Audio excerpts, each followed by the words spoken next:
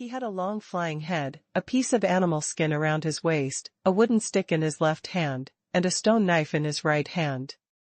He saw an old cat in front of him, threw the wooden stick and then the stone knife, and the old cat was hit with blood. A bleak autumn wind blew by. Luo Chong, who was sitting at the entrance of the cave, looked at the scene of primitive hunting in front of him. He only felt sad in his balls. Don't ask why he was sad. If you were still naked in autumn, you would be sad too. It's really cold and the wind is so strong. MMP, I'm so poor. It's not easy for me to be reborn like the protagonist of the novel. I'm still in the primitive era, and I don't even have any clothes. Is this the legendary European to the extreme, and the good luck in the previous life has come to an end? Luo Chong's heart was roaring, but he was unable to change the facts before him. Looking at the calloused soles of his feet and his nails filled with dirt, he could only accept his fate sadly. He had really come to a strange primitive era. What the hell? Became a little primitive man who had been poisoned. Luo Chong was sitting naked on the basalt at the entrance of the cave.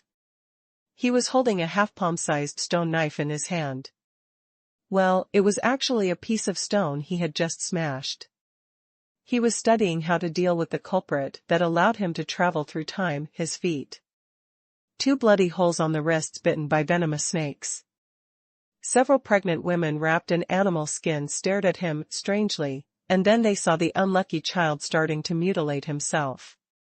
He actually opened the wound bitten by the snake with a stone piece, and black poisonous blood slowly flowed out. But Luo Chong felt no pain. Damn it, it doesn't hurt anymore. He's going to be crippled. He won't die again, just after traveling through time.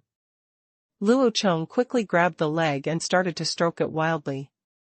After feeling that he couldn't squeeze out much poisonous blood, he started again. He started sucking on it, and several friends who were also naked looked dumbfounded. Didn't they go crazy before they died? Luo Chong ignored them. They couldn't understand the Mandarin he spoke anyway, and they couldn't help him much. He limped back to the cave with one leg, pulled out a red-hot branch from the fire pit, and stabbed the burning charcoal hard into the wound. Hissa! After a miserable howl, Luo Chong lay on the ground exhausted, muttering prayers that he could recover. Instructor, this is the first time I have been bitten by a venomous snake. You said that high temperature can kill snake venom proteins. You must. It's useful, otherwise my little life will be sealed. Naked Luo Chong lay there, his eyes blurred as he missed his old days as a soldier. In his previous life, Luo Chong came from a martial arts family. He learned martial arts as a child and went to a military academy. He was considered an elite in the army. Survival in the wild, assassination and blasting, light and heavy weapons are all proficient, and the mission success rate is just as good, but from the mission he took last week, I don't know if he stepped on shit. Luo Chong started to become a non-chief. The mission took place in the desert of northern Africa. He went to hunt down a spy. The mission was originally completed, but he encountered a big sandstorm on the way back and accidentally fell into a quicksand pit. He never climbed out again. Under the quicksand pit was a natural cave, which was very long but had no exit. Luo Chong walked towards the depths of the cave full of hope, hoping to see the sun again. In the cave with no signal, no light, no food and water, Luo Chong walked for 5 days relying on home-produced yellow drinks. The cave was getting hotter and hotter, and his hope was getting smaller and smaller. Just when Luo Chong felt when he couldn't hold on anymore, a bright light in the cave gave him the motivation to go on. As a result, Luo Chong was completely dumbfounded when he reached the light source. His newly raised hope instantly turned into despair. There was no exit at the light source. It was clearly a pool of boiling magma. He actually walked so deep underground without knowing it. Luo Chong, who was full of despair, no longer wanted to return to the ground. Even if he knew where the exit was now, he didn't have the strength to go out. With his current physical condition, even if he returned the same way, it would be impossible. Haha. Looking at the surrounding environment, Luo Chong laughed to himself. This is fate, God has even prepared a tomb for himself. But it's not bad, even if I die, I will have a place to stay. This is not a place where I will die without a burial. Luo Chong just comforted himself, sat down leaning against the rock wall, and closed his eyes. The gastric acid in his stomach was churning endlessly, seeming to be digesting itself, and his hungry intestines were also cursing. Luo Chong, who was gradually semi-conscious, was still harassed by hunger. Even if he wanted to sleep like this forever, he couldn't. Can't even sleep. Angrily, Luo Chong cursed in his heart, this damn Africa is not a good place. It would be unlucky not to be a chief. This time, he was completely carried back to his grandma's house. I originally thought it would end like this, but I didn't expect Luo Chong to open his eyes again and come to this ghost place. In a place surrounded by weeds and shrubs, a group of primitive people, naked with only animal skins around their waists, carried him back to the cave. The 2 holes on his ankles were still bleeding with black blood. And a big snake with its head smashed was wrapped around its legs. The tribesmen thought that the child bitten by the snake would definitely not survive, but they did not expect that after a series of bloodletting and burn wounds, which were considered self-inflicted treatments, he would stand up again the next day. In the early morning of the next day, after a night of life and death suffering, Luo Chong got up again like a little strong man, took a piece of unknown meat about the size of a goose egg from a woman's hand, and ate it voraciously. Go down. Luo Chong didn't care what it was now. He only knew that the feeling of starving to death in his previous life was too uncomfortable. The fear of hunger deeply affected his heart. Since the moment he joined the army, he had fantasized about his own death countless times. But the only thing he didn't do was starve to death. It could be said that now he would dare to put anything in his mouth as long as it was something that would not kill anyone. Seeing that Luo Chong could continue to eat, the woman smiled and waved to the other women and went out with the animal skins. But this time, one person couldn't sit still. Luo Chong, who had just stuffed the barbecue into his mouth, hurriedly stopped the woman. He gestured anxiously and said, "Is there any more food? I'm hungry." Just kidding, although his new body is only that of a child of about 10 years old, it is still growing. In addition, Luo Chong has just experienced the tragedy of starving to death, and he now wishes he could keep his stomach in place all the time. Almost to the point of death. People often compare people who eat in a hurry and eat too much to be reincarnated as hungry ghosts. What is the real reincarnation of hungry ghosts? Just look at Luo Chong and you will know. Such a small amount of meat simply couldn't satisfy his stomach, or his inner desire to eat himself to fullness. But the woman answered him, of course it was impossible. In this small tribe with a total population of just over 50, the food available every day is limited. In addition, it is the season to store food before winter. Let alone let a child eat more without reducing the amount. That's pretty good. This piece of goose egg-sized barbecue was given to him because of his injury. Other children did not receive this treatment. Luo Chong, who was half full, just sat helplessly at the entrance of the cave, passively accepting the memory of another person in his head and thinking about his miserable situation. It is impossible to go back through time now. Luo Chong himself wants to go back, but if he still goes back to the magma cave, it is better to be a primitive here, which can be regarded as living in another way. But it is also not easy to survive here. In the memory of the original owner of this body, the winter here was very long. Human beings hibernated in caves all winter, and they had to save and save food. In the most difficult times, they even only had one meal every 2 days. Of course, this way of eating cannot make people full, it can only keep them alive. Moreover, according to tribal practice, food will be given first to adult men, then to adult women, then to children like myself, and finally to the elderly and sick. Disabled. However, in such a harsh living environment, the elderly, sick, and injured basically died at that time. Therefore, if there is really a shortage of food in winter, then he will be the first wave of people to be abandoned, so in the tribe it is common for several people to freeze to death and starve to death every year. Thinking of this, Luo Chong didn't dare to sit down anymore. Seeing that it was autumn now, the weather was getting colder day by day. Those adult primitive people were busy collecting fruits, hunting animals, and storing food for the winter. Luo Chong, a newcomer, naturally also can't be so idle. Therefore, there is no such thing as starvation, and he will not be willing to be included in the first wave of abandoned lists. If Luo Chong wants to store food, he needs tools, but looking at the entire tribe, they are really poor and have nothing now. Those adult tribesmen need to go outside to collect food, so tools, animal skins, and other resources are given priority.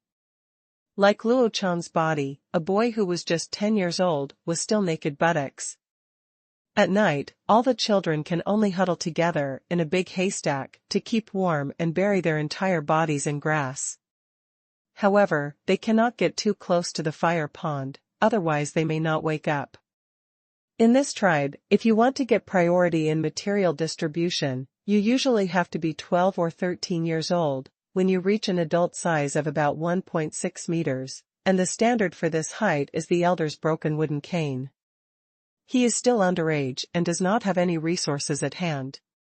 Luo Chong can only think about what method can be used to obtain food in the simplest and most efficient way so that he will not follow them to chew tree roots in the following days. Just as Luo Chong was thinking, at the edge of the jungle in the distance, a bearded man with a green feather crown, leading two men surrounded by animal skins, was carrying a dead bobcat that had been beaten to the head and bleeding. Walking towards the cave, he giggled as he walked. It was a feline that looked like a cat and a leopard. It should be an early lynx. Luo Chong didn't recognize it either. It didn't look too big. It should weigh more than 10 kilograms. The look of meat. These silly old men are so easily satisfied. They would be happy for a long time even after hunting down a bobcat. Based on the speed at which they collect food, there is no telling how many more people will starve to death this winter. The leader walked to the entrance of the cave and handed the dead cat to a woman who was staying in the cave. He asked her to peel the food, cut the meat and dry it, then turned around and stared at Luo Chong's ankles. The wound that has been disinfected by high temperature has been dried out, and there is slight redness and swelling around it, which is a sign of inflammation. The leader looked at Luo Chong and looked like he was fine. He smiled and handed a piece of grass in his hand to Luo Chong, asking him to chew the grass and apply it on the wound.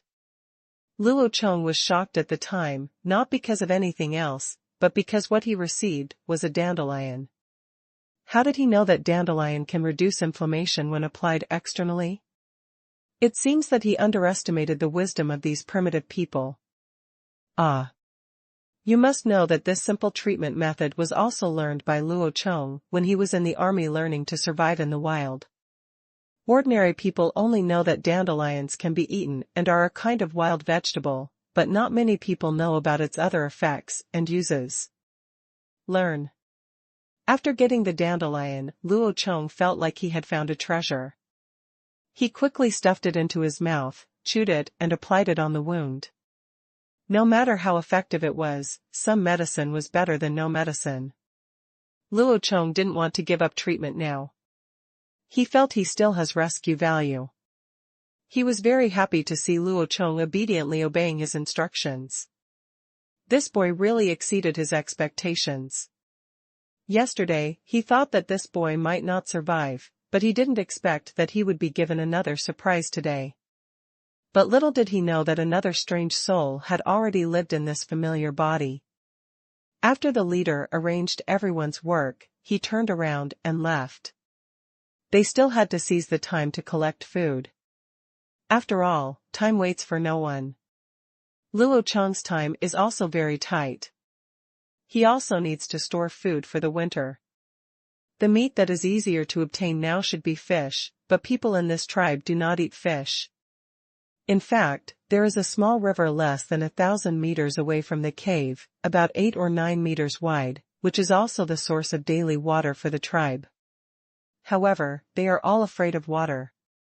After all, they cannot swim, and several people have drowned before. So they never thought about getting food from the water. And they don't have fishing tools. The usual hunting tools are wooden sticks, bone sticks, or stones, stone knives, which are sharper stone flakes. They don't even have a spear, let alone a harpoon, so there is a reason why I have never eaten fish. Luo Chong is now thinking about how to catch fish. There are no tools. He only has the stone knife used to cut wounds, and a 3 to 4 meter long snake skin that bit him on the leg yesterday. That snake was the venomous snake that bit the original owner of this body to death, otherwise Luo Chong would not have time traveled to him. Everyone ate the snake last night and left the snake skin to Luo Chong. It was so thin that it couldn't be made into clothes, so the leader generously gave it to Luo Chong as a consolation for the snake bite. I'm so poor, I don't have anything. I promised to start with a dog, and I have to pick up all the equipment. I don't care if I don't have a dog. Just tell me where to pick up the equipment. Luo Chong cursed secretly, stood up, wrapped the snake skin around his buttocks, forming a triangular crotch bag, tied the 2 ends around his waist, and went out to pick up equipment. The fishing plan he had in mind was to make a basket to catch fish. After all, considering the size of the river and the primitive ecological environment, no one had ever fished before, so there should be a lot of fish in it. The material for basket weaving can be bamboo or rattan plants. Bamboo is not available here, but rattan plants are still very common and can be found in some bushes or trees. It's autumn now, and the vines are already half dry, which is perfect for weaving. Fresh vines in summer are too watery and too soft, while dry vines in winter are too brittle and break when bent. If you want to knit things, you have to bake them over a fire. The season is right now. Luo Chong pulled a large bundle of vines from the bushes near the cave, and returned to the entrance of the cave to start his basket weaving career. Several friends gathered around him, looking at him curiously, mouthing he couldn't say anything personally. There were also a few pregnant women looking after the house near the cave, yelling at the children not to run away. They also glanced at Luo Chong from time to time. They also looked at the things Luo Chong made. Very curious. There are also some older children pulling weeds and putting them on the open space at the entrance of the cave to dry. This is their winter bed and quilt. This tribe has a language, but it's just not large enough. The vocabulary is very small, and there are many things that cannot be expressed in words. When talking to each other, they can only talk and gesture, and the listeners can only guess, which is very inconvenient. Luo Chong didn't explain to them, and even if he did, they couldn't understand. The vines were constantly changing in his hands. Several vines used as warp threads were crossed together in the middle, and another vine was used as a warp. The weft threads are crisscrossed through the longitude threads in turn, and the gaps are relatively large. After all, they are used to catch fish. It is useless to weave them so densely, as long as the fish cannot escape. At this moment, a loud scream and the sound of something running suddenly came from the distance. Several women thought it was a wild beast coming and quickly shouted to the children to go back to the cave. The children all got into the cave at once, and the women pulled Luo Chong into the cave. Both adults and children stretched their heads to look outside curiously. Following the direction from which the shouts came, I saw a bearded collar and 2 adult men on the edge of the jungle to the west of the cave, each holding a huge bird egg, which was the size of a basketball, and howled and screamed as they ran. Quack! Accompanied by several ear-piercing screams, a 3-meter-tall moa jumped out of the woods and ran after the leader. Damn it, you are really good at it. You even dare to steal the eggs of the moa. You want the eggs at the risk of your life. Throw the eggs away quickly. Luo Chong shouted in surprise, but unfortunately no one listened. Gotta understand. The leader did not give up the egg in his hand, and the moa did not give up the leader. Just now in the jungle, the two sides could keep a little distance apart. Now that they are out of the jungle and on the open grassland, how can a person outrun the moa? That is more than half a meter. The long beak suddenly pecked down, and the leader's head opened like a rotten watermelon. The headless body used its inertia to rush forward for a few meters, and then fell to the ground. The bird eggs in its arms were also smashed. The egg liquid was mixed with blood and brain matter, and red, white, and yellow splattered all over the floor. Lead, die. A group of little friends were all stunned.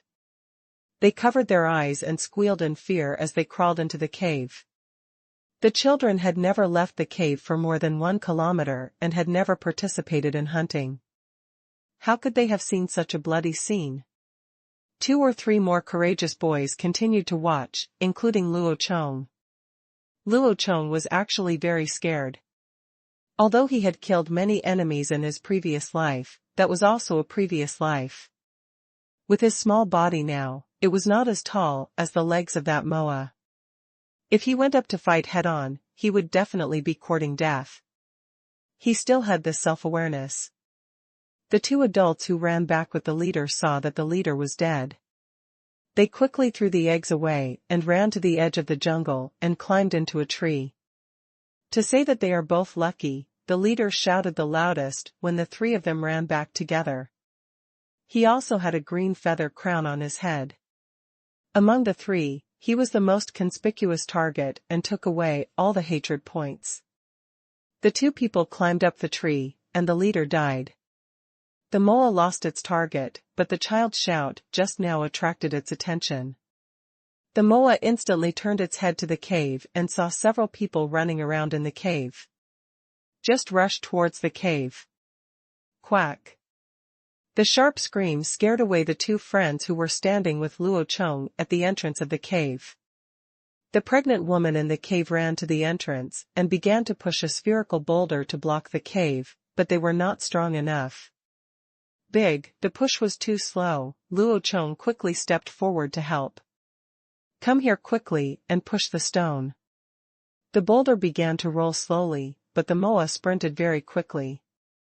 Luo Chong quickly called on his friends to help, but the children were still shivering in the haystack, and some were so frightened that they cried loudly.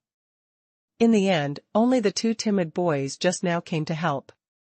They worked together to push the boulder, and the boulder rolled a little faster. Boom, boom, boom. The sound of heavy footsteps was getting closer and closer, and just when the hole was still 30 centimeters away from being blocked, there was a click, and a huge bird's beak stretched out from the gap in the hole. Jia!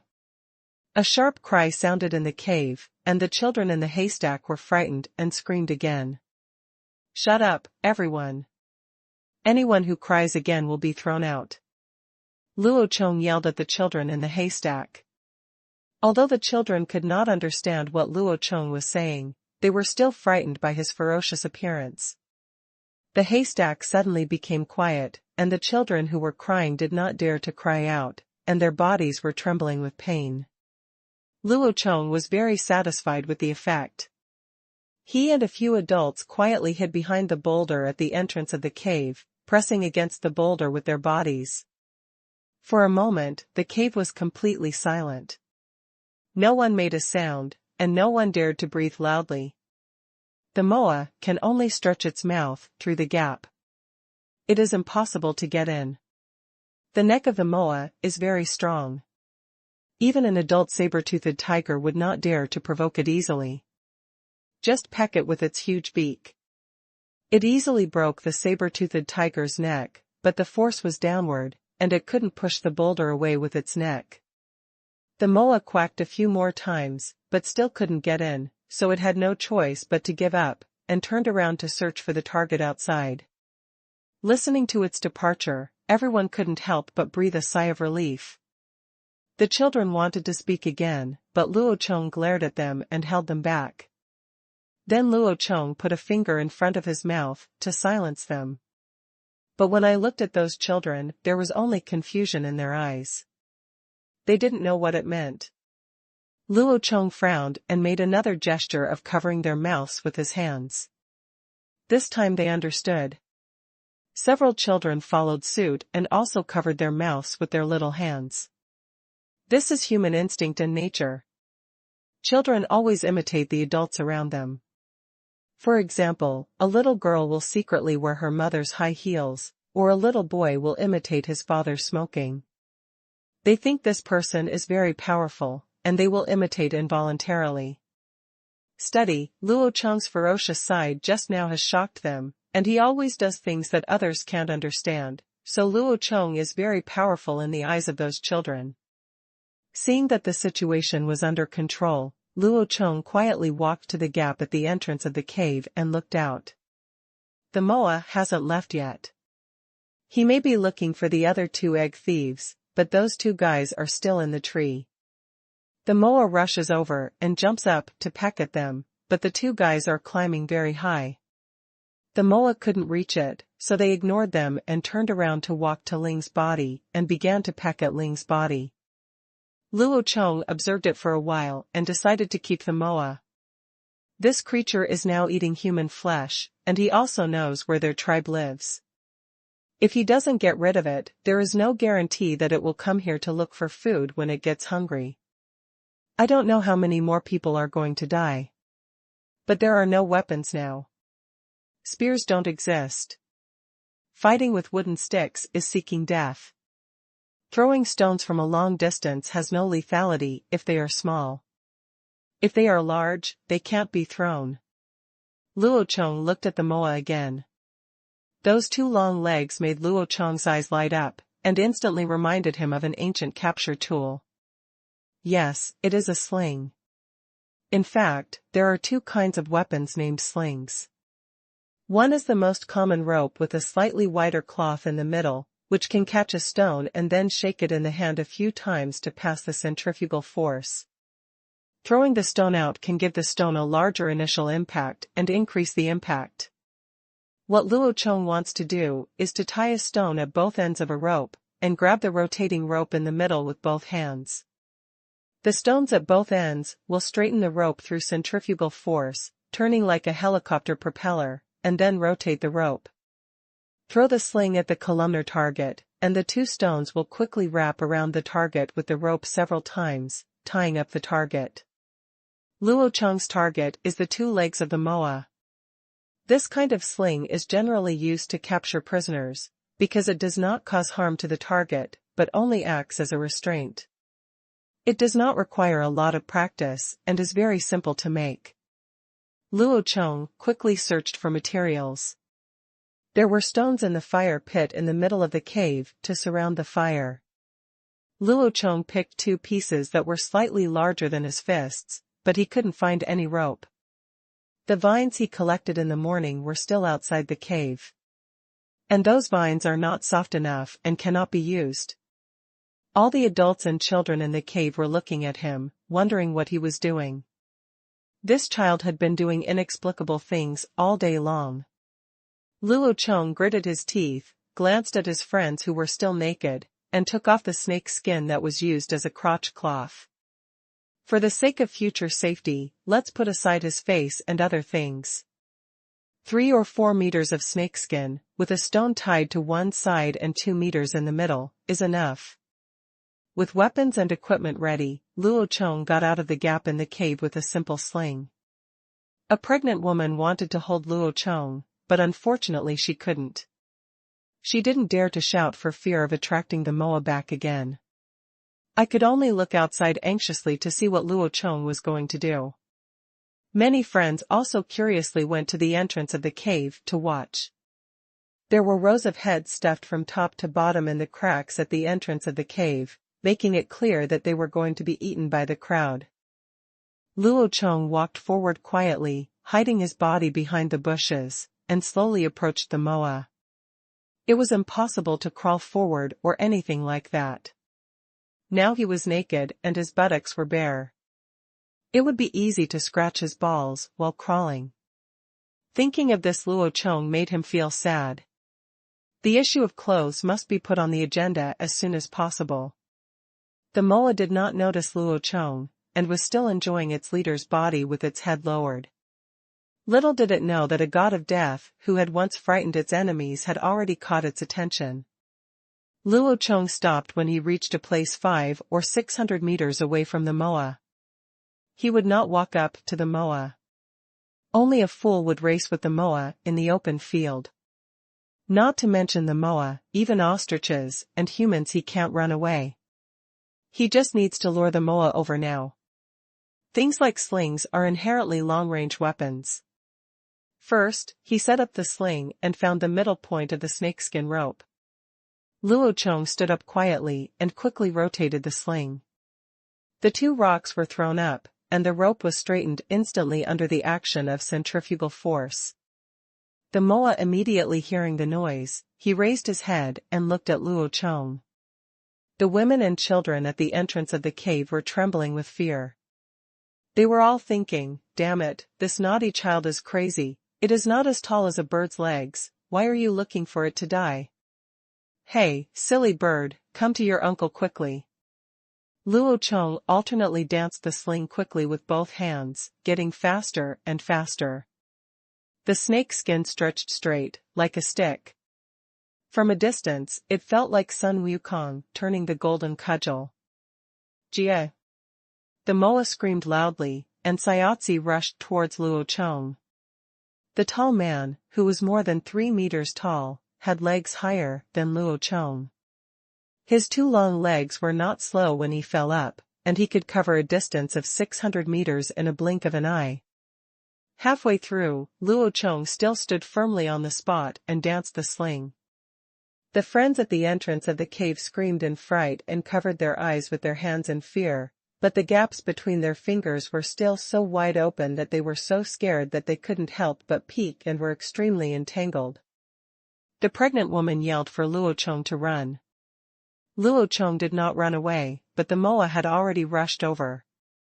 When the moa rushed to 30 meters away from Luo Chong suddenly threw the sling forward.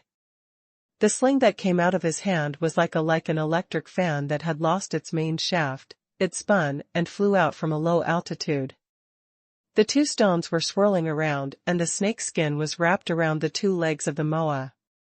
Under the pull of the stone, the snake skin quickly tightened and directly tied the 2 long legs together. It had already rushed to Luo the moa, which was approaching 10 meters away, immediately lost its balance and fell down.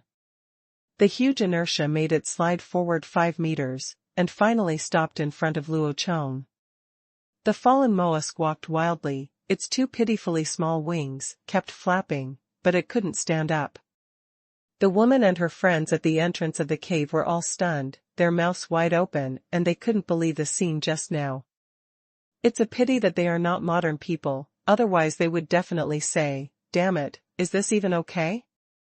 Now was not the time to show off. Luo quickly went around behind the moa and tied a knot in the snakeskin on its legs to prevent the moa from struggling to get rid of the sling. Now he felt relieved and directly captured one alive. A moa. If the brothers under him were here, they would definitely shout, "Boss, you are so awesome." But thinking about his current appearance, Luo Chong lost the desire to show off in front of his friends. This is not a dick. The dick is hanging up and he doesn't even have any underwear. How can he pretend to be cool? Luo Chong glanced around and saw that there was nothing but moss and bushes. There was no larger stone. He turned around and returned to the entrance of the cave. He moved up the big pebble he had been sitting on to weave a basket in the morning and prepared to use it. The stone ends the moa's life. Luo Chong had no intention of keeping it. It was impossible to tame such a giant carnivorous bird. It would be better to kill it and eat its meat. Seeing that the moa couldn't stand up, the 2 boys who were more courageous also had the courage to move a stone each and followed Luo Chong. Luo Chong looked back at them, said nothing, and shook his head to signal him. The 2 followed, and the three of them arrived in front of the moa's head. The moa was still squawking, struggling, flapping its little wings, stretching its neck, and trying to peck people. The two friends were still a little scared and didn't know what to do. Luo Chong motioned for them to follow and watched, then he raised a stone and hit the moa on the head. Blood immediately splattered on the head of the moa, and all three of them were covered in blood. It's blood. After the stone hit it, the moa was not dead, but it was already a little faint, and its struggle was much weaker. It was probably a cerebral hemorrhage. The two friends, perhaps stimulated by the blood, also raised rocks and hit the moa on the head. 2 bangs. This time, the moa stopped moving at all. Luo Chong carefully stepped forward to check, and then raised the stone again. The stone cracked the moa's skull open, killing it completely and preventing it from pretending to be dead, or from violently injuring people, before it was fully dead. Don't think this is unnecessary. The ability of animals to pretend to be dead is innate. If you don't pay attention, it may suddenly come to life and slip away from you. This was also Luo Chong's habit of doing tasks in the past. You must make sure that the target is really real. Death. The two friends looked at Luo Chong, their eyes full of awe, but they didn't know what to say. In fact, they could already speak. Their vocal cords and tongues could fully support normal sounds. After all, Luo Chong's body could talking. Luo Chong untied the snake skin from the moa's legs and wrapped it around his butt again. He also untied the stone, pointed at the moa, and then asked the two of them to follow suit. The two were now very obedient. The two of them would do what Luo Chong did. After learning it 5 or 6 times, they would be able to get the correct pronunciation. As long as they review it often in the future and don't forget it. The two of them now looked like Luo Chong's younger brothers. Following Luo Chong, the three of them worked together to pull the moa's legs towards the cave. Seeing 3 people catching such a big prey, the friends in the cave couldn't stand still and rushed out of the cave screaming. A group of people dragged the moa's legs back to the cave, and several others, a child of 5 or 6 years old, also picked up the stone that Luo Chong used as a sling. Under the scorching sun at noon, a boy wrapped in snakeskin briefs, followed by a group of naked children, dragged a huge moa, and a 3-year-old girl was riding on the moa. He shouted, originally looking like he was returning home in triumph, but now when he saw the scene, he couldn't bear to look at it. Too pornographic. Several women worked together to slowly push the boulder away, and welcomed the children back with smiles on their faces. This was the first time in their tribe's history that they had captured such a large prey. The 2 adult men hiding in the trees at the edge of the jungle, in the distance, also witnessed the whole process of Luo Chong hunting moa alone. Luo Chong's behavior also impressed them very much. The 3 of them just stole an egg. One of them died, but Luo Chong, an underage child, captured a moa alone. They were very convinced. Primitive people don't have so many complicated thoughts, they just simply worship the strong. The 2 of them got off the tree and carried the caller's body back. His stomach had been emptied. The women and friends didn't say anything, but they were all far away. They didn't shed any tears or cry. Dead people are too normal for them. There are the fewest adult males in primitive tribes, and there is a reason for this. Adult males are the main force in hunting. Without suitable weapons, it is normal for them to die when encountering large beasts. There are only a few people who go out every morning. If there are still so many people when they come back at night, it is a blessing. Human beings are not yet at the top of the food chain, and survival is really not easy. The leader's corpse was placed in the open space in front of the cave and temporarily covered with grass. In Luo Chong's memory, the dead of this tribe were usually cremated. Maybe they had buried corpses before, but it would still be a problem if they buried them shallowly. Being dug out and eaten by wild beasts is worse than being burned cleanly in a fire. However, the funeral will have to wait until the evening when all the clan members come back to burn it together. The two adults have already gone out to collect firewood. No one paid attention to them for the time being. The friends were still watching the moa. A few women were still studying how to break down the moa. They had never handled such a large prey. Luo Chong also thought about it. It was impossible to use hot water to remove its feathers like a chicken. There was no such a big pot to boil water. He could simply peel it off. Luo Chong told them to keep the feathers for himself and leave the rest. Let them do it themselves. You don't need feathers just to make a feather crown. You may use them when making bows and arrows in the future. Anyway, I'm saving them for now. I'm so poor that I'm peeing blood. I must learn to live a good life and collect some materials to make my own equipment later. Now that the danger has been lifted, everyone is working and watching, and Luo Chong continues to weave his own basket. I don't know why, Luo Chong always feels that time here passes very slowly. He has experienced so many things today, but the sun has just risen to the middle. He always feels that the day here is longer than the previous day. This is an intuition. You must know that he used to complete tasks by the hour in the army, which directly caused his biological clock to be more sensitive. Damn it, maybe this is not the Earth. The rotation time is different from the Earth. Who knows what kind of place this is? Not in the mood to continue thinking about this, Luo Chong started to weave the basket seriously. Storing food was the most important thing now. He didn't want to live a life where he only had one meal every 2 days. About another hour later, Luo Chong finished weaving 2 baskets and twisted some straw ropes. He just used the grass pulled by his friends, and the vines were not used up. He probably could weave 3 more, mainly. Luo Chong made these baskets for fishing, so the gaps are relatively large and less materials are used. Luo Chong put the internal organs of the moa in a basket and went to the river. They were all inedible things. Except for the heart and liver, the others had to be thrown away. The stomach was also inedible. There was probably some food in it. As for the meat and intestines, you can also keep them, wash them, dry them and use them as ropes. The rest are all taken away by Luo Chong, who plans to use these internal organs as fishing bait later. The small river is just to the north of the cave. It is less than 1 kilometer away. A woman saw Luo Chong wanting to go to the river alone and pulled him to prevent him from going. However, Luo Chong was very insistent and the woman had no choice but to follow him. Go together. But she also carried a stone basin, which was the only container in the entire tribe that could be used to hold water. It took me who knows how many years of polishing to make it.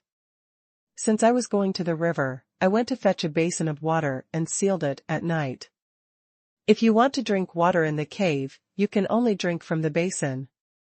In her heart, she thought that Luo Chong was a very powerful child, and she must take good care of him and not let him fall into the river. The 2 boys who had just recognized Luo Chong as the eldest saw him making another strange thing and going out, and immediately followed him. A group of 4 people arrived at the river. The woman filled a basin of water and waited beside it. She didn't know what Luo Chong wanted to do. Luo Chong stood alone on the shore and observed for a while, and couldn't help but take a breath of air, which reminded him of the junior high school textbook. The fish is what I want, and I am also what the fish wants. You cannot have both, and you want to take the fish instead of me. Ahem, of course this is not the original text. The reason why he said this is because he discovered that there were carnivorous fish in the river. He stood on the shore for 5 minutes and found 3 big fish within his sight.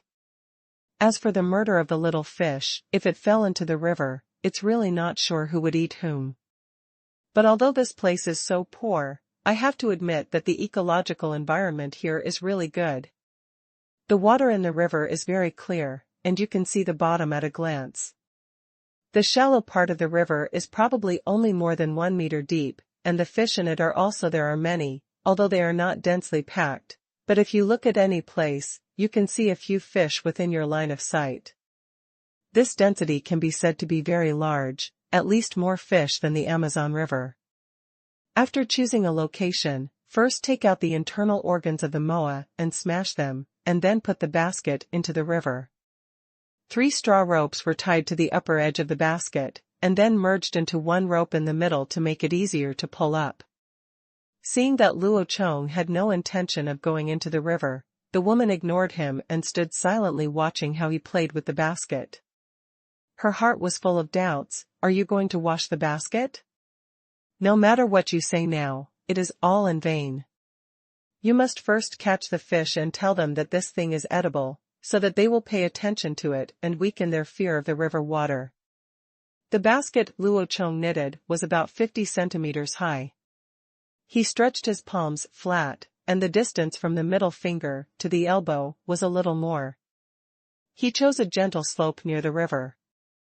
The river was almost 1 meter deep, and the basket was slightly tilted when it sank to the bottom, so that the mouth of the basket can be lowered to make it easier for fish to enter.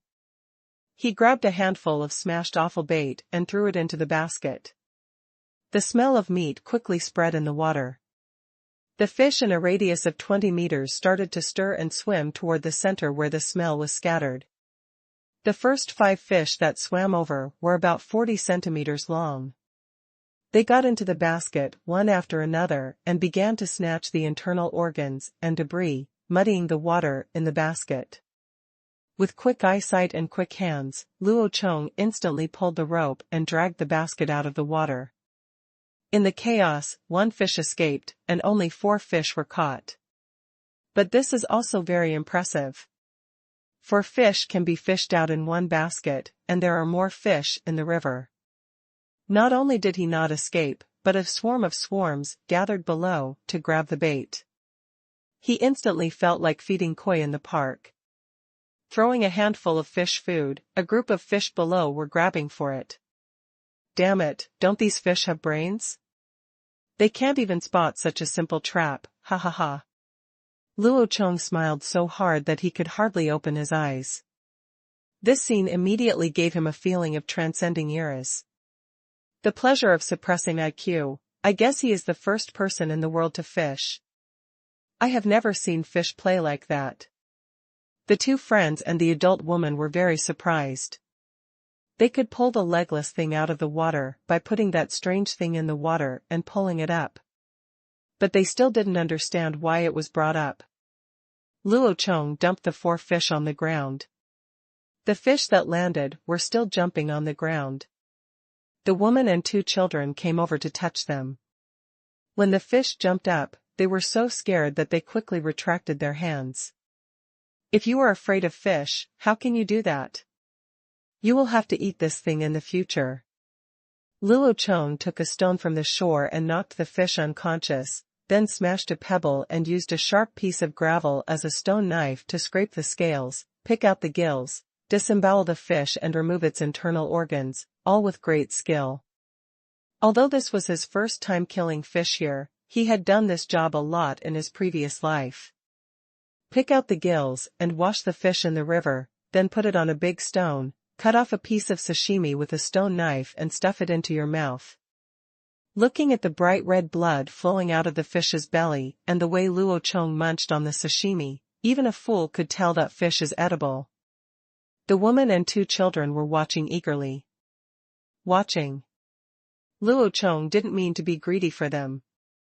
In fact, eating sashimi like this without seasonings was not delicious at all. He just wanted to tell them that fish is edible. Luo Chong cut a piece of fish for each of them, and several of them tasted it. They were very happy to eat it, because they had never tasted the taste of the seasoning, so they would not think about it. In their opinion, as long as they could eat it, they would be fine. He is not a picky eater. He was so hungry that he even ate tree roots, not to mention that it was still meat. Understand the importance of fish, and then look at the countless swimming fish in the river competing for bait.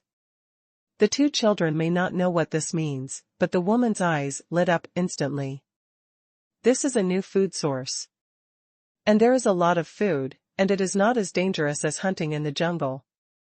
Maybe it will become the staple food source of the tribe in the future. The woman screamed and gestured, asking Luo Chong to teach her how to catch fish, but Luo Chong didn't let her do this. He rearranged the tasks for the three of them.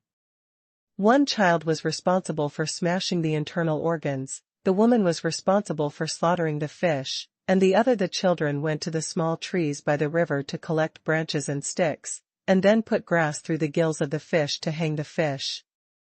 The three of them had a clear division of labor. Luo Chong continued to catch fish. This time he really caught fish. When he sprinkled the bait, the fish all gathered together, and the basket was so strong that the fish couldn't put it in. Luo Chong simply squatted on the shore and used the basket. Scooping, one basket is harvested every time, at least there are no less than two. The four of them worked like this all afternoon. When they felt that there were fewer fish, they moved to another place. In the end, too many fish were caught. Luo Chong also planned to call it a day. He and the kid who smashed the bait helped the woman butcher the fish together, and finally counted the harvest. There were more than 200 of them, the largest one weighed about 10 kilograms, and the smaller ones were about the size of a palm.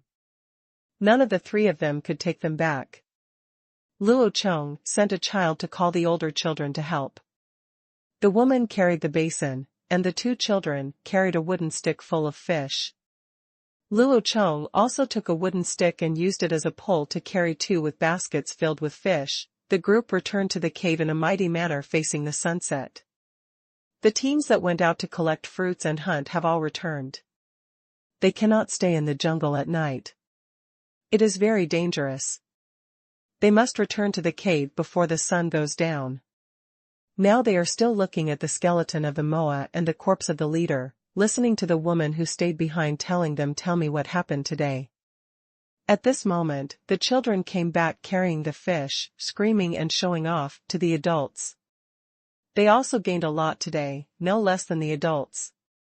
Because there are no tools, the prey that adults hunt are mostly small animals such as rabbits, prairie dogs, snakes, bird eggs, and pheasants, and there are not many of them.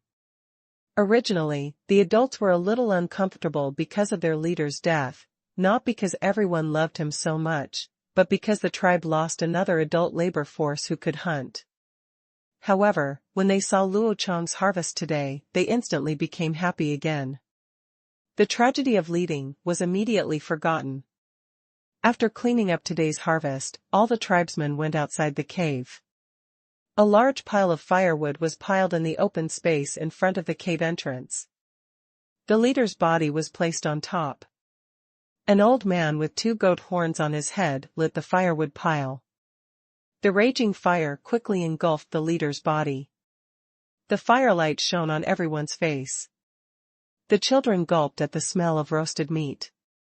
They didn't feel sad at all. The adults also looked calm because they had a new source of food. Luo Chong also took the opportunity to observe the tribe carefully at this time. This tribe currently has a total population of 52, excluding the leader who is lying on the fire.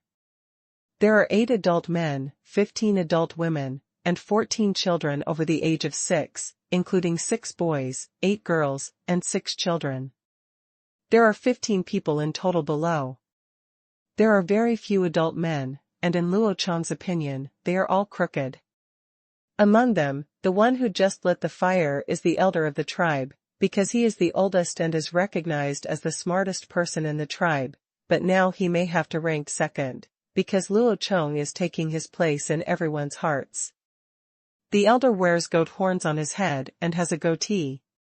His features are very obvious, and his status in the tribe is almost equal to that of the leader. There is also a man with 6 fingers on his hands.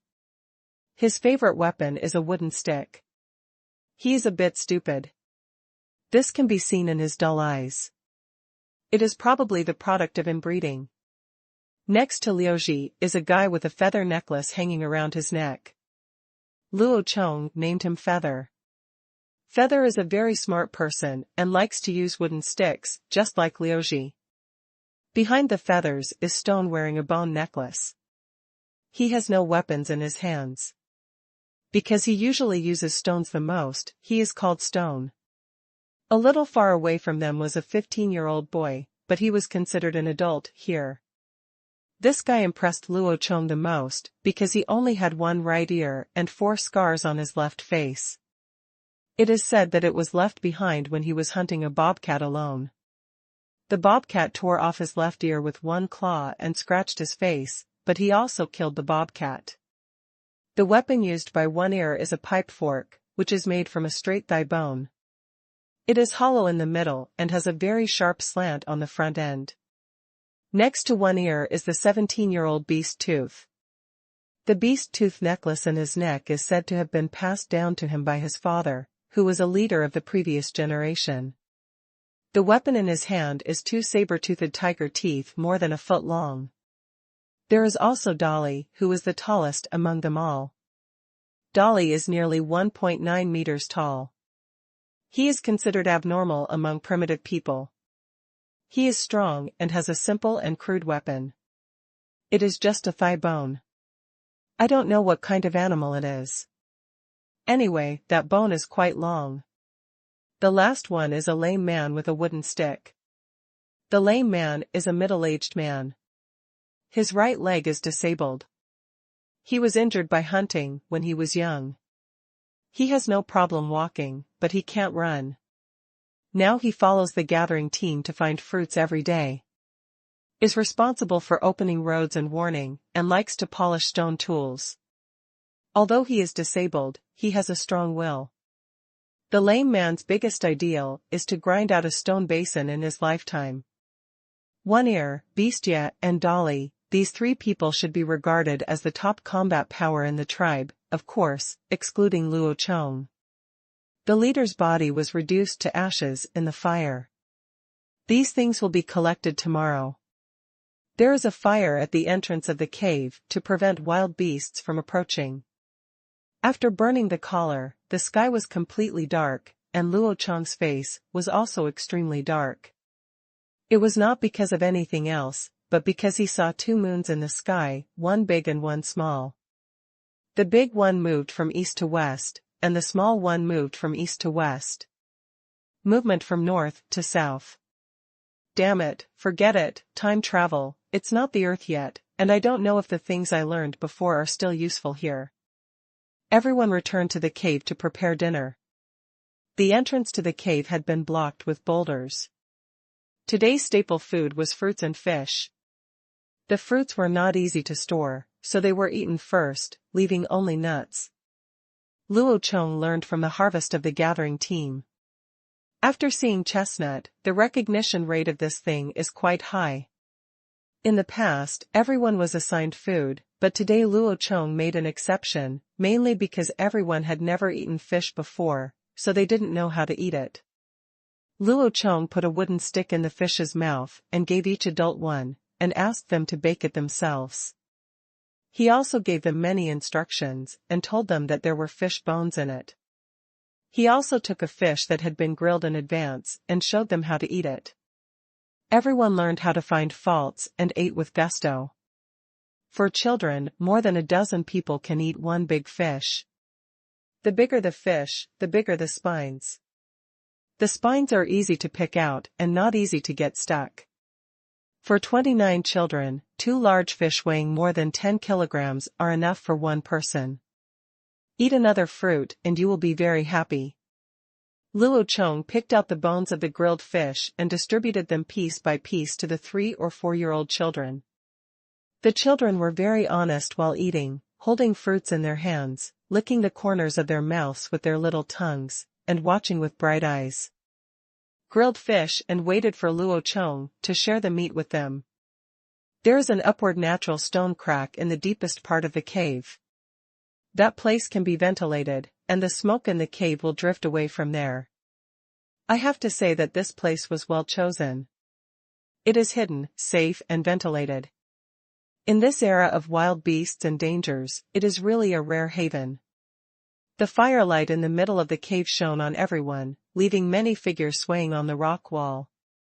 The simple murals told the rise and fall of this tribe and its history. The elder with the goat's horn held a burned charcoal rod and painted a mural on the rock wall of Luo Chong fishing for fish by the river. The children licked their little hands unsatisfiedly after eating the fish. The autumn wind outside the cave is drifting around with the vague roar of beasts. In the warm cave, women are humming soft tunes to coax their children to sleep. The lame man is still fighting for his life with his stone basin. Several little girls are picking and choosing. Holding the fish bones, not knowing how to make jewelry to dress himself, Du Er sharpened his piped fork, and Luo Chong continued to weave his rattan basket. The warm scene made Luo Chong suddenly feel like home, and his strong adaptability allowed him to integrate into this group without realizing it. Luo Chong was weaving baskets, and several women from the collection team were helping. This was a transaction. When they came back in the evening, Luo Chong discovered that these women were actually using animal skins to pack fruits. How could Luo Chong endure this? Don't forget that he only has snakeskin pants now. There are animal skins, so you can't wear them for him. Well, this is simply a waste of natural resources. So Luo Chong took a fishing basket, added 2 straw ropes and modified it into a backpack to sell his handicrafts to them. The women quickly agreed to exchange their backpacks for animal skins and teach them how to weave baskets. The animal skin can't hold many fruits and is inconvenient to hold. The backpack can hold a lot of things, and it can free up your hands when carried behind your back. In the past, when they picked fruits, they had to put the skins aside first, and then put them on the skins one by one. If they took too much at one time, they would not be able to put it down in their hands. If they threw it under the tree, they would be afraid of breaking the fruit. It was very efficient.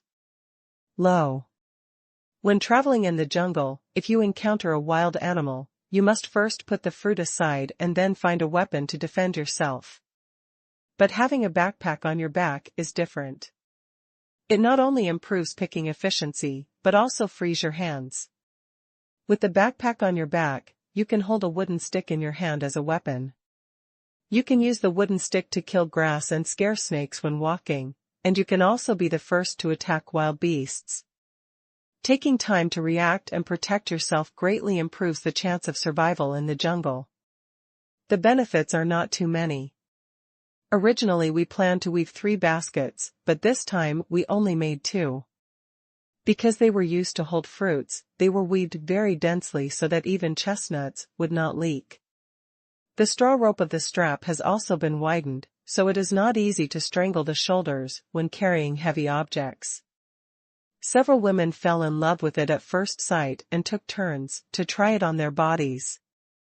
They picked 2 deer skins from the gathering team and gave them to Luo Chong, and agreed that they would go to Tingman tomorrow and come back in the evening to let Luo Chong continue to teach them how to weave their own, so as to try to get one. The women who didn't get the basket were all envious, and they also had a great impression of Luo Chong. The collection team got the backpack, and Luo Chong got the deer skin. He became the first child to wear animal skin, and his friends were also envious. Luo Chong was not stingy either. The deerskin was so big that he couldn't use it up himself. He kept 1 piece for himself and gave 1 piece to the children, asking the mothers of the 2 or 3-year-old children to make clothes for them. There will be a lot of things to do in the future, and their help will be needed. Now is the time to build goodwill, and you must not be stingy. Their mothers were also very happy. Who would not feel sorry for the children they gave birth to? If they had rich animal skins, they would also want their children not to suffer from the cold, so they were very grateful to Luo Chong.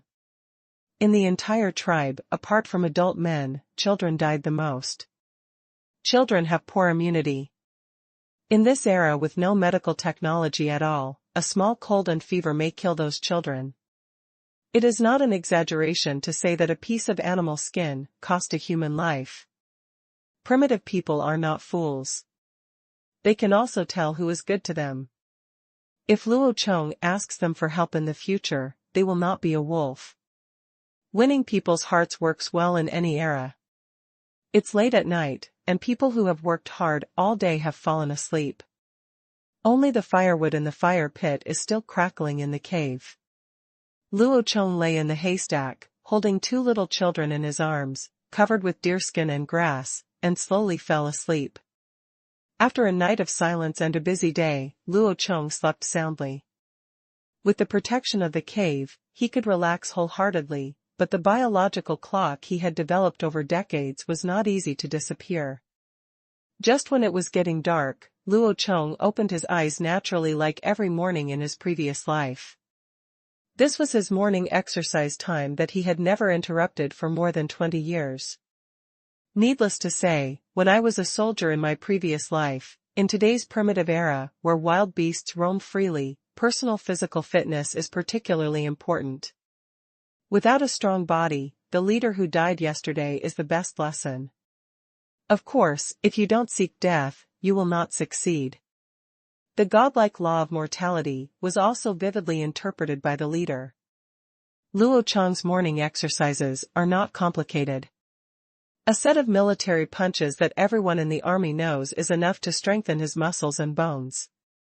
Stronger physical exercises are obviously not something that a child like him can bear.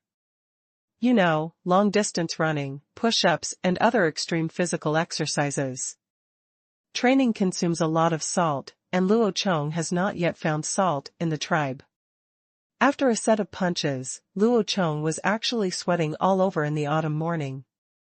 He was thirsty again. He had to go to the river to drink water all day long. He couldn't even go to the river at night. Only a group of people can drink water from a stone basin. Haha, he can't drink it, and he hasn't been forced to drink it before. For the sake of urine, he should be hygienic if he can, but he needs to find a way to fill the water container, otherwise he will just be bored when winter comes.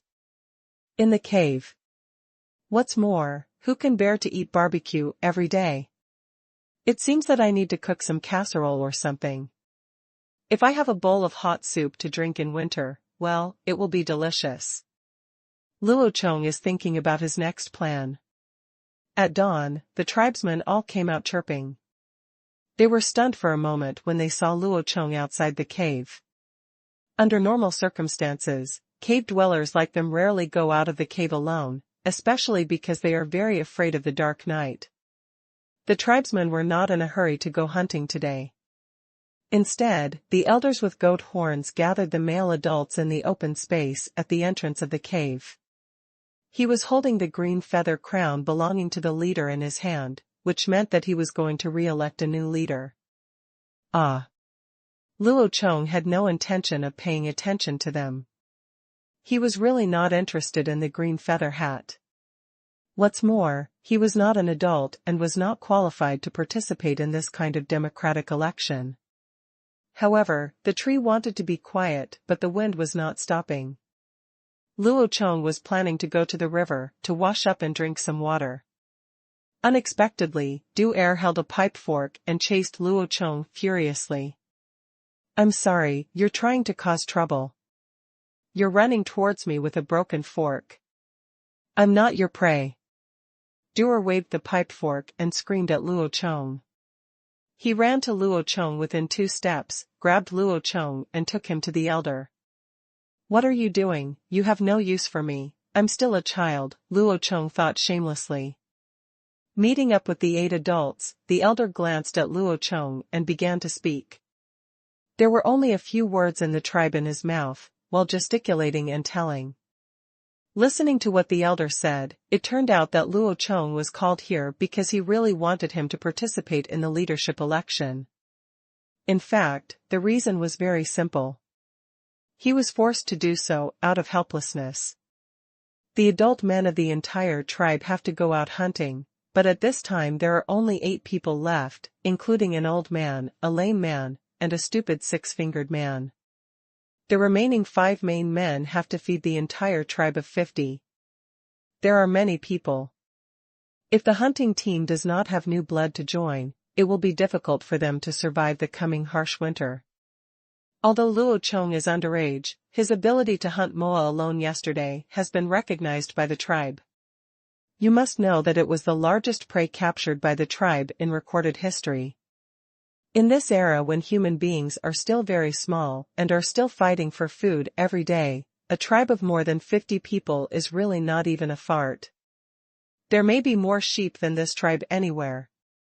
Any wolf pack is more powerful than this tribe, not to mention the test from nature. Luo Chong even felt the responsibility and pressure for a moment to lead these similar people to survive. Life, these two words are very simple. When broken down, they mean, be born and live.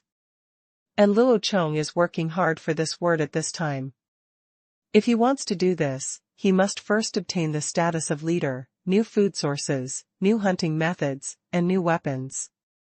These all require him to reform, but he must not become the leader. If he takes it, no one will listen to him. The leader's campaign method is simple and crude, with bare hands, no weapons, and no serious injuries. The most powerful person is the next leader. The elder cannot participate in the competition, and the cripple is also very self-aware. 6 fingers is a bit stupid. Although the force value is not low, he cannot lead the whole clan. Feather and Stone can only rank behind in terms of force value, but these two are very clever. What's left is the competition between One Ear, Beast Tooth, and Dolly. The tribesmen have formed a big circle, and even the smallest little kids have come to watch. Several children aged 2 or 3 have already put on simple animal skin clothes, which were just made last night. Luo Chong was also standing in the circle, but he didn't want to take action now, and the others didn't plan to let him, a kid, be the leader. They just asked him to supplement the loss of personnel in the hunting team. Luo Chong doesn't take action because he knows that his body is not in an advantage now. What he is facing now is a wheel battle, so he only needs to defeat the last number 1. He still has this confidence. If there are several consecutive, even primitive people can't deal with it. It's simply a shame for the special forces. One Ear and Beast Tooth have already begun to fight. The two of them were punching and kicking each other. The fight was not entertaining at all, and there were no moves. Both sides have no weapons. They can only punch and kick. At this time, the competition is about who is stronger and who is more ruthless. One Ear and Beast Tooth were already entangled together, grabbing each other's shoulders and arms, trying to knock each other down. If it weren't for the fact that these two guys looked like humans, Luo Chong felt that the scene in front of him was more like 2 bulls butting heads. One Ear's endurance is not very good, but his explosive power is good. After some struggle, One Ear was grabbed by the shoulder by the beast's teeth and pushed back. As One Ear kept retreating, his feet kicked out 2 shallow holes on the ground. There was a shallow depression, and it wasn't until he stepped on a stone that he found a chance to fight back. At this moment, Duer's explosive power was revealed. He pushed hard on the stone with his legs, took the opportunity to press down on his upper body, and pinned the animal fawn under his body with a single swoop. The animal fawn struggled a few times, but did not turn over. He came up, panting heavily, and could only give in unwillingly. The two people climbed up one after another. Duer looked at the green feather crown in the elder's hand, his eyes bright. It was not only a symbol of leadership, but also a symbol of strength. Beastu pushed Duer, pointed at Dolly, and reminded him that there was another one, so don't be too happy too early. Duer screamed excitedly, and Luo Chong didn't understand what it meant, but he seemed to be provoking Dolly, who was also eager to try. There was dew in the autumn morning, and the ground was still a little wet and soft. For a heavyweight player like Dolly, it was really a pitfall. When Duer, who was only a little over 1.7 meters tall, stood in front of Dolly, who was nearly 1.9 meters tall, the gap between them was immediately apparent. This is so unscientific. In Luo Chong's opinion, the average height of early primitive people should be about 1.5 meters, but the height of adults here is far beyond this figure, and is already similar to the height of modern earthlings. He was not an expert in ancient human research, so he didn't think too much about this issue. In the end, he could only explain the problem by saying that this was not the Earth. There were 2 moons in the sky, so there was nothing to worry about. He stood there with a force of more than 1.8 meters, like a small tower, which made Duer feel like he had no way to start. This was an unequal contest. Ah! One Ear roared and took the lead in attacking, but the hunting method of primitive people was really bad. Their most common method was to pounce on the prey and then hit the prey on the head with stones. However, this leaves them helpless against prey larger than themselves. The situation in front of him was the same. One Ear rushed in front of Dolly, wrapped his arms around Dolly's waist, and thrust his head against Dolly's chest, trying to throw Dolly down. The one-eared explosion is powerful, and this time it is really powerful. Even with the strength of a small tower, it is pushed back a step, but it is only a step back. Dolly spread his legs forward and back, regained his balance, and grabbed Lone Air's shoulders with 2 big hands like small dustpans. Duer's attack failed and he wanted to get away quickly, but he didn't expect to be caught by a strong force in an instant. Before he could react, a loud roar came from his ears, and then he felt himself flying. He grabbed Duer's shoulders vigorously and threw him out with a swing. Puff! After a muffled sound, One Ear flew out of the circle and lay down on the grass to take a mouthful of mud. The friends looked at One Ear lying on the ground and groaning, with a constipated expression on his face, as if he knew how painful One Ear was. Fortunately, the open space in front of the cave was full of dirt and there were very few stones. After a while, One Ear groaned and climbed up. However, it also proved that these primitive people's physical fitness was really resistant to beatings. However, in this battle for the leader, Duer has lost his qualification to run. It was embarrassing to be told about KO's record in less than 5 seconds. Duer stood aside angrily and watched the elder hand the feather crown to Dolly. And Luo Chong finally took action. He knew that if he wanted to live well in this world, he must obtain leadership right now, otherwise no one would listen to him. Now, as long as he defeated the big man in front of him, everything would be over. Not a problem. Dolly took over the feather crown with joy and smiled silly. The tribesmen were also looking at this freshly minted leader, preparing to obey the first task assigned by the new leader. At this moment, a discordant voice sounded, "Don't worry, I'm still there." Luo Chong came to Dolly's side in 2 steps and grabbed the feather crown in his hand. Roar! Dolly roared, with a bit of anger in his eyes. The elders next to him were a little surprised and confused, and the people around him looked at a loss. Why is this not over yet? It's better to finish it quickly so that the new leader can assign work. How can we survive this winter if we don't collect more food? Dolly became angry and grabbed the feather crown, but he didn't expect that Luo Chong didn't let go. With a snap, a few feathers fell down between the 2 of them. Looking at the broken feather crown in his hand, Dolly lost his strength and beat his chest. Yelling at Luo Chong. Not to be outdone, Luo Chong expressed his intention to the elder in the tribe's few dialects. "I will defeat him and I will be the leader." The elder was a little helpless about this. Recruiting Luo Chong into the hunting team was a special case, but now this kid wants to run for the leader. However, thinking of the moa he caught yesterday and the new food in the water, if he can defeat Dolly, maybe it would be good to let him be the leader. Just like that, under the surprised eyes of the tribesmen, Luo Chong and Dolly walked to the middle of the field. Luo Chong vigorously looked down at Luo Chong, who had just reached his chest, his eyes full of confidence and disdain, while One Ear and Beastia were somewhat sympathetic. The friends who were watching cheered Luo Chong. Dolly spread his legs and squatted slightly, taking non-standard horse steps, waiting for Luo Chong to take the initiative to come to the door. Luo Chong did not hesitate and rushed in front of Dolly. Just as Dolly opened his mouth and laughed disdainfully, Luo Chong jumped up suddenly, stepped on Dolly's slightly bent thigh with his left foot, and grabbed Dolly's head with both hands. He bent his right leg and hit Dolly's chin hard. Bang, Before anyone could react, Dolly lay directly on his back on the ground, rolling left and right and moaning on the ground. The friends were stunned for a moment, one ear and beast two thighs almost fell out, the elder's fingers were trembling slightly, and the lame man sat directly on the ground. You must know that Dolly is the strongest warrior in their tribe. Even if he loses, he will not be defeated in seconds, and his opponent is still an underage child.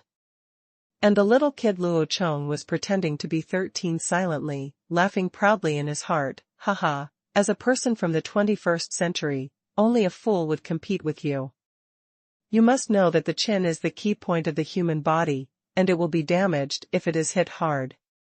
If you fainted immediately, if you can still lie on the ground and moan, you are already considered a great person. The elder was very excited. He felt that something big might happen in the tribe. Maybe this young man would lead the tribe to become stronger and stronger, so that the entire tribe would no longer starve, no longer suffer from cold, and no longer be threatened by other tribes. This is nothing. The basis is just an inner intuition. Luo Chong defeated Dolly and won the status of leader, which was recognized by the clan members. No one despised him because of his young age, as if this was what he should be. Because Luo Chong had brought them too many miracles in the past 2 days, which made the tribesmen feel some inexplicable admiration. Dolly was still shaking his dizzy head, while the elder picked up the fallen feather crown and looked at Luo Chong at a loss. It's so embarrassing that the leader's token that has been passed down for countless generations is gone. What will happen to the image of the new leader? It would be very embarrassing if other tribes see it. But he didn't expect that Luo Chong deliberately broke the feather crown. As a joke, he put a circle of feathers on his head. Did he want to become a non-chief? It is said that non-chiefs have bad luck, so he didn't want to wear that thing. Not to mention it is still green, and the cliff cannot be placed on your head. Dolly slowed down and stood up unsteadily. He was obviously still unconvinced and rushed towards Luo Chong amidst everyone's exclamations. The 2 big hands that could easily grab Luo Chong's head were the first to grab him. Luo Chong frowned and became a little angry. Why can't he afford to lose? He became angry from embarrassment. When Dolly rushed forward, Luo Chong grabbed Dolly's 2 fingers with his backhand and pushed them forward with force. Ouch! Following Dolly's miserable howl, Luo Chong grabbed Dolly's fingers with one hand, turned sideways and walked around behind Dolly, and kicked Dolly's leg. Dolly fell directly to the ground, and was pinned down by Luo Chong. After taking off his uniform, as soon as he struggled, Luo Chong's fingers would tighten even more. In less than 2 minutes, a man as strong as Dolly had to succumb to Luo Chong's sexual power. He begged for mercy, with snot and tears. It was so painful that 2 fingers were pinched and the entire length was broken. I can't exert any strength in my arm, and it feels like something in my arm is about to be torn off. There's no bleeding at all. What happened to this? Luo Chong let go of this silly big man who was crying and let him study how to crack his fingers. Then he glanced at the circle of clan members around him with disdain. The expressions of the tribesmen were dull, and no one dared to stand up and oppose under Luo Chong's powerful force. At this time, the elder was very discerning and handed a few feathers to Luo Chong. As a result, the new leader turned around and entered the cave again before taking them. Now the crowd became noisy again. The naughty children were cheering, celebrating their first defeat of an adult as minors. Several main players of the hunting team gathered around Dolly and cracked each other's fingers, studying why cracking their fingers hurt so much. The women discussed, they thought they had seen vines somewhere and asked the leader to teach them how to weave some backpacks when they came back in the evening. The elder stared at the cave with complicated eyes, not knowing what he was thinking. At this time, the new leader appeared in front of everyone again with a new look. Luo Chong was wearing a simple deerskin coat, with the front folds crossed on the left and right, and a snakeskin belt tightly tied around his waist. The biggest highlight was the top of his head, or to be more precise, his shape. The long black hair was pulled up into a bun high on the top of the head, and the root was fixed with a band cut from snake skin. There was also a hairpin made of the thin bones of a moa inserted on it. There was still some childishness on the clean and tidy face.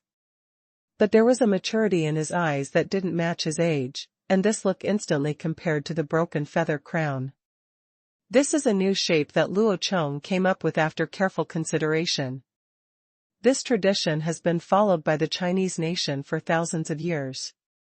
It is said that it started in the Shang and Zhou dynasties, or even earlier. In fact, it had no special significance in the earliest times. The reason is very good. Simple, the early farming people began to tie their hair because it was inconvenient for them to farm with their hair loose. Therefore, this is also one of the important signs of the Han people who mainly focus on farming. Now that we are ready to spread Chinese culture in the world, let's start with Shu. As for the wild boar skin of the last dynasty of China, the Manchus, let him go to hell. The head can be cut off, the blood can be shed, and the yin and yang head cannot be shaved even if beaten to death. That dynasty is a shame to the entire Han nation. I think back in those days, the eunuchs of the Ming dynasty were able to sail treasure ships and be powerful all over the world. When the Manchus arrived in the Qing dynasty, they began to cede territory and pay compensation, allowing the old men of the 8 power allied forces to drag the Chinese people by their braids and humiliate them. Of course, this was actually Luo Chong's excuse for himself. He also wanted to cut it short, but he didn't have scissors, so he had to do this, otherwise it would be inconvenient to work. The most important thing was that he didn't want to wear that feather crown. The new collar's smart appearance immediately attracted the tribesmen. Under the starry gazes of the tribesmen, Luo Chong walked into the middle of the crowd. There was no long inauguration speech, and no one could understand it.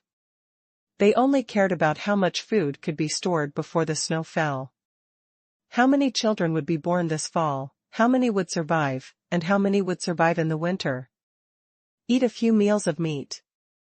The sun has risen and the morning fog has dispersed. As the new leader, Luo Chong has also begun to arrange today's work.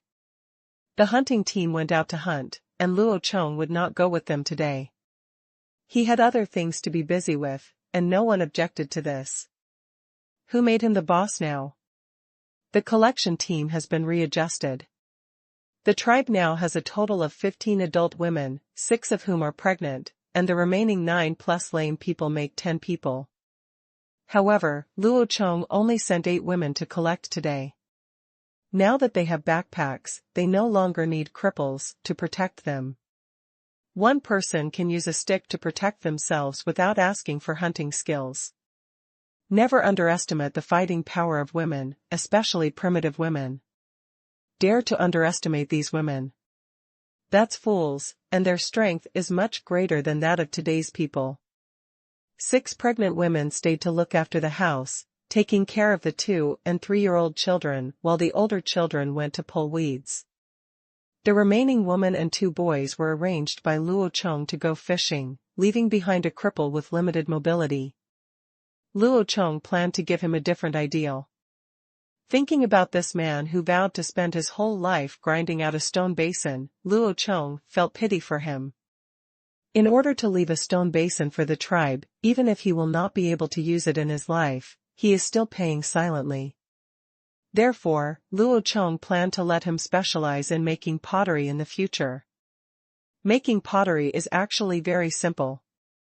As long as you don't pursue good looks, just pick up some clay from the river and you can make black pottery. It's not beautiful, but it's very practical. Everyone had work to do, but the cripple didn't get the task. He seemed a little frustrated, but he didn't want to be idle, so he took out the half-finished stone basin again and started grinding it. Children all know how to pull weeds.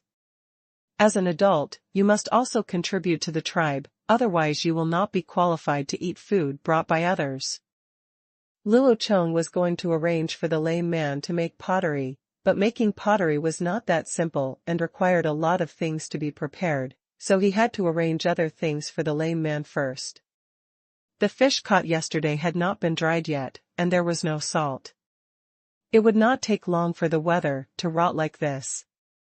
So Luo Chong told Lame the method of smoking, cleaned up the bushes in the open area around the cave, and then used those wet bush fire to smoke fish.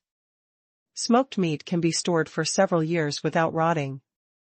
Even in modern times, some ethnic minorities in mountainous areas still use this ancient method.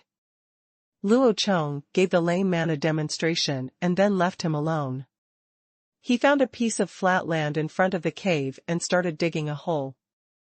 It took quite a lot of time to dig the soil with branches and stones, but it was much better than digging with hands, and here, the soil here is very soft, and it would definitely be a good land for growing food, but it is a pity that there is no food to grow. The pit was dug to build a kiln. The kiln was not big. It was divided into 3 floors, 2 underground and 1 above ground. The bottom was used to remove ashes and let in air, the middle layer was used to add firewood, and the top layer was used to place pottery. In fact, this is very similar to the outdoor smokeless stove taught in the army, only larger. The pit dug at the bottom is round, and water and hay are added into it to make mud. The soil dug in the pit is used to build the kiln. It is laid directly on the pit, using local materials. Moreover, the kiln pond with grass is not easy to crack. The kiln pond is almost 1 meter square and about 1 and 2 meters high. The top of the kiln has a round opening, which makes it easier for the kiln pond to collect heat. There is a grate made of clay underground, which is a soil plate with many holes drilled. Stone strips and bone sticks were used to separate the fire pit and the wind vent. This kiln alone took 3 or 4 hours, mainly because it was too laborious to go back and forth to the river to scoop water and mud from the stone basin. It was better to bake the pottery early, otherwise it would be too troublesome to use water. A wet kiln cannot be used, so Luo Chong asked the 2 friends who caught fish with him yesterday to light a fire. The 3 layers were burned together, and a layer of firewood was piled outside. This way the kiln would dry faster. It should be done in the afternoon. It works. There is fire in the cave, and the fire in the cave will not go out, because they can't make fire. If the fire goes out, they have to go far to other tribes to borrow fire, or even exchange things for it. After arranging the manpower, Luo Chong went to select the clay and shape the pots in person. Now he couldn't leave this job directly to the lame man. He hadn't seen the finished product coming out. It was impossible for him to give up the grindstone basin. If the finished product was fired, if you don't let him do it, he will rush to do it. There is a lot of clay along the river. In fact, the river is full of clay. Even if the clay is used up, the soil that is often in contact with the water will turn into clay. It can be said that it is inexhaustible. Nature is like this. As long as you are good at discovering, everything is useful. It depends on whether you can use it. Soil can be used to make bricks, and sand can be used to make glass. As long as you are good at mathematics, physics, and chemistry, these are not the problem. Of course, is not difficult for Luo Chong, a graduate of the National Defense University, who has never made explosives with his bare hands. Find a relatively smooth and flat pebble by the river to use as a workbench. The clay dug from the river is beaten and kneaded. First, a round mud cake is made, and then some mud strips are kneaded, layer by layer. Glue it on the mud cake, and finally shape it. Smooth the inner wall and outer surface with your hands dipped in water. The seams are also smoothed to ensure there are no gaps. Then you can put it aside to dry. The finished product is a small water tank with a small bottom and a large mouth. The diameter of the bottom is about 35 centimeters. The diameter of the mouth of the tank is about 40 centimeters. The height is about 50 centimeters. The wall of the tank is about 1 finger thick. Because there is no ruler, these data are approximate values. Is not accurate, but Luo Chong used a wooden stick to record the size of this tank, which can ensure that the next one will be as big as this one. Just like this, 4 identical jars were made and placed next to the cave to dry, so that the friends who were lighting the fire could watch them. No one else was allowed to touch them, but there were many people watching. Several pregnant women and children who had nothing to do were watching. The one at the front was the lame man. He lit the fire and had nothing to do. He had been observing Luo Chong lay kiln just now, but he didn't understand anything. He really wanted to take a closer look at these large basins made of soil in the new territory. This basin looked very deep, bigger than the original stone basin in the cave, but he didn't know if it could be used to hold water. It was still very early, and it was just past noon. Luo Chong went to the river and made 4 double-eared casseroles, pottery bowls, and pot lids with handles on them. The pot is neither big nor small, about 1 foot in diameter, which is about 33 centimeters, and the depth of a palm standing up is about 20 centimeters. In modern times, it is already a large casserole. The bowl has a deep mouth and looks more like a temple alms bowl. The mouth of the bowl is as big as a palm. It is not about beauty, but about practicality. Luo Chong has made many of these things, about 20, and 8 spoons. He himself didn't know how many finished products he would have in the end. Once the things are done, and when they are cool and semi-dry, they are placed next to the bacon fire for baking. When it is almost halfway through the afternoon, the kiln is loaded. Generally, 3 or 4 hours are enough for pottery firing. Burn it now and wait until the evening to stop the fire. The 2 friends and the lame man were all watching. The new leader actually made so many earthen pots in one day, but he didn't know if they could be used. Among the 3, the lame man was the most confused. He hoped that the earthen pots could be used, but also hoped that they couldn't. Otherwise, all the years of polishing the stone basin would have been in vain. Luo Chong was installing the kiln alone. No one else could help with this task, and they didn't know how.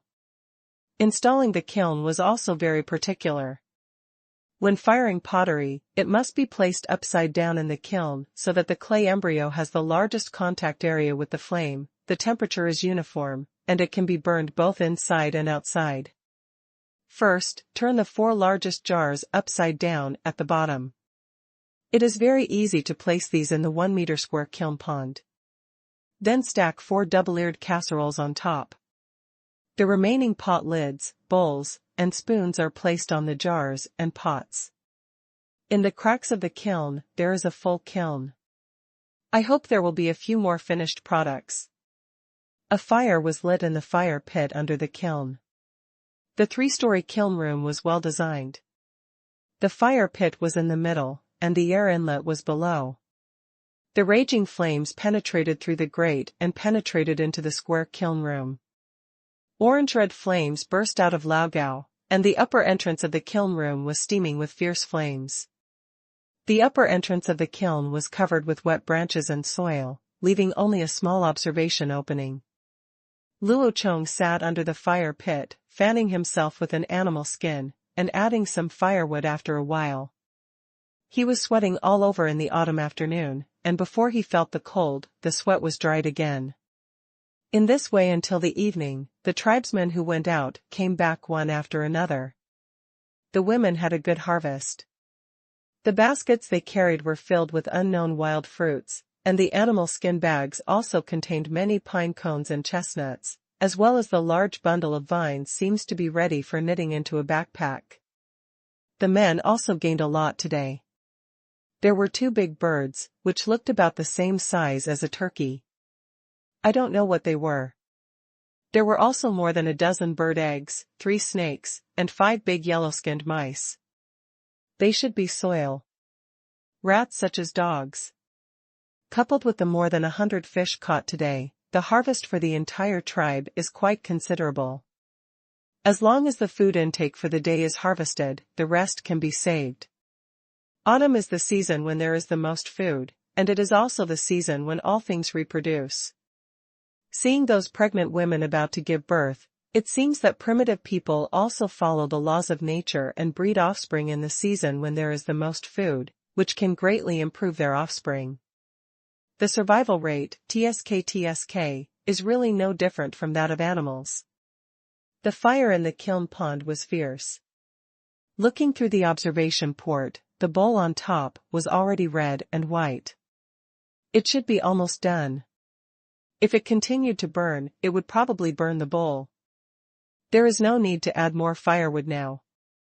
Let it naturally turn off and cool overnight. The kiln will be ready to start tomorrow morning. Human beings are always easily satisfied. After a day's work, although they are tired, hard, and full of dangers, when they gather around the fire pit and enjoy the delicious food, they are always so happy and satisfied in their hearts, with smiles hanging on their faces. On everyone's face. 2 beggars' chickens wrapped in yellow mud. Well, just think of them as chickens. Use a wooden stick to crack open the thick mud shell. The white and tender chicken is plump and juicy. There is no seasoning, just a little coarse salt on it. It is said that this was exchanged with other tribes, and is very precious. 2 big turkey-like birds, 3 big snakes, more than a dozen roasted bird eggs wrapped in mud, and a piece of fruit after the main meal, a delicious dinner. The delicious chicken has won everyone's praise. Think about it, who can bear it after eating barbecue every day? I hope those pottery can be made into a few more, so that I can stew some soup. The leisure time after the meal was not wasted.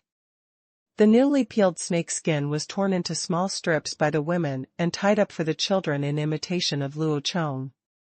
After tying their heads, the women began to weave baskets. After a day of experiments, it was proved that the backpacks are indeed very useful. Today, the number of people in the collection team was smaller, but the harvest was more. The enthusiasm of the women for knitting backpacks has obviously grown. A lot. At the top of the moon, 2 full moons, one large and one small, met in the sky, forming a strange silver ring. They lasted only for a moment, and then left each other. The tribesmen in the cave were all sleeping soundly, and Luo Chong was no exception. He was already tired after a busy day. After all, his body was that of a 10-year-old child, but the most important thing was the lack of salt. Naturally, his body couldn't bear it after working too much. The autumn wind swept the fallen leaves, and the sun slowly rose from the horizon. The warm sunshine burned the dew covering the earth, and a white morning mist evaporated in the air, just like Luo Chong's previous dream. Luo Chong had already gotten up at this time. He did not sleep with the adults last night, but continued to sleep in the haystack with the 2 little kids in his arms. It was actually quite comfortable to hold the little meatballs, as long as they didn't wet the bed. The women's backpacks have all been completed, and even the goal of 1 person per person has been completed, so last night these children were all assigned animal skins. Even if it did not reach the level of 1 suit of clothes for each person, several children squeezed in and served as a pack at night. The quilt cover is enough. After walking out of the cave, I first performed a set of martial arts boxing. Physical training was not required. I really couldn't survive without salt. The elder said that other tribes had salt, so let's see if we could exchange some pottery for some. After a set of punches, the sun had completely climbed above the horizon, and the fog had dissipated. The tribesmen also walked out of the safety of the cave to welcome a new day of work, while Luo Chong went to inspect the results of the pottery kiln. The cripple immediately pulled the elder around and babbling something to the elder.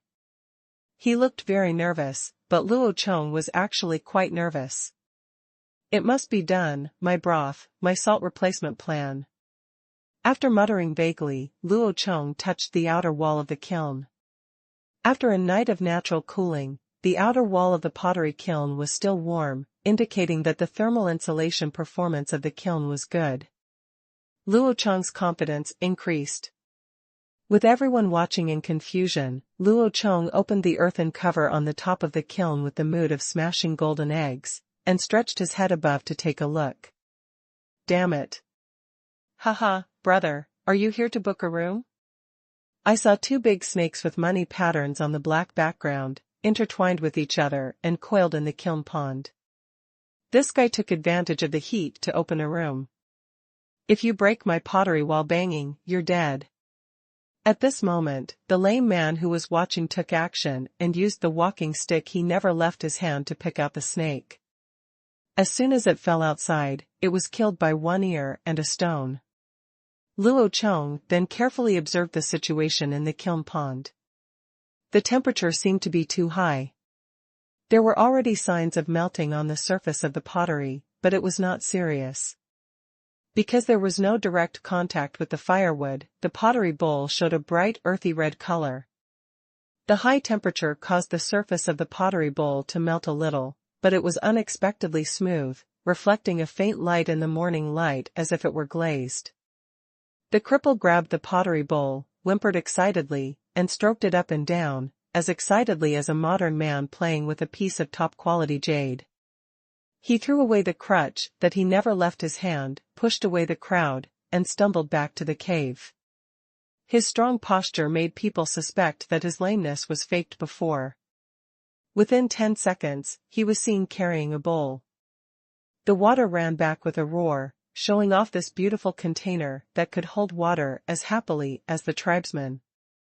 The clan members were all passing the news around, and the lame man ran over to watch Luo Chong continue to take out the food. However, he remembered that more than one was put in yesterday. Pieces of earth-red pottery came out of the kiln one after another, which shocked and excited the tribesmen. The 4 casseroles and 4 small water jars were perfect because they were relatively thick.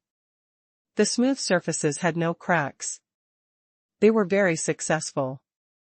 2 of the 4 pot lids were cracked, probably because the thickness was not uniform enough, so they cracked when they cooled down.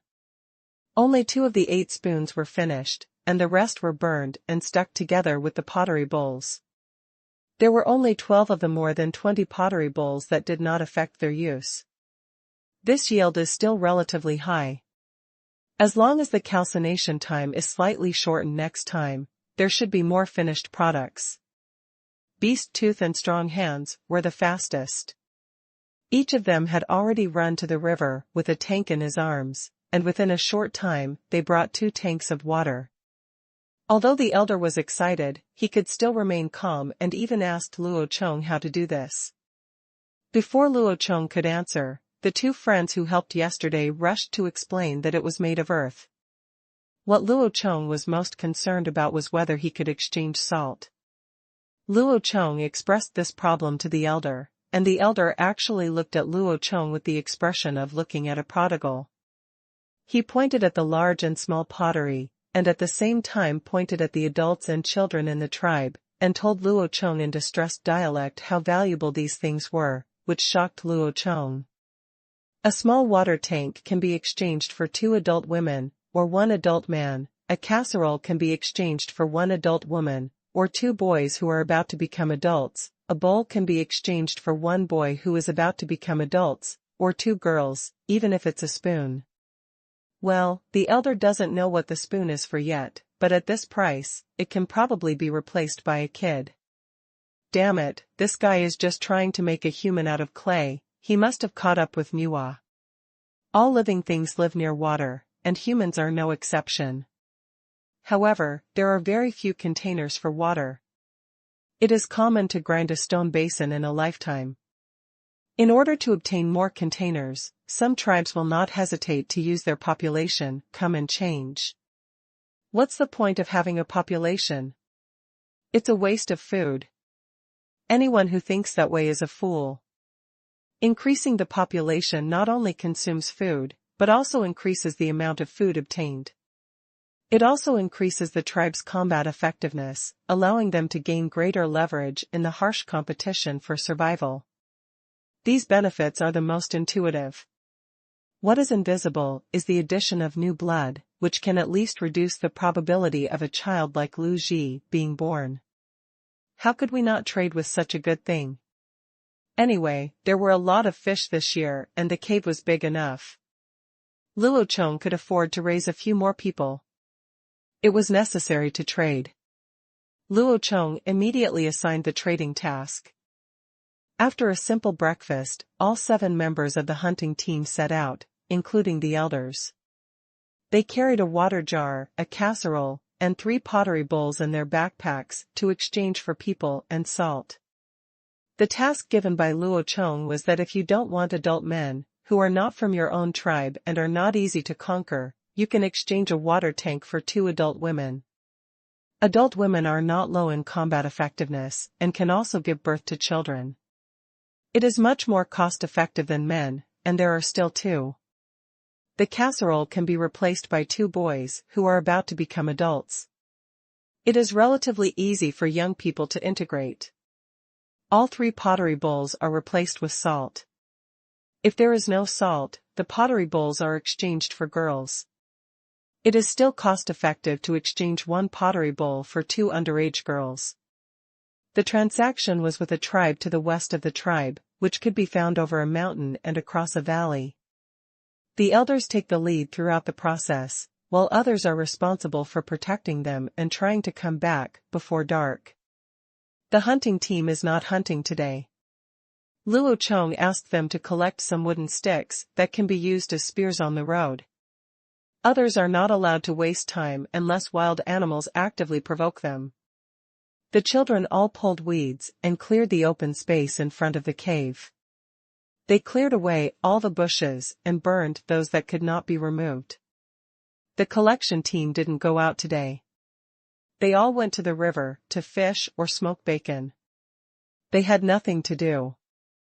Luo Chong also taught them how to twist straw ropes and taught the cripple to make pottery. Except for pregnant women and little kids, no one is idle. In the jungle, an old man with goat's horns on his head and 6 men in bundles hurried along a small trail. This road was often taken by hunting teams. After crossing this mountain, a valley less than 200 meters wide appeared in front of us. On the other side of the valley was the location of another tribe. This tribe is larger than the Han tribe in Luo Chong, with a population of about 80 or 90 people. They have had some interactions with the Han tribe. The 2 tribes have borrowed fire from each other, and the Han tribe has also exchanged dried meat and animal skins for salty stones. Halfway through the morning, a group of 7 people finally arrived at the mountain opposite the valley. Before arriving at the place where their tribe lived, the elders and the others encountered the other party's hunting team. Their hunting team consisted of more than a dozen people, but they were not together. They all dispersed to find prey. The person who discovered the elder and his party was a young man. As soon as he saw the person, he started to greet his companions loudly. Then one shout after another came from the woods. Within 2 minutes, 12 people ran out and surrounded the elder. The leader of the opponent was a middle-aged man, with solid muscles bulging out of his shirtless upper body, and a wide animal skin skirt wrapped around his waist. If Luo Chong were here, he would definitely shout, "Third junior brother, are you third junior brother?" Their collars are bald, and their tops are bald, but there is a circle of short curls growing in other places. If they were a string of large Buddhist beads, they will look exactly like Monk Sha.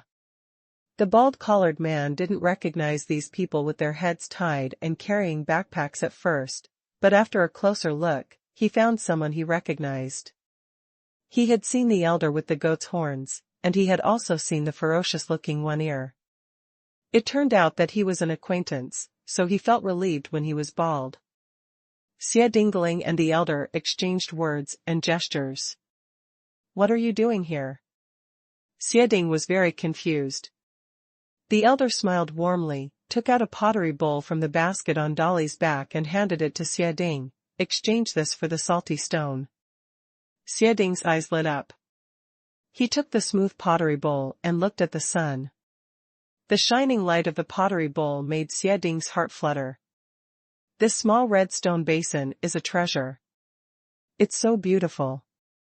And it is much lighter than ordinary stone basins. Okay, come with me to my tribe. Xieding agreed generously and let the hunting team continue to disperse and hunt. He led the elders back to the cave with only 2 people, but he had no intention of returning the pottery bowl to the elders.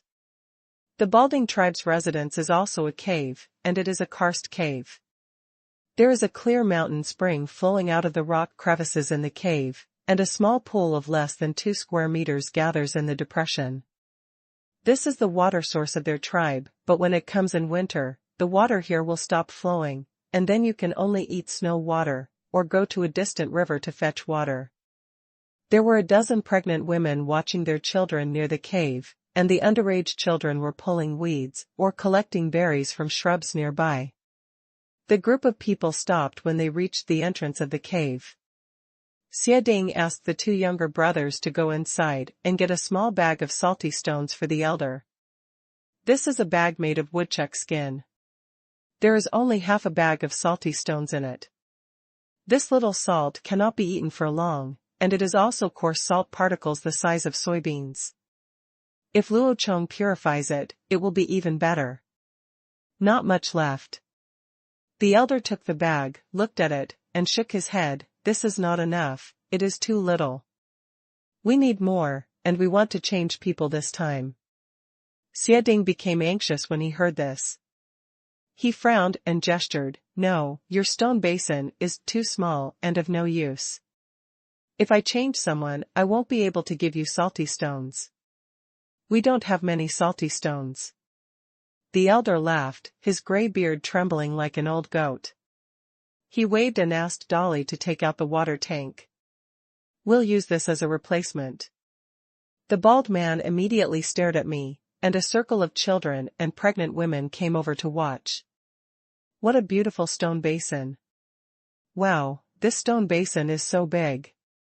It's bigger than the big stone basin of our tribe. Immediately there was chattering in an incomprehensible indigenous language. The bald man stroked the small water tank and compared it with the previous pottery bowl. It was still made of the same kind of stone. The surface was so smooth. How did they polish it? Such a large stone basin must have been polished for several generations. Exchange this for 2 adult women, or if it doesn't work, I'll just exchange it. The elder asked Dolly to take the water tank back and said to the bald man with a very determined expression. This time Balding hesitated. Their tribe really needed this kind of big stone basin. He thought it was a good deal to exchange 2 women for 1, but it was autumn now, and 1 less person would mean less harvest, so he was a little undecided. Can you change it in winter? Now our people have to collect food. I can give you some more salty rocks. Xieding said tangledly. The elder shook his head again and said no, if you exchange people for us now, you can save 2 people in the winter, and it's okay to collect less food. After hearing this, Xieding said, yes, if there are fewer people, there will be fewer mouths to open, so there is no need to prepare so much food for the winter. This is a good deal. Okay, I'll exchange this big stone basin for 2 adult women, and I'll add some salty stones for you. Xieding generously agreed to the elder's conditions. A balding boy pointed at the cave and mumbled something. The balding boy smiled and nodded and asked him to find someone. After a while, 2 naked and thin women were brought over. They were a pair of sisters. The younger sister was a young girl who had just grown up. The elder sister was a few years older than the younger sister. They also held a 4-year-old barebutt boy in their arms. The little boy closed his eyes and remained motionless, his face turned red, and he looked sick. His mother hugged him with a sad look on her face.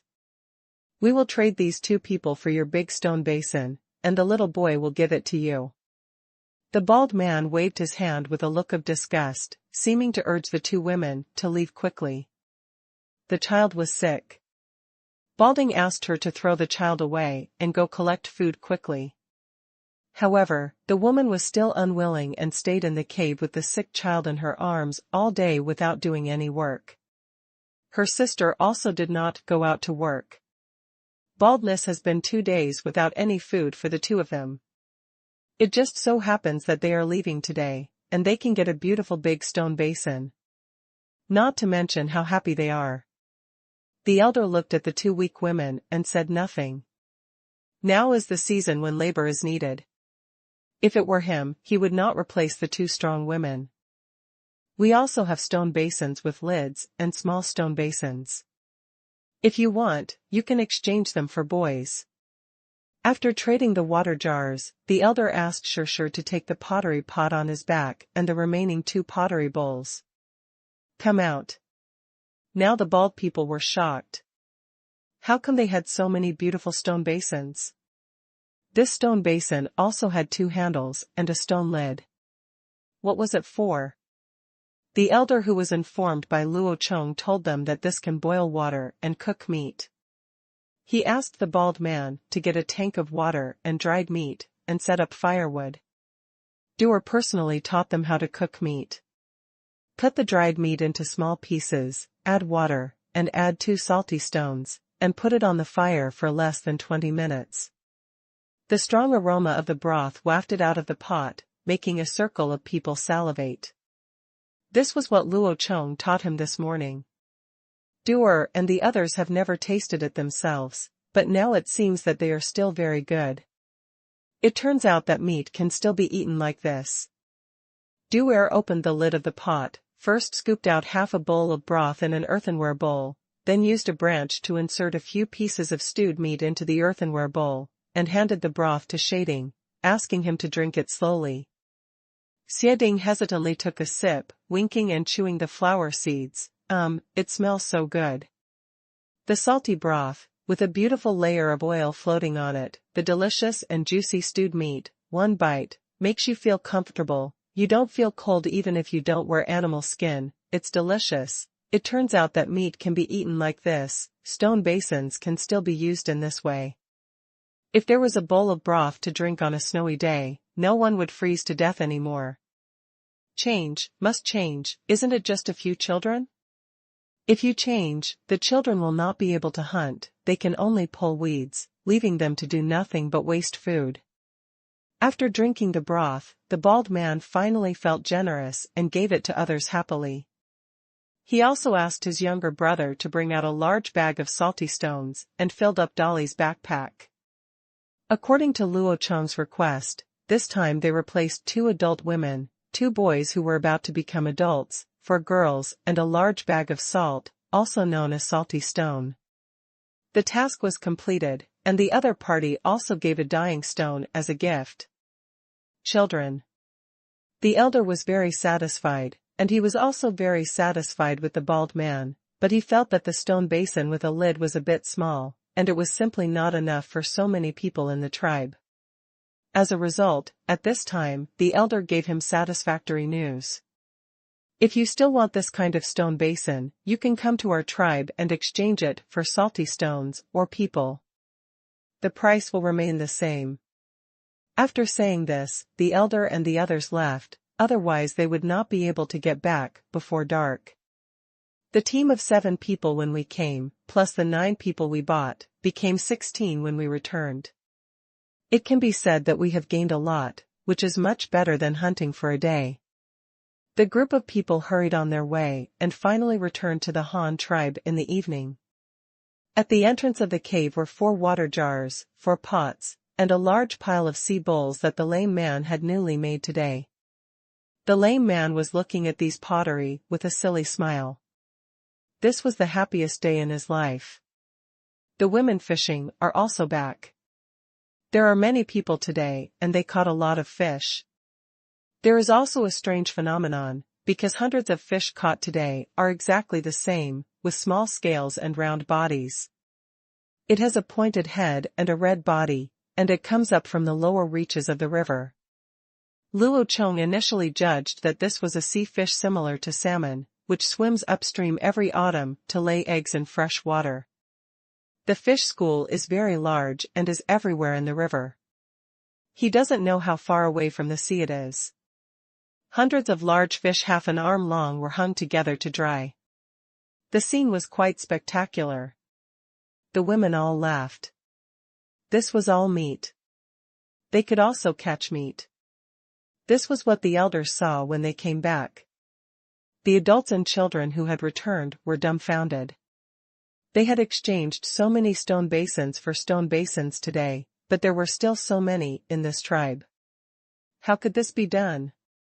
Let's replace all the people in their tribe. There are also those strange pieces of meat hanging, without legs or hair. Are these all for food? It seems that this tribe is not bad. Think about the delicious broth in the morning, although they have not drunk it.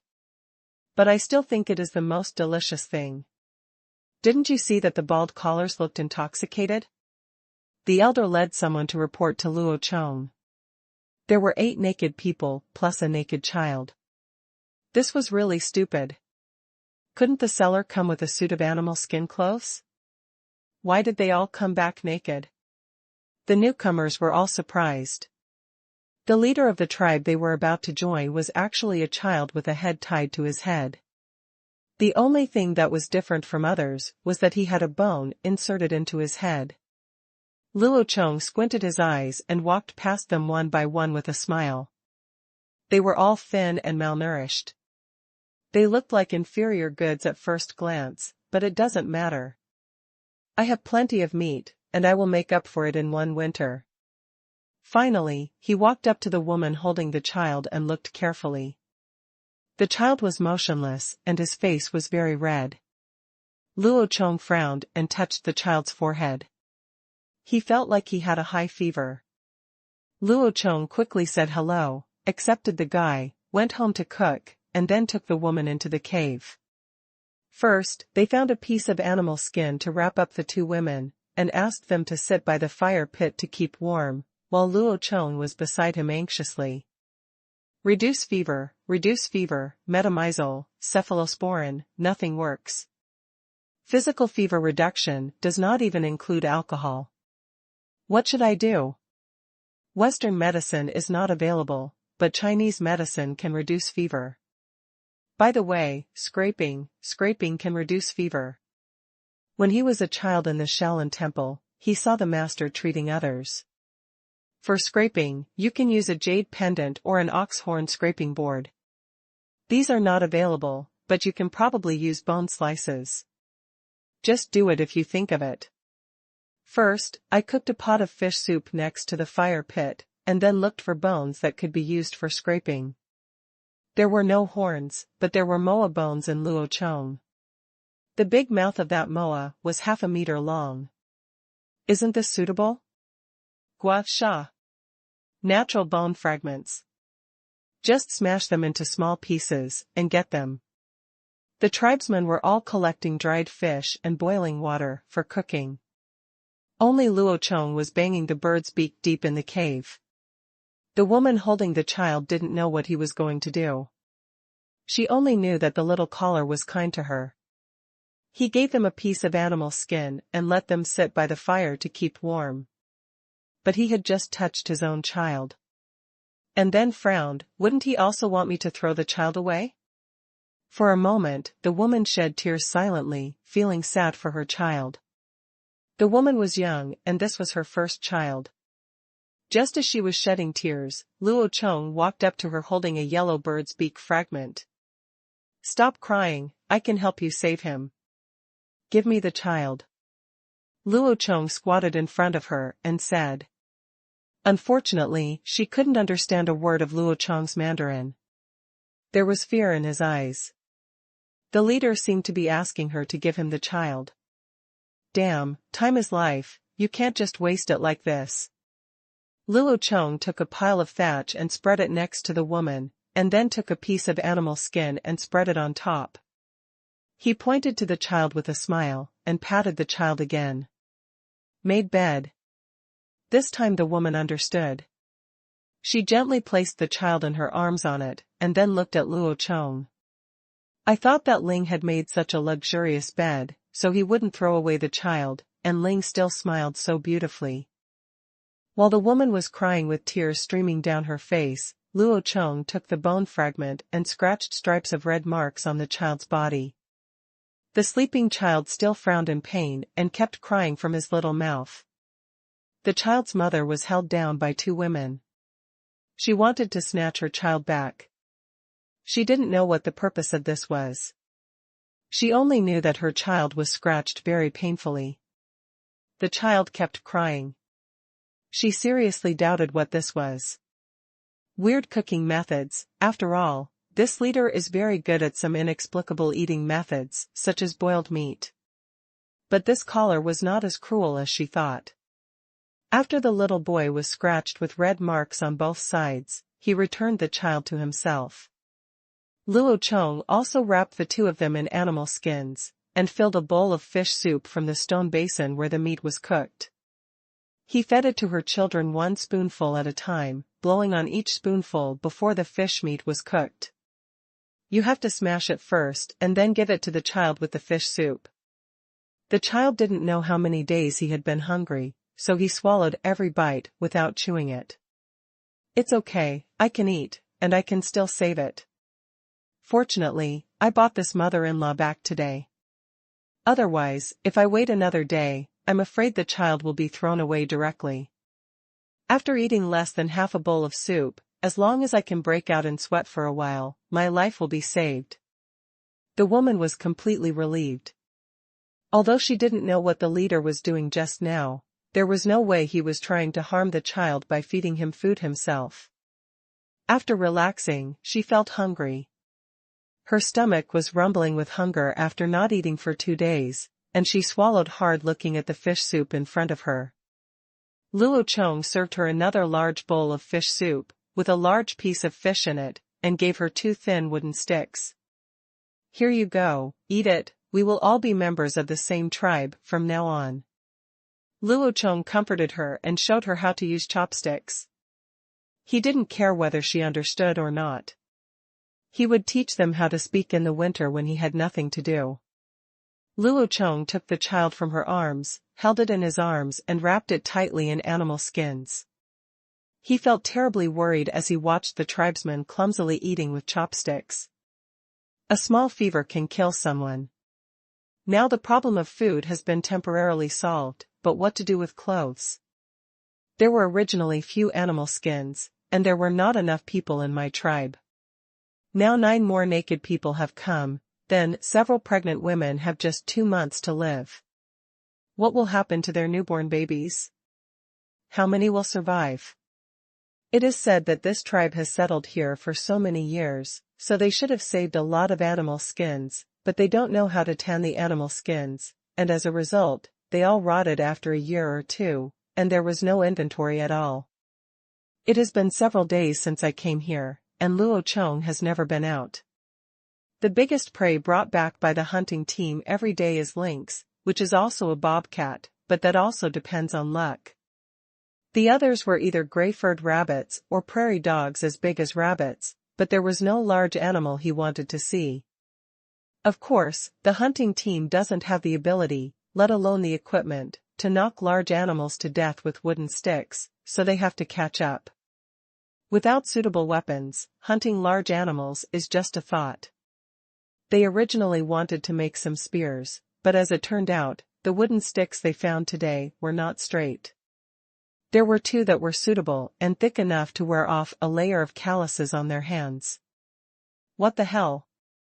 How to use? I want to go out. This time I go out to find materials to make weapons. No matter how bad I am, I have to make a few traps. At least I need 1 piece of clothing for each person before winter comes.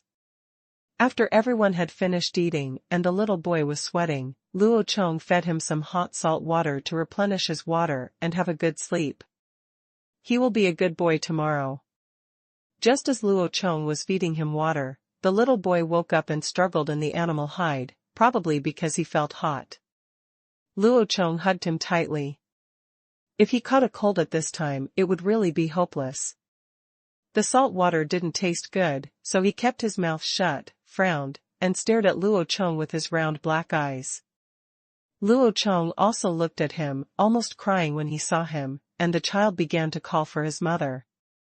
Luo Chong handed him to the woman, asked her to wrap it up, and told her that if she dared to untie the animal skin, the child would die. The woman understood that if she untied the animal skin, she would die. This meaning was very simple, so she hugged the child. Gotta be tight. The child was twisting and turning in his mother's arms, and kept glaring at Luo Chong. Luo Chong kept smiling at him, making the child so angry that he probably would have scolded him if he knew how to curse. Luo Chong asked someone for a snake belt, and tied it on the little boy's head, despite his constant struggle. He also named him Chu Bing. This is really a personal name. You must know that others are in Luo Chong's heart. It's just a nickname. The women were very happy. The leader of the new tribe treated them very well and saved his child. The child who was half dead before was now able to make noises again. The leader also tied him in the same shape as others, which meant that he accepted himself. She was really satisfied with these people. Today's newcomers also completed their buns with the help of the old man.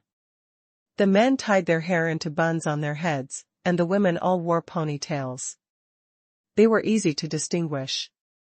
They were different from other tribes at a glance, and they looked a lot more energetic. After finishing these tasks, Luo Chong began to build equipment for himself.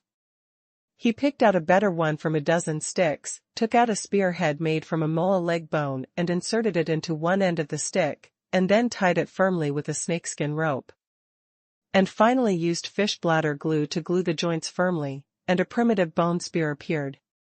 There are a lot of fish bladders, which are actually fish bubbles in the belly of fish. We kill so many fish every day that we can't use them all. In addition, there is a short knife ground from the beak of a moa.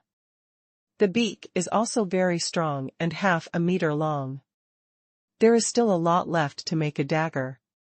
The rest has been taken away by the cripple. When I burn pottery in the afternoon, the lame man has been sharpening his short knife. There were only these two pieces of equipment. There was no dog or equipment at the beginning, and he had to make everything by himself. Luo Chong felt that he might be the poorest time traveler in history, and he traveled through an era of poor people pissing blood. Early the next morning, he habitually performed a set of Luo Jun Ti boxing. After everyone in the tribe got up, Luo Chong arranged a new task. The lame man continued to make pottery, and he had to continue this work. He had to make sure that everyone had a bowl first.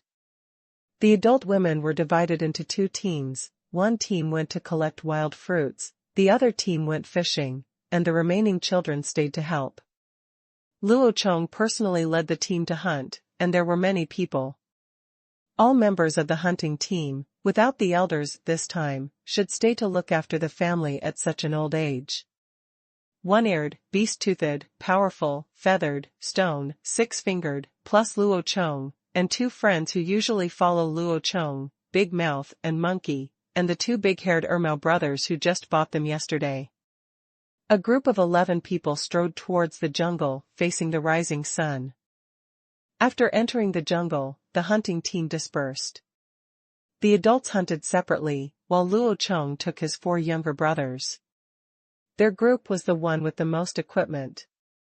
Except for Luo Chong, De Zue, Monkey, and De Mao Ermao each had a basket, a bundle of straw rope, and a long wooden stick. In fact, they were here to attack Luo Chong. The ground in the jungle was very soft, covered with thick piles of rotting leaves, and the soil was black. The entire mountain is covered with broad-leaved forests, including ash, oak, and beech, with slender leaves, like peach leaves.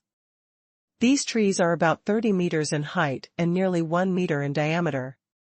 Moreover, these trees are all nut-producing species, which fall off the ground. There are a lot of birds, and you can see some big birds pecking nuts from a distance, and even guinea fowl and dodos. Climbing to the sunny slope of the ridge, there are some tall and straight fir trees and red pine trees that look like telegraph poles. In fact, these things were used to make telegraph poles. Who made them grow straight? These are all fine woods, especially fir, which is the best material for making a longbow. But looking at the diameter of more than 1 meter thick, Luo Chong can't do anything with it.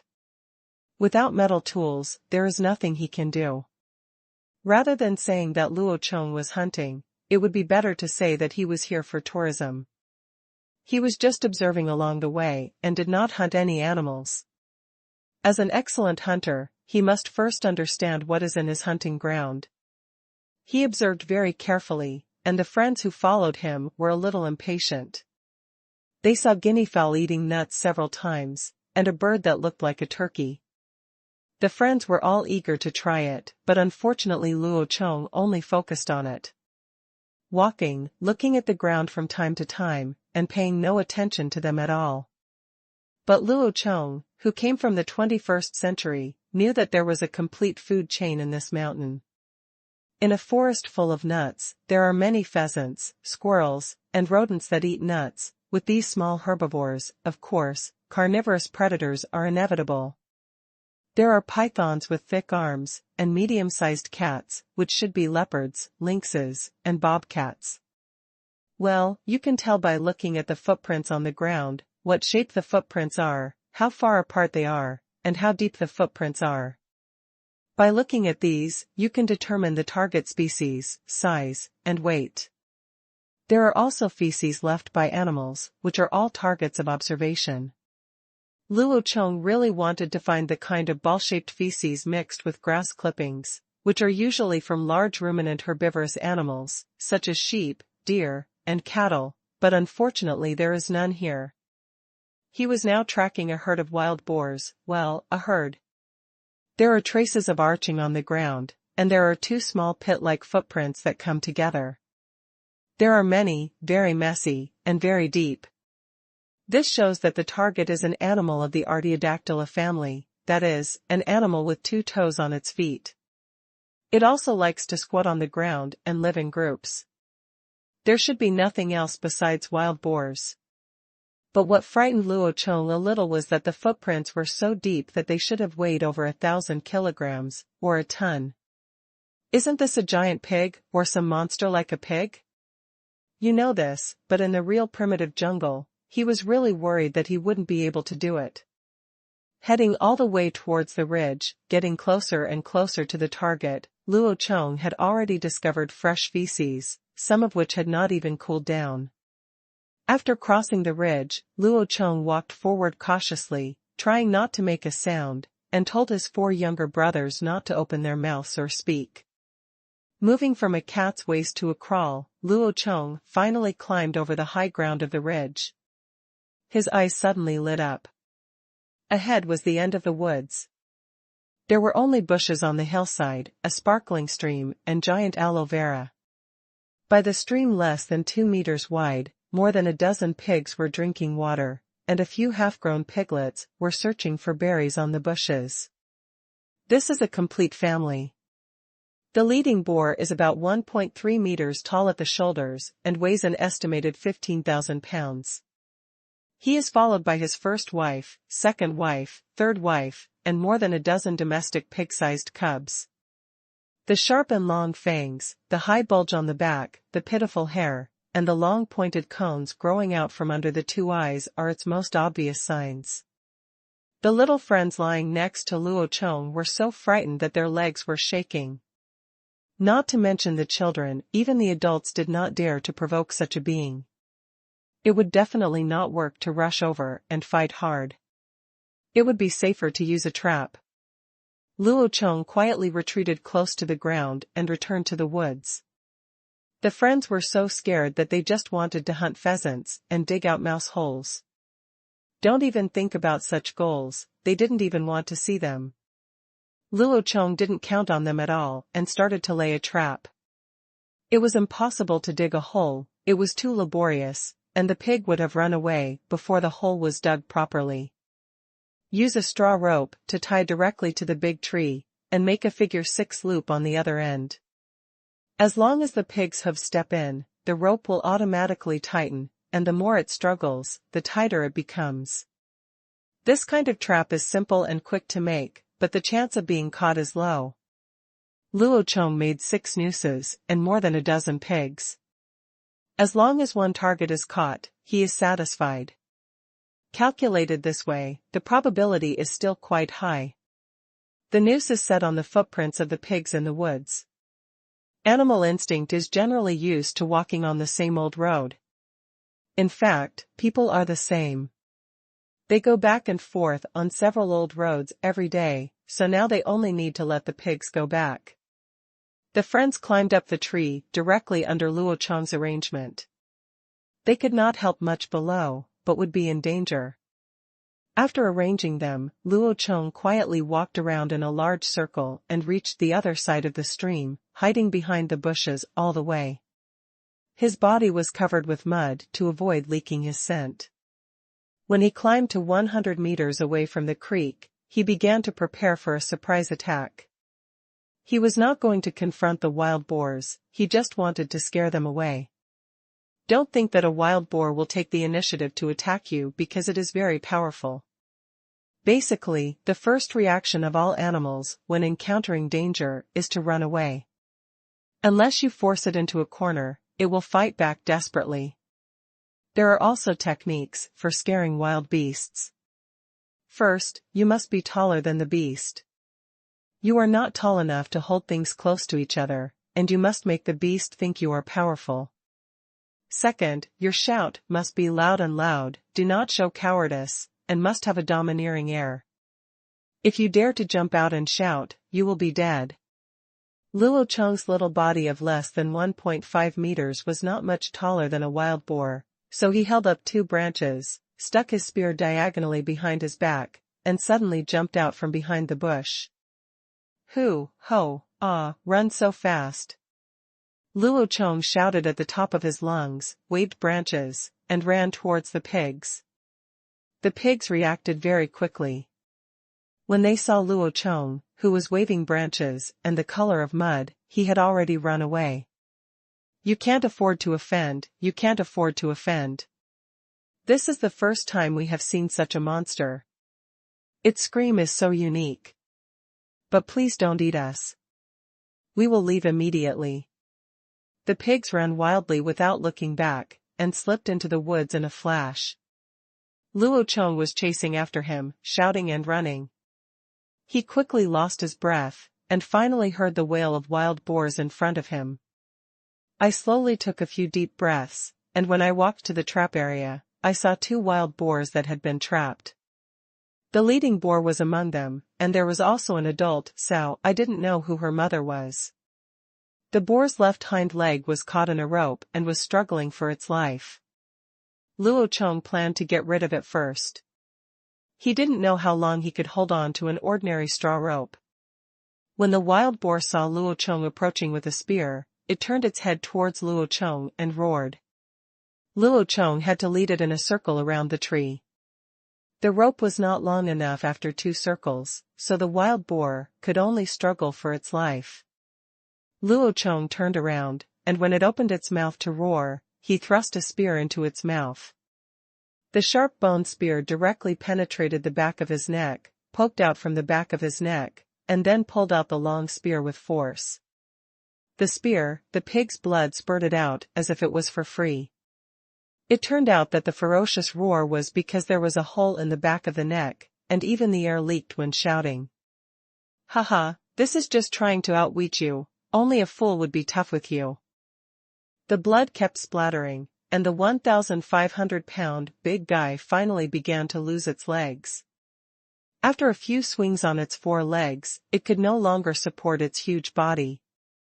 The boar fell down, and its body was still twitching. Luo Chong took out the bone knife and stabbed it again at the carotid artery. After stabbing it, the blood was completely drained. You must be careful at this time. The smell of blood may attract other predators. Luo Chong called all the 4 boys over. They had just watched their leader's feat of killing the pig alone, and they were filled with admiration. However, when they actually walked up to the wild boar, their calves were still a little trembling. "How the hell are you going to get this back? It weighs 1,500 pounds. Even if the blood is drained, it is at least 1,400 pounds. 5 children can't pull it back at all, not to mention there is a sow waiting to be slaughtered over there." After thinking for a while, Luo Chong decided not to kill the sow first, but to use the sow to pull the boar back. As before, first take the sow in a circle around the tree. When she can't move, first put a rope around her mouth and tie it tightly. It's true that the toothed pig has a strong bite, but that doesn't mean it opens its mouth. The power is also very powerful. A pig with its mouth tied cannot bite, and even if it barks, it can only snort with its nose. Several children dragged the boar to the sow with noisy sounds, tied the 2 hind legs together, then tied the other end to the sow's waist, and tied the sow's 2 front legs with 2 ropes. Live together. Luo Chong led the pig's mouth and walked in front to guide the direction. Dazue and Monkey each walked on both sides holding the front legs of a sow. As long as they found that the sow had the intention to attack Luo Chong, they would pull the ropes to both sides and directly give it to Luo Chong. It did the splits and had to lie down on the ground immediately. Besides, it was dragging a dead pig weighing more than 1,000 kilograms, so it couldn't run very fast at all. It was just a precaution.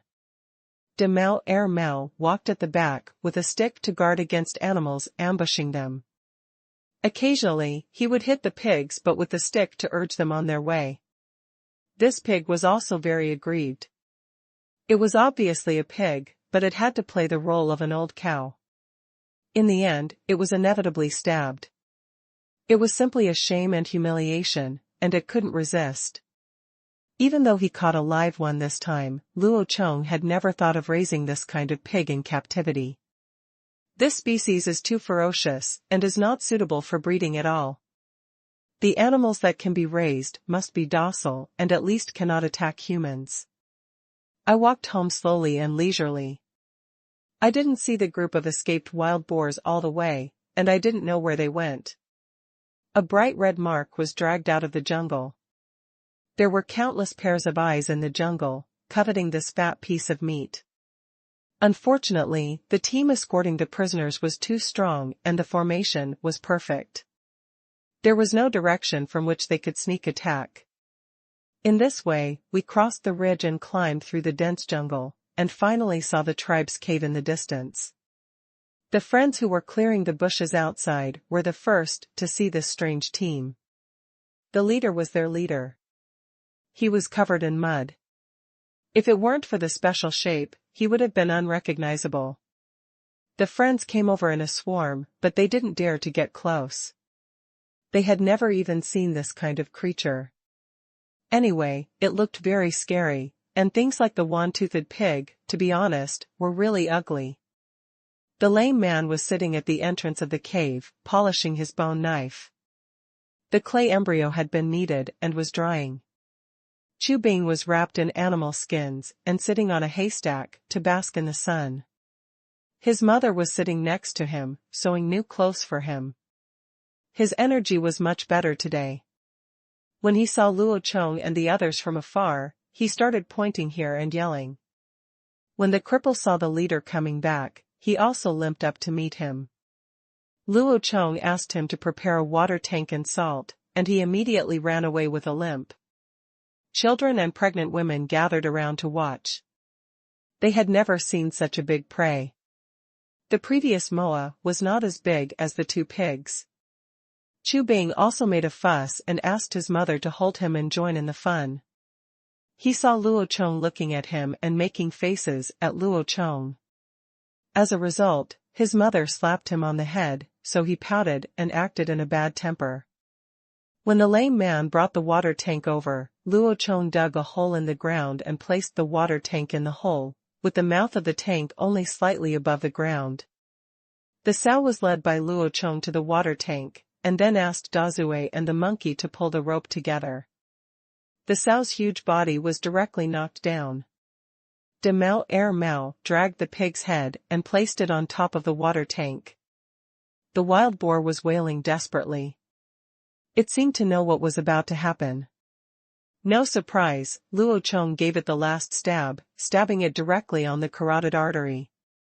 Every drop of blood spurted into the water tank, and soon a tank full of blood flowed out. Pour a bowl of salt water into the blood, stir evenly, and it will turn into delicious blood tofu in a short time. If you have water radish, cut it into strips and stir-fry the pig blood with lard, and you can eat even 5 steamed buns. It's a pity that there is no one to go in. It seems that I can only make soup for dinner at night. Luo Chong had to do the work of butchering the pigs himself. It was probably that they had never slaughtered such a big animal. The one-tooth pig has very little hair and a very thick skin, but it is not suitable for making clothes and does not keep warm. However, Luo Chong plans to tantalize it and use it to make leather boots or backpacks. With 2 pigs as big as 2, he should be able to make many pairs. The layer of white suet under the skin is 4 fingers thick. This was their reserve before winter, but now it has been completely chopped off by Luo Chong. The fat has many uses. It can not only be used to make soap, but also candles. It can also be used to synthesize explosives, and worst of all, it can be eaten. It can be set on fire for a while, to refine. The belly was disemboweled, and all kinds of green stuff spilled out all over the floor. The heart, liver, intestines, stomach, and 2 pig kidneys were all edible, and the lungs were directly fed to the fish. The remaining body was cut into 8 pieces, and the bones were picked out. The larger bones could be used to sharpen weapons or something. It was very tiring to butcher 2,000-pound pigs in one afternoon, skinning, scraping oil, deboning, turning intestines, boiling pig blood, refining oil, and tanning the skins with plant ash. Fortunately, there was someone to help, otherwise Luo Chong would be tired and vomit blood. The results are also gratifying. The bacon rack is filled with large and small pieces of meat, a vat of cooked blood tofu, and 3 vats of white refining oil. The children are laughing and eating the oil residue. Even after getting sick, he ate happily and ran around in front of Luo Chong wearing new clothes. Just when Lizzie was opening the kiln to get pottery in the evening, the large troops who had been busy for a day also returned. The fishing team had hundreds of identical fish, a basket full of fish maws, and 2 large tanks of fish roe. The hunting team had 3 pheasants, 2 large snakes, more than a dozen bird eggs, and a dozen prairie dogs the size of rabbits. There was also a basket of nuts, probably because some unlucky prairie dog had ransacked his house and exterminated his family, even digging up the grain stored underground. The collection team also gained a lot today, because today they joined a new person, the ant who has just become an adult. She led the collection team to find a new food, a very sweet food. The tree roots taste like sugar cane. They are floating roots that grow on the surface, and there are a few root nodules on them, which are about the size of a fist. When you cut the outer bark, you will find natural amber syrup inside. Oh my God, what kind of evil plant is this? The sugar production is too high. If you collect more, you can refine the white sugar. Luo Chong also specially praised the girl for this. Everyone had a great time eating. You know how hard it is to get sweets in the natural environment, but there was one person who was different from everyone else. The elder's face was dark, his lips were trembling in anger, and he was holding a thorn vine covered with red thorns, chasing the ant who was recovering from the disease and beating her. Luo Chong had an impression of the thorn vine. In the memory of the original owner of the body, that vine was a kind of family law in the tribe, specializing in attacking people who made big mistakes. For small mistakes, fasting and starving you for 2 days is considered a small punishment. If it is a big mistake that endangers the lives of other people, they will be beaten with thorns and vines, and there will be blood marks and dense holes on them. In this era without medical conditions, I have to rot all over to death. How could you do this? A pretty little girl was bought with money. How could a dead old man be willing to do this? Besides, if she made any mistakes, you would beat her with all your life. Luo Chong stopped the angry elder and asked him why he beat people. There must be an explanation for enforcing family laws. As a result, he heard an incredible reason. The elder said that the roots were the roots of the devil tree. The sweet roots were the bait of the devil tree. The devil tree would kill everyone who ate the roots and then put them to death. Eat. Tsk, this was so scary that Luo Chong was so frightened that he quickly banned everyone from eating this tree root, and also stopped the elder from continuing to beat her. There is no free lunch in the world. Even if you steal honey, you will risk being stung by poisonous bees, not to mention such sweet tree roots. Luo Chong doesn't think it is easy to pick this thing, so he plans to do it himself tomorrow. Go check it out. The man-eating tree demon Luo Chong doesn't believe it. Ever since he traveled to this weird world, he hasn't encountered anything that he can't explain scientifically. So the reason why he wouldn't let him eat it was because he was worried that it might be poisonous, or have special ingredients that could cause hallucinations or addiction.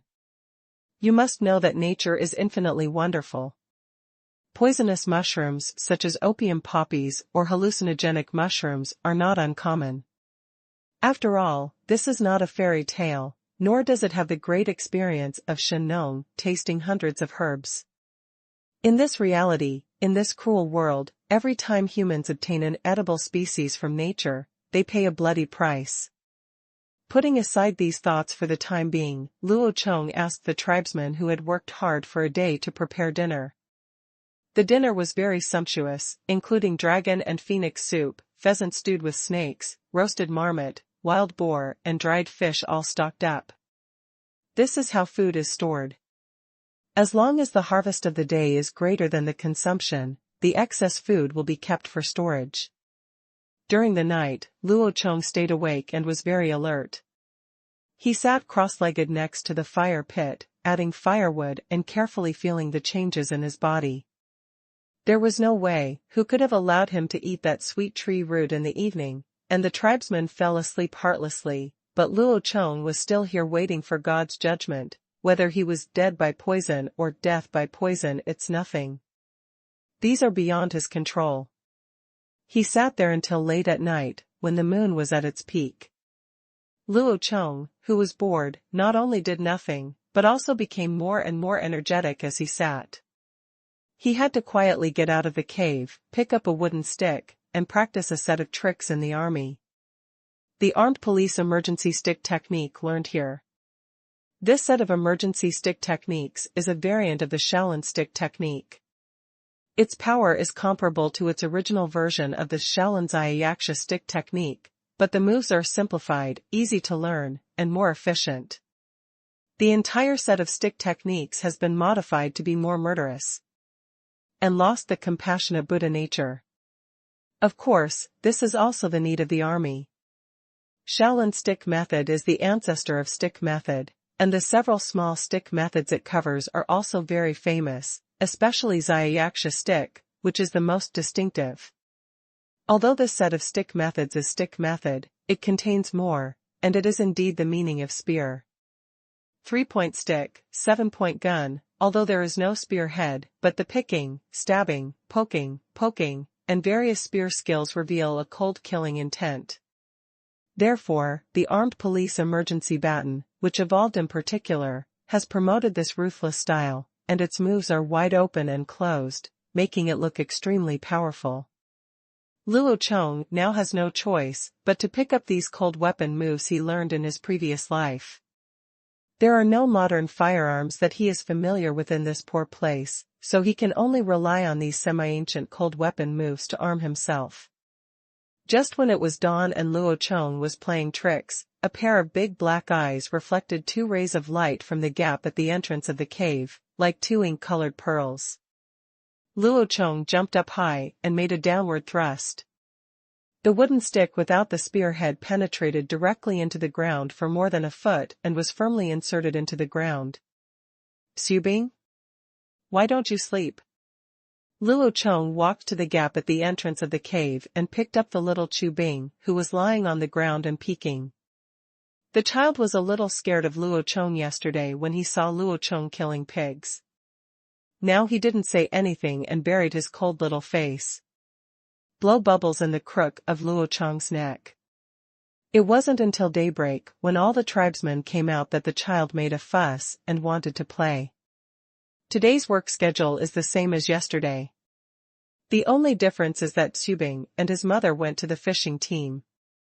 Luo Chong took his 4 younger brothers to the collection team. He wanted to see how the devil tree mentioned by the elder could eat people. The cured ant cried all night yesterday. She was wronged as soon as she arrived in the new tribe. Fortunately, the leader rescued her yesterday, otherwise she would have died miserably. The group of people walked around the back of the cave and headed into the jungle. Only then did Luo Chong realize that the original location of the tree was deep in the back mountain of the cave. There are not many tall trees on this mountain, but the bushes are very lush, and there are many fruit trees. And while traveling, Luo Chong discovered something that made him long for it: peppers. Ha ha ha, Luo Chong couldn't help laughing when he found the peppers. There were many semi-dried peppers that were already red. He didn't know what kind it was, but it was quite thin, 1 finger long, and a bright red patch, hidden in the bushes. But the tribesmen never eat this stuff.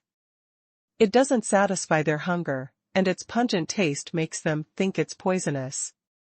It seems that you have to come out on your own, otherwise you won't even know about the good things right under your nose.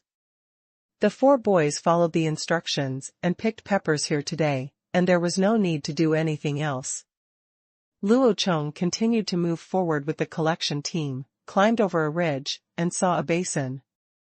The land here was very fertile, and what nourished the basin were the green animal bones that could be seen everywhere. Gee, it's really scary. It looks like a mass grave, a pit of thousands of corpses. In the center of the basin covered with bones, a strange tree about 60 meters high stands there. It looks quite beautiful from a distance, like a big golden mushroom. The huge umbrella cover covers a distance of 200 meters from the ground. The sweet floating roots are intertwined with each other, and the floating roots cover an area of 500 meters in radius. However, the closer to the edge, the fewer the nodules, and the closer to the center, the more nodules. There is natural syrup in it. This pattern seems to attract animals to get closer to the trunk. Could it be that the closer they get to the trunk, the faster they will die? Otherwise, why would you look like this? Luo Chong wanted to take a closer look, but was pulled back by several women, saying that he would die if he came too close. TSK, this curiosity has been aroused by Anai Meng. Now that I am not allowed to see it, my heart feels itchy like a cat scratching a dog. Regardless of the opposition of his tribe, Luo Chong insisted on going to find out. If there is danger, be careful. With his current skills, he is confident of escaping. Luo Chong was like a blind man, poking the ground in front of him with his spear every step he took, so that there would be no danger. He stepped on the tested place with every step, and slowly moved towards the center. In this way, Luo Chong got closer and closer to the tree trunk. Just when his spear poked the place covered by the tree crown, the intuition cultivated in his years of Special Forces career immediately told him that danger was coming. Without saying a word, he quickly retracted his spear and retreated. At this moment, the sound of whizzing wind suddenly fell from the sky, and more than a dozen spikes nearly 1 meter long were inserted straight into the ground. The target was his spear just now. The location of the touch. Damn it, that's too cruel, it's a wave of covering blows. If I had just walked over here, I would have turned into a hedgehog. More than 10 spikes are very strange, each one is nearly 1 centimeter in diameter, and the shortest one is more than 1 meter long. The appearance is light brown, smooth and shiny, and the roots are straight and round, as if they were turned out with a CNC machine tool. There is also a white flower as big as the mouth of a bowl at the end. Each flower has 4 petals, which plays a role in stabilizing the trajectory of the spike as it falls. This is like a natural arrow. Those few aren't flower petals, just natural arrow feathers? After Luo Chong's careful observation and repeated suicide experiments, he finally had a scientific explanation of this so-called devil tree. The devil tree was so exaggerated that Luo Chong changed its name to the man-eating tree. Although it is called a man-eating tree, it not only eats people, but also attacks other creatures indiscriminately if they come under the canopy. Those spikes grow on the canopy, and the floating roots below are like a spider web sprinkled with bait. As long as prey touches the area covered by the canopy, the spikes will attack that place indiscriminately. The dead animals will be turned into fertilizer for the big tree. If a lucky one who is not completely dead can climb outside, the spikes on its body will be taken to other places to take root and grow into a new man-eating tree. This can be confirmed by the saplings growing from the skeletons outside. To put it bluntly, this tree has no brains. It is just a plant like mimosa or pitcher plant. Killing other animals for parasitism is just a way for it to spread its seeds and breed offspring. It does not count. What a miracle. But from the moment the root of the tree is touched to the spikes falling from it, the speed of this reaction arc is truly impressive. Now that we understand the truth of the matter, there is no reason not to take advantage of it. Didn't everyone say that my talents will be useful, right? If Luo Chong doesn't use it, then he is still Luo Chong. Don't forget that he can only pick up his equipment by himself. Pity yourself for 2 seconds. Moreover, this is a purely natural, high-quality arrow shaft. Luo Chong doesn't mind imitating Zhuge Liang and borrowing arrows from a straw boat for this tree. Just do it, everything is ready-made, just use your own backpack as a target, tie a long rope to the backpack, throw it under the canopy of the tree, and insert more than 10 sharp thorns in a swish, tsk. The density is so scary. Pulling the basket back, pulling out the sharp thorns, and throwing them away again, there were more than 10 thorns, but looking at the shadows on the canopy that were as dense as human hairs, this thing could only be regarded as drizzle. Just like this, I made 2 bundles, tied them directly with ropes, carried them with a spear, and went back. When they went out, the women were still waiting for him. Luo Chong told them that the roots of the tree can be eaten, but only the outer ones are allowed to be collected. Under the canopy, unless you hold the pot lid on your head, it will be a dead end. In short, you are not allowed to go under the tree. Go. When he walked to the outskirts of the basin, Luo Chong collected another 100 man-eating saplings that had grown to 3 centimeters thick. These were grown from the sharp thorns brought outside by animals. The thorns will not fall off yet, but they grow straight and are the best material for making spears. Moreover, this can also curb the growth of man-eating trees. If they continue to multiply unscrupulously, this mountain will no longer be used. 4 boys who gathered chili peppers were called, and the 5 of them carried the saplings home together. Luo Chong was humming a little song all the way and looked very happy. The 4 boys had no idea what the use of these wooden sticks was, but as long as the leader asked them to do it, it must be right. Back at the tribe, the children were watching the new things brought back by the Thai, but in the eyes of the pregnant women, the things they brought back were useless. The peppers could not be eaten, and the sticks could not be used as weapons, because they were not thick enough to hit the prey. Can't be beaten to death. But this did not affect Luo Chong's happy mood at all. Luo Chong was not going to run around in the rest of the time. He wanted to update his equipment. It turned out that there were no large herbivores he was looking for nearby. He couldn't defeat leopards, tigers, etc., let alone there weren't many of them, and they couldn't provide the clothing needs of the entire tribe. You have to look further afield. After asking his younger brother to dry the chili peppers, Luo Chong began to deal with the sharp thorns. There is actually a layer of skin on the surface of the spikes. Pull the petals from the tail end and pull them down, and you can tear off a piece of flexible bark. It is also good to tear off this thing and rub it on the rope. The peeled spiked rod is white, with a fine, hard texture, and is very smooth. The diameter is only about 8 or 9 millimeters, which is about the same thickness as a cigarette. It is very dense. If it is made into an arrow, it should be a heavy arrow, although it will affect the range. But has strong penetrating power. The boring little Chubing was also helping Luo Chong peel off the bark of the tree, but he was doing it very slowly. One of the spikes was longer than his height. This child was just here to play. While tearing off the bark of the tree, he tilted his head and looked at Luo Chong. Rush. Luo Chong looked very good when he practiced the stick technique in the morning. Although he didn't know what it was, he wanted to learn it, but he was too small and the stick was much taller than him.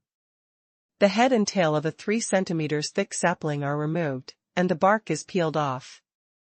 It is also white. After the water on the surface dries, it feels great in the hand. Unfortunately, it does not have a metal gun tip, otherwise it would be the sharpest weapon. Because the cannibal tree is hard and dense, Luo Chong did not plan to install another gun tip. He directly burned one end with fire. After the surface was carbonized, he could grind out a sharp tip, although it was not very strong. But it is definitely enough for hunting. As long as you don't poke at rocks stupidly, it can be used for a long time. This task of sharpening the gun is given to 4 younger brothers. It is very simple and they can complete it. And Luo Chong was the first to be equipped with this new type of spear, or the standard spear, and everyone in the tribe must learn to use it in the future. Now all that is left is a bow. Bows and arrows are among the 18 weapons and are one of the earliest weapons equipped by humans. The most outstanding bows and arrows in the world are divided into 2 types. One is a small and exquisite Mongolian sinew with composite recurve bow. This bow is relatively short and suitable for riding and shooting on horseback. The heavy armored knights in Europe who once fought were frightened by this news. But this kind of bow is too laborious to make. As the name suggests, this kind of short bow is made of beef tendons, horns, and wood chips. It takes up to 3 years to make such a bow. As for the nomads on the grassland, before a child is born, his father will make him a bow like this. Not to mention that Luo Chong doesn't have these materials now. Even if he does, he doesn't want to spend several years making a bow, so he can only choose another type, the English longbow. The English longbow is an outstanding representative of the single bow. It is famous for its long range, high power, and simple production. The so-called single bow is made from a whole piece of wood. It has no complicated structure, but its power is not weaker than the Mongolian bow. If I have to say a shortcoming, it is that it is too bulky, with a length of 1.6 to 1.8 meters. Destined that longbows could only be used by infantry. A skilled bow-making master can make a longbow in just 2 hours with all the tools.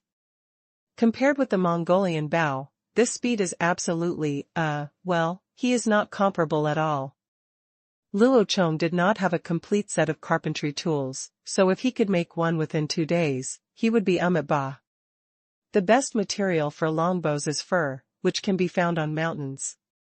Just find one that's not too big.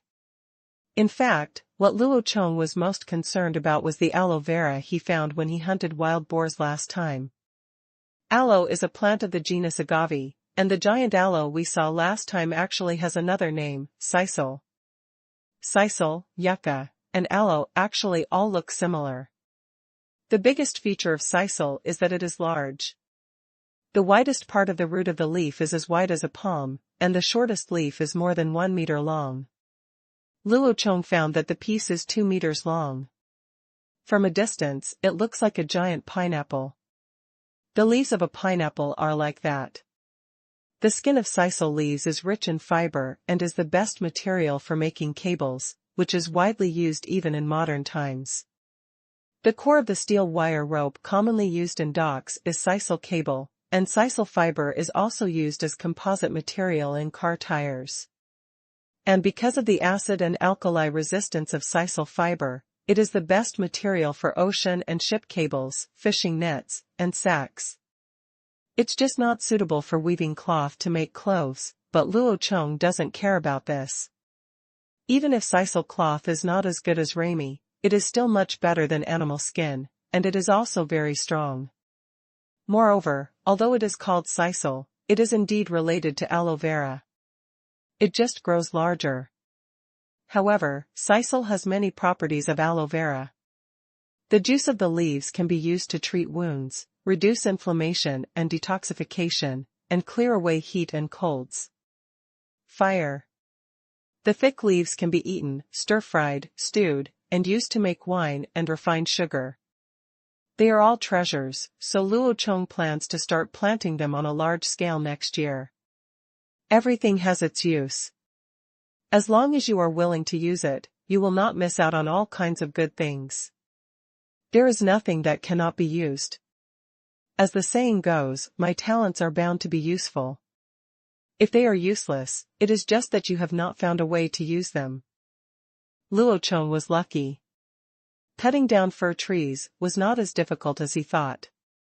After carefully searching the fir forest, he found 2 thigh-thick saplings, which had been knocked down by an unknown animal and were lying on their sides. On the mountain ground, it had been dried in the shade and was just used to make a bow. It took 2 friends to lift it down.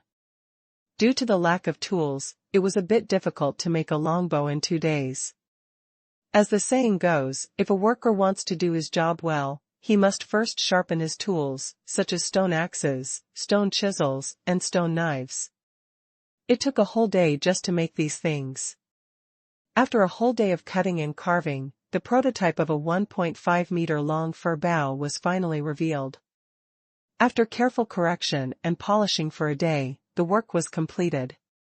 The bowstring is made of sisal fiber, which has no elasticity and is very strong in tensile strength. Otherwise, it cannot be used as a crane cable. The arrows are all cut into 1 meter in length. The length unit is not accurate, it is just a rough estimate. The width of an adult's ring fingernail is 1 centimeter. With this basic value, everything else will be easy to handle. Luo Chong will definitely promote the centimeter length unit in the future. Facts have proved that the centimeter length unit is most conducive to the development and progress of science. The arrows were not equipped with arrowheads. Stone arrowheads were not easy to sharpen, and there were no suitable animal teeth. The pig teeth obtained last time were larger than the arrow shafts, and there were not many of them. Luo Chong gave them to Chu Bing to make a necklace. The arrow shaft is originally made of spikes, so killing wild beasts is not a problem, and now the armor-breaking ability is not considered, so this is enough. The arrow feathers were made from the blue-green feathers of moa birds. They were first fixed with sisal fiber and then glued with fish bladders. More than 200 arrow feathers were made in one go.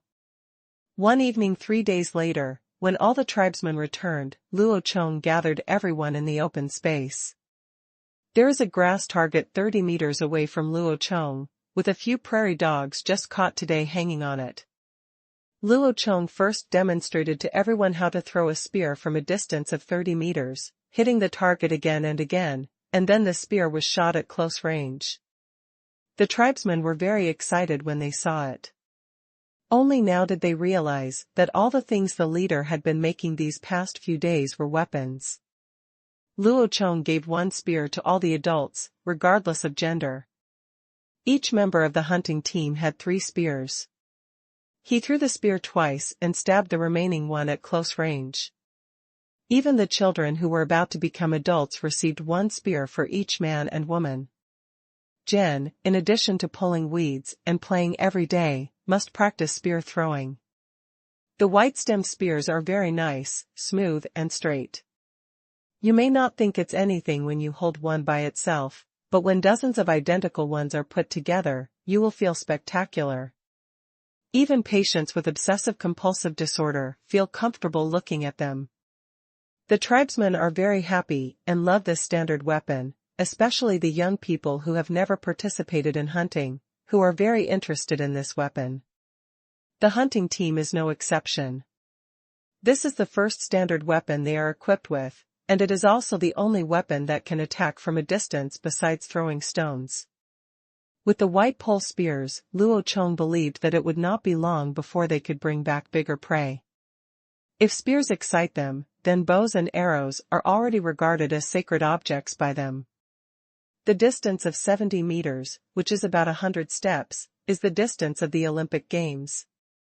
5 consecutive arrows were shot at the prairie dog. The adults were stunned and shocked, and couldn't figure out what the principle was. The children rushed over, just to touch it, with stars in their eyes and tears streaming out of their eyes. However, Luo Chong was just giving them a demonstration and was not ready to promote it yet.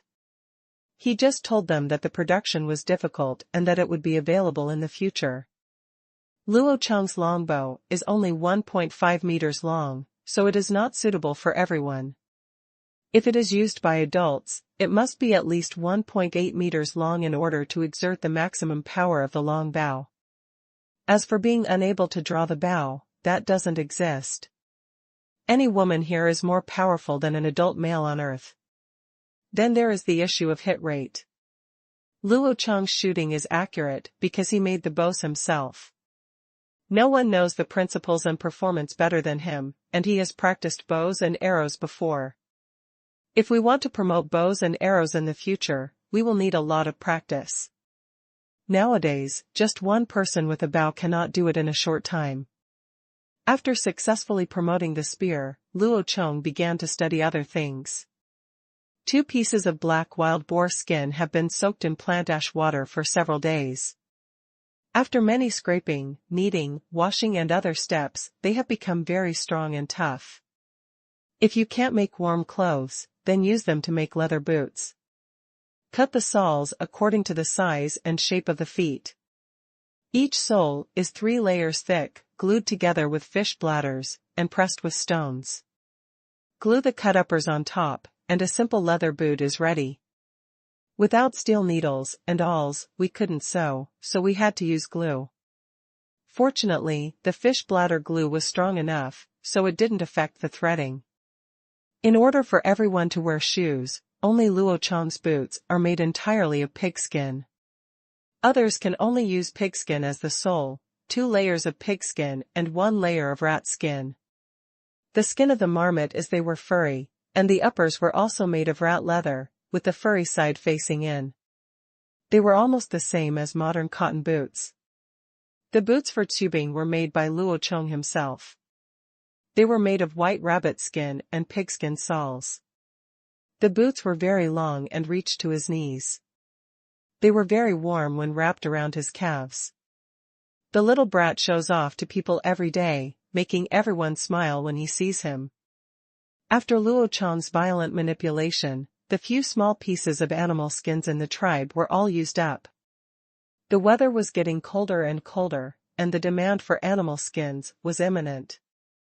Luo Chong wore the most, but it was only an animal skin robe and a pair of leather boots. He especially wanted a pair of trousers, otherwise he would not be able to leave the cave in winter. This is the treatment you receive, not to mention those friends who are still naked, God knows how they endure it. Fortunately, now he can drink hot soup every day to warm his body, otherwise Luo Chong estimates that someone would definitely fall ill from the cold. A lot of the lame man's pottery has been burned. The number of water jars and pots increased by 4 every day, and now there are dozens. The pottery bowls have been stopped for a long time, and 3 of them can't be used by one person. Later, 2 more pots were burned. When it comes to batching pots, jars, plates, and the like, the pottery firing is completely stopped. Luo Chong arranged a new task for him, burning bricks, regardless of quantity, the more the better. When there are more bricks, you can build a larger kiln, burn some large water tanks, or even use them to build walls. The tasks of pulling weeds and clearing bushes arranged for the friends are almost completed. The cave faces south and faces north, with a large open land in front of it. There is a river more than 900 meters to the east, a jungle more than 1,000 meters to the north, and a jungle about 1,500 meters to the west, which is the direction to go to the tribe of Xiading.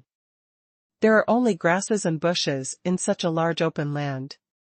After it is cleared, it can be used for building a house or farming. It's just that we don't have suitable seeds yet, so we can only plant some peppers. Luo Chong was not going to plant sisal here. It is a perennial plant. You only need to plant it once and then harvest it every year. There is no need to farm back and forth. So he planned to plant sisal on the back mountain to squeeze out the living space of the man-eating tree. After arranging these long-term tasks, Luo Chong was ready to go on a long journey. He was going to look for large herbivores, even sheep. Now Luo Chong wants furry animal skins, the more the better. For a long trip, he had been preparing equipment for a long time, especially a pair of wear-resistant leather boots. An arrow pot made of beech branches, 50 arrows, any more would be too heavy. A long bow, a beaked dagger, a white spear, and a stone axe. A bundle of bark rope, a roll of sisal fiber and fine linen rope, a fist-sized can of lard, a small bag of salty stones, a tinder tube, and a small clay pot with a bowl as the lid, which is dual purpose. Finally, there is a small packet of chili peppers. The tinder tube is a hollow pig leg bone filled with sawdust left over from making a longbow. The sawdust is ignited and kept simmering without an open flame. When you want to light a fire, just pick out a little bit. Put it on a fire starter and it will catch fire after blowing on it. It is considered a low-end version of the fire starter. Except for the weapons in his hands, all the other messy equipment was placed in a rectangular, covered backpack, or it could be called a box made of beech branches. If you put on a Confucian robe and put a pergola on the box, you will be like the scholars who came to Beijing to take the exam in ancient times. Luo Chong checked the equipment over and over again, always feeling that something important was still missing. Looking sideways at the crowd, a small figure wearing high boots and a pig-tooth necklace kept dodging back. "Quick and bring back my snakeskin water bag." The little guy was still hiding behind his mother, holding Luo Chong's water bag behind his back, but his mother grabbed him over. "You brat, stop hiding it and give it to me quickly," Luo Chong said, rubbing Chu Bing's head. Chu Bing curled his lips and wrinkled his fleshy bun face, and handed the water bag to Luo Chong in grievance. "Stay at home obediently and listen to mother. I will be back soon." Luo Chong took the water bag, pinched his little face, then picked up the backpack and turned and walked away. "Whoa, woo-woo, don't go, don't go." Xiao Zubing burst into tears and rushed over to hug Luo Chong's legs to prevent him from leaving. This child usually likes to pester Luo Chong, and he also knows that Luo Chong is good to him, and Chu Bing is very smart. Under Luo Chong's deliberate teaching, he can already speak some simple words, which is why Luo Chong likes him. Luo Chong turned around helplessly, picked up Chu Bing, wiped his tears, pointed at the friends who were naked and shivering in the morning mist, and tugged at the little leather robe on his body. "Look, you are wearing clothes, but they are still naked and freezing. What if you get sick? Have you forgotten that you almost died of illness? Just stay at home and wait for me to come back. I will go find them for them clothes to wear." No matter how much Chu Bing could understand, Luo Chong just liked talking to him. Luo Chong believed that as long as he listened enough, he would eventually learn it. Xiao Zubing sniffed and murmured, "Go home and teach me how to beat a stick." "Haha, okay, I promise you." Luo Chong smiled, scratched his face, and handed the little guy to his mother. "Take a careful look at these poor primitive people. Their life is not easy. Since they regard themselves as leaders, they must take on the responsibility of leaders, lead them to live better and better lives, and strive to make everyone a person can die of old age normally, instead of freezing to death, starving to death, dying of illness, or being killed. Otherwise, he would feel uneasy, as if his comrades had sacrificed themselves due to his own mistakes, so he plunged into the morning fog without hesitation. Luo Chong made arrangements for tribal matters. The 4 younger brothers were temporarily assigned to the hunting team, but were not allowed to act alone. The lame man began to bake bricks. The women were divided into 2 groups, one group collected fruits and the other fished. The elders stayed at home. Sit down. The tribesmen stared at Luo Chong's back disappearing into the morning mist, their faces full of worry. The leader said that he would go far away in search of animal skins and would come back before the river froze, but they had never seen anyone who could stay alive after spending the night outside the cave. The elder stood in front of the crowd, facing the direction where Luo Chong disappeared, and suddenly knelt on the ground and bowed down. He would pray for the leader, hoping that the leader would come back and bring them more surprises. Others may not know it, but the elders know very well that there is nothing left to paint on the murals of knowledge passed down from generation to generation on the cave walls.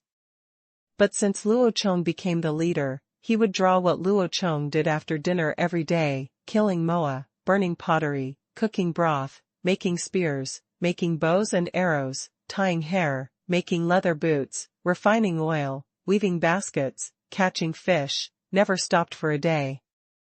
The elders of the previous generation told him when he was young that there were witches in some large tribes. The witches could communicate with the gods and let the gods bless their tribes to get better and better. But in the eyes of the elders, their tribe does not need witches, because there is a real god in their tribe. Luo rushed away.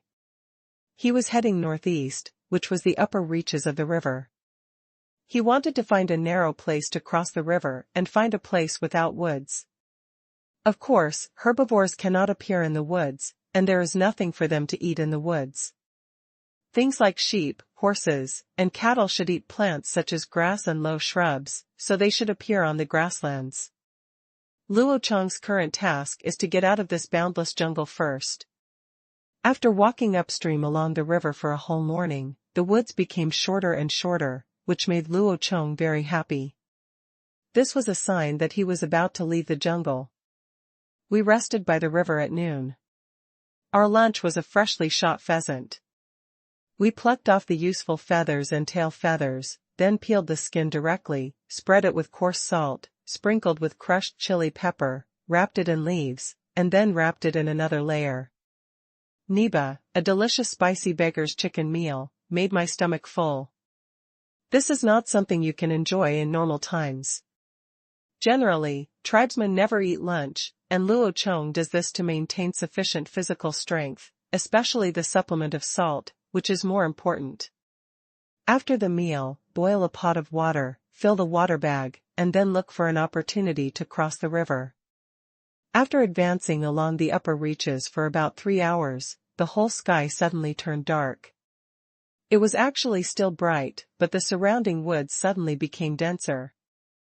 On both sides of the 10-meter-wide river, there are densely packed unknown strange trees.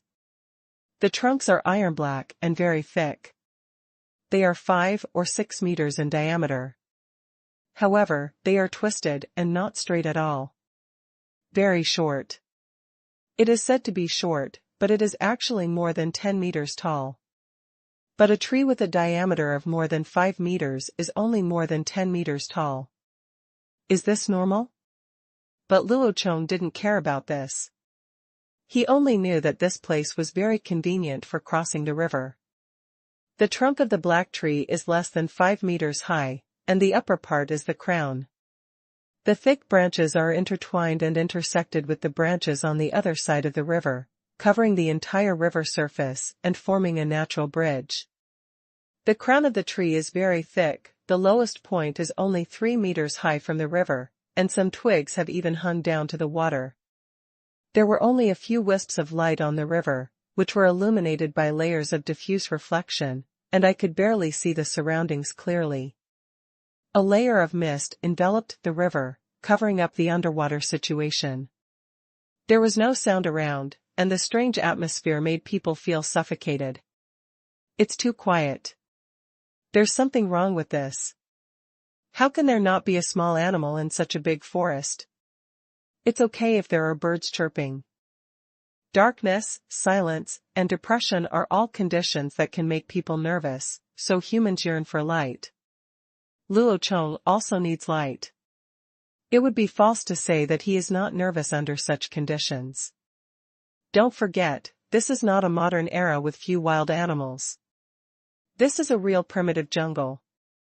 Use a stone axe to cut down a dead branch, split a cross-shaped gap at one end, put some twigs and hay in it, then apply a layer of lard, pick some kindling and blow on it, and it will catch fire. The bright torch finally gave him a sense of security. The lard on the torch crackled and burned, and there was finally some sound and light in the silent forest. Luo Chong packed up all his things and climbed up the natural bridge, holding a torch. The branches of the black tree are very thick and strong, but there is one problem. It is too slippery. It may be due to the influence of the fog, and the bark, which is not rough in the first place, is covered with a thick layer of moss. It's impossible to walk, but fortunately, there are many branches above. You can hold on to the branches to keep your balance, and just move forward bit by bit. But the good times didn't last long. Just when Luo Chong climbed to the middle of the river, a sudden change occurred.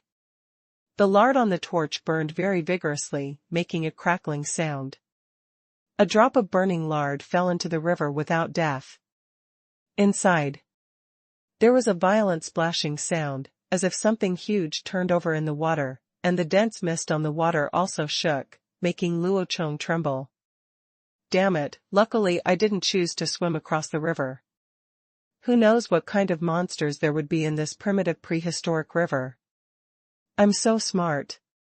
Continuing to crawl forward, when he reached the junction of the two trees in the middle, the branches had doubled, so Luo Chong had to put the torch aside and use a stone axe to clear the way. The branches of the black tree are very hard and have very little elasticity. The axe hit the trunk of the tree and the hand was numb, and the unlucky torch was also knocked off. In Luo Chong's shocked eyes, the bright firelight penetrated the mist, reflecting a dazzling silver light under the water. In an instant, the silver light flashed suddenly, and a bloody mouth covered with giant triangular teeth jumped out of the water, swallowing the burning torch directly into its mouth. Ouch, plop, clatter. Ah. Ouch, what the hell, is this a fish? How come a fish still screams? Whose fish can scream when it is scalded? As soon as the owner of the big mouth swallowed the torch, he let out a scream, and then fell back into the water with a thud. The huge water wave stirred up, directly knocked Luo Chong off the branch. Fortunately, he had grabbed the tree trunk, and now I can still hang on the water and curse. But the big brother in the water gave up and was tossing and turning underneath, stirring up the waves. Luo Chong was so frightened that he kicked his legs up hard and swung back and forth several times before hanging his legs on the tree. As soon as Luo Chong hung up his legs, before he could take a breath, the monster in the water came up again. The water surface trembled violently, and the silver light jumped out again. Luo Chong used his strength to pull his body up, but the monster still bit him on the back of the basket, and with a plop, Luo Chong was also brought into the water. My name is Gulu, your sister. Previously, he was afraid that his backpack would fall off when he climbed up a tree, so he was tied tightly.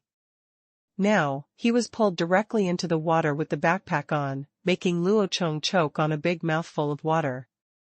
The mouth of the water monster is not very big, but it just got stuck in the backpack. I wanted to spit it out, but couldn't. I wanted to bite it into pieces, but couldn't. I could only shake my head back and forth in the hope of throwing out the broken thing stuck in my mouth. Chong was also swayed left and right in the water, unable to break free. Nonsense, this is a backpack specially made of beech branches. If it is so easy to break, why would Luo Chong bother to cut the branches? The fierce swing almost made Luo Chong vomit. This was more exciting than riding a roller coaster.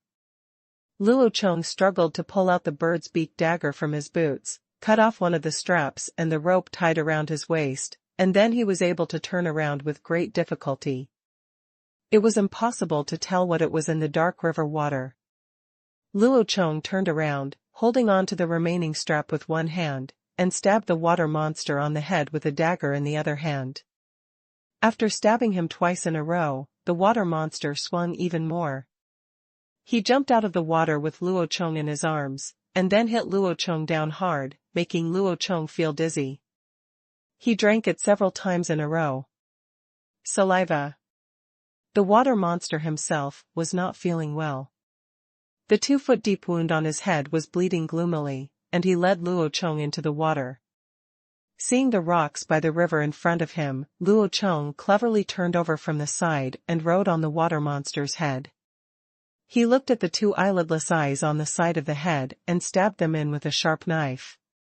Without drawing out the knife, he smoothly, with this force, he even inserted his arm halfway in, and was stirred randomly inside. The crazy water monster froze for a moment. Luo Chong took the opportunity to pull out his knife, and a stream of red and white paste spurted out from his black eyes. Taking advantage of the moment when the water monster was stagnant, he stabbed again, and the other eye socket was also blinded, and a hole was opened directly from both sides of the head. Blood and brain matter continuously spurted out from the 2 eye sockets, muddying a large area of river water. The strength of the water monster's struggle became smaller and smaller, and finally turned into convulsions. Luo Chong was exhausted and lay on his back floating on the water, not wanting to move. He didn't believe that there would be such a thing in such a small river. After resting for a while, the water monster was completely dead. Its silver-white belly turned directly to the water, but Luo Chong's backpack was still firmly stuck in the water monster's mouth. There was no other way. Luo Chong could only swim to the other side by himself, found a strong tree vine, passed it through the eye socket of the water monster, and dragged the water monster ashore with all his strength, using his newly recovered strength used up again. Luo Chong lay next to the water monster and panted heavily. Only then did he have time to look at the monster carefully. It turned out to be just a fish, with a body shape somewhat like a catfish, a red head, a silver body, and no scales on its body. It was about 5 meters long and more than 1 meter in diameter. I didn't know what kind of fish it was. After resting for a while, Luo Chong took off his clothes and boots, picked up a stone axe, and started to knock on the teeth of the big fish. There were more than 50 triangular teeth as big as a child's palm. After knocking them all, he took out the basket. I checked the contents. Fortunately, the peppers and salt were packed in snakeskin bags, and no water had entered. There was no loss of other items, except for the half of the chicken left at noon that could not be eaten. What made Luo Chong most happy was that there was no water in the tinder tube. The opening of the tube made of pig leg bones was blocked with a wooden plug, and the sawdust inside was still simmering. Just when Luo Chong was thinking about lighting a fire and roasting his clothes and boots, the sound of human footsteps suddenly came from the woods. Luo Chong turned around and saw a woman with disheveled hair and pale skin, and a little girl, looking at him in horror. The 2 people yelled and ran away. A round, clumping object fell on the ground. Luo Chong walked over and saw that it was actually a wooden barrel. The wooden barrel that fell on the ground was very big, similar to the small water tank that Luo Chong burned himself. It was made from a whole log. It was to burn a solid wood stump in the middle and burn it to create a space. Gee, that's really smart. Looking at it like this, the 2 women who were just here probably came to fetch water, but now they just threw away the barrels and ran away. Maybe they would bring someone else back later. Luo Chong had no choice but to arm himself first. He didn't care about getting wet now. He put on his robe and leather boots, carried his quiver and long bow on his back, put away the equipment in the backpack, and repaired the broken strap. We'll look at the situation later, and even if we can't fight and run away, we still have to take the most important things with us. Just as Luo Chong was lighting a fire by the river and skinning fish, there was a burst of footsteps in the forest in the distance, followed by a torch. The 2 women who came to fetch water just now were among them. There were exactly 10 people who came, 4 men and 6 women, wearing white animal skin robes, barefoot, with disheveled hair, and their skin was as white as if they had been painted with cream powder. The leader was an adult man, about 16 or 17 years old, with a white face and a strong build. He was holding a branch of a black tree in his hand, which seemed to be his weapon. A group of people formed a semicircle around Luo Chong, looking at the big fish behind Luo Chong in shock. The scene was very quiet, neither party spoke, only the crackling sound of torches was left. The other party was also looking at Luo Chong, a kid with tied-up hair, boots, and a backpack. The man looked at Luo Chong and pointed to the wooden barrel next to him. "Oh my God, I need a wooden barrel. If you didn't tell me earlier, you would have made me nervous for a long time." Luo Chong rolled his eyes speechlessly, picked up the barrel with a spear and handed it to the opponent's leader, always facing them. The leader took the bucket and handed it to a young man with the shape of a killer. The young man slowly walked around Luo Chong to fetch water. The leader said something in his mouth, and pointed at the big fish behind Luo Chong. This foreign language is difficult to understand, but seeing him pointing at the fish, I gave it to them. It was so big that I couldn't finish it. Luo Chong turned sideways and let the fish out. A group of people from the other side suddenly rushed over and beat the big fish violently, and several of the women even cried out. The leading man smiled, hammered his chest with his fist, and then extended his fist towards Luo Chong. "What the hell does this mean, a one-on-one challenge?" Luo Chong looked confused, but seeing that the other party was smiling, he probably didn't mean to fight, so he hesitantly touched the other party with his fist. The man laughed loudly, hugged Luo Chong enthusiastically, and then chattered and communicated with Luo Chong with gestures. Even if there is a language barrier, eyes, expressions, and body language can still communicate. Luo Chong told him that he came from the other side of the river, and pointed to his clothes, indicating that he was looking for an animal with horns on its head. The man nodded to express his understanding, and then told Luo Chong that many people in his tribe had been eaten by this fish. He thanked him for killing this monster and hoped to invite Luo Chong to their tribe as a guest. Luo Chong thought that it was already evening anyway, so he simply agreed to him. This tribe was only half a day's journey away from his own, so he could get to know it first. If they had any specialties, he could also look for them in the future. Trading is not.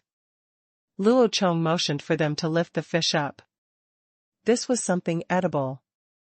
The man's tribe was surprised. In their mind, the only thing they could eat was fish. When had they ever eaten fish? Because the fish was too big, it had to be killed first and then divided and taken away. Luo Chong had no choice but to continue working. The silver fish skin was peeled off. It was 4 meters long and 3.5 meters wide. It was smooth, elastic, and waterproof. This must be kept away.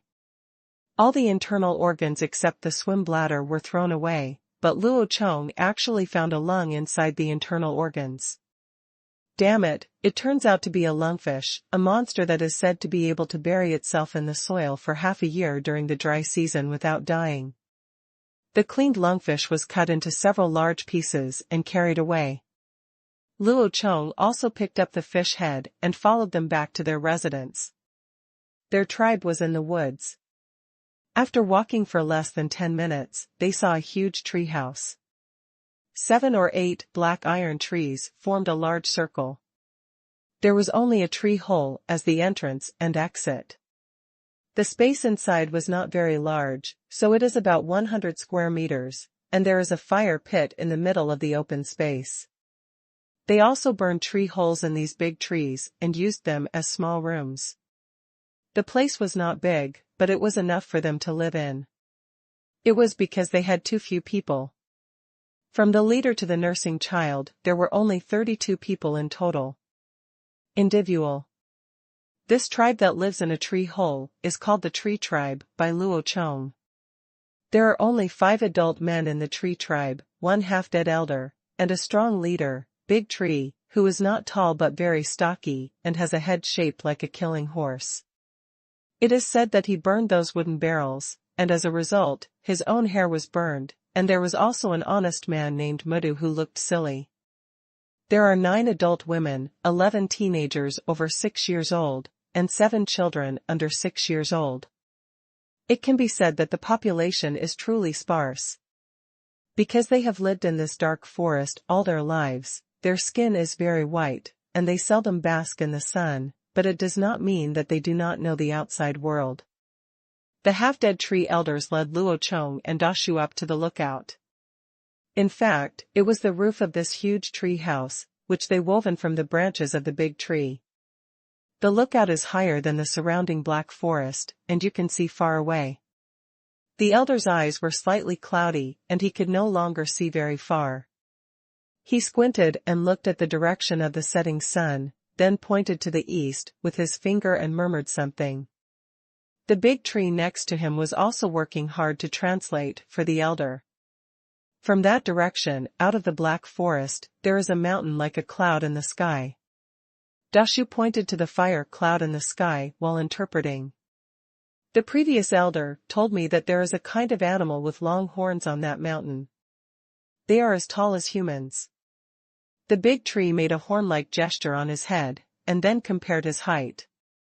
That animal runs as fast as the wind and has fur the same color as the sky. No one can catch it. Luo Chong looked at the big tree and made gestures with a confused look on his face. He even guessed and got a rough idea, thinking that it would be strange if you could catch him. It has 2 sharp horns on its head, blue-gray hair, and is as tall as a human. It should be a large antelope. Even leopards may not be able to catch it. Can you catch it? You must set a trap. Luo Chong seemed very confident, but neither Dashu nor the tree elders had any hope for Luo Chong. Dashu saw that the elder was silent, just like Luo Chong recommended his clothes. Only then did Luo Chong notice that the entire tree tribe was wearing clothes made of the same kind of animal skin. According to the big tree, it was the skin of a large rabbit with a body length of more than half a meter. It was all white and they liked to eat moss and moss in the woods. Mushrooms, there are a lot of them in this dark forest. Luo Chong's eyes lit up. Rabbits are a good thing. You must know that rabbits can give birth just like mice. It is common to have more than 5 babies in one litter. A rabbit can give birth to another baby when it is sexually mature in 4 months. On average, it takes 1 child per month, if it can be tamed. TSK, a pair of adult rabbits, 1 litter every 2 months, 6 litters a year, an average of 5 rabbits per litter, that's 30 rabbits. Even if the baby rabbits start mating and giving birth at 6 months old, they will still grow exponentially. If you can bring back 2 pairs of adult rabbits, there will be hundreds of rabbits a year. Luo Chong was lusting after his plan to raise rabbits, and his mouth was almost drooling. The sun has set below the horizon, but nothing has changed in the black forest, it is still so dark. Luo Chong and the people from the tree tribe ate grilled fish together. The people from the tree tribe were also very enthusiastic and kept bringing out some specialties to entertain Luo Chong. It is an oval-shaped fruit with a skin like a plum and tastes like an apple. It tastes sour and sweet. It is also a specialty of the black forest. According to the big tree, there are not only black iron trees in this forest, but also some other fruit trees. He also brought a bowl of sap to Luo Chong in a wooden bucket shaped like a shamate. The bowl was a wooden bowl, and the sap inside was as red as blood. Luo Chong was a little hesitant, but seeing everyone else drinking, he took a small sip.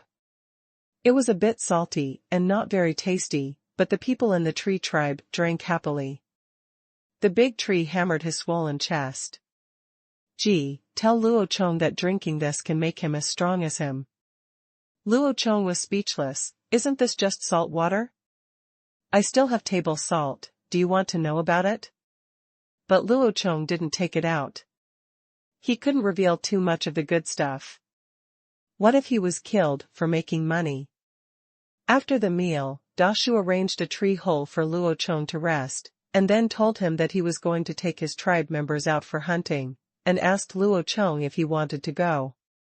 Luo Chong was surprised for a moment, but after thinking about it for a moment, he realized that rabbits are nocturnal animals and rarely come out during the day. It is normal to hunt at night, so he agreed to him. There were 11 people in the group, including Luo Chong, 5 men and 6 women. Each member of the tree tribe took a black branch. It was very long and big, not a stick. The branches were full of branches, and they looked like wolf thorns from the Ming dynasty. Luo Chong still had his own set of equipment, bow and arrow, dagger, and spear. He did not take the backpack with him, but put it in the tree tribe. He was not worried that those people would steal his things. If they did steal, Luo Chong would not mind killing them. Dashu likes Luo Chong's spear very much. The trees here are all crooked. He has never seen such a straight stick, but he is not embarrassed to ask for it. As a leader, he also knows that weapons are generally not given away. Yes, weapons are a symbol of food. How can a guy who eats give it away so easily? And although Luo Chong's spear looked good, he didn't think it could catch a rabbit. Luo Chong didn't take action. He just wanted to be a quiet melon eater and see how the tree tribe caught rabbits. Dashu and his men first collected some mushrooms, which have a very fragrant smell and are the snow rabbit's favorite food. Put the mushroom under a black iron tree, and a group of people hid nearby. After a while, a fat rabbit jumped over. He looked around warily. He didn't hear anything, so he slowly moved towards the mushroom. At this moment, the big tree rushed over with a group of people. 10 branches with dense branches quickly formed a fence and surrounded the unlucky rabbit. The rabbit cooed in fear and kept using the hind legs hit the ground and made a warning sound. Suddenly, the big tree and the people quickly closed the circle until the rabbit was unable to move, and then killed the rabbit with a wooden thorn. Gee, this is hunting, and the ones caught are still alive. Luo Chong instantly had the idea of trading with them. It would be great if they could help him catch rabbits. Dashu proudly grabbed the rabbit to show off to Luo Chong, and pointed at Luo Chong's spear, indicating that your weapon is not good. If you are willing to give it to me, I can give you my weapon. Luo Chong rolled his eyes and signaled that he would not change, but the big tree did not force it. He just continued to introduce his branches to Luo Chong and said how useful their branches were for catching rabbits. Luo Chong laughed angrily, "It's better than mine, so why don't you change it and keep it for yourself?" After changing the place and arranging the mushrooms again, Dashu pulled Luo Chong and hid behind a black tree, signaling Luo Chong to follow him. He wanted to use comparative experiments to convince Luo Chong and let him know the benefits of the branches. Luo Chong wordlessly slung the spear behind his waist, took out the long bow, and pulled out another arrow. Dashu was stunned for a moment, not knowing what this thing was. At this moment, another rabbit came over not far away, still more than 10 meters away from the mushroom. The big tree quickly pulled Luo Chong, indicating that Luo Chong was ready to rush towards him. Luo Chong ignored him and looked at the rabbit as big as a piggy 20 meters away. He bent his bow and swung an arrow. The white arrow shaft flew through the air in the black forest, like a bolt of lightning. He shot it with one arrow. It penetrated the rabbit's neck and was firmly nailed to the ground. Luo Chong smiled lightly, patted the dumbfounded tree, and walked towards the rabbit. Other people from the tree tribe also came out. This routine is wrong. Why did you change the script randomly? The director did not arrange it this way. A group of people didn't know why the rabbit died suddenly, so they could only come over to see what happened. There was a feathered stick stuck in the rabbit's neck, and it was exactly the same as the one Luo Chong carried. Only then did they know who changed it. As script, I just don't know how he did it.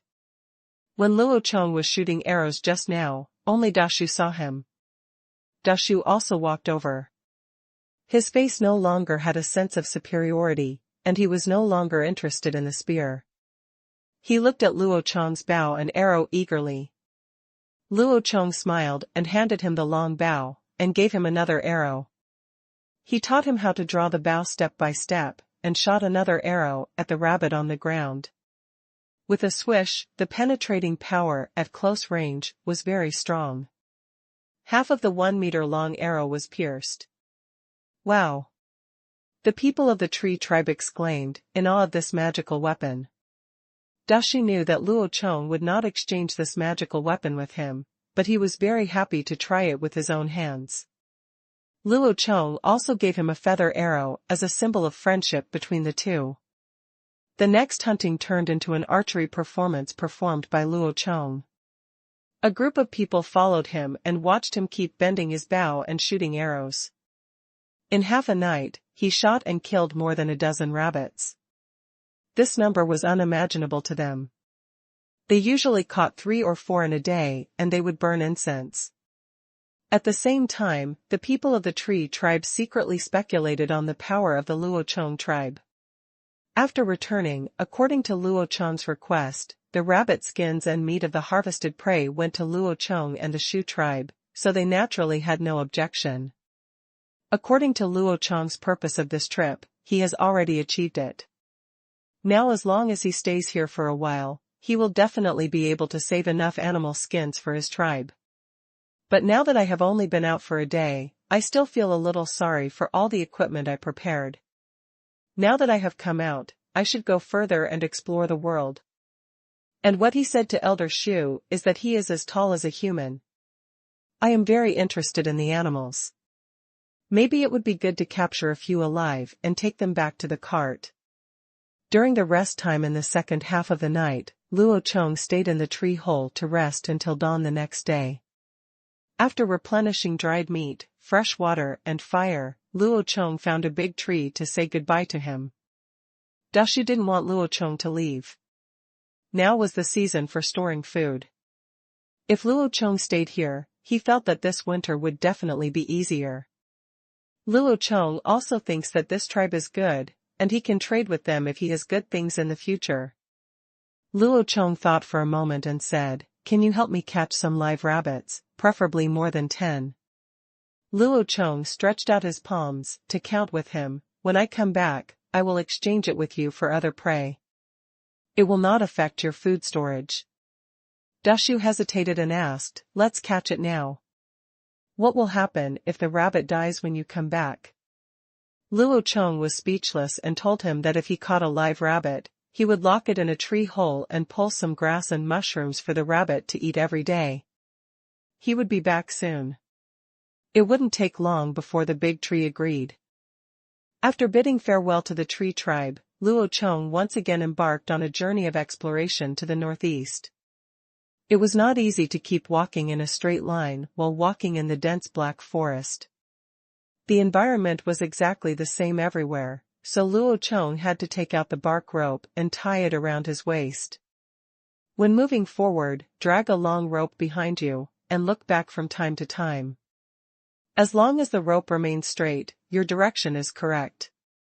If the rope bends, it means you are on the right track. Relying on this stupid but very practical method, Luo Chong walked for 2 days, cutting some branches and inserting them on the ground to mark them as he walked, and finally walked out of the dark forest. The black forest disappeared, and the front turned into thin forests, shrubs, and wild grasses. There were also footprints of some artiodactyl herbivores on the ground. "Elder Shu really didn't lie to me," Luo Chong muttered to himself, took out his bow and arrow and groped forward, carefully. After walking for about 20 minutes, Luo Chong finally saw the animal that Elder Shu mentioned. They were a group of blue antelopes that were about the same size as domestic donkeys. They were about 1.2 meters tall at the shoulders and nearly 3 meters long. A pair of half-meter-long sharp horns, with the horns bent backwards. She has the face of a sheep, ears of a donkey, body of a horse, and tail of an ox.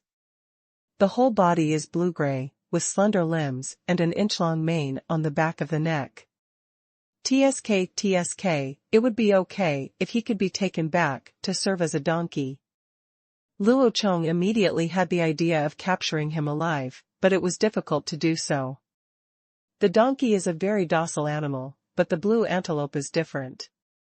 Just by looking at the pair of sharp horns on its head, you can tell that it is not someone to be trifled with. Blue antelopes are aggressive by nature. Even if the female is fighting for territory, she will occasionally pick on one of the horned antelopes. If Luo Chong runs past, and they attack in a group, Luo Chong will stop eating. This is a small group, with only 17 animals. Herbivores usually gather in large groups in the summer. Now is autumn, which is their estrus season, so there is only one adult male antelope in the entire group. This is easy to distinguish. The largest one is. There are 8 adult female antelopes and 8 young antelopes. This way it is relatively simple. As long as you can control most of the adult blue antelopes, the younger one will keep up and the cubs will not stray from the herd alone. After thinking for a moment, Luo Chong had a plan and quietly retreated. Putting the backpack aside first, Luo Chong wanted to make a simple sling, but there was not even a stone in this unlucky place. He had no choice but to take 2 small snakeskin bags, fill them with soil, and tie them to both sides of the rope. Use the end as a counterweight. A bundle of bark ropes and a retractable rope set are ready for use. Now is the estrus period. As long as the adult male antelopes are controlled first, I don't believe they are disobedient. Otherwise, who can I find to breed them with? Luo Chong is wretched. He tilted his head and touched it again. Hiding quietly behind a chest-high bush, Luo Chong glanced outside and immediately grinned. It's so eye-catching, I saw the male gazelle singing happily while riding the female gazelle. What a great opportunity. Taking 2 steps back, Luo Chong quickly waved the sling. The whizzing sound of the wind startled the blue antelope group, and they gathered together vigilantly. With their heads outside and their horns facing forward, they protected all the antelopes behind them. Only the male and the female were unaware, stuck in the G-spot and unable to extricate themselves. The propeller-like sling suddenly heard the wind and flew towards the male and the female. Whoosh, pop, pop. Ouch, ho ho ho ho. The sling instantly wrapped around the hind legs of the 2 blue antelopes. The male and the female trembled for a while, then fell to the ground with a thud, and then started howling. I don't know whether they were relieved or fell. It hurts. Luo Chong swung a rope loop in his hand and rushed out like a western cowboy in the movie. The blue antelope group started to stir. Seeing that there was only one enemy in front of him, not a pack of wolves, he immediately made a decision. In a fighting posture, the head is pushed forward and the sharp corners are extended forward. Damn it, thank you. It's not too polite to stick your head out to let others trick you. In line with the concept of not taking advantage of the bastard, Luo Chong suddenly swung the rope loop and slapped it on the horns of the 2 mare antelopes. Oops, what a mistake, it didn't hit the head. The 2 antelopes obviously did not expect that the 2-legged beast in front of them did not come to bite them, but just threw a rope loop far away. One of them suddenly rushed over, intending to punch Luo into a candied hawse. But as soon as he took a step, he was pulled back by the one next to him. Luo Chong quickly tightened the bark rope and tied the long horns of the 2 antelopes together tightly. The other female antelope stopped working and rushed over quickly, their sharp horns shining coldly in the sun. Mang rushed towards Luo quickly. Luo Chong moved quickly laterally, jumping up and down among several mare antelopes. In a few moments, the 3 antelopes were entangled together, and then he pulled the rope hard and fell down with the strength of his whole body. Puff, puff, puff, there were several sounds of falling to the ground. Luo Chong lay on the ground and pressed the rope with all his strength. Some of the 5 mare antelopes were wrapped around their necks, and some were wrapped around their legs.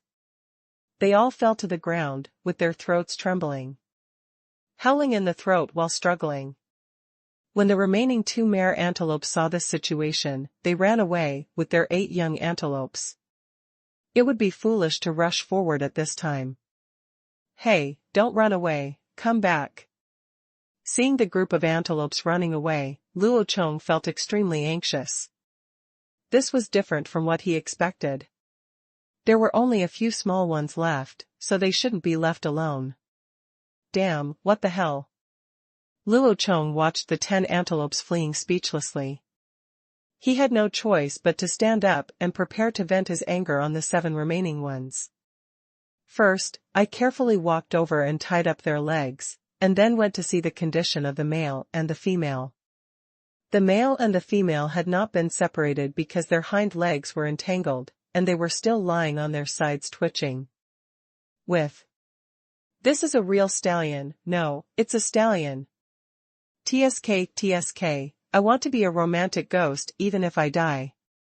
It is very difficult to completely subdue wild animals, especially those that have reached adulthood. It does not mean that they will work hard without complaint as soon as your domineering spirit bursts out.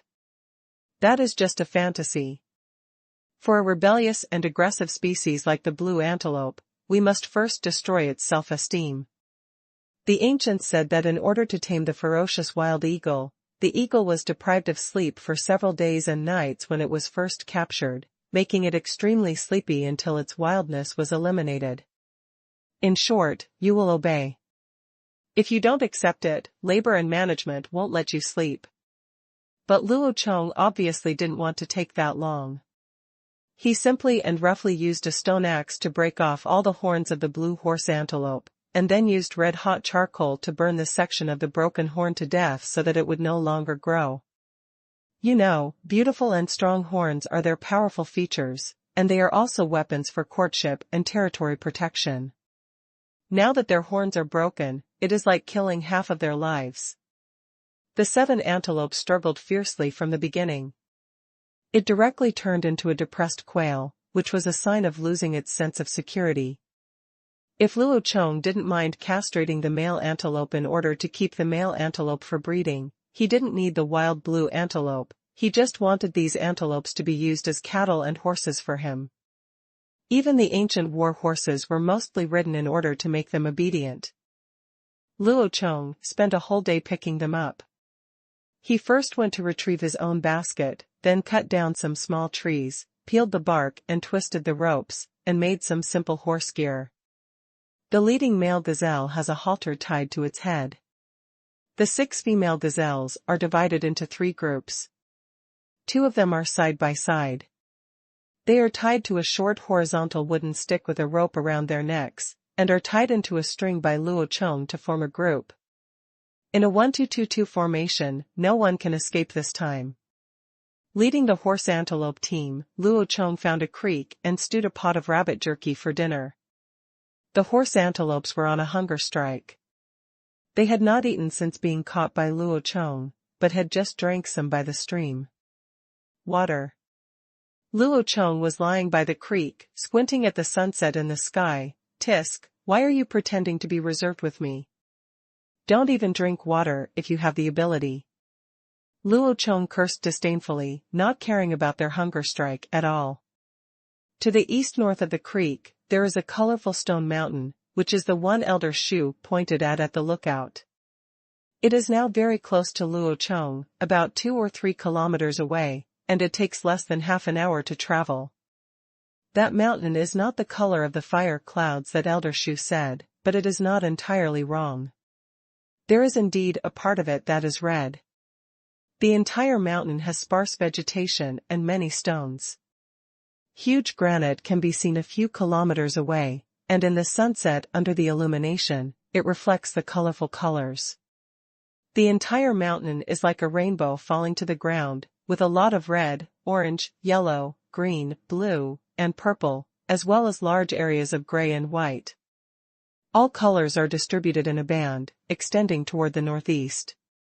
Damn it, it's crazy, there is definitely a mineral in this, and if you just look at the color, it's a belt-shaped vein of symbiotic minerals, but I don't know what kind of mineral it is.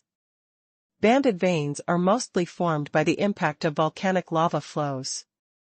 If they are formed due to the backlog of geological activities, most such veins are layered. This is easy to distinguish. It seems that there may be volcanoes in the distance. It was completely dark. Although Luo Chong wanted to go over and have a look, he could only suppress his impulse. He was tired from rubbing the ropes all day long, so he went to bed early. The next day, when the genius was bright, Luo Chong was woken up by a throaty cry. He squinted and looked around. Green smoke was slowly rising from the fire, and only a few pieces of red-hot charcoal were still there. It flickered on and off. Luo Chong added a handful of firewood and soon the fire was on fire. The dim environment around him was instantly illuminated, which also made Luo Chong excited for a while. He strongly resisted the urge to look up to the sky and laugh, and lay down on the ground and began to pretend to sleep. In the small forest where Luo Chong tied up the blue antelope, the 2 female antelopes who escaped yesterday came back with 8 young antelopes, and they also abducted an adult antelope from nowhere. Stallion antelope. The male gazelle was riding a female gazelle tied to a tree, and he was demonstrating fiercely at the tied male gazelle. Damn it, this was Pan Jinlian leading her children and Shimin Qing to come to Wu Daolong to demonstrate. Luo Chong was lying on the ground holding back his laughter, and his body was trembling. Wu Jia, who had his horn broken by Luo Chong, was so angry that he could only watch his wife being ravaged by Shimin Qing. He could only circle around the tree. Now let alone it was tied, even if it was not tied, it still couldn't fuck him. They were all broken by Luo Chong, and he was much shorter than Shimin. What the hell was he going to do with them? Luo Chong couldn't bear to see Wu De continue to be angry, so he quietly hid behind the bushes. These were all given to him for free, and it would be a shame not to keep them all for their kindness. Luo Chong did not disturb Shimin's good deeds, and quickly made a few simple rope loops, preparing to catch the 2 Pan Jinlian who loved to run away. By the time he had mastered all the mare antelopes, he would not believe that Shimin would still run away. It was still dark, so Luo Chong quietly got behind the 2 Pan Jinlians, and while they were still looking at Shimin, he put a trap around their heads, and pulled the rope back, causing them to collide directly. The 2 mare antelopes ran away again, but they couldn't run any further than 10 meters. Luo Chong had already tied the other end to a tree. The young antelopes were still confused. Seeing that the female antelope suddenly stopped running, they also stopped, only to be captured one by Luo Chong. When Luo Chong came back to take care of Shimin, it had just reached the peak of Lingxing's life when it was put on its head. Shimin was furious, and after gathering his strength, he rushed towards Luo, but before he could run 5 meters, he found that he could only circle around the tree like Wu De. Naturally, there was another violent blow to the corner. Amidst Wuhan University's throaty sounds of gloating, Shimin was also put in a halter, and he could no longer feel proud.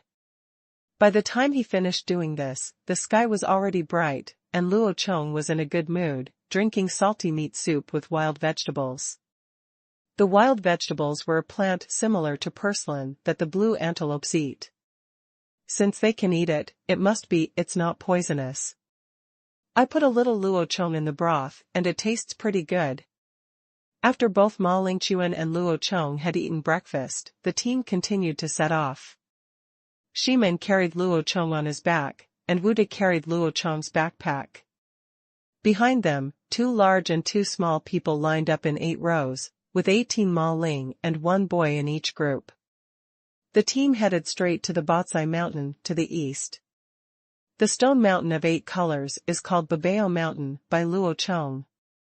It is indeed full of treasures, just lying there quietly, waiting for Luo Chong to develop them. There are many large red mounds on the mountain. They are not the hematite that Luo Chong fantasized about, but just some termite nests. However, the termite nests are not useless. They are all fine weathered clay.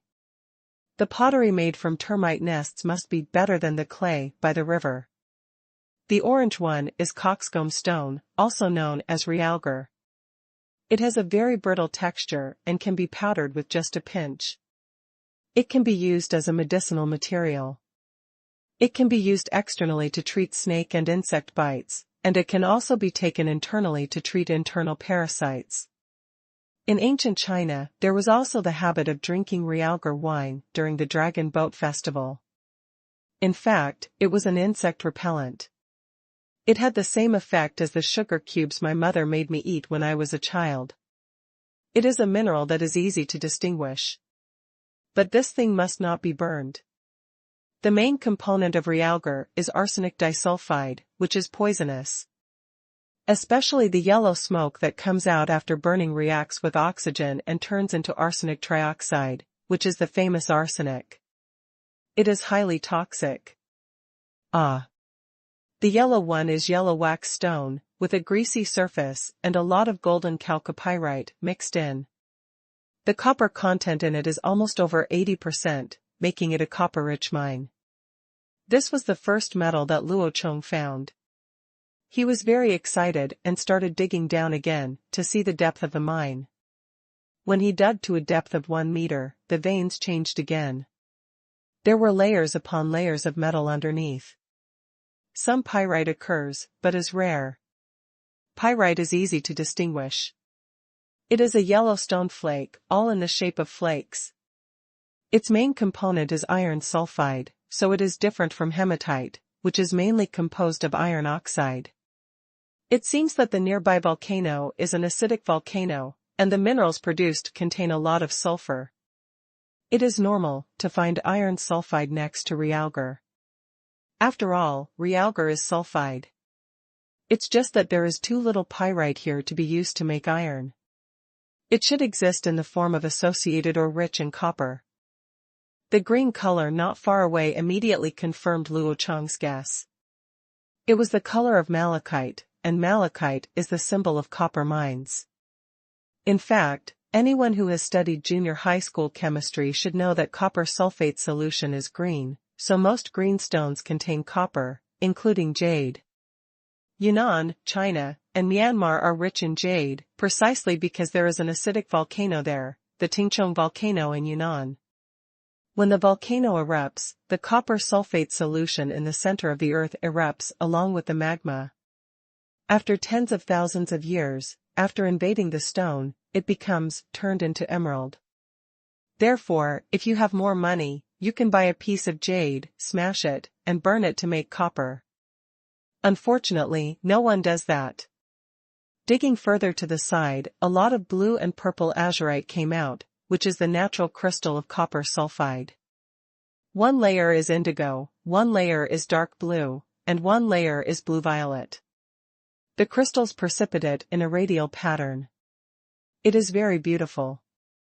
Like blue Ganoderma lucidum with circles of lines. After turning over a small hillside, it turned into a large white area. Luo Chong dug around for a long time. The white mineral veins were very mixed. Most of the surface layer was guanine soil, which is dolomite, also called kaolin. It is a refractory clay used primarily for firing porcelain or making crucibles for melting metal. Kaolin is mixed with lime, and digging further down is also lime, as well as white, translucent mica stone. At the bottom there are chalk and ice continent stone, which is calcite, which is colorless and transparent, and looks like rock sugar in a square shape. The iceberg stone is ice continent stone, the square shape is pure white and opaque, and the harder one is chalk. In fact, these things are all lime, but because they are buried deeper and are under greater pressure, they become a variant of lime. After climbing over the ridge of Babao Mountain, only the gray granite is left, as well as the tin deposits that grow next to the granite. This can be seen from the silver metal reflection seeping out of the granite surface. After digging around like this for a long time, Luo Chong lay on a piece of granite east of Babao Mountain. The granite was very warm in the sun. Wuda and Shiman led the herd of antelopes to eat the surrounding low shrubs, while Luo Chong in his heart, he was grateful to the geology professors and chemistry professors at the National Defense University, thanking them for teaching him so many things, otherwise he would not know how to use them even if he had a treasure mountain. To summarize today's exploration situation, this is a copper-rich mine, and other minerals are only associated mines of copper mines. However, those associated ores are also useful. Tin can be combined with copper to make a copper-tin alloy, which is the famous bronze. Currently, bronze is the best metal Luo Chong can obtain. In fact, bronze alloys have been widely used in modern times, and are generally used to make bearings for machines. But most people don't know it. They think that bronze should appear in the ancient tombs of certain kings, but this is not the case. Bronze alloy is indeed superior to steel in some aspects, so it has not been eliminated even after thousands of years. When Qin Shi Huang unified the Six Kingdoms, the Qin army used bronze weapons. However, the Six Kingdoms were already equipped with a lot of iron weapons. However, the early iron weapons could not compare with mature bronze weapons at all, so the Six Kingdoms did not lose unjustly. It was during the Han Dynasty that iron weapons completely replaced bronze weapons. At that time, the early steelmaking technology was relatively mature, and the iron material that was continuously folded and forged was indeed sharper than bronze. However, the use of bronze was not eliminated due to the prosperity of steel. Until the Ming and Qing dynasties, bronze was also used to make firearms. Most of the firecrackers and red cannons of the Ming dynasty Shinji camp were cast in bronze. There is very little iron sulfide in Babao Mountain, which is not enough to support iron smelting, so Luo Chong will have no choice but to fight with bronze in the future. Fortunately, Babao Mountain is not far from my tribe. It only takes 3 days to walk, and a round trip takes 6 days. If you use a blue antelope to pull the cart, the time should be much faster. The blue antelope is as big as a domestic donkey. It should be no problem to pull a cart, but if it doesn't work, then just use 2 antelopes to pull a cart, and just build a bridge first when we go back. After making plans for the future, Luo Chong also had time to appreciate the surrounding scenery. Babao Mountain looked beautiful from a distance, but up close it made people feel excited. How could a place covered with copper not make people happy? The east side of Babao Mountain has a well-developed water system. It is an endless wetland and swamp with no end in sight. The water and grass at the foot of the mountain are rich and fertile. Wuhan University and Ximen are happily leading a herd of antelopes to graze. Wetlands are land covered by a shallow water layer all year round. The water level does not exceed 2 meters at its deepest point. It is a paradise for animals and plants, most of which are water birds. Of course, here is no exception, with knee-high ryegrass and waist-high alfalfa, also known as 4-leaf clover. This thing is so recognizable. The 4 heart-shaped leaves grow together. In modern times, it is called lucky clover. Many decorations often appear in the shape of a 4-leaf clover, which is a favorite of various herbivores and little girls. Who makes it heart-shaped? Clumps of tall and straight reeds and sweet elephant grass growing as tall as trees, each 6 or 7 meters high. On the wetland grassland at the foot of the mountain, Luo Chong also saw a group of horses, but he was not interested in catching them at all. The horses here are only as high as his waist. They are no bigger than a sheep. They cannot pull a cart or ride a horse. Their skins are not good-looking and they do not keep warm. It is not cost-effective to raise them for meat because they grow too slowly. For Luo Chong, it was completely useless and useless at all. There are no goats or sheep here, but blue antelopes are not rare. There are only 3 or 4 in small groups of more than 10. Luo Chong hopes that Wuhan University and Ximen can gain some momentum and bring back some female antelopes. There are also beavers in the grass that are the same size as domestic pigs. Their tan fur is shiny and smooth, and they appear and disappear in the water grass. There is also the skin of the big snake hanging on the mangrove. Damn it, the snake skin alone is more than 10 meters long. The waist of a child is so thick. TSK, don't meet a living one. Otherwise, he really wouldn't be able to do it, Luo Chong cursed. The python slough was accepted by Luo Chong with a polite smile. He was now worried about not having a bag. I want a bag to hold grass seeds, rye grass, sweet elephant grass, wild alfalfa, broadleaf leek and cress.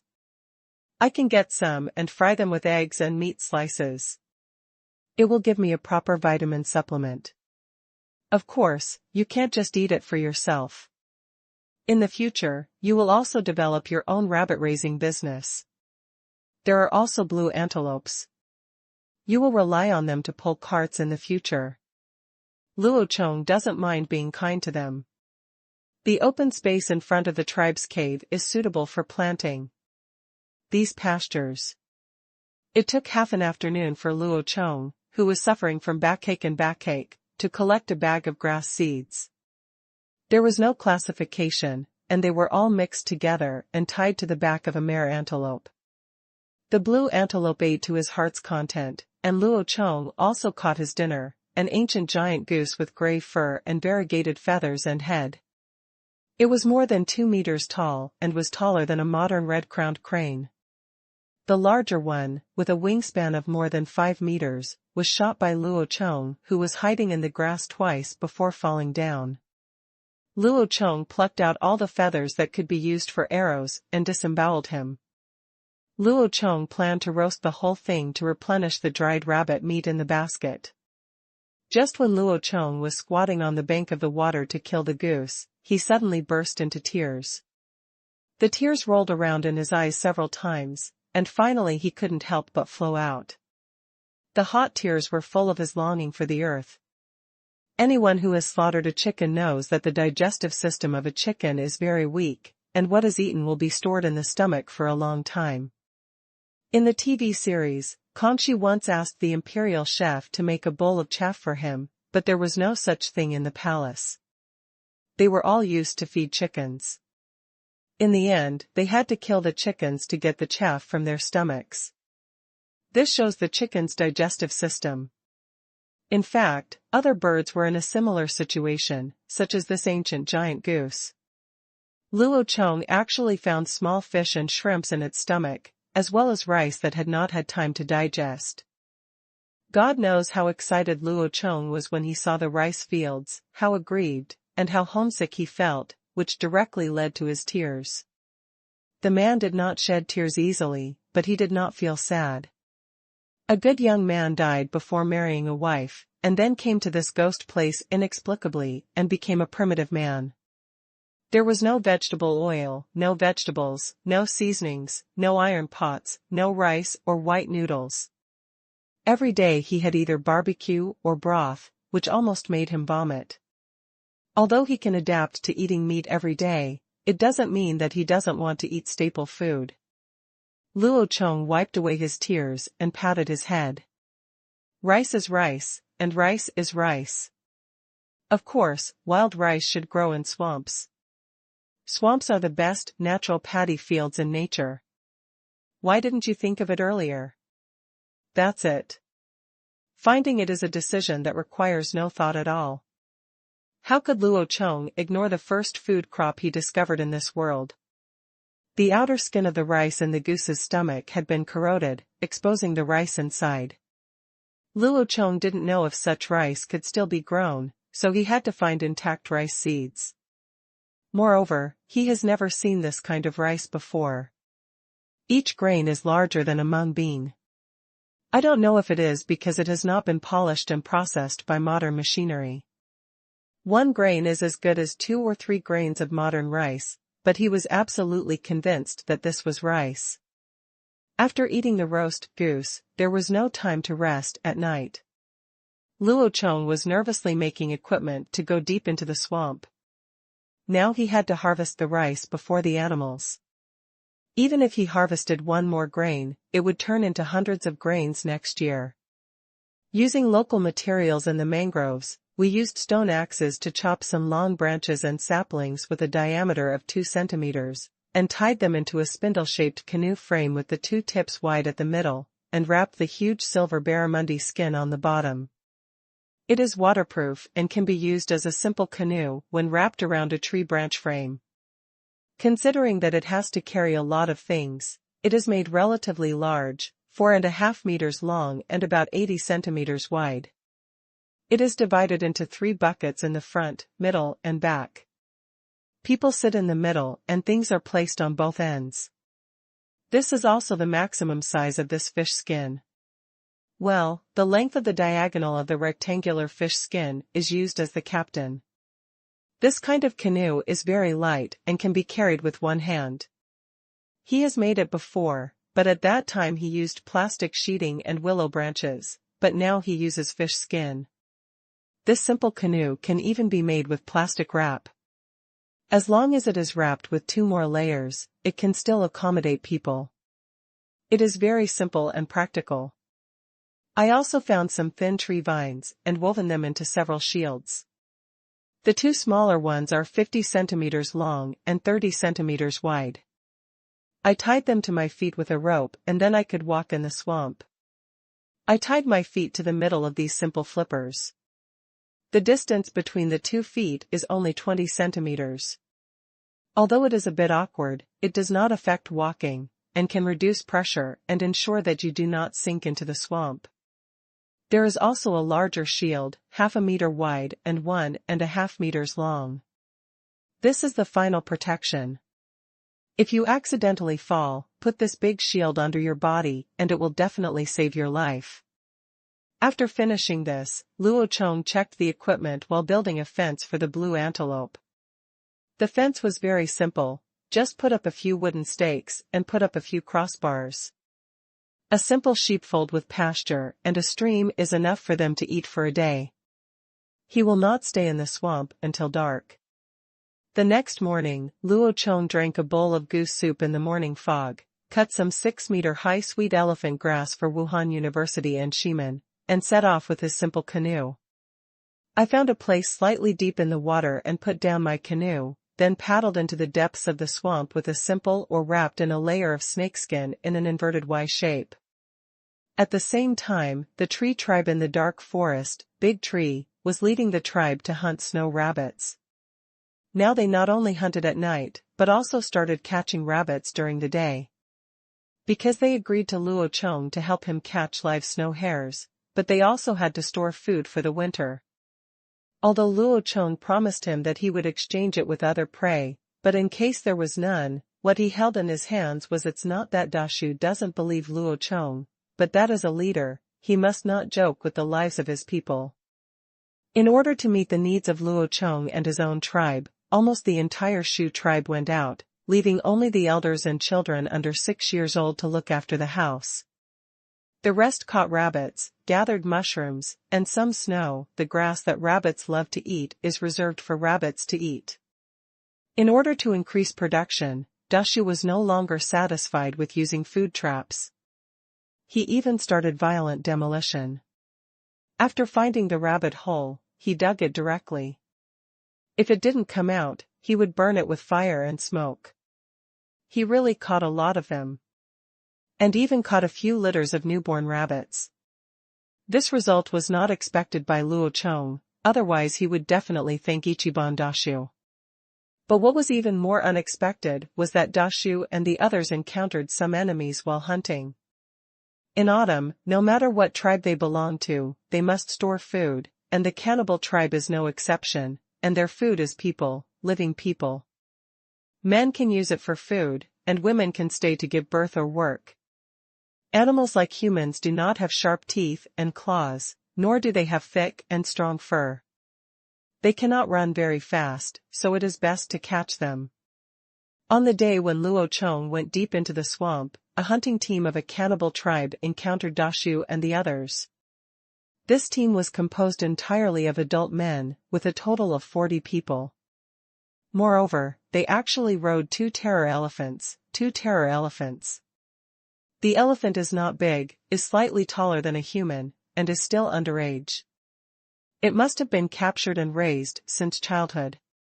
The weapons in their hands are all stone axes and wooden spears, which can be said to be powerful in combat. Compared with them, the tree tribe does not have as many men, women, and children combined as they do, not to mention that the other tribes are all adult men. The reason for the encounter between the two parties was that the fire used by the big tree to burn the rabbit hole attracted them. Faced with such a powerful enemy, Qingshu simply chose to run away. Just kidding, if you go over with a branch and attack hard, the opponent can kill you with an axe, not to mention that the opponent is coming on the back of a fear elephant. The monster looks at it just scary. Qingshu fought at home, no, he was running away. Because he was familiar with the terrain, he immediately gathered his tribe to escape. The cannibal tribe was chasing after him. Qingshu specifically chose a road that was not easy to walk. The enemy was temporarily they couldn't catch up, but someone was still lagging behind. A little girl who was helping to pick mushrooms was just 9 years old. Because of fear, she tripped over a tree root while running and fell behind. As a result, she was hit in the back by a flying axe, and then she fell behind. The enemy who was chasing him was stabbed to death with a spear, and a group of savage cannibals laughed and surrounded him and started drinking blood. Qingshu's eyes turned red when he saw it, and his teeth chattered loudly, but he did not stop. He knew that he was definitely no match.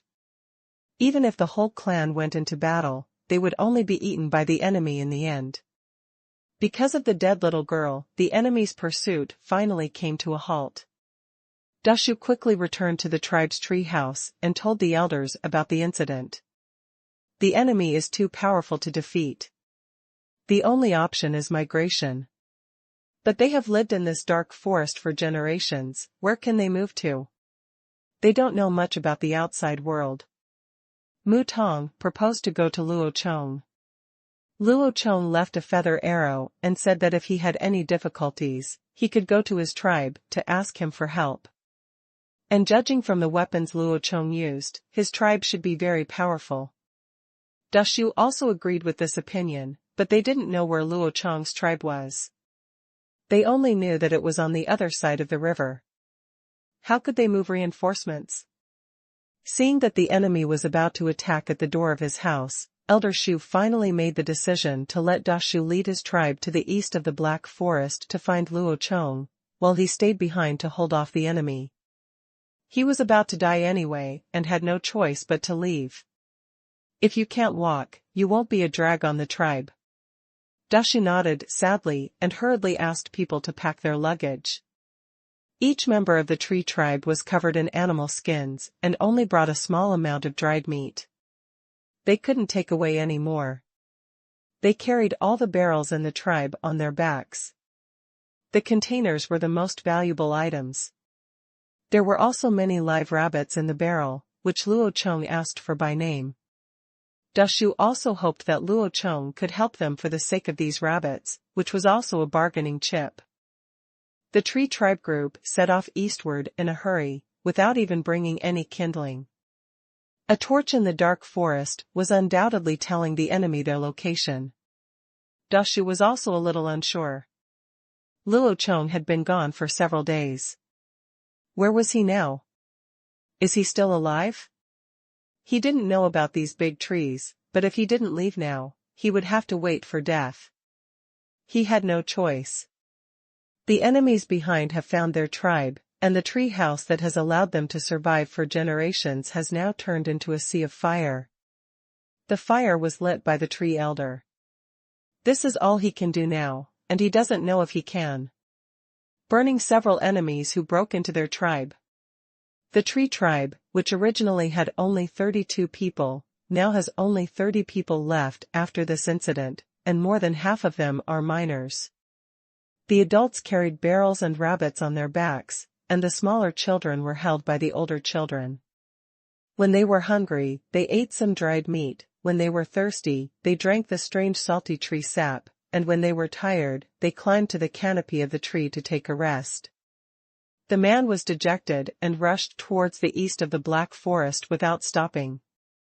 Originally, the big tree didn't have much hope of finding Luo Chong, but he didn't expect to see many branches stuck on the ground diagonally, pointing to the east, and these branches were all newly cut. This gave Dashu a lot of confidence. He felt that this should be the mark left by Luo Chong. These marks were indeed left by Luo Chong, but he originally made them because he was afraid that he would not be able to find his way back, so he prepared them for his return journey, but he did not expect that they would become a guidepost for the big tree to find him. When Luo Chong walked this road before, it took him 2 days.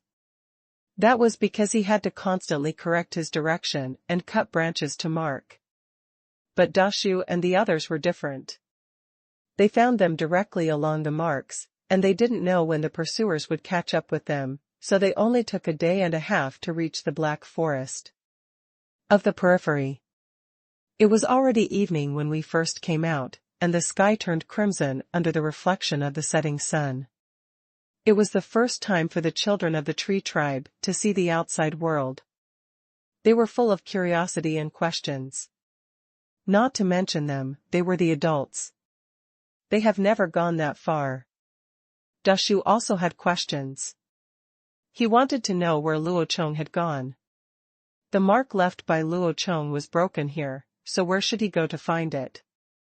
But not far away, the big tree saw some new signs. There were many branches on the ground that had just been cut down, and small trees that had been cut down.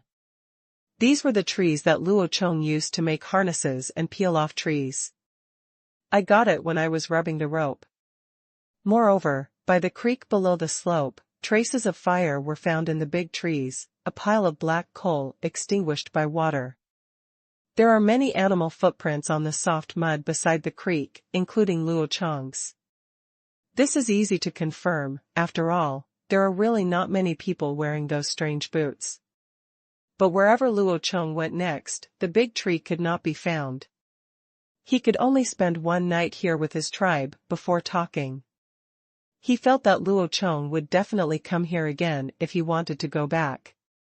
In other words, when Dashu was leading his tribe to the east, evading pursuit and looking for Luo Chong was also advancing into the depths of the swamp. In the endless swamps and wetlands, Luo Chong, who was paddling a simple kayak, rode the wind and waves. No, he was cutting through thorns and thorns, breaking through the water plants floating on the water. And this is actually the real danger of terrain like swamps, because you don't know whether there is water or silt underneath these aquatic plants. Luo Chong, who was kayaking, slowly moved forward while carefully looking at the plants around him. His careful eyes were as difficult as finding a grain of sand in a dense mass of millet. Some people may say, isn't it just rice? Anyone who has been to the countryside has never seen it. Even city dwellers can occasionally see beautiful pictures of rice fields on the internet, especially those that are in the form of steps and layers. The distinct rice fields are even more beautiful, but they are rice fields planted with countless identical plants. But what Luo Chong is looking for is wild rice hidden among billions of reeds. This is easy to say, but difficult to say. It is indeed a hard job, because wild rice is not uncommon. On the contrary, the probability of its appearance is very high. The success of modern high-yield rice can be said to be due to fate. Uncle Yuan, the father of hybrid rice in China, is that fateful person. Hybrid rice, as the name suggests, is what kind of thing is used to hybridize rice? It is actually a wild rice that has a unique look and is discovered by Uncle Yuan accidentally by bull Uncle Yuan. After hybridization, we have high-yielding rice that our big foodie nation can't eat. Moreover, this is not an isolated case. In the mid-1980s, Uncle Chen, a farmer in southern China, discovered a miraculous wild rice plant among the reeds in the saline alkali land along the coast of China. Uncle Chen, who has been growing rice for half his life, did not ignore it, but immediately realized the importance of this powerful organism that grew vigorously on the seaside and was super salt alkali tolerant. So he went up and stroked it wildly, and took away the only 522 grains of rice.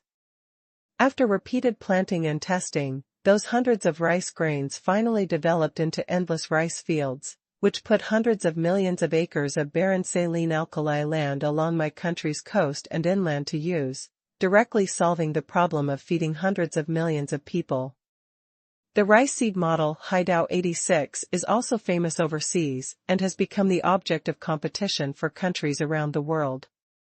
And what Luo Chong is doing now can even be rewritten. No, it is a cross-generational initiative that created the history of this world and transformed mankind from the hunting era to the farming era. So, in this primitive swamp, the chance of this kind of rice appearing should be very high, and it is also a food that water birds like to eat. Sure enough, Huang Tian has paid off. Luo Chong took a spear and fiddled with the reeds beside him, and searched as carefully as if he were combing his hair, but he still couldn't find anything.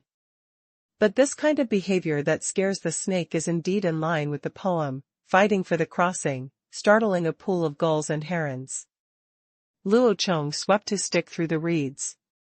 Suddenly, a group of water birds flew up from the reeds not far away. Luo Chong was startled, and then he turned around to look. In the reed marsh, not far away in the shallow water, there was a small piece of reed with tassels hanging on it, standing out among the crowd of friends. Luo Chong's eyes suddenly burst into light, and he couldn't help but feel happy. It is it, our good friend, Wild Rice. Luo Chong, who discovered the target, grinned and couldn't help but laugh. He immediately sat on the kayak and rowed hard towards the shallow beach. Once, twice, just when Luo Chong's boat was about to reach its destination, a burst of human shouts suddenly sounded from behind. Hey, what? Who the hell is shouting? Luo Chong looked back following the sound and saw a few naked primitive people floating in the water behind with a few pieces of driftwood in their arms. They waved to him and kept shouting, looking very anxious. What? Are you here to take a bath? Obviously, no one would take a bath in a place like a swamp, and the people in the water were just a tribe living in this swamp, the Ling tribe. The Ling tribe has a small population, only about 50 people. At this time, the Ling tribe's collection team is also collecting their winter food reserves, water chestnuts, which are nuts with a black shell shaped like a bull's head and white fruits inside. Many people have eaten this stuff, but few know that water chestnuts actually grow in water, especially in shallow water swamps. Water chestnut has a high starch content and is rich in protein. It is easy to store after drying, so it is also the daily staple food of the water chestnut tribe. At this time, the collection team of the Ling tribe was holding a piece of driftwood floating in the water. Everyone looked hard at the water plants floating on the water, grabbed the leaves on them and turned them over. Several water chestnuts suddenly appeared in the water. On the root system of water plants. While they were busy, a similar person suddenly appeared in their field of vision. They saw a young man with hair tied on his head and a hairpin inserted. He was sitting on a magical thing, floating on the water, slowly moving toward the elder's mouth. The forbidden land of death drifted away. Out of good intentions, the leader of the Ling tribe's collection team, a young adult woman named Ling Chao, hurriedly shouted to Luo Chong, hoping that he would not continue to float that way. Unfortunately, the young man could not understand the language of his tribe. All she saw in Luo Chong's eyes was surprise and curiosity. In desperation, Ling Chao hurriedly swam towards Luo Chong, shouting at Luo Chong as he swam. Luo Chong was confused. He didn't know who the group of people suddenly appeared in the water, and what the woman swimming towards him wanted to do. Just when Luo Chong was stunned, Ling Chao had swam to Luo Chong's boat, quickly like a swimming fish. He grabbed Luo Chong's boat with one hand and pointed at the reeds with a lot of rice, and shouted with the other hand. There is anxiety, and there is fear. Seeing that the other party was not harmful to him, Luo Chong was relieved, but looking at the woman's expression, it seemed that she didn't want to let him pass, as if there was some monster in the reeds. Luo Chong made gestures, opened his mouth and bared his teeth, grasped his hands in the shape of claws, imitated a wild beast, and then pointed at the reeds. Is there a wild beast in there? Ling Chao shook his head, pointed at Luo Chong, then pointed at the land, then put his hand on the water and made a slow sinking motion. You will sink when you get there. Good. This wave of gesture communication can be given full marks. Oh, it turns out to be a swamp. That doesn't matter. I'm prepared. I'm not afraid of anything.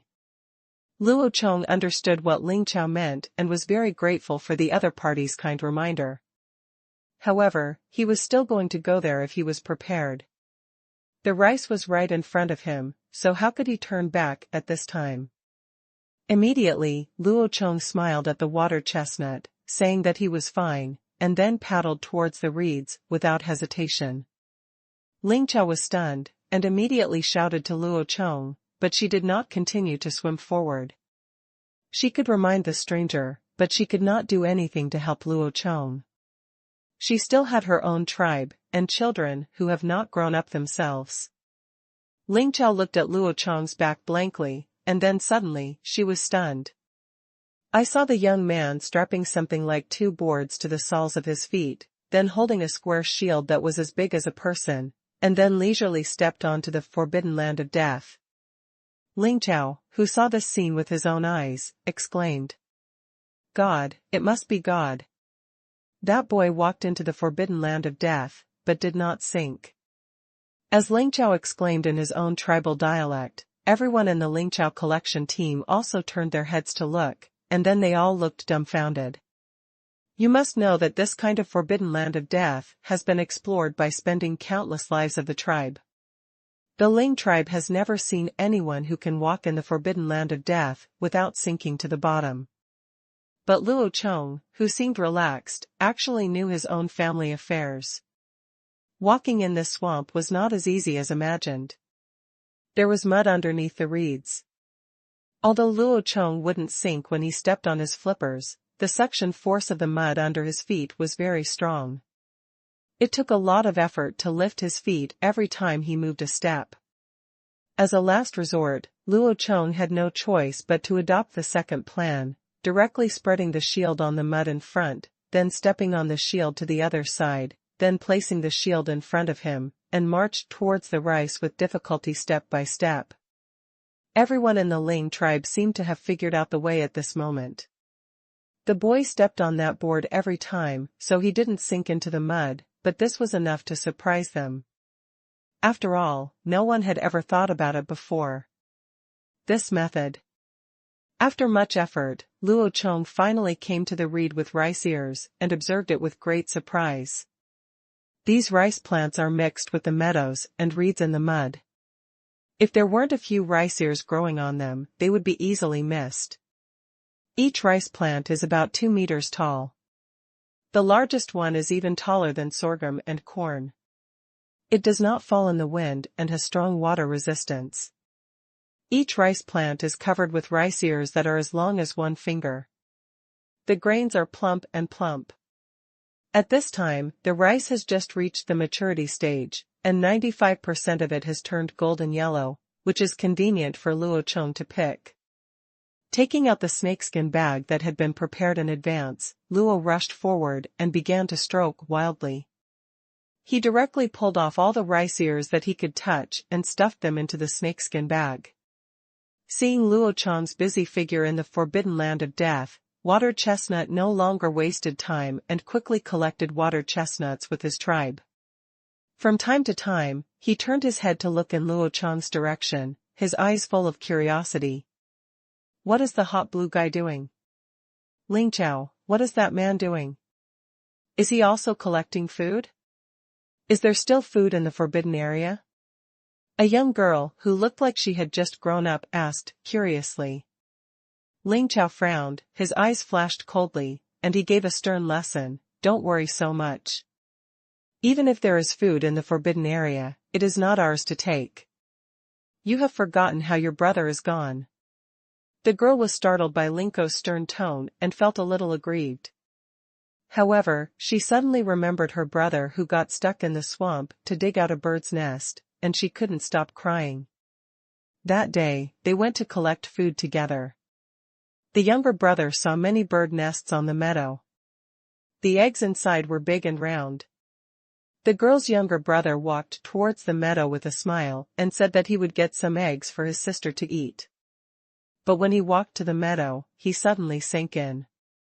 The mud instantly covered the boy's waist. The boy panicked and struggled hard while asking for help from his sister, but the girl was pulled away by several tribesmen. He stood there and watched his brother sink helplessly and despairingly into the meadow. Since then, the Ling tribe has gained another forbidden land. Seeing the girl sobbing, another middle-aged woman quickly spoke out to comfort her. "Don't cry. Your brother is a good boy. Without him, we would not have discovered that forbidden area. He is the hero of the tribe." Ling Chao also felt that she had made a mistake and should not have mentioned her brother. She glanced in Luo Chong's direction and quickly changed the subject. "Look at the thing he is sitting on. Why can it float on the water? It looks so magical.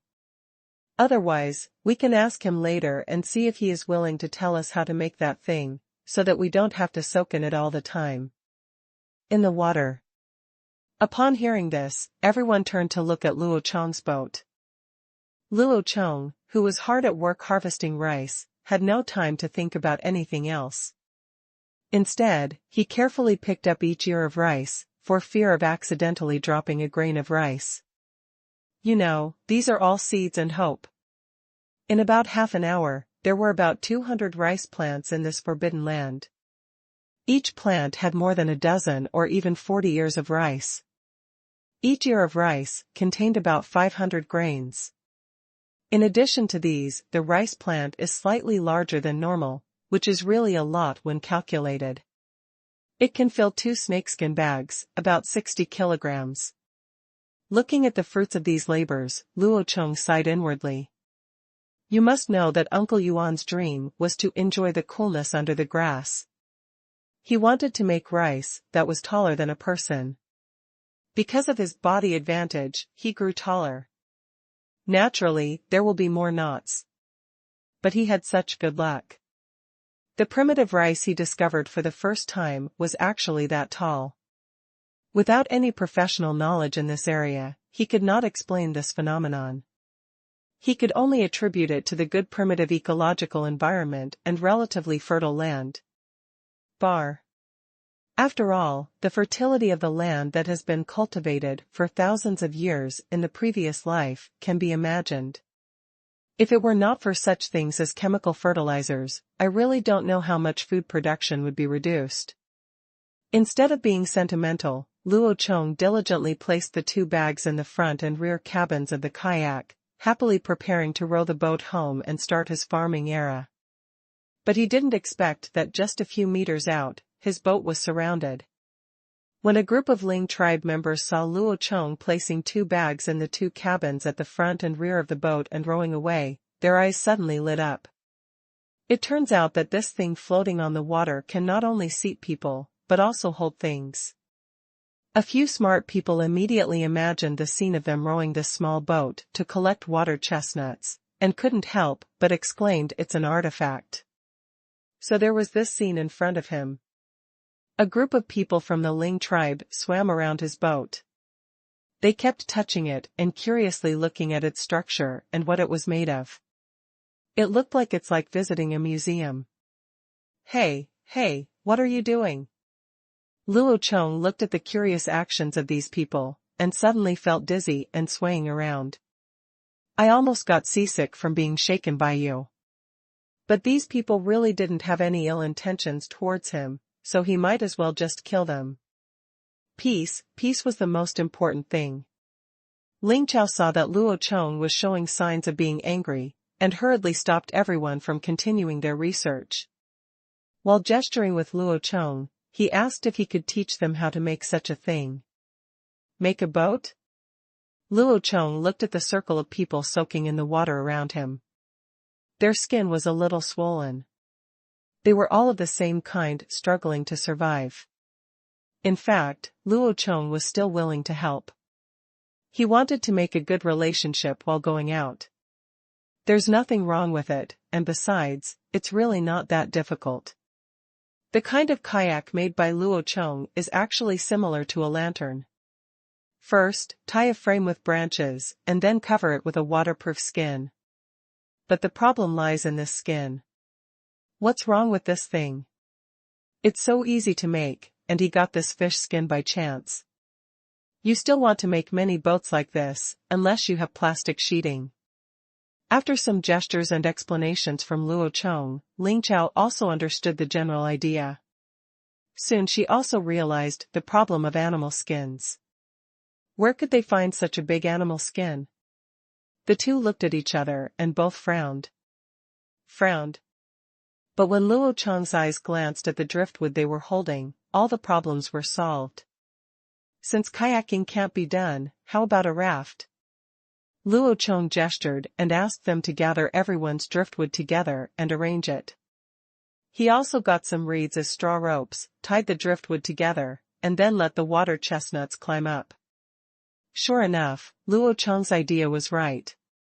After the water chestnut climbed up, the rafts, composed of more than a dozen driftwoods, still held her steadily on the water. It was the first time to try this floating feeling. Ling Chao was also very excited and quickly called the tribesmen to come up and try it together. Unfortunately, the raft was not big and could only seat 2 people. If another one got on it, it would probably collapse.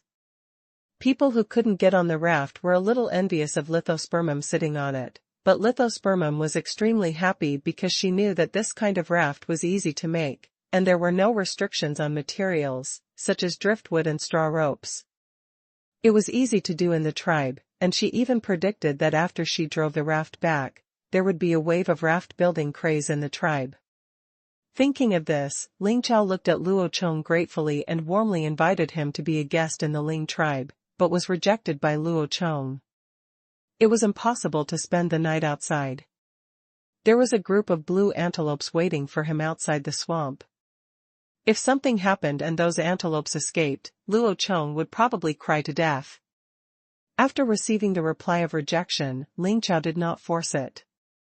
He just handed Luo Chong a giant egg-sized water chestnut as a token.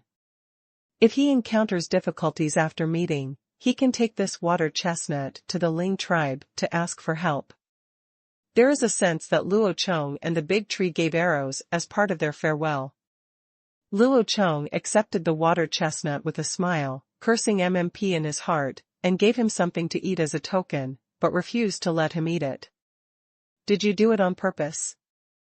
After bidding farewell to the Ling tribe, Luo Chong rushed back to the grassland at the foot of Babao Mountain with 2 bags of rice seeds.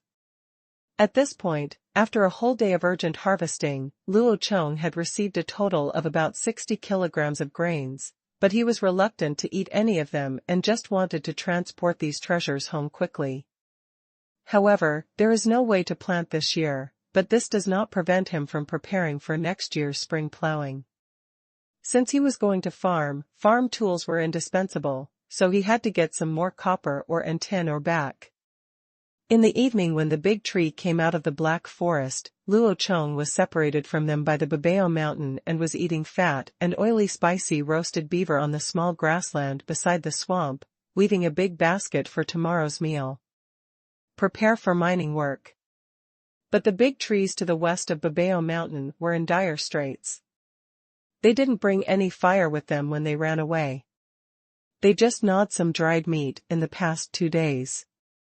There was no fire to keep warm at night, and they had to worry about danger all the time. The dried meat is almost gone, but they usually catch a rabbit, and they haven't caught anything else. A group of people could only eat some dried meat and drink some cold water from the stream.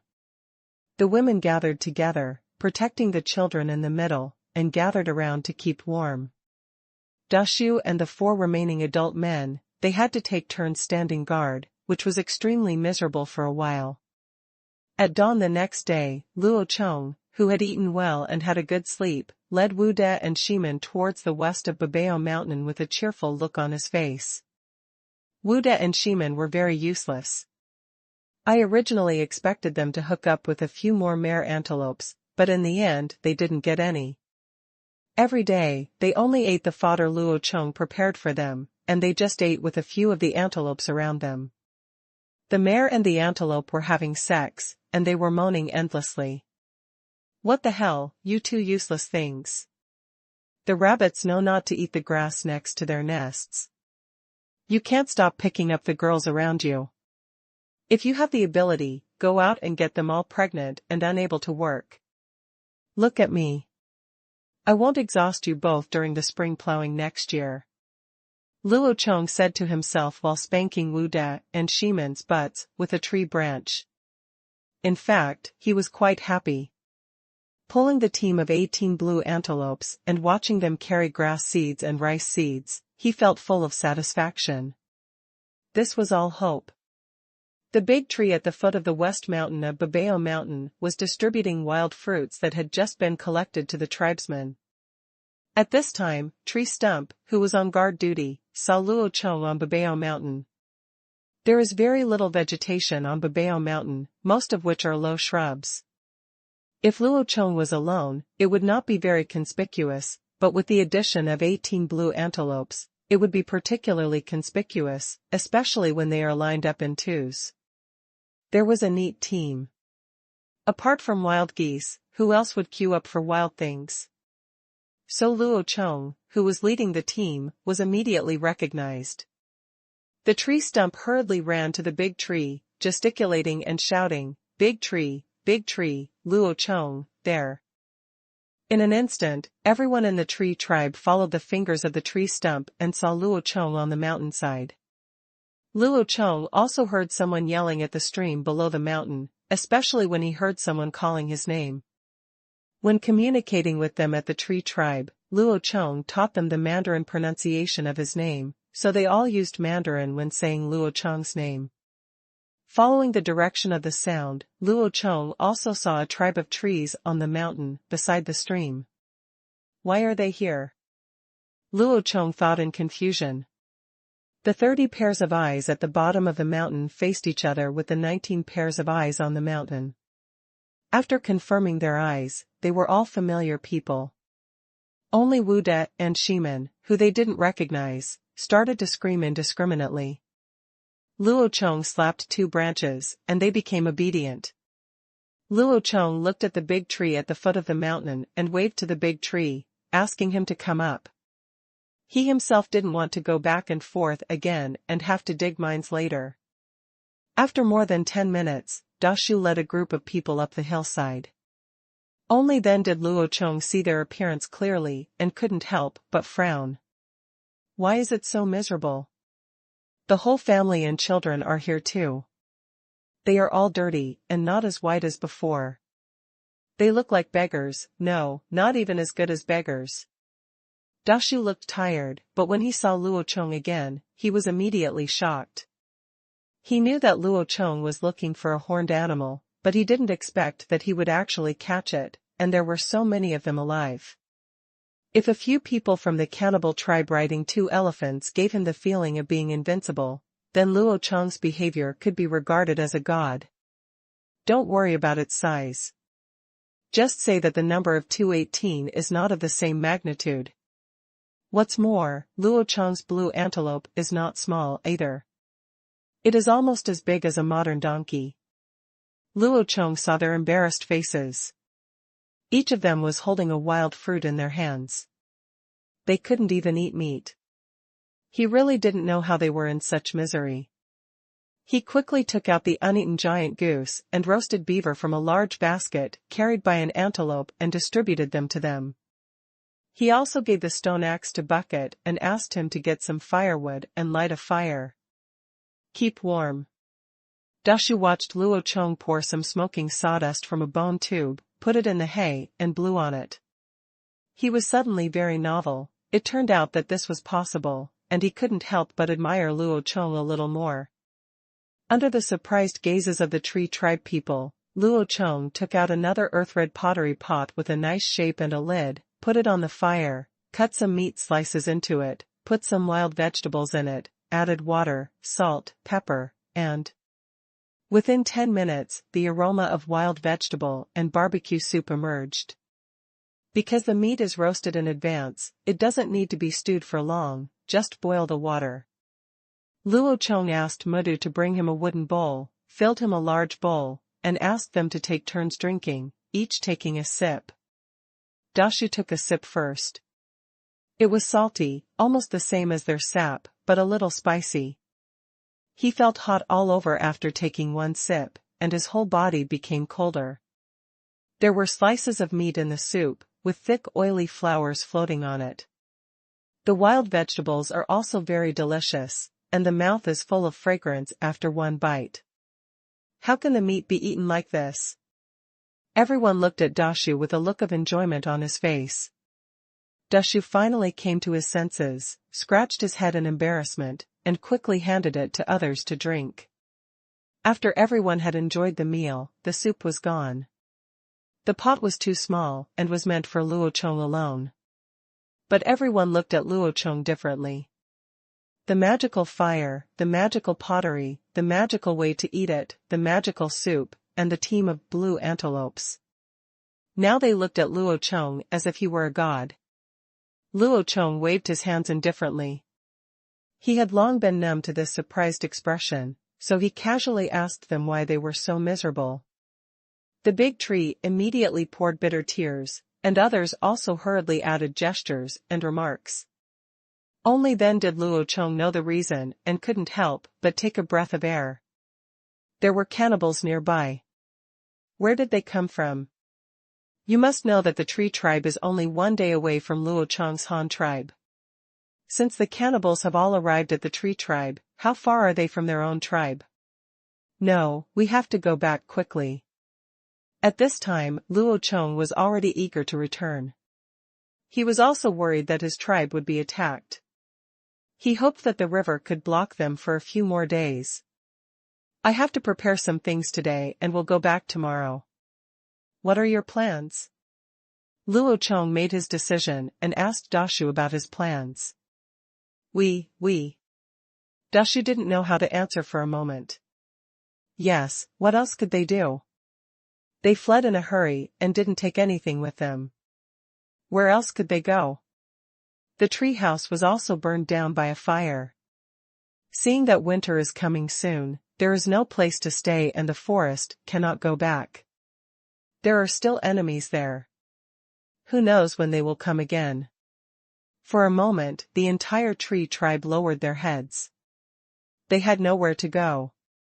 If Luo Chong hadn't given them some barbecue just now, they probably wouldn't even be able to eat meat. And now they have no food reserves. What would they do this winter? Otherwise, you can join my tribe. There are too few of you. There is no way to protect yourself when encountering enemies. And now that you have no place to live and food for the winter, you will definitely not survive this winter. We have stored enough food. Let's eat together all winter, there will be no problem for you to come to my tribe, Luo Chong invited Dashu. Yes, there is a lot of food in Luo Chong, and there is definitely no problem in feeding his tribe for a whole winter. The big tree looked at the blue antelope nibbling on the bushes, not far away. There was so much meat that 30 of them couldn't finish it all in one winter. The big tree was a little moved. If Luo Chong knew what Dashu thought like this, he would definitely be so angry that he vomited blood. He spent so much effort and finally caught a group of live blue antelopes, how could he use them for eating? The people of the tree tribe already wanted to agree. They were completely impressed by the pot of soup just now, especially the children. They had never eaten anything so delicious.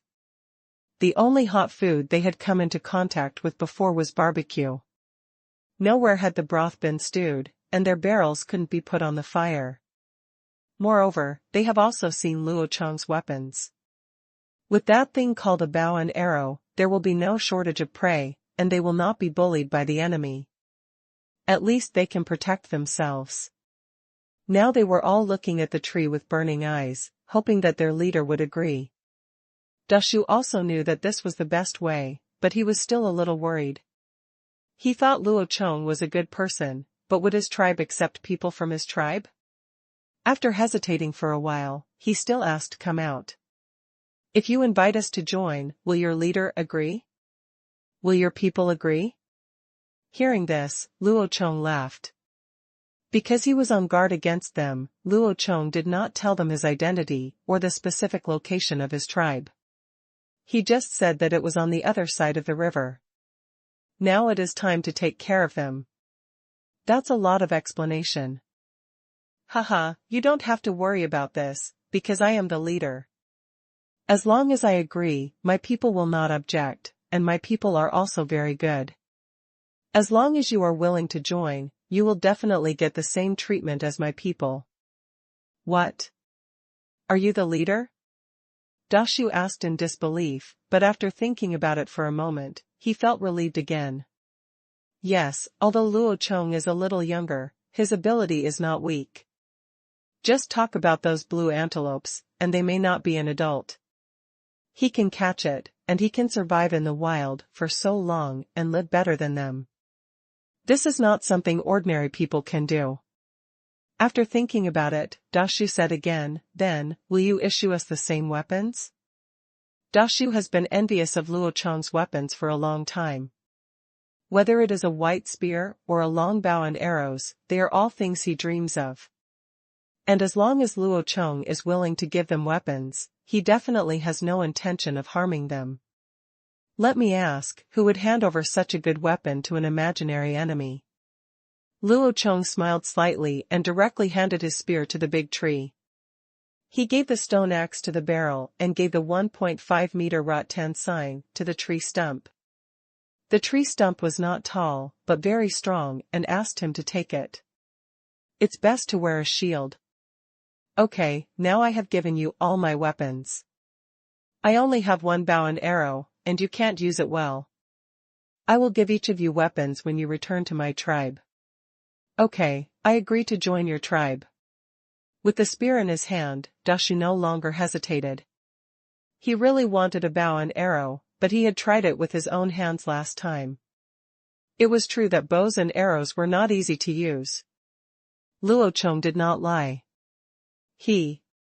After breakfast, they directly annexed the Shu tribe. Dashu and the others were at the end of their rope, so they didn't have much resistance to this. And judging from Luo Chong's appearance, they would definitely live a better life if they joined his tribe. Dashu also showed Luo Chong the snow rabbits he had caught.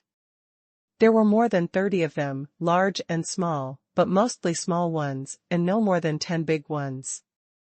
Luo Chong was very happy. He couldn't restrain his excitement when he thought of how quickly rabbits gave birth to a litter in 2 months. His requirements were not high. He could accept it as long as there were no less than 4 litters per year. After all, a litter was born in February. Although speed is no problem in theory, it is not good for rabbits. If you have too many babies, you must take care of yourself. I also gave Rabbit some time to confine himself. Lao Jing is really a good person. Luo Chong thought shamelessly in his heart. After breakfast, Dashu thought Luo Chong would go back immediately, but he didn't expect that he would dig up rocks on the mountain again. Dashu asked him what he wanted these for. These stones were just beautiful. It would be nice to use 1 or 2 pieces for decoration, but he actually saw Luo Chong using baskets. How much do you have to take away? With these stones, I can make better weapons, and eat 3 meals a day that I won't be able to finish. Luo Chong said firmly. Damn it, it's true or not? Dashu and the others were completely confused. Eating 3 meals a day until you can't finish it. What is the concept of eating 3 meals a day? Dashu and the others have never tried it. Not to mention them, even the current Han tribe members have not eaten 3 meals a day. Winter is the worst time. There is even 1 meal for 2 days. The other thing is weapons. Can these stones be made into weapons? And it's actually better than bows and arrows and spears? What the hell are you waiting for? Go dig it now. Based on the trust in Luo Chong, or the magical blind faith shown by Luo Chong, yes, it can be called faith now. Being able to play so many tricks with stones is something that only gods can do.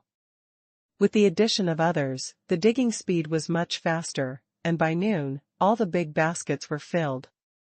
This time I did not bring a portion of each type of ore, but mainly a few.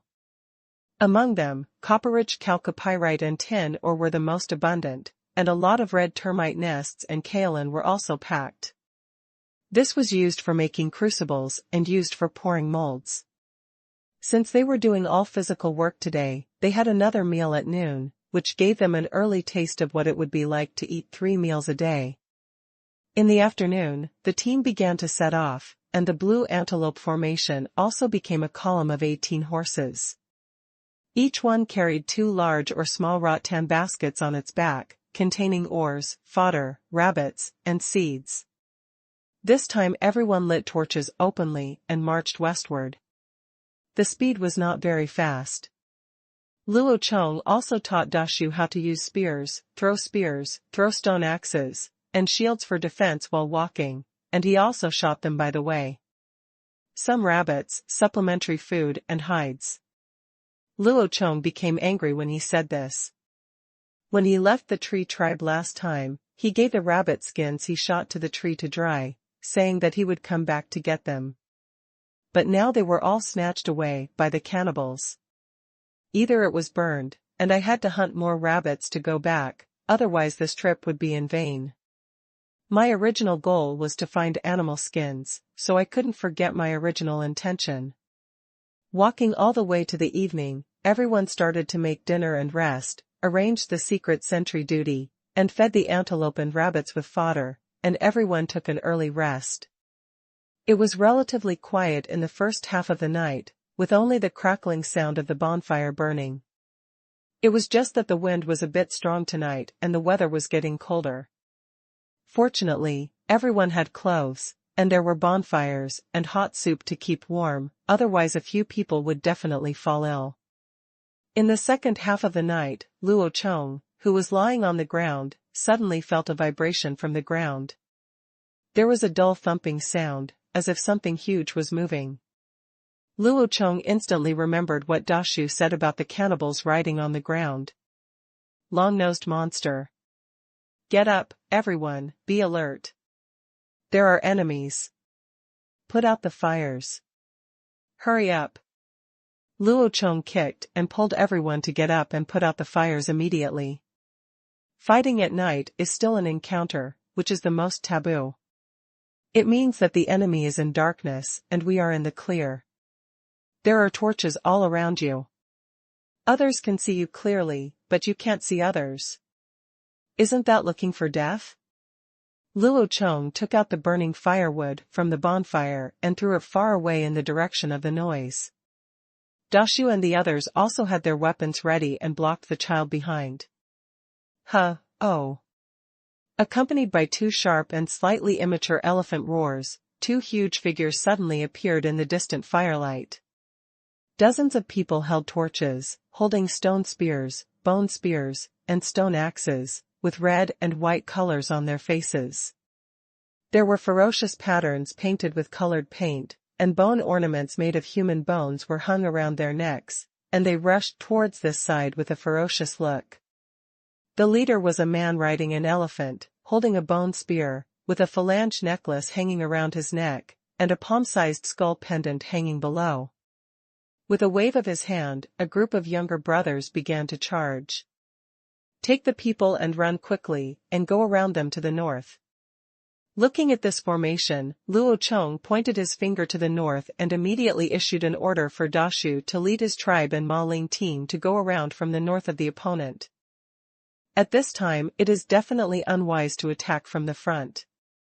The number of people on your side is small, and the weapons are even more pitiful. The opponent also has 2 terror elephants charging. If the opponent is allowed to approach within 50 meters, it only needs 1 round of spear throwing to cover it. For a type of attack, you have to reimburse at least half of it. Luo Chong's only advantage is a longbow. The longbow shooting range is definitely no problem at 100 meters. If the feather arrow is coupled with a steel armor-piercing arrow, It will not be able to penetrate a layer of plate armor or a layer of shuttle armor within 100 meters. The problem is, if it is a 1.8-meter longbow, the longest throw range can reach 350 meters. Although Luo Chong's longbow is not qualified and the feather arrows do not have armor-piercing arrows, it is still possible to shoot unprotected targets within 100 meters. The opponent only has throwing weapons such as spears and stone axes, and most people can only throw them from a distance of 30 meters. Even if he is skilled and has natural supernatural power, he will be dead if he throws them 50 or 60 meters. As long as the distance is increased, Luo Chong you can kill them from outside their range. Because Mu Dou, an honest man, had no weapons, he took Shimen and Wu De and led everyone to take a detour to escape, while Da Shu, the barrel and the tree stump followed Luo Chong. Da Shu looked a little nervous when he saw the enemy charging towards him on an elephant, and the hand holding the spear was shaking slightly. However, looking at Luo Chong next to him, he seemed very calm. Da Shu gritted his teeth and forced himself to calm down. At this time, Luo Chong was visually measuring the enemy's distance. 250 meters. 200 meters. 150 meters. Luo Chong began to raise his bow. 100 meters, knocking an arrow. 80 meters, draw the bow and aim. 70 rice, Hosei. With a whooshing sound, the white arrow shaft was driven by the tail feathers, spinning through the air. An enemy rushing at the front was holding a stone axe and was about to throw it. As a result, an arrow penetrated his chest, and the blood in his heart was found. From the outward breach, a burst of blood arrows shot out, and the whole body fell to the ground. The surrounding enemies were stunned for a moment as they saw a sharp wooden stick appear on the back of their companion, lying on the ground twitching, a pool of blood flowing out quickly from under his body, and he died in the blink of an eye. In this moment of confusion, 2 more arrows were fired. 2 people near the body were also hit by arrows and fell to the ground. One of them was shot in the throat and fell to the ground, struggling feebly. No matter how hard he breathed, I always feel like I am not satisfied with the sucking. I struggle for a few times and then stop moving. At this time, the captain riding the elephant spotted Luo Chong in the distance. It was the boy with tied hair who threw the small wooden stick with a strange weapon. He yelled and called on his younger brother to continue the pursuit. Go up and throw a round of stone axe first. Run, hurry up, they are going to throw stone axes. Seeing the enemy continue to charge, Luo Chong grabbed the tree who was still in a daze, dragged him and chased towards the main force. The enemy continued to pursue. Luo Chong pulled the big tree and ran in front. The tree stump held up a 1.5-meter long shield and stood behind him. He only heard the leader riding the elephant shouting. In an instant, dozens of stone axes whirled and flew from behind. Come. Luo Chong had been looking behind him out of the corner of his eye to see this scene. His pupils could not help but shrink. He pulled the tree and hid directly behind a tree, and the barrel followed suit and hit it. The tree stump did a lunge and turned sideways, squatting down slightly with both legs, blocking the shield behind him. Then there was a muffled sound of puff puff, clang clang, and 2 stone axes hit the shield directly. The shield was probably made of thick rattan, but it probably wouldn't last a few seconds, based on this method. The barrel hidden behind the tree saw the stone axes falling on the ground. He quickly picked up the 2 stone axes and threw them over. The enemy obviously did not expect that the 4 people in front would dare to fight back under such an offensive. In the dense charging formation, 2 people were hit and fell to the ground in an instant, but it was not known whether they were dead or not. Seeing that it was effective, Wukong picked up 2 more stone axes and prepared to throw them, but was pulled back by Luo Chong. Run quickly, don't tangle with them, keep your distance and fight.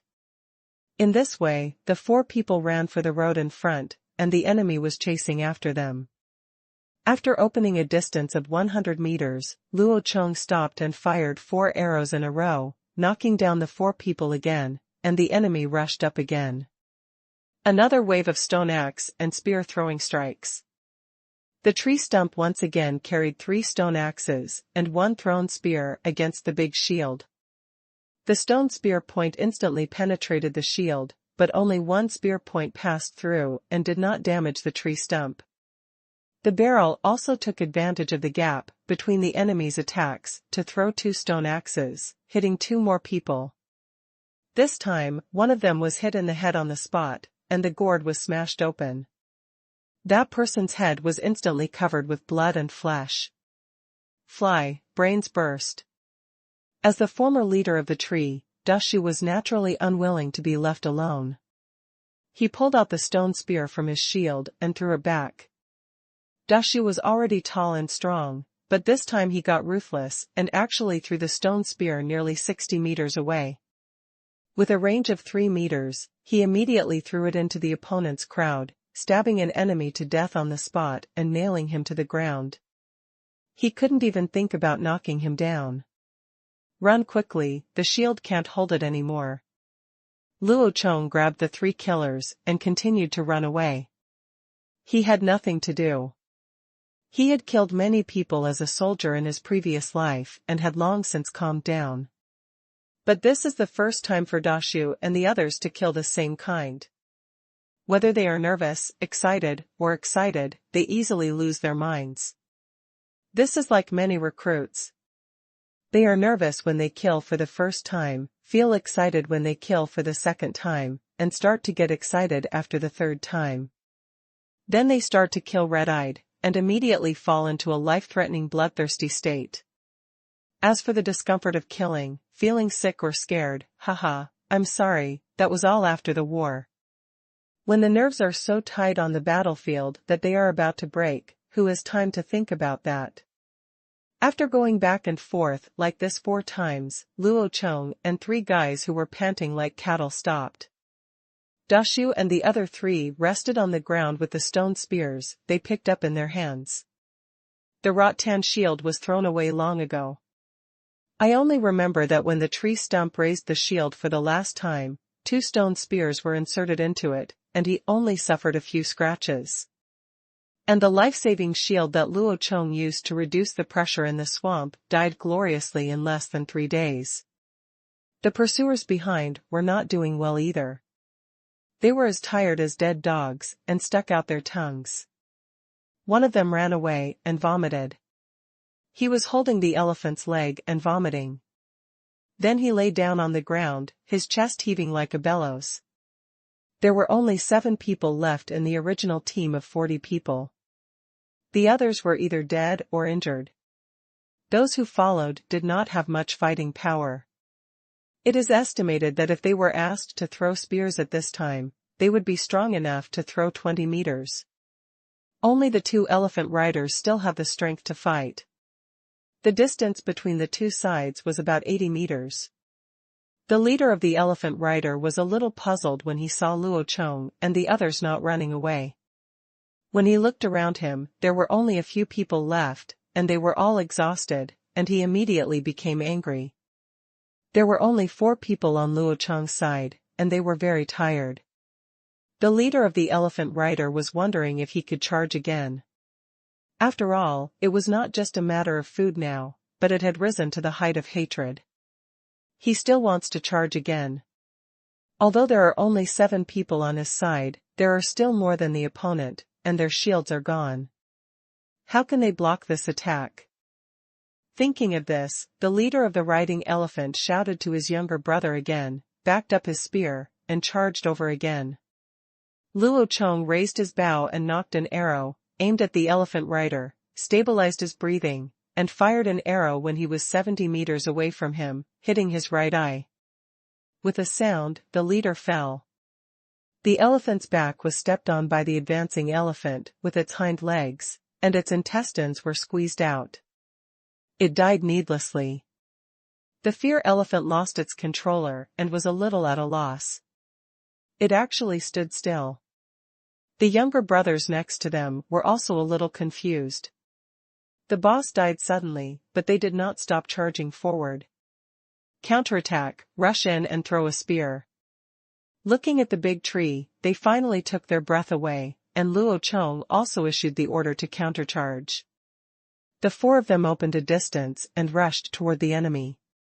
After advancing 10 meters, they stopped to throw spears.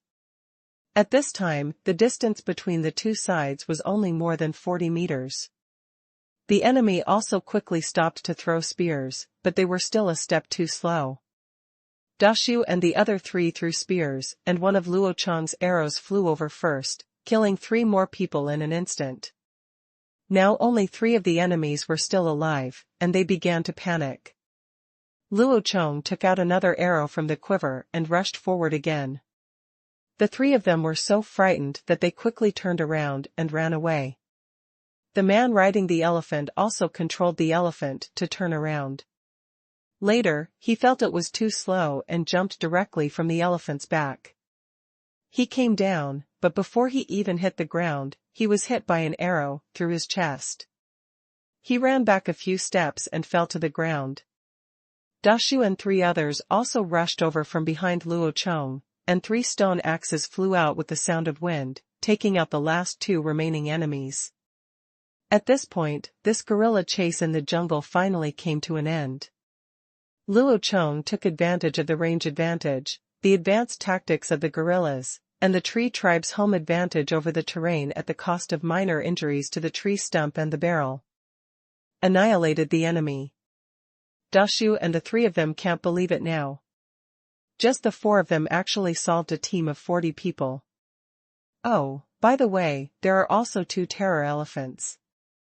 Luo Chong turned around, looked at the 2 big guys who were standing there, looking a little stupid, and then gave a new order. Stump, you wait here, Bucket, go get all the clansmen back, Dashu, you and I go to finish the damage. Last hit? What is last hit? Dashu asked, puzzledly. It means to completely kill those who have not been killed. Some enemies were injured by stone axes just now, but they are not dead yet. We cannot let them live. Luo Chong put his long bow on his back and picked up the bone spear on the enemy's head. He penetrated the bodies on the ground one by one again. Dashu let out a sound of understanding and followed Luo Chong back towards the route he had just chased. He killed some of the corpses on the road again, retrieved the feather arrows, and collected the intact stone spears and stone axes. As a result, the 2 unattended elephants kept following Luo Chong and barked twice. Luo Chong stopped and turned around. One of the elephants came over and poked Luo Chong in the chest with its trunk. Damn it, what does this mean? Can someone translate it for me? The big guy in front of him stared at Luo Chong with his big, cute eyes, and his long eyelashes flickered like little fans. But no matter how generous or cute you are, don't follow me. Luo Chong thought speechlessly. This is a real elephantus. Luo Chong had only seen the skeleton of elephantus in the museum before, but this time he saw it alive.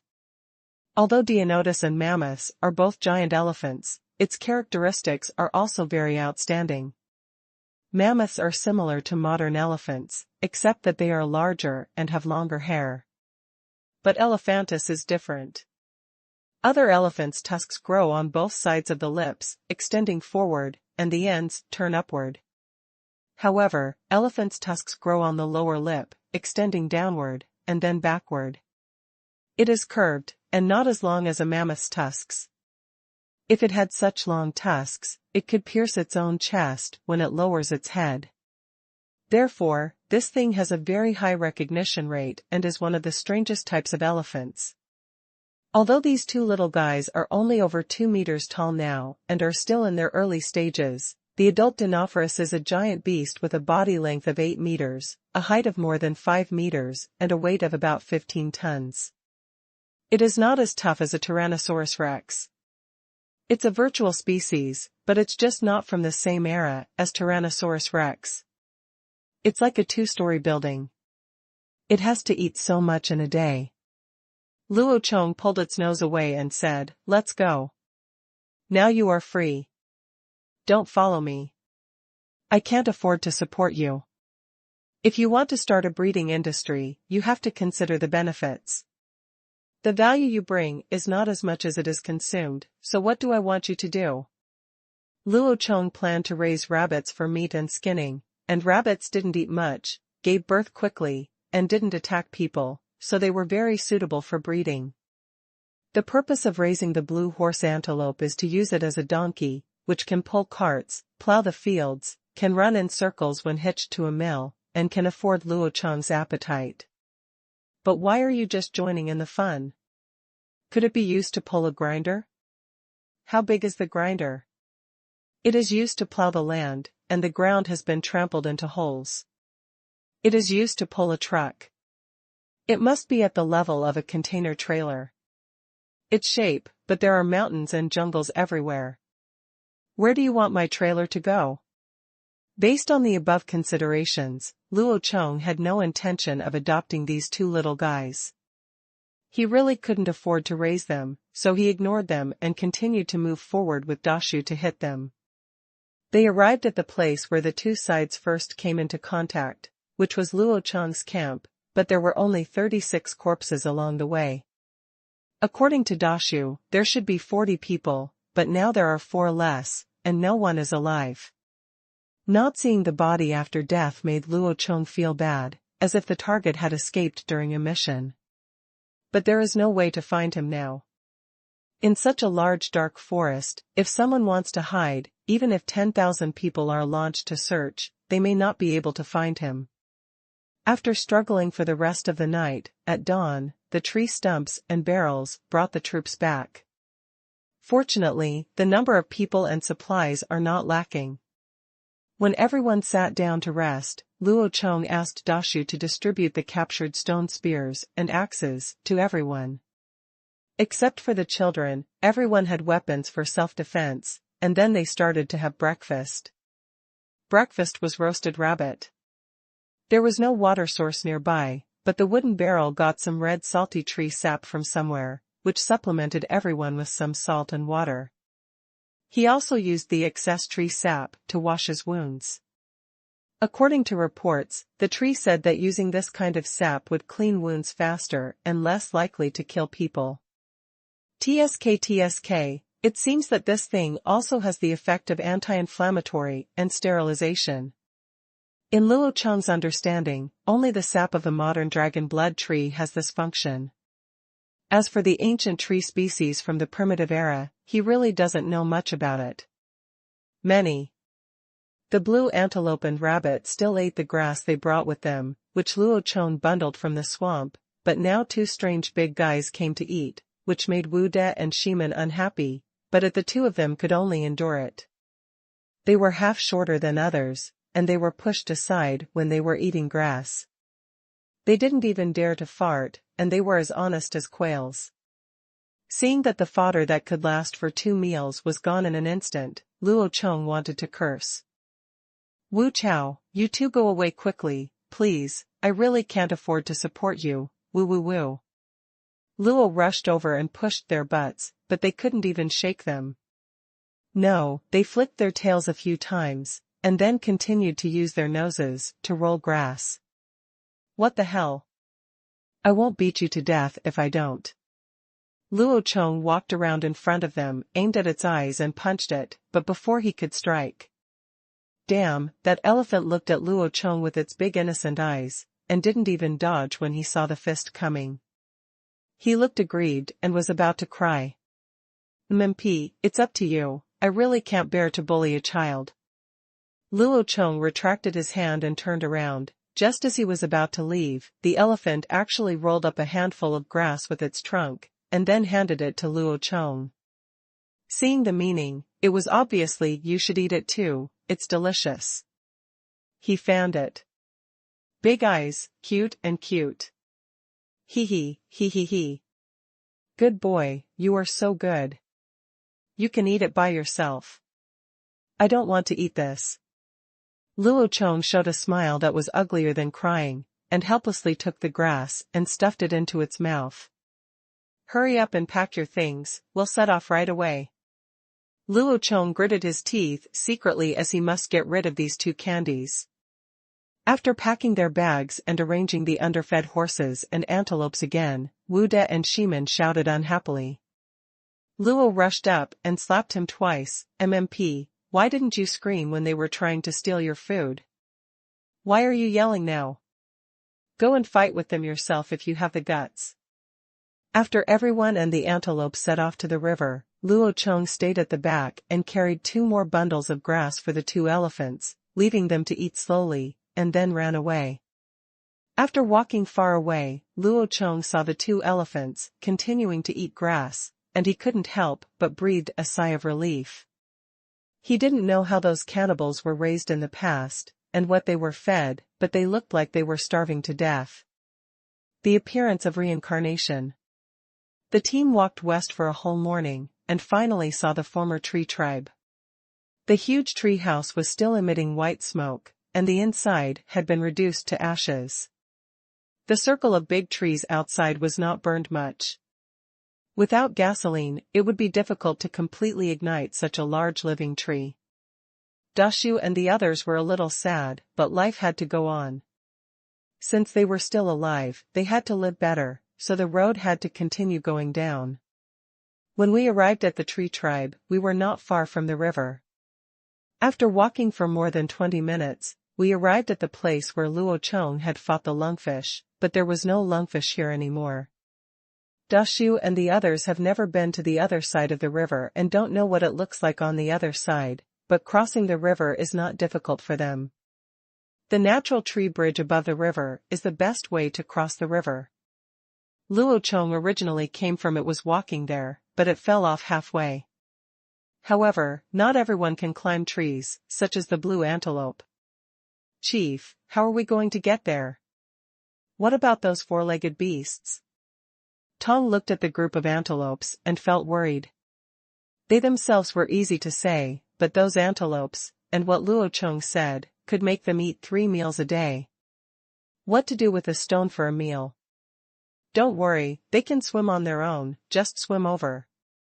You go cut some long branches first," Luo Chong said calmly. 20 minutes later, under the surprised eyes of everyone, Luo Chong built another fish skin canoe and tied ropes to both ends of the canoe.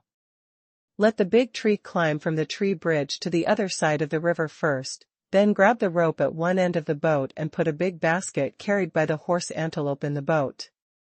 The big tree pulls the boat across the river and takes the basket out.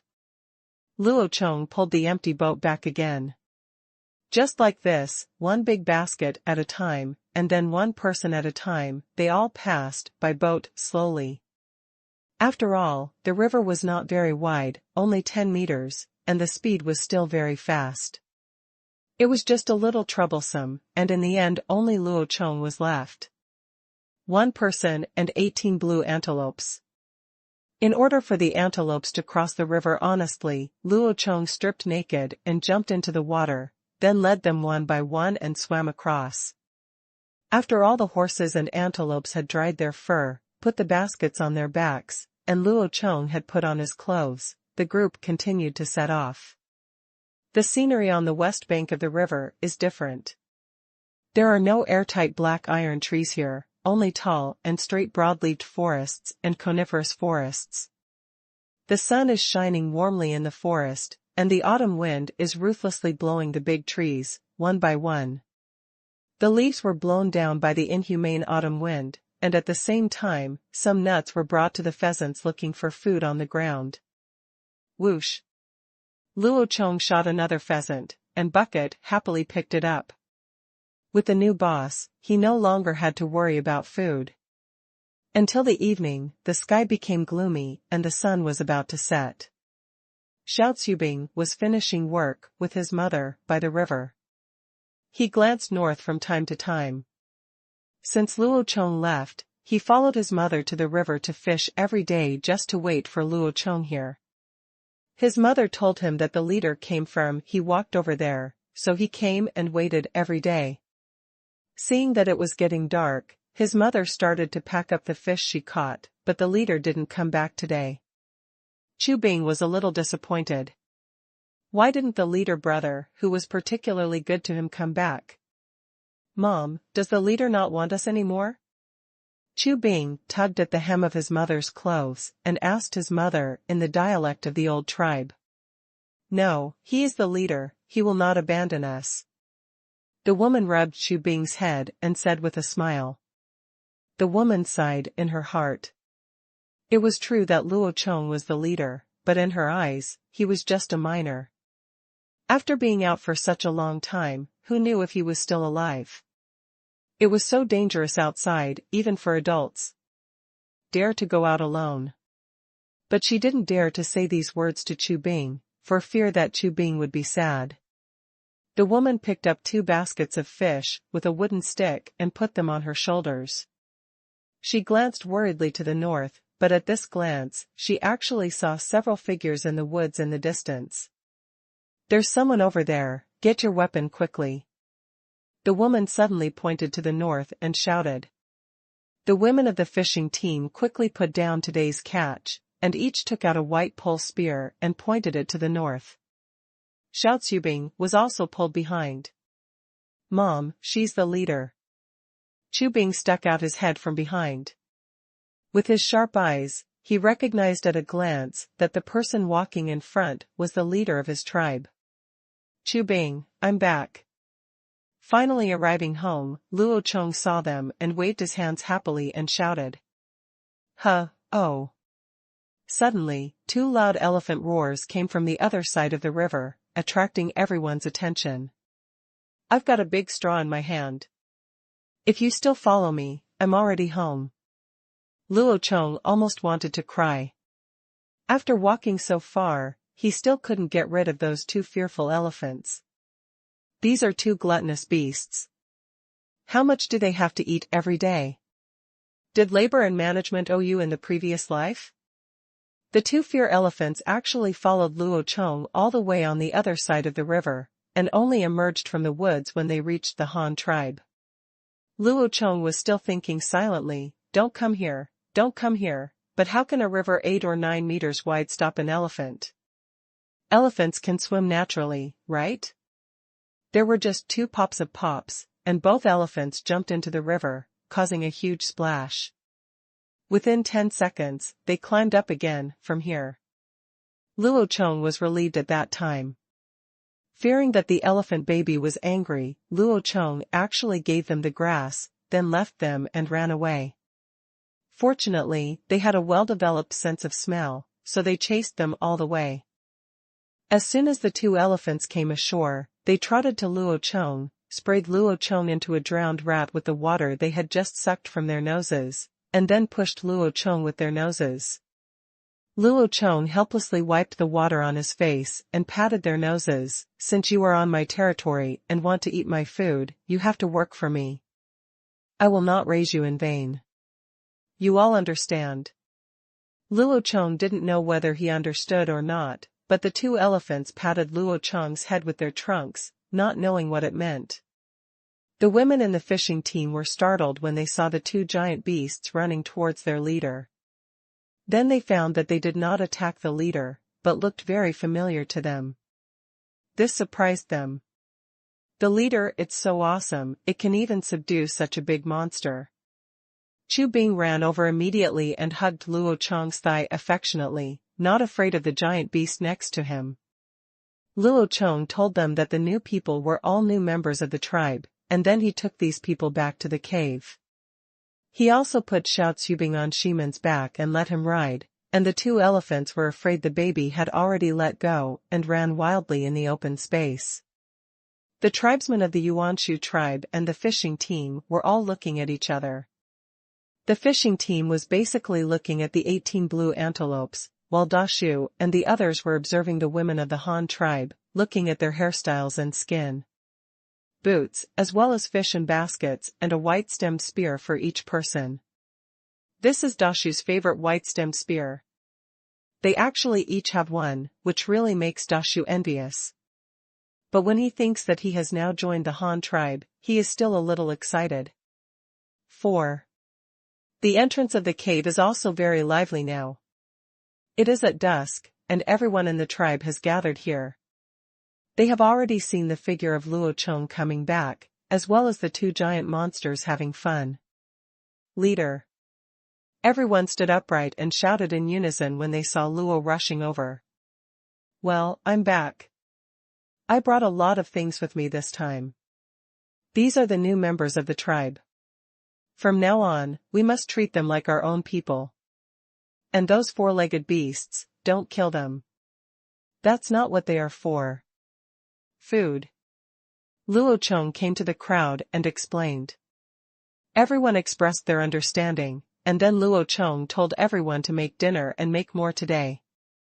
The smart Chu Bing consciously acted as the commentator, introducing various things to Da Shu and the others in a small talk, and making Da Shu and others stunned for a while.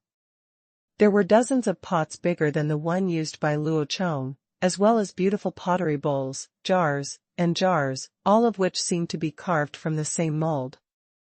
They were embarrassed to take out the wooden bowls.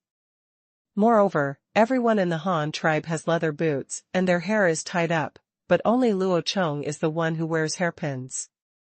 Today's prey was still placed at the entrance of the cave, countless fish, and a toothless pig with more than a dozen holes inserted all over its body, weighing more than 1,000 kilograms. It seems that the hunting team has been able to use spears flexibly.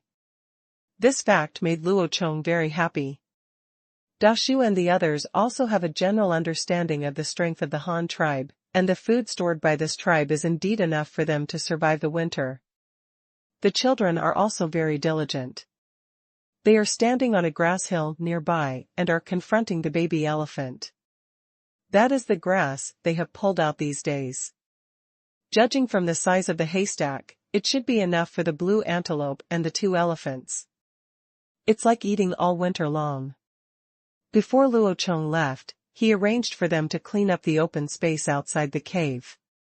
The children did a good job. In addition to some grass, there were no plants such as bushes in the open land. Luo Chong happily rewarded each of them 2 yuan. The children happily asked their mother to make clothes for them. The baby elephant finally got a hug from the Chaoshan, and the blue antelope also took off all its belongings and let them climb the Chaoshan together. In an open space not far away, a large pile of red bricks had been piled up. The lame man reported to Luo Chong that he could burn 4 kills every day, and he also made a tool for the children, which he proudly showed to Luo Chong. Luo Chong looked. Luo Chong was stunned when he saw the tool that the lame man took out. What the lame man gave him was actually a wooden simple rake. Well, it was similar to the one Zhu Beiji had. The lame man also showed Luo Chong how to use the nail rake. Grass. Nima, I asked you how to make a grassy hill. It turns out this is how it came about. It's okay, lame. You can invent and create now. Your brain is enlightened. You have the potential to be an inventor. Luo Chong was shocked. No, but I am very happy. This is progress. After praising the lame man a few words, he told him that he would not need to bake bricks tomorrow and would burn another batch of pottery for the new tribesmen to use. The lame man nodded to express his understanding. Speaking of pottery, the elder next to him said he had something to say. The elder told Luo Chong that a few days ago, the Xieding tribe in the west came to trade pottery again. The elder told him that he could use people to exchange it, but Xieding did not agree, saying that their people also had to gather food and offered to exchange salty stones for double the amount. The elder thought for a while and then agreed. He changed them to a water tank and 2 clay pots, and paid a lot of salty stones for them, which was enough for the Han tribe to eat for a long time. The elder also reminded Luo Chong that the Bald tribe also learned to weave baskets, and the things they used to hold salt this time were rattan baskets. Hearing this, Luo Chong couldn't help being stunned, but he quickly smiled and said lightly, "It doesn't matter, don't worry about them. There is really no technical content in basket weaving. If you look carefully at the structure of the basket, you can learn it if you are smart. It is not difficult and very practical. Just learn it." It doesn't matter, it is not important. After inspecting all the work, Luo Chong made arrangements for the animals he brought this time.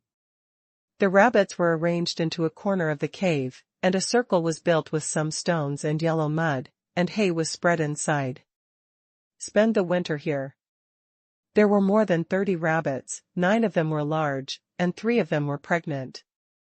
Soon after they were put into the rabbit pen, they began to bite the fur on their stomachs, exposing their breasts, and at the same time make a nest of your own fur to keep the baby rabbit warm when it is about to be born. Although the other little rabbits are only a month or 2 old, they are about the size of a cantaloupe and are growing very fast. By next spring, they will become new fertility machines, and the number of rabbits will increase dozens of times. Don't worry about the elephant baby. They have already relied on Luo Chong. Looking at the pile of grass, they probably won't leave even if they are driven away. The blue antelopes were all tied to a tree not far from the entrance of the cave, and they had to make do for the night. Tomorrow, people would arrange for people to build pens and grass sheds for them, so that they would not freeze to death in the winter. After finishing this, dinner was almost done. Before the meal, Luo Chong held a simple newbie joining ceremony, tying his hair. The people of the Qingshu tribe did not object to this. This was a good thing to be accepted by the new leader. From now on, everyone will be the same, and the leader will not deliberately target anyone. What's more, they themselves feel that tied hair does look more energetic and looks much better than disheveled hair. I hunted a giant pig today, and the pig blood was indispensable in the evening. I added the meat and wild vegetables, and stewed it in several large pots. There was also the pheasant that Luo Chong shot today. I made a pot of chestnut stewed chicken and a beggar chicken, a dozen fresh grilled fish, and a sweet and sour fruit for each person. A sumptuous dinner instantly brought the new and old members closer together. Everyone was talking, laughing, and having a great time. I have to say that my dining table social skills in Dadian Dynasty are quite good. It doesn't matter if you don't know each other, just go to a restaurant to have a meal and you will get to know each other. After drinking liquor, I promise you to call me Lao Tai. There's nothing that a bottle of white wine can't solve, and if that doesn't work, then 2 bottles. TSK, what a pity, there is no wine. After the meal, Luo Chong asked the old man in the tribe to help the newcomers make leather boots, and let the newcomers learn to make leather boots together. If they communicate more, they will soon become a family. Others made clothes and shoes, but Luo Chong took a piece of blackened charcoal and wrote and drew pictures, numbers, and words on the rock wall of the cave. Luo Chong looked at those things in a daze, thinking, and did not notice the surprised elder behind him, the curious Chu Bing, or the big tree who respected Luo Chong more and more. This blue man is not simple. There is a sketch drawn on the rock wall of the cave. The elder has already seen that it is the terrain outside the cave. There are caves, rivers, jungles, and some things that were not there originally. At this time, Luo Chong was thinking about how to plan the large open space in front of the cave in the future. The cave faces south and faces north. Starting from the entrance of the cave, there is a river more than 900 meters to the east, a jungle more than 1,000 meters to the north, and a jungle about 1,500 meters to the west, which is the direction to the Xieding tribe. Then this piece of land is very large, 2,400 meters long from east to west and about 1,000 meters wide from north to south. According to 667 square meters per acre, this piece of land is nearly 3,600 acres, equivalent to the area of 333 football fields. If rice was planted in Wadatian, the whole tribe would probably be able to eat it until they died. Of course, it is impossible to plant all rice, let alone planting all rice. Now even how to plant it is a problem. You must know that although this area is large now, it is all dry land, and rice must be planted in paddy fields. Just converting these dry lands into paddy fields will be a big project. With sufficient food and a safe environment, the number of humans will grow exponentially. The original Han tribe only had 52 people, plus the 9 people bought, and the 6 people born in the past few days that Luo Chong took away. Children, plus the 30 newly joined Tree tribe members, now have a population of 97. The Han tribe's caves have gradually become unable to meet the living conditions. Therefore, in the future, houses, residential areas, rice fields, pepper fields, wild vegetable fields, breeding farms, pastures, large warehouses, granaries, bronze smelting areas, wood processing plants, and so many facilities will be built on this land. On the ground, you must plan well. The first problem to be solved is to transform the paddy fields. Planting rice requires a lot of water, and the pastures also need water. Otherwise, how can we have a good harvest of pasture, and how can we raise those 2 cute gluttons? The best way to convert dry land into paddy fields is to dig ditches, to divert water. This is relatively easy, but it is unrealistic to irrigate such a large piece of land unless the ditches are widened and deepened to turn into a river. Therefore, an artificial river is necessary. This is what the Han tribe really needs. The simple plan is to build a small square city with a side length of 400 meters in the middle of the open space. Residential areas, breeding farms, warehouses, granaries, metal smelting areas, and wood processing plants are all placed in this small town. The whole city is expected to provide at least 5,000 people. Living conditions, the maximum limit can accommodate 8,000 people living together. This scale is undoubtedly huge for the current Han tribe, but Luo Chong didn't plan to build it all at once. Modern real estate developers still know how to stage the project. It makes no sense that Luo Chong doesn't. It can be completed in a few years. A moat is excavated around this 400-meter square town.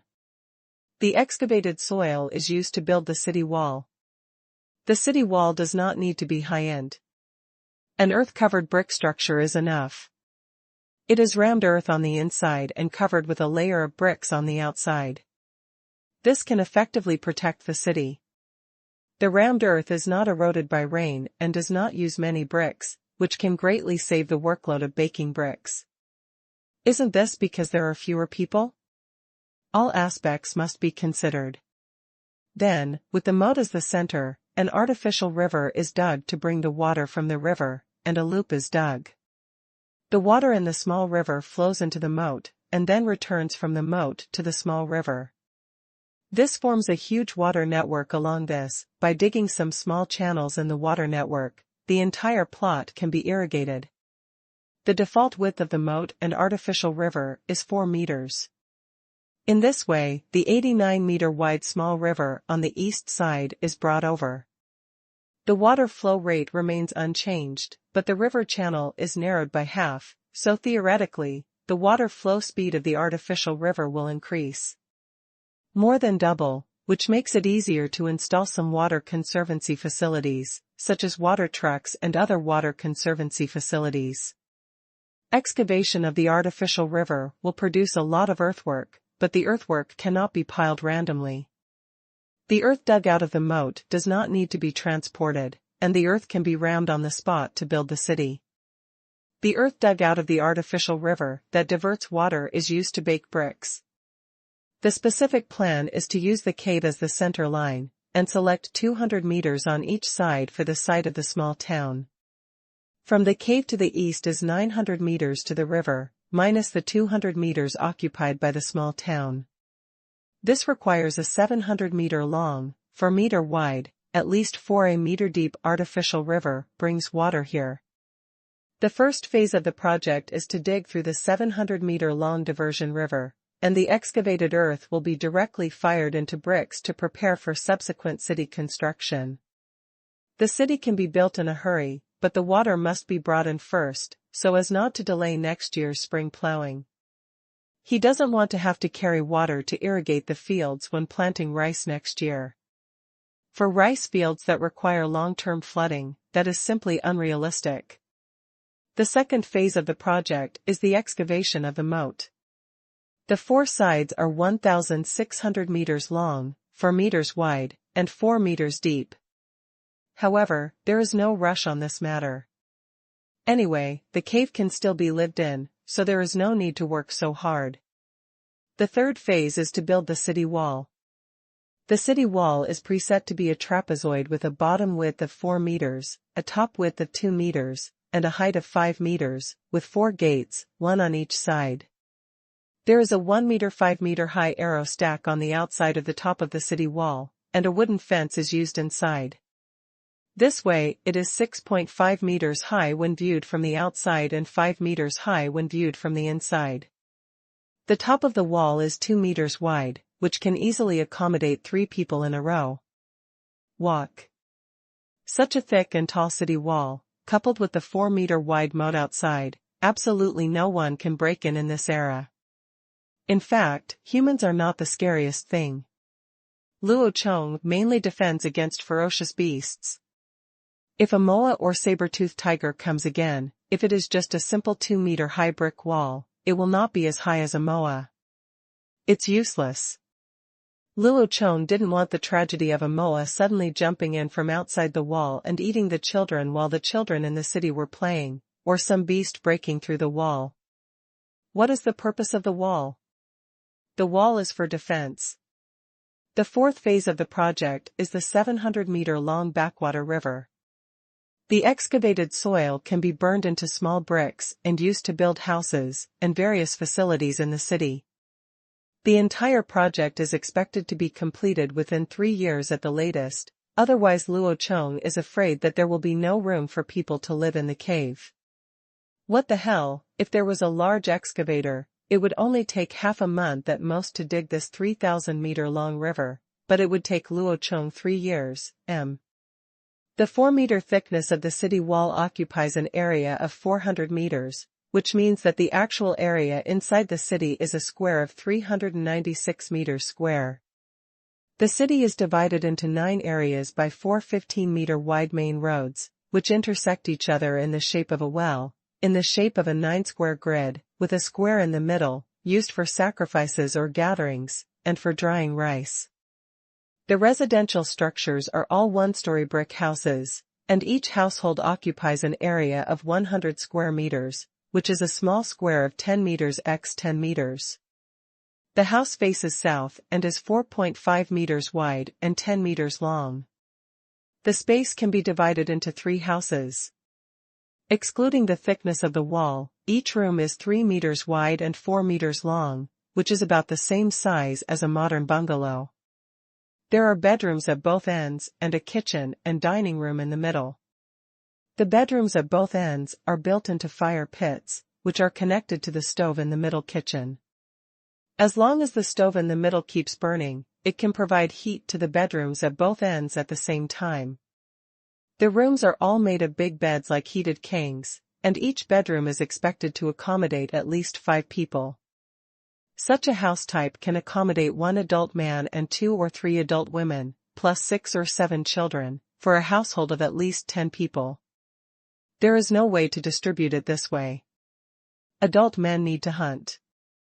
There are too many casualties, and the ratio has been seriously imbalanced.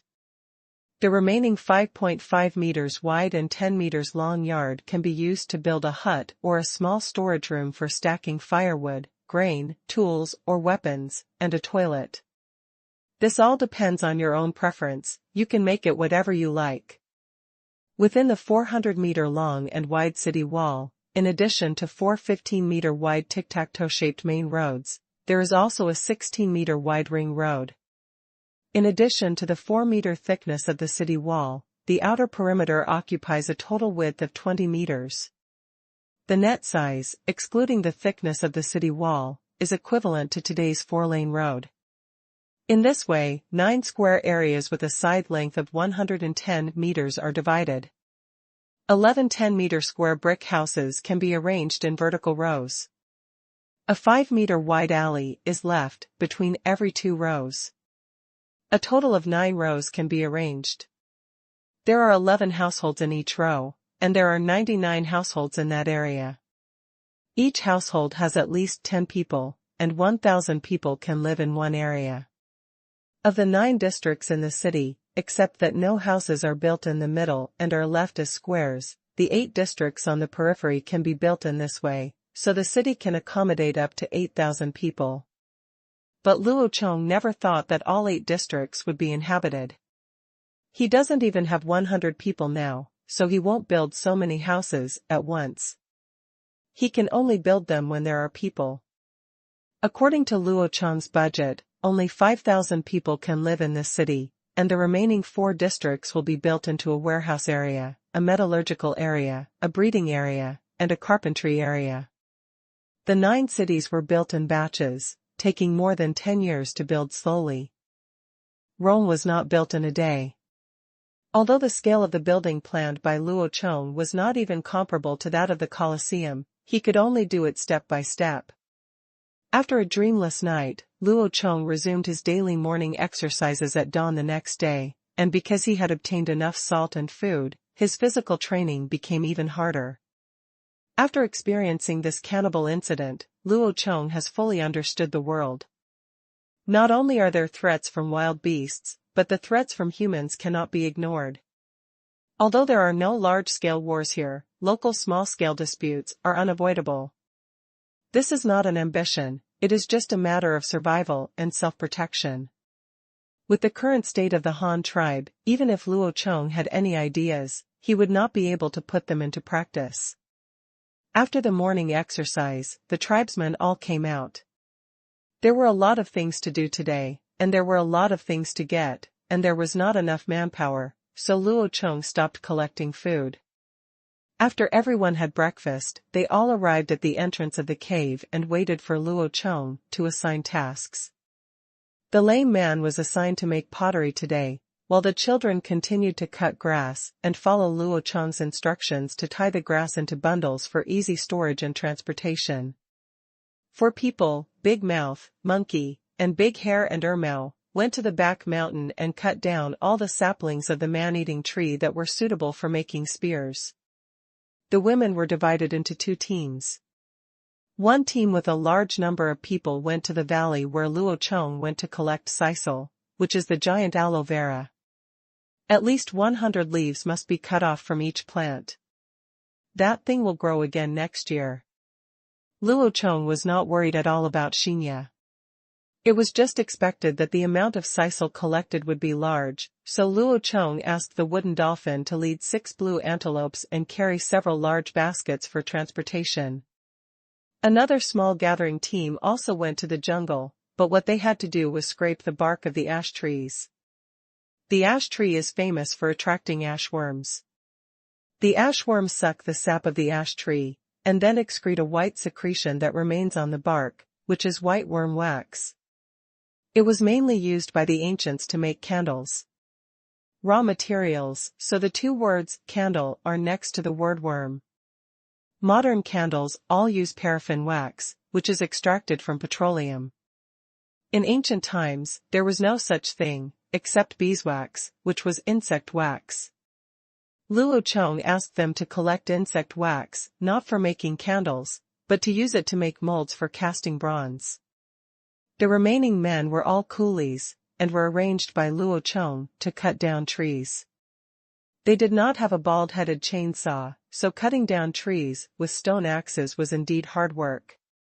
First, cut down some tree trunks that are about as thick as legs, and use them to build a barn. Then chop all the branches into firewood. Luo Chong needs a lot of charcoal to smelt copper.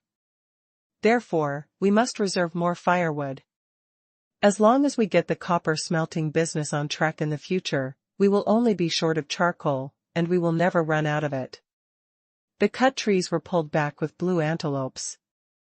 If they couldn't pull them back, they would ask the baby elephants for help. They couldn't let them eat in vain. The tribesmen did not understand this. They thought that food should be stored in autumn, but Luo Chong told them that the food stored now would not be eaten until the beginning of next spring, especially fish. Although 100 people would not eat up a river. The fish are becoming extinct due to food consumption, but even if it is not that serious, It is estimated that it will take a month or two to restore the current size of the fish population. You must know that among the fish caught during this period, many of them had roe in their bellies. These eggs were caught before they turned into small fish. In the future, the number of fish in this small river will be affected to some extent. So let those fish recuperate first. When all the clan members went out to work, Luo Chong himself was also working. He was busier than others. First, burn charcoal, make several large firewood piles, paste mud on the outside, leave a few vents on the top and bottom, light the firewood from the holes left on the top, and when the fire reaches the holes below, seal all the holes to let the firewood it is simmered in the absence of oxygen inside, and turns into charcoal after it is naturally extinguished and cooled. Then he ground the old soil and anthill soil he brought back, mixed them evenly, and kneaded several crucibles and spoons to purify and make alloys. Then use mixed refractory clay to make a mold. The mold looks like a flat plate with rows of sunken small grids. Each grid is the same size, so that copper plates and tin plates like chocolate plates can be cast. When the time comes, you can adjust the ratio of copper to tin as needed to make tools for different uses. Break off as much or as little as you need like chocolate. Bronze alloy has been widely used since before historical records. Its low melting point and easy casting also make it the earliest metal mastered by mankind. It can be traced back to the Xia and Shang dynasties.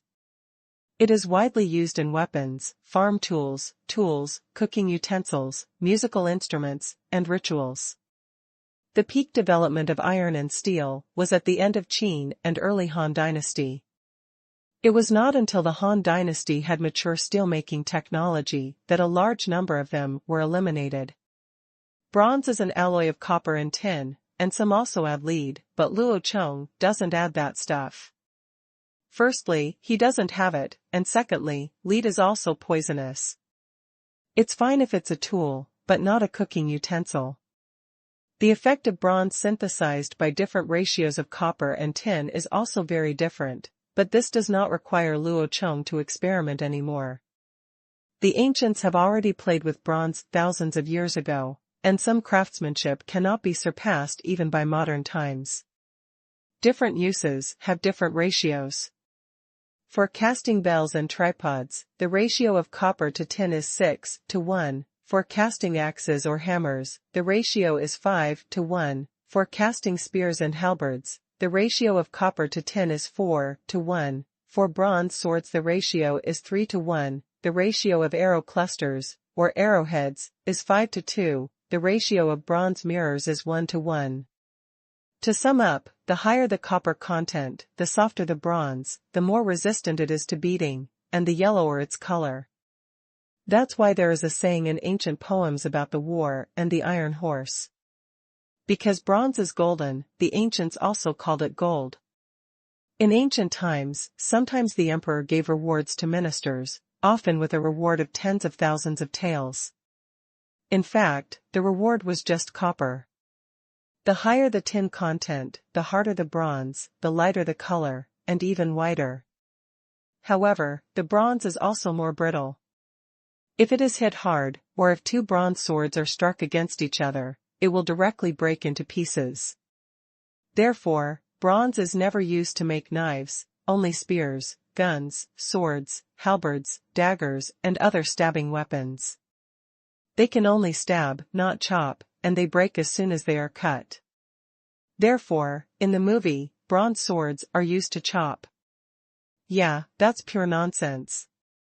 It is precisely this fatal shortcoming that bronze weapons will be completely eliminated by steel weapons. With charcoal and molds, Luo Chong began to make a smelting furnace. He mixed ordinary clay with some pottery slag or brick dust, mixed with some crushed grass and mud, and built it into a cylindrical earthen furnace with a diameter of more than 40 centimeters. It's not very good, so we can only make do with it first. After all, it's not a large-scale smelting, so there is no need to bring out the entire blast furnace. For such stoves are assembled together, and they can be fired together when the time comes, which can save a lot of time. Because we don't have metal tools now, we can't make wooden push-pull bellows. We can only use the skin of pythons to make a few simple push-type bladder blowers. We can make do with what we can now. When we have the tools in the future, we can make more upgrade equipment. Luo Chong took the blower and tried it under the pottery kiln, and the effect was good. Cripple didn't know what Luo Chong was doing, but just looking at the molds and blowers, he felt that they were more advanced things than fired pottery, and he was looking forward to what new things the leader would come up with this time. Luo Chong's preparation work is completed, and the world's first and most primitive smelting equipment is also completed. He just waits for the charcoal to be burned tomorrow and the furnace to dry before work can start. Big Mouth and Monkey worked for a day and got hundreds of white poles that could be used as spears, but the adults who cut down the trees were in dire straits. After working exhaustingly for a day, I only cut down less than 10 cedar trees, and not all of them have been pulled back. A few are still lying in the forest, and 3 of the stone axes used to cut down the trees have broken. But Luo Chong told them mercilessly that they would continue tomorrow, but whoever did well would be given new equipment. New equipment? Everyone was a little confused. The stone axe was already the best tool they had ever seen. What could be more useful than a stone axe? After dinner, everyone started the after-dinner entertainment time again, and Luo Chong started boiling wax by the fire pit, melting the collected wax blocks in the pot, then skimming off the impurities with a spoon, and pouring it into the prepared large bowl. In a clay mold, it condenses into a single piece of white wax. Then cut it into small pieces and use a bone knife to cut it into the shape of tools, such as an axe head, a small hammer head, a planer, various types of chisels, and clamping pliers. Carefully polish the wax blocks to a 1:1 ratio with the real objects, then wrap the wax block models with clay, leaving only a small opening, and then press them tightly so that the clay and wax blocks are in complete contact, without leaving any gaps. Then let it sit to dry. After the clay is completely dry, heat it on the fire to remelt the wax inside, and then pour out the wax liquid inside, so that you can get a hollow clay mold. What shape of wax block is wrapped in the mold will leave a certain shape of space inside. For example, if the axe head is wrapped in white wax, melt the wax block into liquid wax and pour it out, and an axe head shape will be left inside. Space. Moreover, there will still be a thin layer of wax remaining on the inner wall of the casting mold, which will make it easy to demold when the casting is completed. Although the lost wax method casting mold is a little more troublesome, it is more accurate and does not waste materials. The poured wax liquid can also be condensed into large pieces and reused. The women who collected insect wax didn't understand it, but they knew that the leader really needed this thing, so they would continue collecting it tomorrow. Dashu and Cripple were a little different. Dashu realized that this was probably a weapon, but he didn't understand how such a soft thing could be used as an axe. The lame man's focus was on the clay molds. He was a pottery maker himself, so he felt that the molds should also be burned in the fire. Is the leader going to use clay as a weapon? All explanations are in vain to them, it is better to let them see the real thing. Early the next morning, the tribesmen took all the blue antelopes away.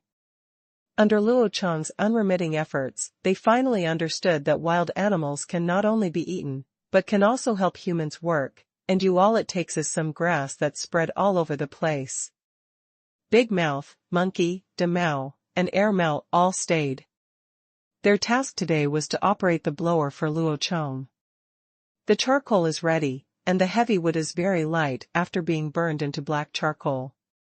The lame man also finished burning the pottery yesterday, and today he will do it specifically for Luo Chong. The lame man is very smart, otherwise he would not have developed the rake by himself, so Luo Chong planned to give him the method of smelting copper. It is impossible for Luo Chong to do this kind of work alone in the future. It is better to find an apprentice, and the lame man and people with disabilities are perfect candidates because they don't need to run around to do these things. The 4 stoves have been used up, and this time I lit 2 of them together. De Mao and Air Mao pressed the blower, and Big Mouth and Monkey loaded the charcoal. Under the action of the blower, the flames shot out very high from the furnace mouth. There were 3 layers of crushed copper ore and charcoal. The cylindrical furnace had a very good temperature gathering effect. After a while, the ore in the furnace started to be red and dazzling, and then slowly melted. The copper water flowed along the gaps and gathered under the furnace, turning into a lump of copper mixed with slag. There is also tin ore that is being started at the same time, which is faster. Tin ore has a very low melting point and can melt in a few minutes under a strong fire. Use branches to pull out 2 pieces of metal mixed with many impurities from the ashes under the furnace. It is inconvenient without a blast furnace, and pure copper water cannot be obtained directly. He continued to add charcoal and ore to the 2 furnaces, keeping the furnaces at a high temperature and smelting copper continuously. Just now, Luo Chong personally inspected the furnace, and only 1 piece of impure metal as big as a child's fist came out at a time, which was very slow. After refining 7 or 8 furnaces for about 3 or 4 hours, I finally accumulated a pile of impure gold and silver lumps. Because what Luo Chong brought back this time was chalcopyrite with a content of more than 80%, a lot of blister copper was produced. If it was malachite and azurite, the copper yield would definitely not be that high. The tin yield rate of tin mines is not high, but the proportion of tin and bronze is not large, but it is enough. I lit 2 more stoves, and after the temperature rose, I put crucibles made of refractory clay in the stove, put the thick copper and miscellaneous tin in the 2 crucibles respectively, and used a blower to increase the firepower until the copper and tin melted into a liquid state, because copper is a heavy metal with high density, so impurities with lighter mass will float to the top of the metallic liquid. Then use a clay spoon to skim off the impurities on the surface, but don't throw them away. You can save them first. There is still some copper on these impurities. When there are too many, they can be piled together for secondary smelting. Use the pottery stick prepared in advance to bring out the clean pure copper liquid together with the crucible, then pour it into the grid-shaped clay mold, and let it stand to cool down. Tin liquid is the same operation, but it is faster. The melting point of tin is only more than 200 degrees, otherwise it would not be used as a material for soldering circuit boards. Moreover, when copper and tin are mixed together, the melting point of the alloy will also be lowered. Lizzie, his 4 friends, and Luo Chong were all watching the metal liquid in the mold slowly solidify and cool down. They didn't understand the principle, so they were surprised. They didn't know why something like water could be burned out of the stone, and the hot water would become harder and harder as the temperature dropped. The elder had nothing to do today, so he came to observe. He wanted to draw everything Luo Chong had done and pass it on to future generations. However, copper smelting was too complicated. He didn't know how to draw it, so he kept frowning. He frowned and looked at it. When the copper and tin plates were no longer hot to the touch, Luo Chong couldn't wait to pour out all the metal plates. It was noon, and the metal plates that were still warm to the touch reflected the dazzling light under the sunlight. Light. The golden copper plate and the shiny silver tin plate are horizontal on one side and neatly arranged in rows of small cubes on the other side. They are very beautiful. The lame man, the elder, and the 4 friends all looked at the metal plate with their mouths wide open. They had never seen anything so beautiful and sparkling. The expressions on their faces were no less than when modern people see gold bricks. Time obsession. Even Chu Bing, who was playing, was attracted. He touched this and looked at that. It was still hot. "Chief, what is this?" Chu Bing picked at the protrusions on the copper plate and asked Luo Chong, raising his head.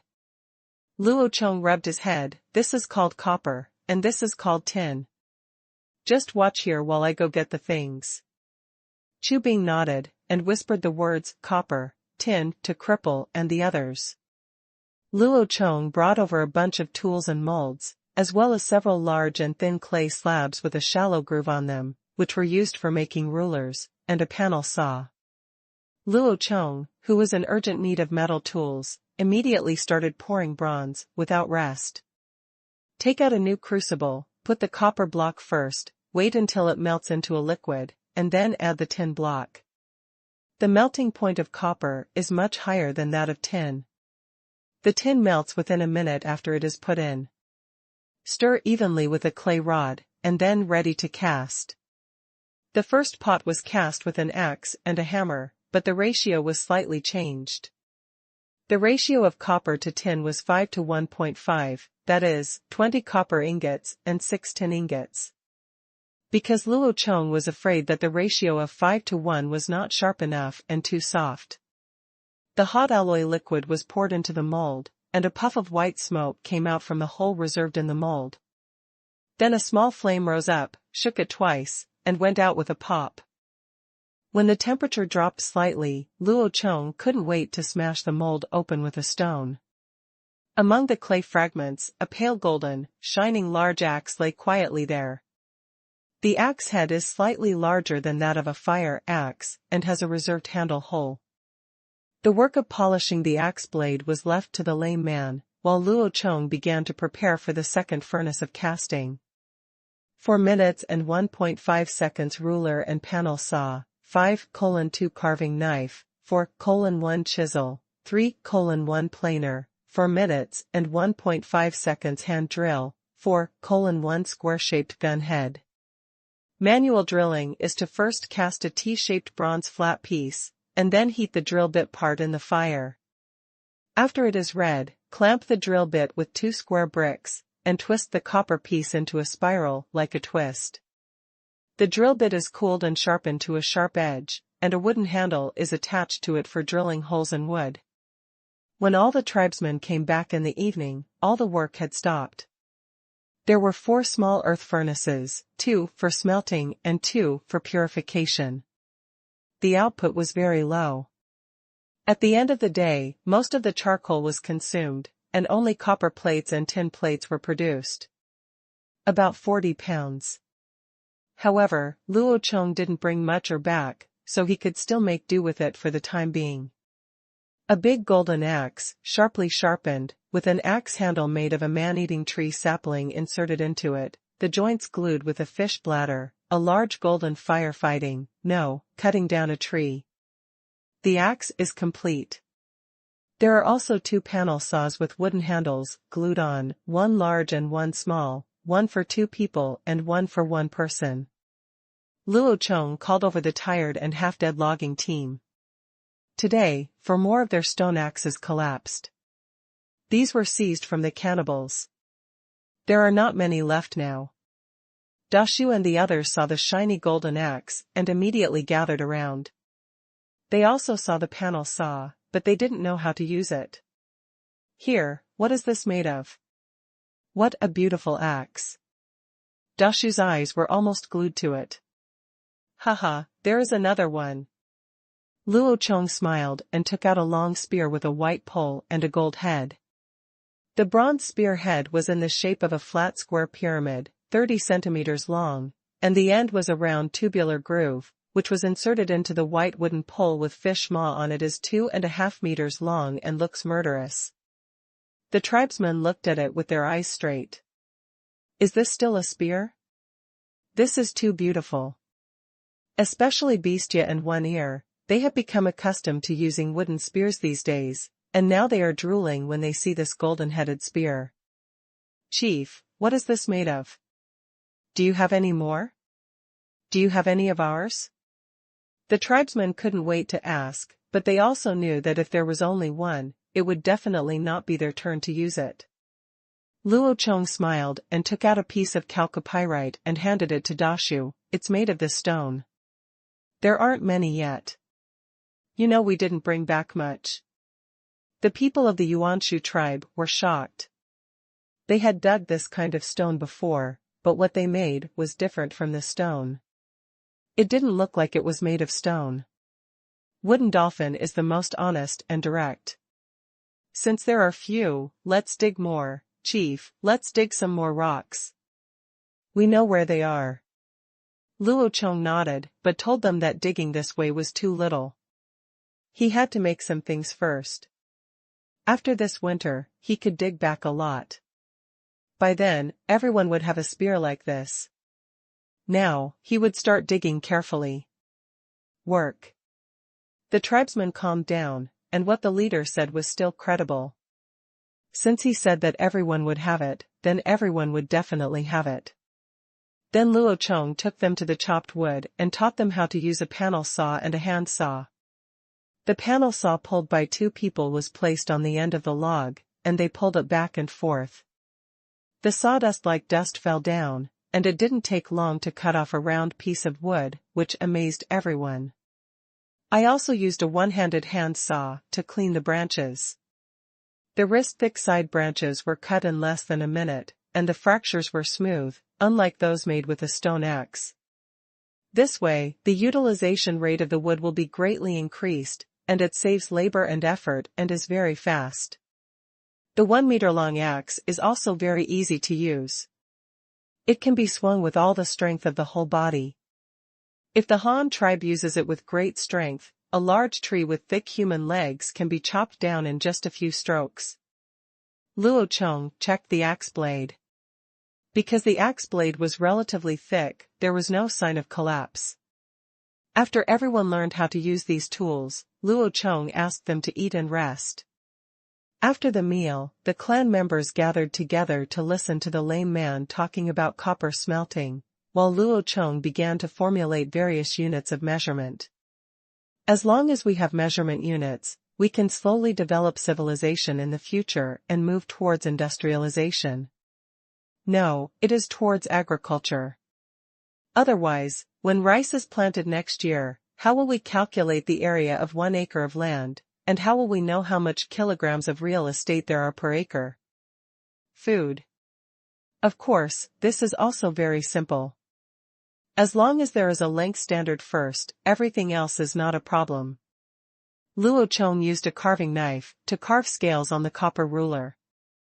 Using the width of his ring fingernail as 1 centimeter, he carved out a 1-meter-long ruler. He then brushed molten tin water into the notches of the ruler and polished it again. So you have a gold ruler with silver scales. The unit of area is based on the unit of length. Square centimeters, square decimeters, and square meters are established. 667 square meters is equal to 1 acre. No matter how large it is not used now. Let's talk about it later. With this standard of length unit, we can measure the volume and set the capacity unit as liter, which is 1 cubic decimeter. 125 liters is equal to 1 bucket, which is 1/8 cubic meter.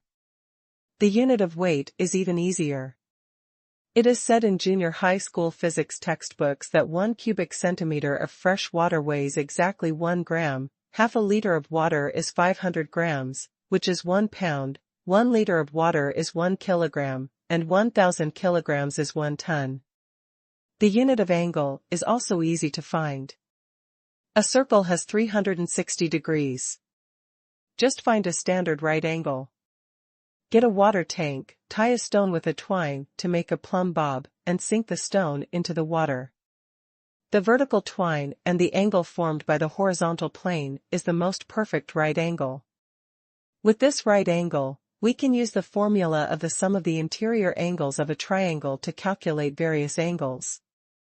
Luo Chong has always felt that as a time-traveling person, he obviously has a mature and scientific measurement system, but he still insists on the obsolete unit system of inches, feet, and feet. That is simply asking for trouble. And it has also been proven that the decimal length unit is the most conducive to scientific development. Anyway, he is the boss now, and he is the one who sets the standards in this world, so why should he make himself uncomfortable? The women's collection work has stopped. There is enough insect wax now, and the sisal has been collected. Now they are concentrating on weaving rope. The children were lying outside the rabbit pen, watching the rabbits inside giving birth to baby rabbits. The 3 pregnant rabbits all gave birth, and they all gave birth to a lot. There were 6 or 7 in each litter, another 20. With the birth of a new baby, the group of more than 30 rabbits has nearly doubled, and Luo Chong had to marvel at the rabbits' reproductive capabilities. Lizzie has been making pottery for a long time, and now he can help Luo Chong carve wax models. The round-headed shovel, or copper shovel, needs to be cast in batches. Whether it is digging rivers or farming, many things can be done. It can be used, and the sample given by Luo Chong is there, so there is no problem for the cripple to follow the example. Luo Chong himself is studying the most critical thing, the plow. He really has very little contact with this thing and can only figure it out with his limited memory. And he plans to make 2 sizes, the larger one is for the elephant and the smaller one is for the elephant. The one for the elephant is for plowing the land, while the one for the elephant is for digging the river. They must be used to dig the river, otherwise they would eat so much grass in vain every day, which Luo Chong was unwilling to accept. The next day, some of the women were rubbing hemp rope and some were cleaning the ground. Luo Chong just drew an area and asked them to clean it up and start building the barn soon. Luo Chong doesn't care about copper smelting now. It's enough to have Lizzie and 4 friends. The 5 of them are just pouring copper plates, tin plates, and the specific alloy casting steps, because the proportions used are not the same. So Luo Chong needs guidance. Luo Chong is now leading the women to build corrals. The logging team has cut down many trees. They are all about 20 centimeters in diameter, but they are very long. Each tree is more than 10 meters high, like a wire pole. Cut a length of 4 meters and saw them all into wooden stakes. Insert one into the ground at a distance of 2 meters to form a rectangular circle. Tie 2 crossbars in the gap to fix it. Then use the branches to weave a fence and fix it on the wooden fence. Make a simple wall, and finally apply a layer of mud, and it's done. There is a wooden shed facing north and south in the corral, with a height of 4 meters. In order to allow the elephant baby to live in it, the shed is made of a lot of wood, arranged in an airtight manner, and covered with a thick layer of mud. A real wall. There is a row of small holes on the south-facing side, and outside is the trough. You can stick your head out to eat grass. Of course, there are 2 things that are not needed. Just stick out your nose, and everything will be solved. After everything is built, the grassy mountains piled up outside will also be bundled and stacked in pens to prevent them from being destroyed by other animals or people. The people of the Han tribe were busy performing their duties, even the bald tribesmen were not idle. The balding tribe originally had 92 people, which can be said to be much larger than the Han tribe. However, after exchanging 9 people for pottery with the Han tribe last time, there are not that many people left. 9 people were replaced, 2 more children died of illness, and an adult man was eaten by a lynx. The population dropped sharply. Now there are only 80 people, not as many as the Han tribe now, but baldness does not matter. Knowing this situation, when he came to trade last time, Luo Chong had not come back yet, so he didn't know that Luo Chong had brought back 30 people. The balding tribe has no elders and no knowledge inheritance, but the balding tribe is very good at imitating and learning. They learned the basket weaving and spear making of the Han tribe, and they also made their own stone-tipped spears. The balding tribe even wanted to learn to make pottery. The bald tribe lives in a cave. Mountain springs seep out from the rock crevices deep in the cave and form a small pool on the ground, less than 2 square meters in area. It is their daily water source. Normally, this is fine, but in late autumn, the mountain spring above the pool will stop flowing. At that time, they can only go to the river 3 kilometers away to fetch water, which is very inconvenient, so they need a lot of water. Containers to store water. In order to obtain pottery, Xieding did not hesitate to use all the salty stones to exchange with the Han tribe. Without salt, he would be boring at best, but he would not die. Moreover, he could supplement some salt by drinking animal blood and eating animal offal. But it's impossible without water, especially since I'm bald and already deeply in love with the taste of broth. So last time he came to trade with the Han tribe in person, just to exchange for more pottery, but he still failed to get what he wanted, so he planned to rob them by force. From Balding's perspective, there were less than 10 adult men in the Han tribe, but there were 15 of them. It should be no problem to defeat them and steal their pottery and food. As for grabbing people back, Xieding never thought that more people would consume more food. Xieding didn't think he could get so much food to feed more people, otherwise he wouldn't use the population. Come to exchange pottery. That morning, Xieding led all the adult males in the tribe, including 15 of his own, each with several spears, and marched toward the Han tribe in a mighty manner, preparing to defeat the Han tribe's hunting team in one fell swoop. Then go to their places of residence and plunder them. By noon, Xieding's frontline scouts had detected the location of the Han tribe's hunting team. When they returned, they immediately told Xieding that they were cutting down trees in the forest. Chopping down trees? What are you doing cutting down trees? A question appeared in Xieding's mind, but Xieding didn't think much about it. I don't care what you do, as long as I defeat you. At this time, in the coniferous forest on the ridge, Big Tree and Beast Tooth and the others were still cutting down trees. Today they worked very quickly, with 3 large axes, 2 long saws, and 2 hand saws. With such equipment, a tree with a diameter of less than 30 centimeters can be knocked down in less than 15 minutes. If you spend some time cleaning the branches, you can get a clean log in basically half an hour. And this is only the speed of one group. In addition to the elders, the lame man and Luo Chong of the Han tribe, the remaining 6 adult men plus the 4 from the Yuanshu tribe, a total of 10 people, a group of 3, one of whom is watching the blue horse antelope. Each group of large axes can knock down 3 trees at the same time basically within half an hour. The one who watched the antelope today was the wooden dolphin. 6 antelopes are currently grazing on the hillside. Later, they will work in pairs and drag 3 logs home.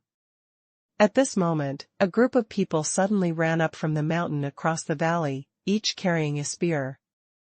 They had witnessed the cannibals attacking the wooden dolphins, so they naturally knew that these people had evil intentions, and immediately rushed towards them. Someone on the ridge yelled, "There are enemies!" and then immediately pulled up the reins and dragged the blue antelopes back.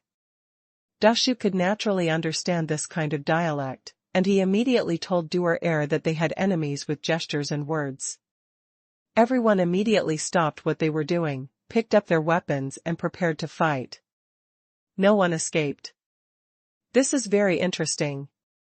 Dashu once killed people with Luo Chong, and he is no longer the same Dashu. Naturally, he will not be a deserter again. As for Beastia and One Ear, they are simply desperate militants. How could a boy whose ears were torn off by a lynx and whose face was scratched with blood still dare to confront the lynx runaway? The wooden dolphin led 6 blue antelopes and ran wildly across the road. The bald man led the people in hot pursuit until they reached the ridge, and the sound of the wind whizzed from behind the wooden dolphin. Then there were screams. The 2 horse antelopes at the back were shot by spears and screamed and fell to the ground. The other 4 horses tied to them were still running wildly, dragging the bodies of their 2 companions along the way. Run towards the grass mountain of the Han tribe. Dog, come here quickly. Dashu shouted to the front, then took out the stone axe from his waist, and waited for the wooden pig to run to his side. Balding had already led the man to within 50 meters. The Han tribesmen who were hiding behind the tree took out a stone axe from their waists, looked at each other, and suddenly jumped out from behind the tree. In an instant, 9 stone axes whirled towards the Xieding group. Ah, help! Plop, plop. Under the blows of 9 stone axes, Xieding instantly killed 3 people, and 2 others were injured. Only 10 people were left to continue moving forward, which Xieding did not expect.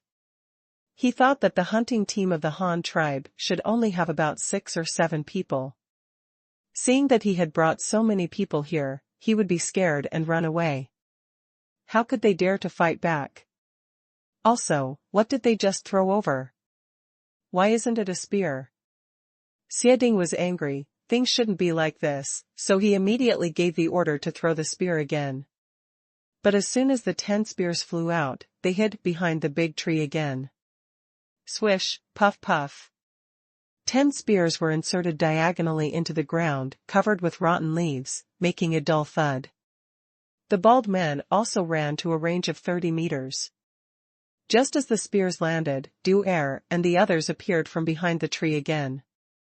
This time, there were 10 neat white spears. You must know that Luo Chong had given 3 spears to each member of the hunting team.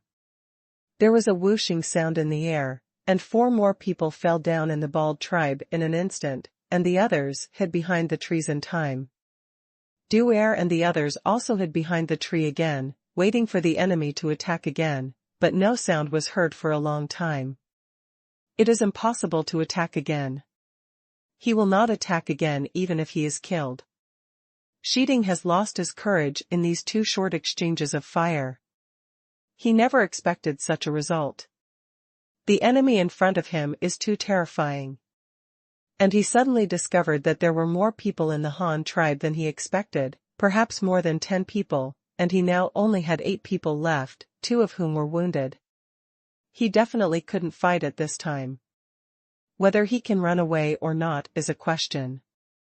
So he immediately fled back to the cave with the remaining people. Returning to the cave at this time, he might be able to save his life. By noon, the Han tribe's corral had been completed. Luo Chong drove all the 12 antelopes left in the tribe into the corral. Now he was holding a sweet root of the man-eating tree to seduce the baby elephant. Enter the barn. Chu Bing also held a piece of sweet tree root and put it under the elephant's trunk. As a result, he was rolled up and eaten in one bite, and then he stretched out his trunk to ask for it. Chu Bing laughed, raised his little face and asked Luo Chong, "Chief, what are they?" "They are elephants with gray skin, 2 big teeth, and long noses. Their noses are as flexible as hands. They are grass-eating animals." Luo Chong also picked up a root and fed it to the other one. Fear of elephants. "Oh, do they have names?" "My name is Chu Bing." "What are they called?" Well, I haven't named them yet." "How about you give them a name?" Luo Chong scratched his hair. He had difficulty naming, so he asked him to carefully choose a name. "I really couldn't think of it for a while." "Really, let me name them, then I'll call them Ruru," Chu Bing said excitedly, hopping on his feet. "Haha, what a special image, isn't it just a big lump of meat?" Luo Chong's mouth twitched and he cursed in his heart. "Okay, let's call this female Ruru." "What's the name of the other male?" Luo Chong nodded in agreement, while Ruru continued to eat heartlessly, not caring what his name was. "The other one is called Huishan, because it is gray, like a hill, and it is bigger than Ruru." Chu Bing patted Huishan's thick legs and said, while Huishan tilted his head. Looking to the west, he suddenly raised his head and roared, which startled Chu Bing. Luo Chong also looked to the west and saw 4 blue antelopes dragging the bodies of 2 companions, running all the way to Luo Chong. The blood behind them flowed all the way, dragging out a red mark. The bodies of the 2 antelopes there were several spears stuck on the corpse, but they were not from the Han tribe. All the Han tribe used were standard white spears. Were they being attacked? Why didn't the people from the logging team come back? Are they all dead? Luo Chong was shocked, picked up Chu Bing and ran towards the cave, shouting as he ran, "There are enemies, all go back to the cave, get weapons, and call all the children back quickly." The lame man who was smelting copper next to the cave was the first to react. He immediately stood up and shouted that there were enemies, and asked Big Mouth and Monkey to quickly call the children who were grazing. Luo Chong put Chu Bing in the cave, took out his golden gun and bow and arrows, and took out all the more than 200 arrows in his inventory. Within 3 minutes, the children all came back with rakes, the women also arrived at the entrance of the cave, and everyone went to get a spear. The elders and the cripple also came to Luo Chong to wait for orders. Luo Chong looked at the tribesmen gathered in front of him, took a deep breath and said, "All the children went into the cave, the elders looked after the house, and the women also went into the cave, and sealed the entrance of the cave. Don't open it until I come back. Lame, you take Big Mouth and the 4 of them to the corral, drag the 2 dead horses and antelopes in, and guard the place. I won't come back and no one will be allowed in." "Chief, where are you going?" the elder and the cripple asked together, and Chu Bing also stuck his head behind his mother and looked at Luo Chong. "I'm going to see why our hunting team hasn't come back. You guys, take care of your home," Luo Chong said with a frown. He was now very worried about the situation of the hunting team. No one came back. They were all dead or captured. No matter which way it was, there were not too few enemies, so Luo Chong decided to go and see for himself. More than 200 arrows were divided into 2 bundles and hung on Huishan's neck. Luo Chong put his long bow on his back and jumped up on Huishan's back with a white-rod golden gun. He pointed the spear forward at the blood on the ground. He roared and rushed forward. Ruru also trotted to catch up. After running 2 steps, he turned back and rolled up 2 pieces of sweet tree roots with his nose, and then he caught up. The 2 baby elephants must have grown up in the crowd. They are not afraid of people, and they are not averse to being mounts. They obviously do it often. Huishan carried Luo Chong and ran all the way, following the blood trail into the jungle, with Ruru following close behind. 1 person and 2 elephants headed west. After running for a while, a group of people suddenly appeared in front of him. The leaders were carrying golden axes, and it turned out to be Dashu and the others. Luo Chong was stunned, patted Huishan's head and quickly made him stop. Dashu and the others also saw Luo Chong and ran over in a hurry. "What's going on? Did you encounter an enemy?" Luo Chong couldn't help but breathed a sigh of relief when he saw that all 10 people were here and not injured. Dashu didn't know those enemies, so he signaled for Beastia to speak, and Beastia immediately said proudly, "Chief, they are from the tribe in the west, the tribe that traded pottery with us. They made the first move and killed us. Ma antelope, and then we fought back twice, killing them, well, so many people." Beastia thought for a long time and stretched out 7 fingers. "The bald one over there?" Luo Chong was a little confused. Why did Xia Ding and the others attack his tribe? Did they want to annex him? What about them? Luo Chong asked with a frown. "Run away. Maybe they went home. They ran away after a few people died," Dashu replied. "He actually ran away. Is it okay if he ran away? Could it be that I killed my horse antelope in vain? It took a lot of effort to get it back. Let's go, chase them and kill them. Anyone who dares to attack my tribe must die, even if it's Ma Ling." Luo Chong waved his spear and pointed to the west. Duer and the others naturally have no objection. The leader said that he wanted to take revenge, so of course he would go. What the leader just said was so domineering. Anyone who dares to attack his own tribe will die, whether it is a human or a horse. Oh, that's not right. Who is more important, the human or the horse? Antelope is important. But no one answered his question at this time. Others had already followed Luo Chong, and Duer also quickly followed. It wasn't until about 2 o'clock in the afternoon that Luo Chong and the others arrived near the bald tribe. Looking from a distance, there was no one in the open space at the entrance of the cave. The entrance of the cave was also blocked by a huge stone, but there was still a lot of through the gap, a few pairs of eyes were secretly looking outside. Balding is one of them. What he fears most is that the other party will come back for revenge. He was lucky enough to think that the other party would not suffer this time and would stop coming. However, he did not expect that the other party actually came, and this kind of lineup. The leader had snakeskin hair tied up with a bone hairpin. He was holding a golden-headed spear, with a sinister look on his face. He was riding a long-nosed giant monster taller than a man on his crotch, and there was another one beside him. He knew so early that the other party was so powerful, but he still slapped him. At this time, the bald man felt extremely regretful, and wished he could immediately cede territory and pay compensation, form an alliance under the city or something, and send this godlike man away in front of him.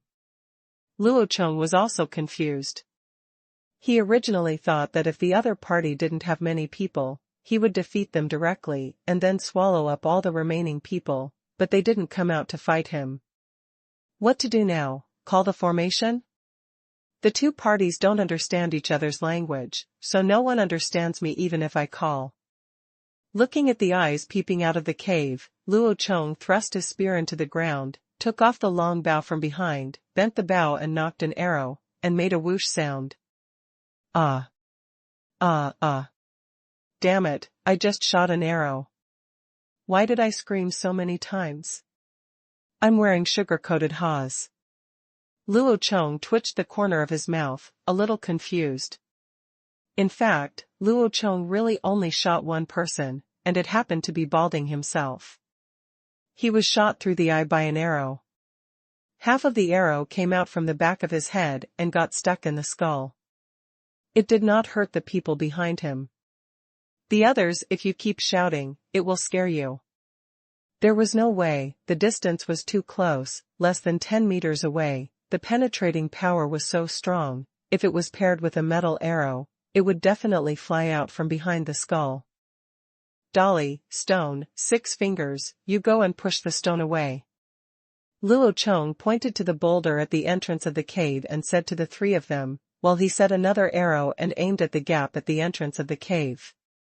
Dolly and 3 others began to push the boulder forward. The 3 of them exerted their strength together.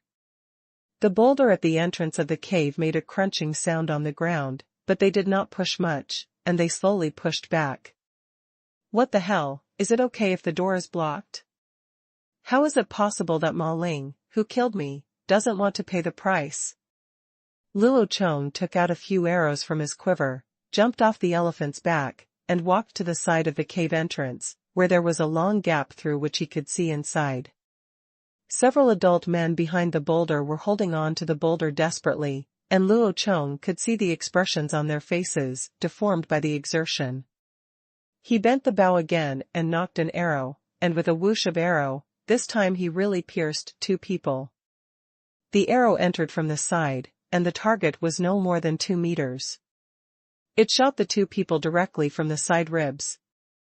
There was another scream, and the other people behind the stone were scared away and no longer dared to stand at the entrance of the cave. No one held the door open, so Dolly and the other 3 successfully pushed the stone away. The 3 corpses behind the stone that had not yet breathed their last breath were crushed to pieces, and became silent in the blink of an eye. The door of the cave was open, with a dim fire glowing inside. A group of women and children in the depths were hiding timidly in a huge haystack. 3 of the remaining 5 adult men stood in front of them with spears. There were 2 injured people wailing in the haystack. Luo Chong walked in with a spear, and the golden spearhead reflected a dazzling light under the firelight. Dashu and the others also held golden axes and spears and swarmed in. The 3 guys holding stone spears looked at Luo Chong and the others, their legs were still shaking, and they were babbling with no idea what they were saying, but judging from their expressions, they seemed to be begging for mercy. Now beg for mercy. Is there anyone begging for mercy with weapons? What have you done earlier? Didn't you attack our tribe first? Luo Chong waved his spear and knocked all the spears in the hands of the 3 people to the ground. He stretched out his spear and pointed it straight. He pointed at the three people and asked. The man in the middle was almost hit in the nose by the tip of the gun. He sat down on the ground in fright, pointed at the bald corpse, and actually started to cry. He muttered something loudly in the room. The two people next to him also knelt down. At Luo Chong's feet, he pointed at the bald corpse and cursed. Well, he must have been cursing, but judging from his expression, it wasn't a good word anyway. TSK, this means that you are throwing the blame on Xiading. Didn't you participate in his idea? Luo Chong despised several people. When he saw a wounded man behind him, he quietly picked up a stone. He actually wanted to resist. He swung the gun head in an instant, passed it forward, and with a pop, pierced his left chest. A hole was opened, and blood spurted out as if there was no money. Kneel down, those who resist will die. Luo Chong's eyes widened, and he suddenly shouted loudly. In the cave of Longyin, Luo Chong's shouting brought echoes, echoing in everyone's ears over and over again. The child in the back was so frightened that he cried, and the women couldn't coax him anymore. Luo Chong pointed to the two kneeling people, and the others immediately followed their example and knelt down. Dashu, go find the food they have stored and bring it out for me to take away. Also, see if there is any salt. Luo Chong ordered the big tree behind him, and he himself began to talk to the person in front of him. The crowd persuaded him to surrender. We came here because your leader attacked my people first. Now your leader and most of the men are dead, but this is not enough. We will take away all your food as a punishment for you. Luo Chong said while gesturing. There is a reason for Luo Chong to say this. He wants to annex this group of people, but the two sides have already fought a war, and he has killed their people, so they must have hatred in their hearts. In this case, absorb them into his tribe, it would become an unstable factor, so he also took advantage of the situation and passed the blame to Xiading. It's your leader's fault, so you can't blame me. If it weren't for him, I wouldn't have beaten you. As long as they can understand this meaning, they won't have much resentment towards Luo Chong. But Luo Chong obviously overestimated their loyalty to the tribe. They didn't care about the leader's life or death. They only cared that Luo Chong wanted to take away their food. A group of women were so anxious that they wanted to cry when they saw Dashu leading people to move away the dried meat they had stored. However, Luo Chong was still standing there, and they did not dare to move. They could only plead with Luo Chong. Honorable leader, this was not our idea, it was all done by our leader. Just kill him. Please don't take away our food, otherwise we will not survive this winter. Please. An older woman pushed away the three men in front of her, knelt down in front of Luo Chong and begged. Luo Chong glanced at the woman indifferently, walked to where they kept the pottery, picked up a pottery pot and carried it in his hand. This problem is easy to solve. As long as you join my tribe, I can give you endless food so that you can drink broth every day. Your leader can exchange pottery like this with you, but in my tribe there are many such things. You can each have one, and no one will freeze to death in winter, and neither will I. In exchange for anything, my people would be priceless. How about, if you are willing to join our tribe and become my tribe, you can stand behind me now. After Luo Chong finished speaking, he casually threw the pottery pot in his hand to the ground. With a bang, the pottery pot shattered on the ground. As a time traveler, Luo Chong is well versed in the art of showing off. Look at the pottery that you regard as treasure. For me, it is just garbage. I can make as many as I want. Now is a chance for you to be a sugar daddy. You must know how to cherish it. A group of people stared dumbfoundedly at the stone pot that took two women to exchange for, and was thrown to the ground by Luo Chong. Moreover, the little leader in front of them also said that as long as they come to his tribe, everyone can have one. Is this guy so rich? This is worth 2 people. Throw it away. Even if you are rich, please don't waste it. The women watched Luo Chong's performance, showing off his wealth in a daze, fearing that the prodigal son would throw a pottery pot again if they disagreed, so they quickly stood up, picked up a water vat and stood behind Luo Chong. The first one was followed by the second one. Slowly, more and more people picked up their belongings and stood behind Luo Chong. The 3 adult men also quietly got up and got behind Luo Chong. Luo Chong pretended not to see. He doesn't want to kill so many people now. There is no benefit in killing them. As long as they are willing to surrender, it is better to keep them and work. At the end, only one seriously injured man was still lying there. This guy's leg was broken by a stone axe, and it was an open fracture. The broken bone spur penetrated the flesh. He passed out from the pain. The current medical condition is obviously hopeless. Luo Chong led these newly joined tribesmen out of the cave and told Beast Tooth to kill that person and then burn the cave. Beastia took the order, and together with Duer, threw several corpses onto the haystack in the cave, stabbed the seriously injured guy to death, and then took the burning firewood from the fire pond and threw it on the haystack. For a time, there was a huge fire in the cave and thick smoke. Xieding and his tribe also disappeared. This revenge and annexation operation went very smoothly, but apart from the population, Luo Chong did not gain any other benefits. When Luo Chong was not the leader, the Han tribe was so poor that they urinated blood. Of course, the Bald tribe is not doing well. Apart from the population, there are only some dried meats and fruits left. There is no stock of animal skins, and there is not a bag of salt. The pottery was obtained from the Han tribe. It is simply poor. Of a horse. After returning to the Han tribe, the integration of the new people was also smooth. The Han tribe had previously traded the population from Xieding as the basis. After all, they were all related. Although the Han tribe did not have one pot for each person, as Luo Chong said, there were still a lot of pots. After all, there was no need for so many pots, just one for several people. There is indeed a lot of food reserves, and with what was seized this time, there is no problem in feeding 200 people for a whole winter. It's just that the cave's population carrying capacity has reached the upper limit. It can be said to be very crowded, but it is warmer when crowded. Seeing that winter is coming, no one says anything.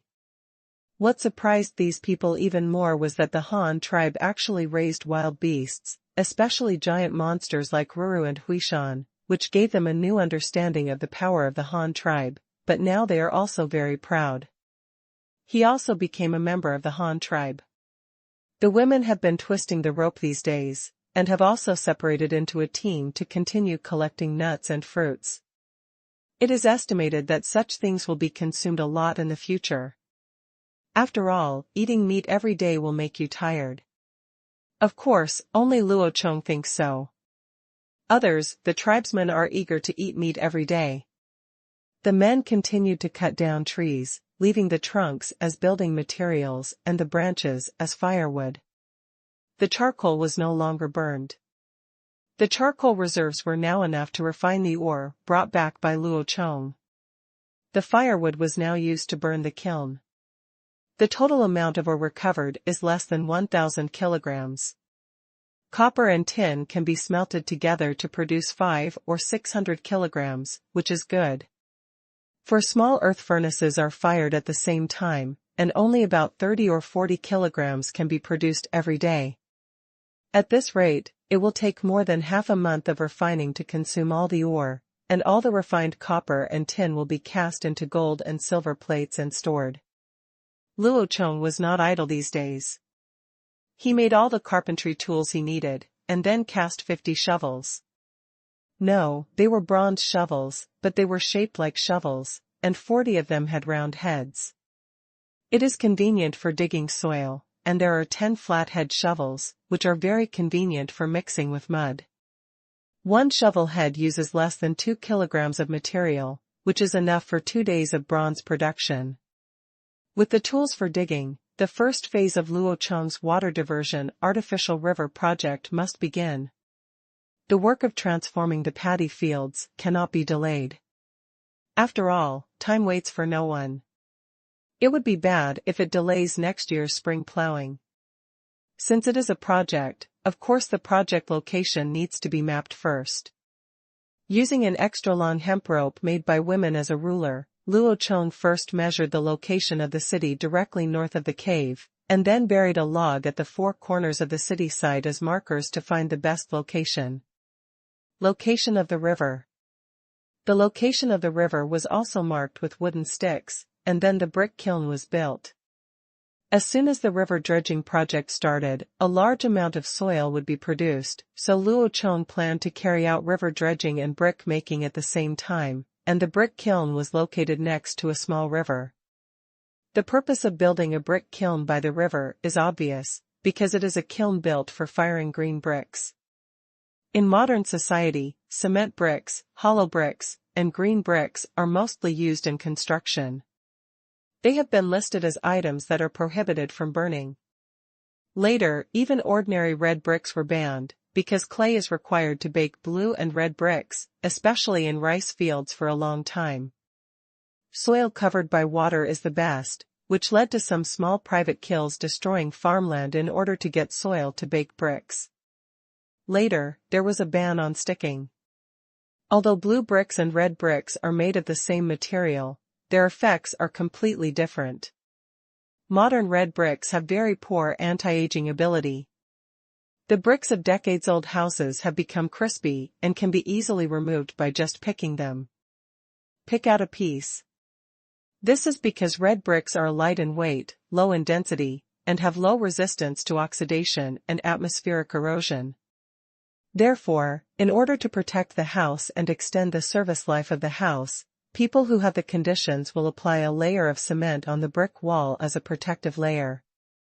And even glued a layer of ceramic tiles to prevent the red bricks from being directly exposed to the air, wind and rain. But blue bricks are different. Most of the ancient buildings that have been preserved from ancient times to modern times are made of blue bricks. And without a protective layer, the green bricks are directly exposed to the air and can still maintain their appearance for thousands of years. Immortal for many years, the anti-aging ability of blue bricks is evident. The biggest difference between green bricks and red bricks is not the material, but the difference in craftsmanship. Clay contains a high amount of iron. After the bricks are fired at high temperatures and cooled naturally, the iron in the bricks will turn into iron oxide, so the bricks will turn red and become red bricks. Use the same clay to make brick embryos. After firing at high temperature, do not wait for it to cool down naturally. Instead, pour water into the kiln when the temperature in the kiln is the highest. The red-fired brick embryos will mix with water and fire in the kiln, producing a large amount of heat. Water vapor will squeeze out all the air. At this time, the kiln begins to be sealed to keep the kiln in a sealed and oxygen-deficient environment with accumulated water and steam. The iron element in the bricks will turn into ferrous oxide when it cools down, so the bricks will become green bricks. Generally speaking, the process of blue and red bricks is that one is air-cooled and the other is water-cooled. It's just that the final cooling link is different. Everything else is the same. However, the density of blue bricks is much higher than that of red bricks. Under the same volume, green bricks are much heavier than red bricks and are correspondingly stronger. Although they are not as strong as granite, they are not weaker than flint. That's why Luo Chong chose to make green bricks. This is also the reason why the brick kiln was built beside the river, because it was convenient for watering. Lizzie fired a lot of red bricks some time ago. These bricks were just used to build a kiln. The brick kiln is right next to the river. It is cylindrical and gradually closes to form an arched top. There is a smoke outlet on it, which is not very big. Easy to seal when the time comes. The brick kiln is a semi-underground structure, with most of it underground and only a small part above ground. The entire brick kiln used all the labor of the tribe and took 5 days to complete, of which half of the time was spent just digging the pit. It took some time to saw the logs into planks and make some brick molds before the preparations were completed. The giant plow that Luo Chong spent many days building was finally unveiled. It is a 2-meter wide wooden frame with 4 giant bronze plows installed underneath. As long as this thing is pulled up, it can plow 2 meters of land at a time. The turning depth reached 40 centimeters. Of course, such a thing is not used for plowing fields, but for digging rivers. As for the motivation to start this thing, of course it is Ruru and Huishan. These 2 guys have been devouring themselves for so long, so we must find some work for them. 2 giant plows were side by side, with Ruru and Huishan in front of them. They pulled the giant plows forward together, plowing the entire 4-meter wide river behind them. In less than an hour, the 2 cargoes covered a 700-meter-long river. The entire river channel was plowed to a depth of 40 centimeters. Luo Chong was simply overjoyed. At this rate, maybe his city-building plan would not take 3 years. These 2 guys plowed the land every day, and after 10 days, it would be 4 meters deep. This is like an excavator. And only eat grass without burning oil. First, the ground was loosened, and then a small ditch was dug to bring in the river water. It immediately turned into mud. However, such mud could not be used to make bricks. It had to be trampled into mature mud. In the past, when it came to treading mud, oxen were used to do it if possible, and humans were used to do it if oxen was not available. However, Luo Chong was more individual and used elephants to do it. Ruru and Huishan are 2 little guys who are young and playful, especially the sport of stepping on mud. They are naturally attracted to creatures like elephants. They roll around in the mud and run wildly, and they have no fun. I am so happy that I regard my work directly as a game. It is not easy to pull them out. I am more persistent than a wild boar's affection for mud. After finally luring them up with sweet tree roots, they both turned into clay elephants. He took them to the river to take a bath, and then drove them away to rest. The work of Ruru and Huishan is over, and the work of human beings begins. Put the trampled cooked mud into the mold and compact it, and then turn it into bricks one by one, and then let it sit to dry. Now we are just making brick embryos. Luo Chong is not planning to bake bricks now. The brick-burning work can wait until winter. There is nothing to do in winter. Moreover, the brick-burning kiln will be very warm in winter. It is a happy job. It is better than burning bricks in summer. Definitely much happier. The bricks are very big, and these large bricks are intended to be used to wrap the rammed earth city walls, so there is no need to make them too small. But the progress of the work has been a lot slower, not because of the time wasted pressing the brick blanks, but because most of the time was spent on carrying mud and brick blanks. The bricks used to build the city are 40 centimeters long and 20 centimeters wide and high. It is a standard rectangular cube, but its weight is extremely heavy. Such a large piece of wet mud weighs at least 30 or 40 kilograms. One person can carry it with a rattan basket or a pole at a time. A large piece of mud is then sent to the drying site to be pressed and dried. People are exhausted and their work efficiency is low. Therefore, a convenient and fast means of transportation must be available immediately. When thinking of a means of transportation, it is natural to think of something like a car, which saves effort and doubles the load capacity, and the soul of a thing like a car is its wheels. Based on the current conditions, Luo Chong basically has no choice but mulin. However, how to do mulin is a problem. In his previous life, Luo Chong had changed tires for cars and repaired tracks for tanks, but he had only seen wooden wheels on TV. In my impression, this type of wooden-wheeled vehicle is almost impossible to find in China. Even if you occasionally come across a carriage, it is still made of rubber tires. Only the British Empire still retains many of these antiques, especially the Queen's car. The main structure of a wooden wheel should be 3 parts, which should be similar to a bicycle wheel, except that one tire is missing. A center of a circle, set on an axis. Luo Chong didn't know what that thing was called in ancient times, so he called it the center of a circle. It's easy to understand. There will be many wooden sticks inserted on the center of the wheel for support, and the bicycle wheel is called a spring. Luo Chong also calls it a clockwork. The last thing is the wooden circle on the outside, which is the most difficult part of the wheel to make. I have learned in Chinese class that the wooden rope is straight and the rope is shaped into a wheel. In ancient times, the wheels were made of straight wood bent and then baked into shape. However, no matter how good the ancients were, they could not directly bake the straight wood into a circle, so the wheels usually it is segmented. Wheels with small diameters use at least 2 sections of wood as the outer ring, or 3 sections. In short, the more sections, the smaller the arc of each section. In this way, a circle is broken down into multiple sections of bow shape. The circle is not easy to bend, and the bow shape is always missing. The question is, how else can the long bow be bent into an arc?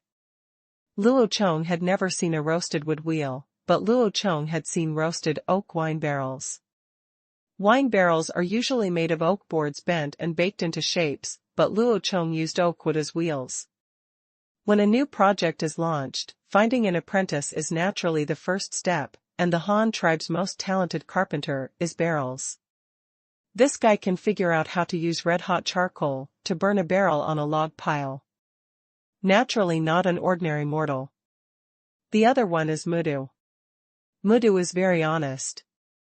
He doesn't like to communicate with others. His fighting ability is not very high. He has no outstanding characteristics. However, he is such a silent person. If he focuses on one thing, his achievements will be certain. Not low, so Luo Chong called him here, and from now on they will be full-time carpenters of the Han tribe. There are younger brothers to help, but the main work is still done by Luo Chong. After all, it is unrealistic for you to let others calculate pi. This will need to be taught slowly in the future. The first vehicle of the Han tribe was a gray bucket vehicle built according to practical needs. It was mainly used to transport mud. It had a pair of wheels in the front, 2 legs in the back, and 2 long handles. It was a hand-pushed double-wheeled vehicle. The truck was the same as the trucks pushing cement on construction sites today, but it had an all-wooden structure. The wheels are not big, only 70 centimeters in diameter, which is incomparable to the large wheels in ancient times that were as tall as a person. The center of the wheel is made directly from a piece of log. The center of the log is directly ironed with a red-hot copper rod, then enlarged with a hand drill and polished smooth. Then the connection points of the spring are evenly divided on the outer diameter of the wheel center, and the method of drilling is still using a red-hot copper rod and a hand drill, just to increase the production speed. The outer ring of the wheel is made of 2 sections of baked oak, which are 2 rough semicircles. Of course, there are also particularities in baking oak. The bark side should be placed outside, because the wood layer close to the bark is relatively hard. Putting it on the outer ring is firstly wear resistant, and secondly, the core material of the tree is softer and suitable for inward squeezing and shrinkage. First, pour water on the sawn oak strips, place them on a thick log prepared in advance, and then use a thick hemp rope to form a rope loop to tighten the oak strips on the log, and finally place it underneath. A pottery pot with a fire was heated. While the fire was heating, the rope loop was tightened with wooden sticks to gradually bend the oak strips into shape. It took 3 people a whole day to build the small cart. There are only 10 springs in the wheels. They are planed one by one with a planer. The speed is too slow. Luo Chong plans to improve the process next time. The 2 sections of oak on the outer ring are fixed with U-shaped copper nails at the interface. The axle is also made of wood and is relatively stable when pushed. On top is a ash bucket made of wooden boards. The joints are all tenon and rivet structures, except for the wheels. 4 copper nails are used, and the rest is entirely wooden. The first trolley was built and immediately delivered to the engineering team for use. Luo Chong was also experimenting and observing where to improve. After the first day of use, the tribesmen were very interested in this new means of transportation. Since Luo Chong invented basket weaving, the Han tribe finally said goodbye to the shoulder-carrying model and changed it to carrying baskets on their backs or carrying poles. Model, now that cars have appeared, this will be another reform. The tribesmen are very happy, but Luo Chong is not optimistic. Because the tools are primitive and crude, this small cart can be said to be shoddy. In terms of performance, it can only be said to walk, that is, it can turn in circles when pushed, but it won't take long for it to fall apart. There are too few springs. 10 springs are not enough to support a circle. Ancient wheels had more than 20 or more than 30 springs. If there are too few springs, they cannot support the outer ring to maintain a round shape and load capacity. If it gets too big, the outer ring will be in danger of collapsing or deforming. Also, the width of the wheel center is not enough, and the length of contact with the axle is too short, causing the wheel to swing left and right when rolling. The wheel center will have to be lengthened next time. After identifying the problem, we immediately started developing an improved model, which mainly involved lengthening the wheel center and being more careful when drilling the axle hole. The smaller the error, the more stable the car will be, so that there will be no wobbling. Then there is the problem of increasing the number of springs. It's not that Luo Chong is unwilling to increase the number of springs, but that there is no lathe now. If he wants to get a few springs, he can only rely on knife and axe. The speed is too slow, which has become the most difficult task in wheel production. The slow link is that there is no guarantee that the quality of each rod is the same. Later, Luo Chong simply gave up on making his own clockwork and directly used the spikes of the man-eating tree, that is, the arrow shaft as a clockwork. But that thing is relatively thin, so we can only increase the number to improve the support capacity. This is inspired by the bicycle wheel. The spring of the bicycle is thinner, similar to the iron drill for barbecue, but there are at least a few on a bicycle wheel. 100 such thin springs can support 2 people without any problem. So the production speed of the second car was much faster. Although the number of springs was increased to 32, they were all natural wooden poles and could be installed as long as they were cut to the same length. The speed increased, but the support force was not enough. The diameter of the arrow shaft was only about 1 centimeter. It was used to support the wheel structure. It was fine when empty, but not after loading heavy objects. It seemed relatively thin and not strong enough. But the second the wheel center of the car was very successful and no longer faltered. When it came to the third car, the wheels became double-layer springs. The number of springs in a wheel directly changed from 32 to 64.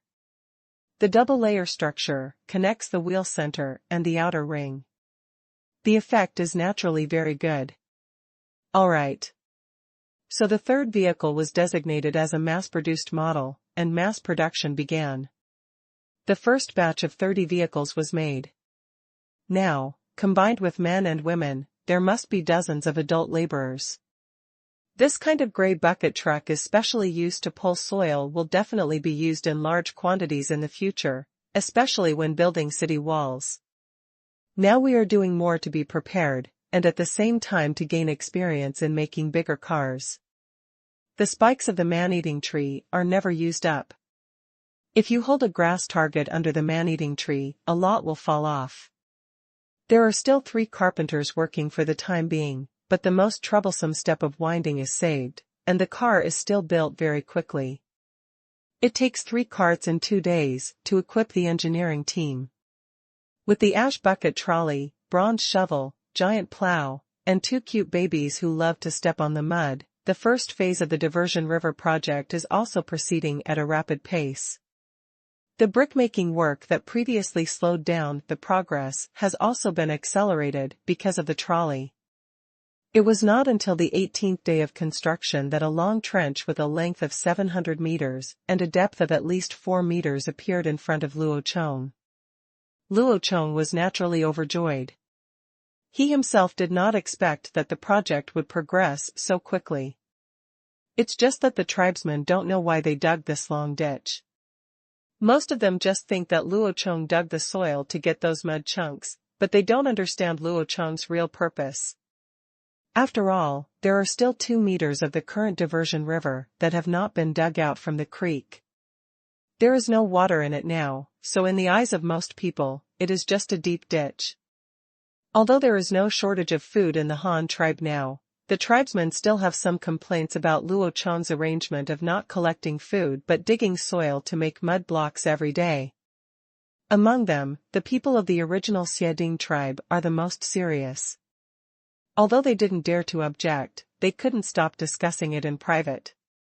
The people of the Han tribe naturally listened to Luo Chong unconditionally. They were accustomed to the weird things Luo Chong often did, and no matter what Luo Chong did, it would be beneficial to the tribe in the end. Luo Chong, on the other hand, doesn't care about this at all. He thinks that any explanation is in vain. If you talk to a group of primitive people about farming, will they understand? They only care about whether there is food to eat, and they don't think about anything else. It has nothing to do with food, so let's not talk about it. In fact, this is also true. It was Luo Chong who brought this evolutionary process forward. Otherwise, it would have taken many years for them to develop into the farming era by themselves. The normal history of human development should begin with mastering the use of fire. Eating cooked food can promote brain development. Later, humans mastered stone weapons and learned how to cooperate in hunting, leading to the mass extinction of wild animals. With less and less available, humans have to find new sources of food. During this period, humans learned to grow crops or breed animals to obtain a large and stable source of food. Human beings who have not learned how to plant and breed are drowned in the long river of human evolution. They either starve to death, are eliminated by nature, or are annexed by farming tribes and nomadic tribes, thus becoming one of them. Member. Luo Chong's tribe was still in an era where there were no stone weapons and no hunting skills. When they first came here, the hunting team was still chasing after the prey with wooden sticks. But this does not mean that the humans here are stupid and cannot do farming and breeding. They just lack an opportunity for reform, and Luo Chong is that opportunity, so he has just been here for 2 months and directly this process has accelerated to a breeding model, and by next year, even rice will be planted. Although the tribesmen still don't understand Luo Chong's method, they can't be blamed. It will be better when they see the results. Next year, they will all wear rabbit skin clothes and eat rice, fish and rabbit meat every day. With a bronze weapon in his hand, he can drive a donkey when he goes out. No, it's a horse and antelope cart. I don't believe they will say that Luo Chong is not good. The river digging work has completely stopped, and the tribesmen have returned to normal life. The men continue to cut trees. There is no need to worry about too much wood. In the future, whether it is building cities, cars, ships, or houses, a large amount of wood will be needed, and just now wet wood that has been cut cannot be used, it must be dried. The women went to collect food again, and even went fishing. There was no way, Luo Chong couldn't stop them. They thought it was okay to eat more food, but absolutely not less. If you have to find something to do, then go for it. At worst, you'll just have to eat like crazy in the winter. The construction of 30 small carts has also been completed. Now, under the guidance of Luo Chong, Tong and Mudu are trial-making larger carts that can be pulled by horse antelopes to prepare for large-scale mining of copper mines in the future. The new carriage adopts the shape of a European four-wheeled carriage. In the early ancient times, both Chinese and Western carriages were two-wheeled carriages. The 2 long poles in the front were hung on the horse's back. The carriage was very bumpy when walking and placed a heavy burden on the livestock. In a two-wheeled carriage, the livestock not only has to bear the force of pulling forward, but also bears the weight of the entire carriage. However, the four-wheeled carriage is different. Even without horses, the carriage can bear its own load, and the horse pulling the carriage only needs just output the forward force, which directly reduces the burden by more than half. Moreover, because of the load capacity and service life of the new carriage, a large number of bronze parts will be installed in key parts. Speaking of bronze, the ore that Luo Chong brought back this time has been smelted, and now there are more than 400 kilograms of copper and tin reserves, not including the weight of the items that have been cast. These more than 400 kilograms are all gold plates and silver plate. These days, Luo Chong is also making bronze alloys and trying to build plows for normal farming. Suddenly a spring breeze comes overnight, and thousands of pear trees bloom. This morning, when Luo rushed out of the cave, the first thing he saw was this scene. The open land in front of the cave is completely white, and the big trees in the jungle are also covered with snow. The long-awaited winter has arrived. The goosefeather snowflakes are still falling, the sky is dark and gloomy, and I don't know when it will fall. Luo Chong practiced a set of marksmanship as usual to stretch his muscles. The tribesmen also came out for convenience. The men's logging work stopped, and the women stopped making noises to collect food. They just went to the livestock pen to feed the antelopes some hay. There is no need to feed Ruru and Huishan. They are not tied up in the barn. They are too powerful. Luo Chong is afraid that they will collapse the barn, so he does not restrict their freedom, but they can only move around in the pen. When they are hungry, they will go to the haystack in the pen to find food. However, the problem of drinking water needs to be solved. Luo Chong asked people to build an earthen stove in the livestock pen and use a clay pot to boil some snow water for them to drink. As soon as the pen was opened in the morning, these two animals ran out and ran wildly in the snow. The long legs of the dinosaurs were not slow at all when running in the snow. Although they did not have long hair like mammoths, their thick skin and fat allowed them to survive the winter safely. When Ruru got tired from running, he went back to the livestock pen and stayed next to the earthen stove with Huishan, where it was still hot. It's snowing outside, and it's not possible to bake bricks now. Let's wait until the snow stops. The tribesmen are all nesting in the cave, in a daze, making people, polishing jewelry, and children are watching. Rabbits feed on milk.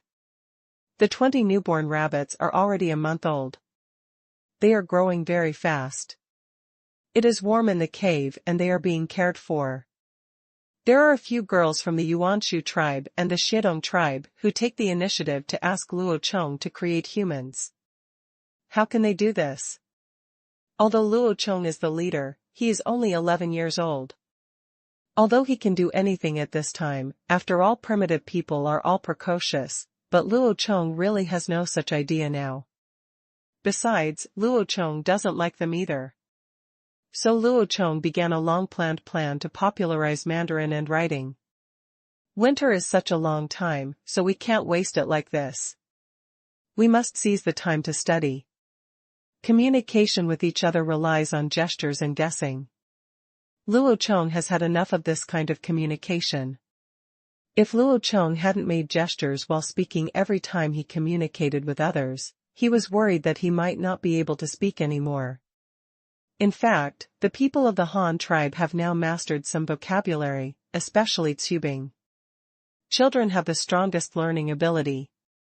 He has more contact with Luo Chong, and he can now speak some simple words. Most of what ordinary tribesmen learned were some terms instilled by Luo Chong. Language is actually a very simple thing. There are only a few types of words that make up language: nouns, verbs, adjectives, and abstract words. As long as you master the nouns and verbs, you can communicate simply. This is just like a child learning to speak.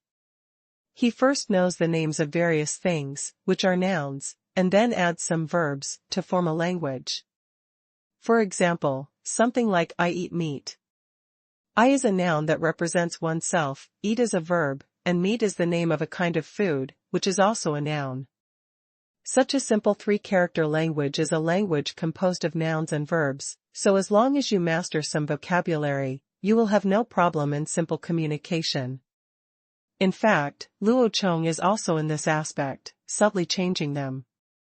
When humans encounter new things, especially things they have never seen before, they will instinctively want to know what it is, and Luo Chong is the one who gives them the answer.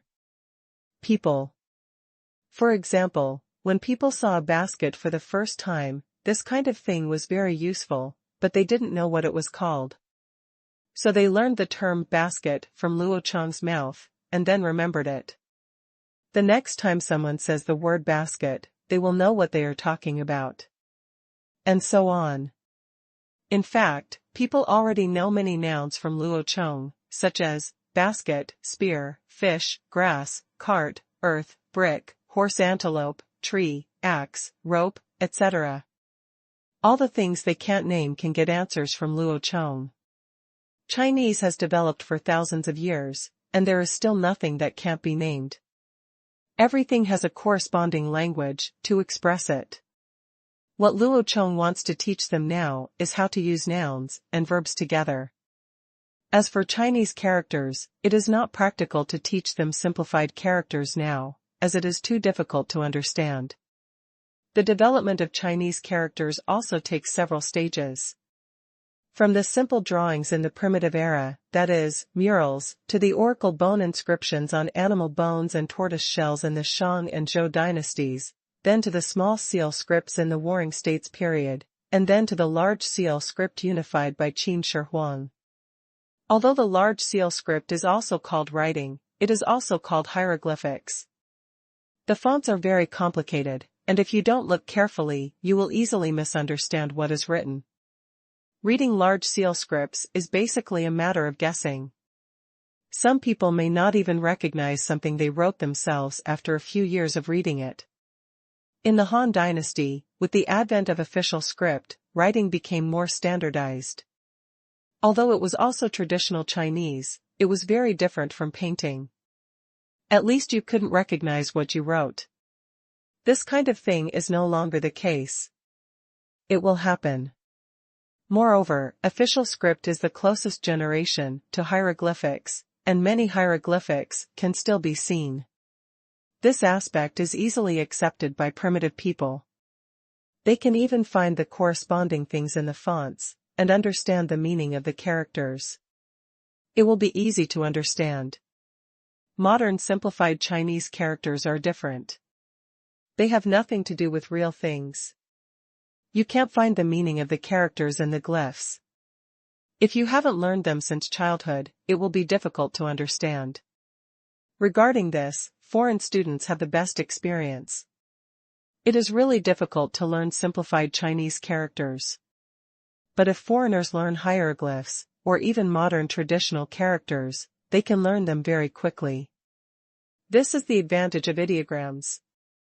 Chinese characters are ideograms, which are completely different from the phonetic characters of Japan, Korea, Europe, and the United States. It can even be said to be the language of two planets. Especially English. English is phonetic, with only 26 letters with different pronunciations, forming various words and sentences. Compared with the complexity of Chinese characters, it is simply the simplest text. You don't even need to know how to pronounce an ideographic word, you can tell the meaning of the word from the glyph. However, with the pinyin and alphabetic characters of Japan, Korea, Europe, and the United States, you can only see the pronunciation literally, but you don't know it at all. What's the meaning? Therefore, if there is an extraterrestrial civilization, the probability of using Chinese characters is definitely higher. Chinese characters evolved from pictures. They are also the only characters on the earth whose meanings can be known by looking at their shapes. It is said to be the universal text is not an exaggeration either. What Luo Chong taught them was official script. They were not required to be able to write, but they needed to understand. Nowadays, they mainly focus on learning to speak, and the requirements for writing are not high. Learning characters is something that children must complete, and the amount of homework is not large. It is also based on word recognition. What they learn are simple nouns that they have mastered so far, and they are all common words. There is no paper and pen now, and there is not even a place to set up a sand table for each person. It is unrealistic for them to practice calligraphy. Luo Chong could only use blackened carbon rods to write on the rock wall of the cave, and asked the tribesmen to recite them after him. He would check his homework before dinner every day. If he couldn't recite the words, he would have his dinner halved. There would also be rewards for those who learned well, such as Luo Chong. Make sugar-fried chestnuts made from the root nodule syrup of the man-eating tree. This greatly stimulated the students' enthusiasm for learning. After all, who has a grudge against food? They didn't want to go hungry and watch others eat delicious food. The snow stopped, and the brick-burning plan was started. The brick kiln built by the river was not big. It could only burn a few thousand bricks at a time. Because it was the brick used to build the city, it was relatively large. If it were used to build a house, it would probably be it can hold more than 10,000 yuan. After Luo Chong personally observed the 2 kilns of bricks, he left them to the tribesmen to do the work. In fact, I don't have to work every day. I basically do it only once every 3 to 4 days. First, the kiln is loaded, then fired, which takes a day. It is filled with water for cooling, which takes another day. Then the bricks are taken out of the kiln, and a new kiln of brick embryos is installed. Luo Chong originally thought that no one would be willing to do this work in winter, but the result was unexpected, and the tribesmen all rushed to do it.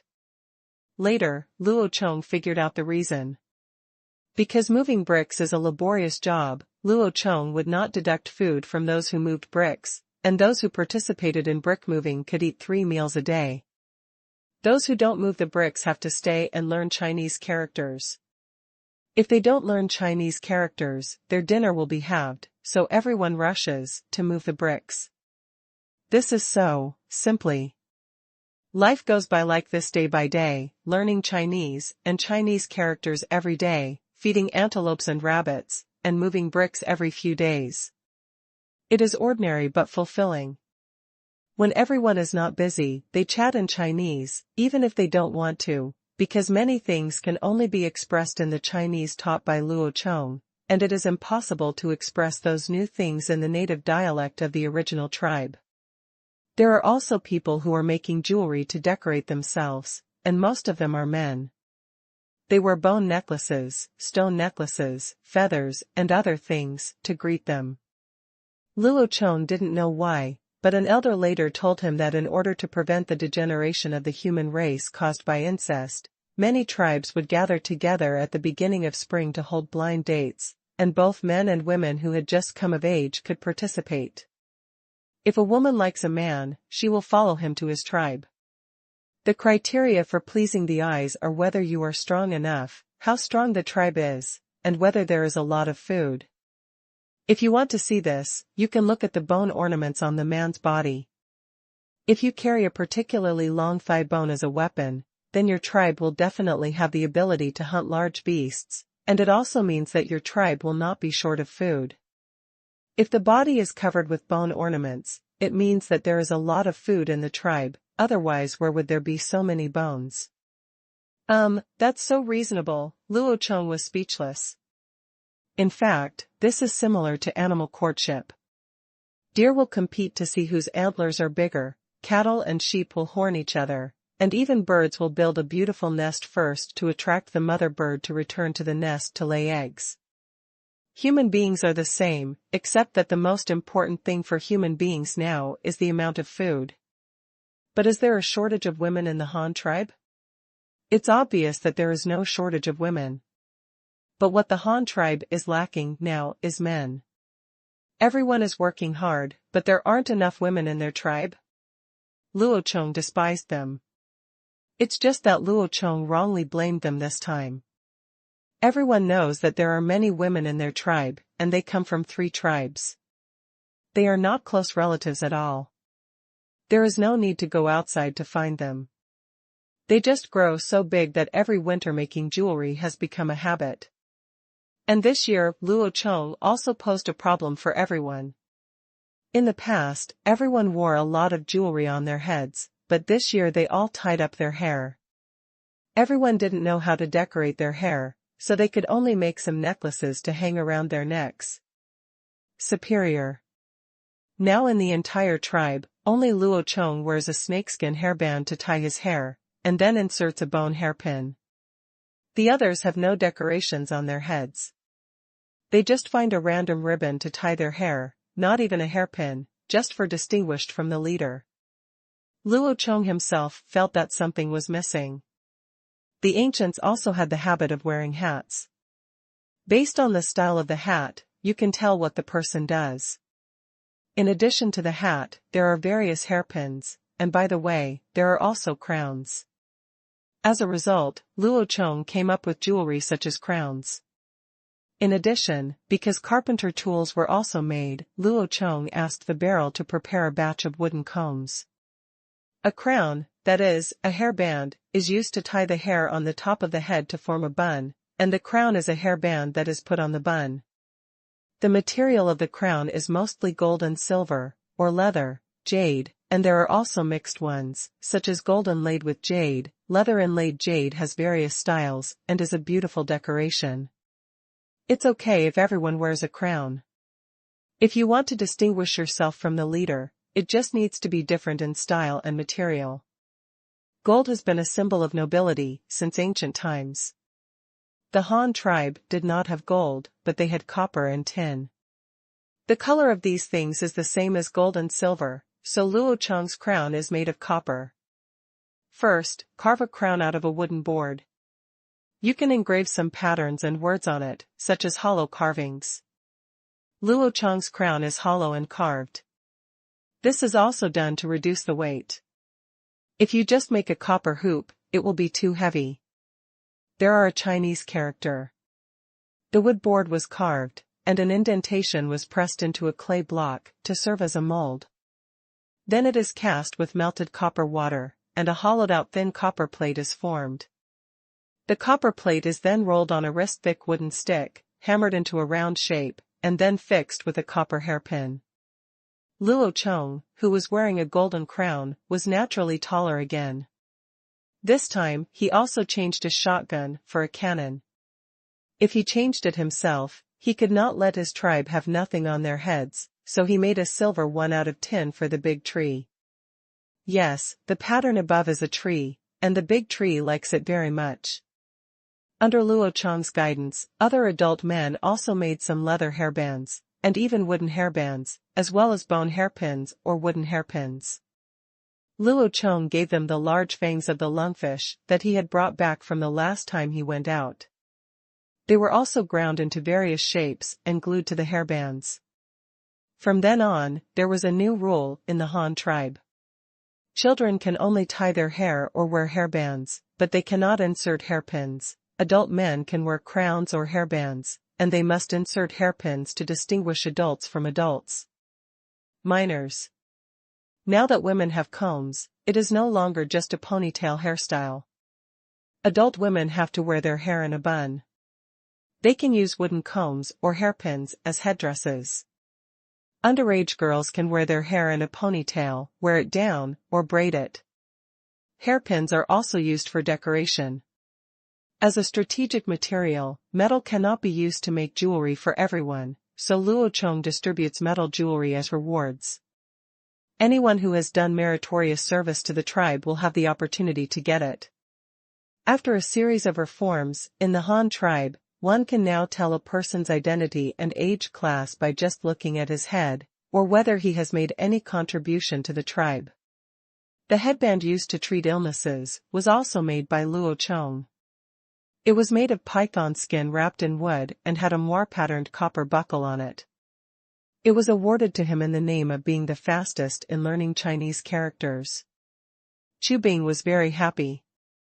He would touch the copper buckle on his head when he had nothing to do.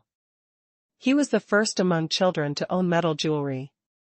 In fact, Luo Chong worked so hard on decorations not just to distinguish the class of his tribe, but for the blind date. Of course, he was not going on a blind date, but to meet people from other tribes and see if he could make some deals. In the past, the Han tribe's salt was obtained by trading with the Bald tribe, but now there are no Bald tribes, so before the salt mine is found, Luo Chong wants to find a new seller. You know, the pottery of the Han tribe is very valuable. Luo Chong not only wants to exchange the pottery for salt, but also wants to buy some people back.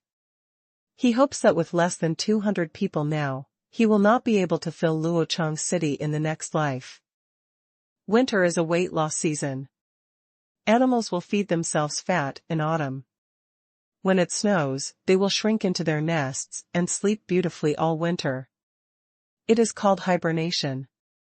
There is another type of animal that cannot fatten itself within one season, so they can only store more food and eat it slowly in the winter. They do not hibernate, but move around in a small area near their nests. For example, little squirrels, for example, the Han tribe.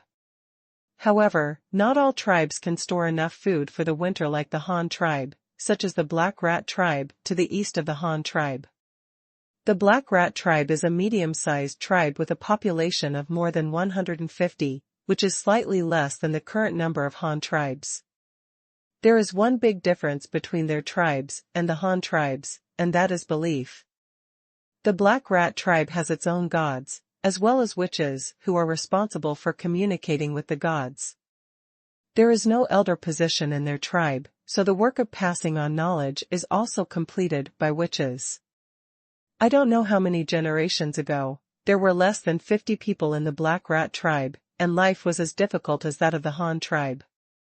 Until one long winter, they encountered a crisis of food shortage, and the tribe's hunting team had to don't go out looking for food in the cold winter. But they were also lucky. Just when they were about to lose their hold, the elder Black Rat accidentally discovered a rat with black fur. The elder followed him all the way and finally found the Black Rat's cave. The hungry and cold elder had no ability to catch the Black Rat, so he could only dig out its nest. The Black Rat had escaped, but it left a hole full of grain, which was a nut with a thin skin. It was delicious, and the Black Rat tribe escaped disaster. The elders of the Black Rat believed that the Black Rat was a god. It was the one who knew about the crisis of the tribe and came to guide the elders to rescue them. From then on, the Black Rat tribe that believed in the Black Rat came into being. Their elders also became famous because of the guidance of the god. A witch. This belief system is very similar to shamanism. They eat whatever they encounter and believe in whatever they eat. However, it is slightly different from shamanism. According to the standards of shamanism, they should believe in nuts. This winter, the nth generation Black Rat which claimed to have received guidance from the gods, saying that this winter would be longer than previous years. He was worried that the food stored would not be enough to last until next spring, so he asked the leader to lead a hunting team out to search for food. So, the leader of the Black Rat tribe, Ratda, took his 19 younger brothers out for hunting. The group of 20 people initially only hunted near the Black Rat tribe, but they gained very little. They still liked to dig out the grain stored in rat holes. They are quite good at this. But soon they discovered a strange phenomenon. At the end of the jungle to the west of their tribe, thick black smoke often came out for a whole day. And it was very regular, happening one day every 3 days. This strange phenomenon quickly attracted their attention. You must know that it is winter now. If it were a relatively dry time in summer, it would be okay to start a fire. But now when the ground is covered with snow, not to mention the burning is so regular, it must be deliberately set by humans. But since when were there people in the West? A long time ago, they walked to the edge of the jungle in the west, but there was a river 8 or 9 meters wide. They were not able to cross it, so they didn't go that far. Now looking at the location of the smoke, it is clearly near the river. The big rat immediately told the black rat witch about this situation, but the witch was not that surprised. If there are people, there are people. Their tribe is not small, so there is no need to be afraid of others. Wu didn't care about this at all. Instead, he was very interested in these people setting fires. In the understanding of rat witches, fire is used to burn food. If they burn fire frequently, it means they have a lot of food. Otherwise, why burn fire? If it is to keep warm, why not keep burning it? The rat witch was very confused, so he asked the rat to take people to see who the other party was, what they were doing, and whether they were burning food. If possible, you could get in touch with the other party and see what they might learn. You can't even tell what's going on. Shuda thought for a moment and realized that, since they were neighbors, they should get to know each other, so he led the team and set off to complete this diplomatic operation. On the Han tribe side, Luo Chong was holding Chinese and mathematics exams in the cave. In front of him were 2 vats of roasted sugar-fried chestnuts, and next to him was a large bowl with about 20 chestnuts in it. There was still a crying candidate standing there, watching helplessly as Luo Chong took another one from the bowl. The content of the test is more than 500 common characters written on the rock wall, which are all accessible to everyone at this stage. In fact, there are only more than 3,000 common Chinese characters, and the remaining tens of thousands are rare characters. Some words will never be seen in a lifetime. The examinee brought a pottery bowl to Luo Chong. Luo Chong first filled him with a bowl of sugar-roasted chestnuts. There were about 80 chestnuts in each bowl. Then he pointed out 80 characters randomly on the wall and asked the examinee to read them out. If he read the wrong one, he would be deducted. If there are still chestnuts left at the end, the examinee is asked to count the number of chestnuts left in the bowl. If the number is wrong, all the chestnuts will be confiscated and the dinner will be halved. The students are very afraid of this kind of examination, which is too difficult. The leader is simply trying to save food in a different way. Luo Chong didn't think so. He had been studying for almost 2 months, and it was only 500 words. He didn't ask you to write it, he just asked you to recognize it. Also, is it difficult to count from 1 to 80? I haven't asked you to do addition and subtraction yet. It's just counting. You can't even count and you're still eating.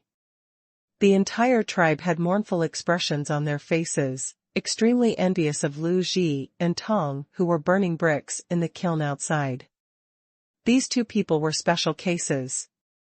Lu Ji was the type that was given up by Luo Chong because of the innate intellectual disability caused by incest. This is yours. Can't blame him. And Tong was so smart. Although he didn't know all the words, he could already count hundreds.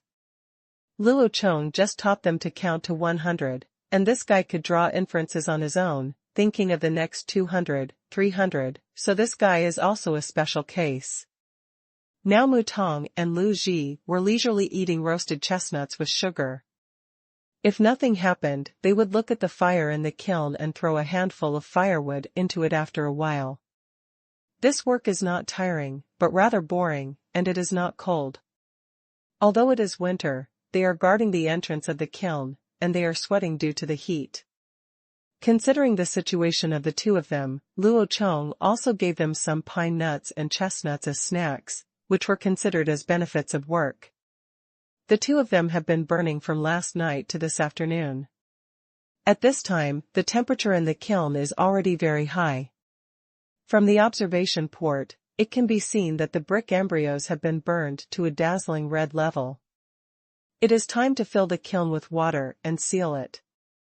Bucket patted his 6 fingers and asked him to go back to the cave to ask people to work, while he was still watching from here.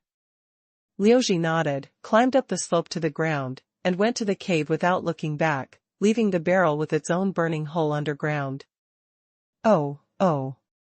During the gap when the barrel was left alone, a loud roar of Ruru suddenly came from next to the kiln roof, followed by the sound of Ruru running, and then there were wailing human shouts. The barrel did not understand why, and came from the ground. The burning hole climbed to the ground. As soon as his head was exposed, he saw more than a dozen spears flying towards Ruru. Ruru was so frightened that he ran away, rushing towards the cave while shouting, "Oh oh!" Luo Chong also received the report from Liuji and was about to take people to fill the brick kiln with water. As soon as he came out of the cave, he saw Ruru being chased and killed. "Damn it, whoever dares to kill my family will be killed by me." It turned out that every morning when the corral opened for the past 2 months, Ruru and Huishan would run out and play wildly for a while. One time, they happened to catch up with the brick kiln burning. It was steaming above the brick kiln, and even the snow around it melted. Ro walked curiously to the edge of the brick kiln, and then fell in love with this place completely. If he didn't have to go back to the corral to graze, he would probably stay there forever. From then on, every morning when letting out the wind, Ruru would first walk around the brick kiln to see if the fire was burning that day. If the brick kiln was still hot, he would lie there all day until it was time for dinner in the evening. "We'll go back to the corral." Today, Ruru was not so lucky. Brother Shu, who originally planned to come to engage in diplomacy, took a group of younger brothers for most of a day's journey and finally reached the river. He thought he could see someone setting a fire. As a result, when we arrived here, we saw no one there. We only saw a small round soil bag smoking thick black smoke by the river. There was also a large piece of meat lying next to the small soil bag. In order to make it easier to fill the kiln with water, Luo Chong built the brick kiln into a semi-underground structure. At that time, the wooden barrel for burning the fire was just underneath, so it was not discovered by Shuda. Instead, he targeted Ruru lying next to the kiln roof. Shuda couldn't figure out why the little bumpkin was smoking, and he didn't want to figure it out. Besides, he didn't see anyone. He only saw Ruru lying there to keep warm. If he didn't do anything, he would still be waiting for wool. You must know that they were originally out to hunt, and engaging in diplomacy was just a matter of incident. Now that no one has been found, and they see such a big animal, how can they not be moved? So Shuda led people across the river where the ice was thicker, and quietly launched an attack on Ruru. But could the ears as big as Fleshy be a decoration? When Shuda found a group of people crossing the river, and they were strangers he had never seen before, he stuck out his nose and roared, but not only did he not hurt anyone, it was frightened and even attracted more than a dozen spears from the opponent. It was so frightened that it quickly fled towards the cave. Shuda and a group of people were in hot pursuit, but as soon as they ran near the cave and through the second round of spears, they saw Luo Chong leading a group of people out of the cave. Shuda and the others were stunned at that time. When the people of the Han tribe heard the shout of their leader, men, women, old and young, all ran out. Regardless of men and women, all adults, even minors around 10 years old, ran out, and each of them had some money in their hands. After taking the weapon, he rushed out with a roar and immediately surrounded Shuda and the others. The rat's big mouth was open, and he saw a group of people in front of him with a fierce look. The leading young man had a stern face, wore a gold crown and a gold hairpin, and was holding a white steel golden gun and stared at him. The lineup at the back was even more blinding. There were 50 Huashengui shovels, no, they were bronze shovels. When they were held up, they looked like dozens of mirrors. The flashes of yellow and orange made people unable to open their eyes. The copper shovel is a tool, but it is also a sharp weapon for close combat. It can be peeled, shoveled, shot, and chopped. It is really a must-have weapon for migrant workers in group fights. Following Luo Chong were half a body of Dali, Shirtu, and 6 fingers. Each of them also grabbed a copper axe. Even those who didn't have bronze weapons also had a white spear. Regardless of the combat effectiveness, this luxurious lineup alone is enough to scare the rats and the others so much that they dare not move. TSK, I still have less bronze, otherwise I can try to feel like wearing golden armor all over the city. Luo Chong looked at the scene in front of him and couldn't help but feel disgusted. At this time, Ruru also saw that his boss had taken control of the situation. He ran back in a hurry and stood behind Luo Chong. He stretched out his nose and pointed at the rats in the circle like he was taking advantage of others. He roared loudly, making Luo Chong's ears numb. Luo Chong patted its nose to signal her to be quiet. He turned to Shu De and said, "This elephant belongs to us."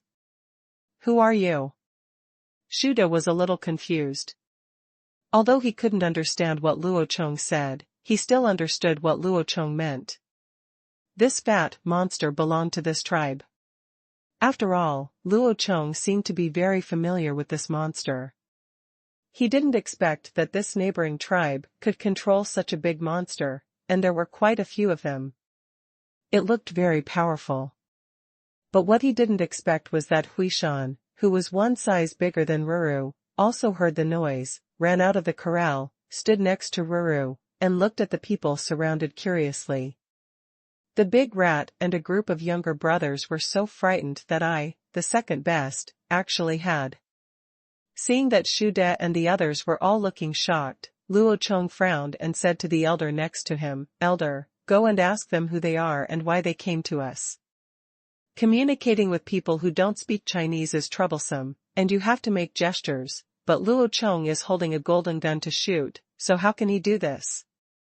The elder took the order, stepped forward and spoke and gestured to Shu De, translated what Luo Chong said, and introduced Luo Chong's identity as the leader. Rat Deneng was not a free man when he became the leader. Naturally, he understood the principle that a good man would not suffer any immediate losses. He quickly asked his younger brother to put down his weapons. In fact, they didn't have many spears in their hands. They were all attacking Ruru just now. "Throw it out." After hearing the elder's question, Shu De lowered his head to apologize to Luo Chong, and explained with gestures and words that they were a tribe on the other side of the river. They saw black smoke coming from this side, so they came here to watch. Look, he saw Ruru. He didn't know that this was a monster from the Han tribe, and he didn't see anyone, so he attacked Ruru, hoping that Luo Chong could let them go. Luo Chong understood what Shu De meant, but he hesitated a little. These people had fallen into his hands, so naturally he couldn't let them go easily. Luo Chong was in short supply now. But if you keep them, they will definitely not be of the same mind as you, and they can only be used as prisoners and slaves. However, such slaves are not safe to use, and they have to find someone to watch them, which actually reduces the number of laborers in the Han tribe, and the gain outweighs the loss. What's more, there is a strange tribe behind them. What if they are stronger than the Han tribe and come here to seek revenge? Luo Chong was hesitating whether to let him go, but Shu De was not a fool. Although he couldn't understand the language, his eyes were the windows to the soul. He had already seen the ruthless light flashing in Luo Chong's eyes several times. This was to deal with they are disadvantageous. Shu De quickly stood up to make a joke. With a sincere smile, he pointed to the smoking brick kiln by the river and asked, "Is that the fire you lit? Are you burning food? If you have a lot of food, our tribe, I can exchange some things with you." As Shu De spoke, he secretly glanced at the two large pieces of meat behind Luo Chong with his peripheral vision.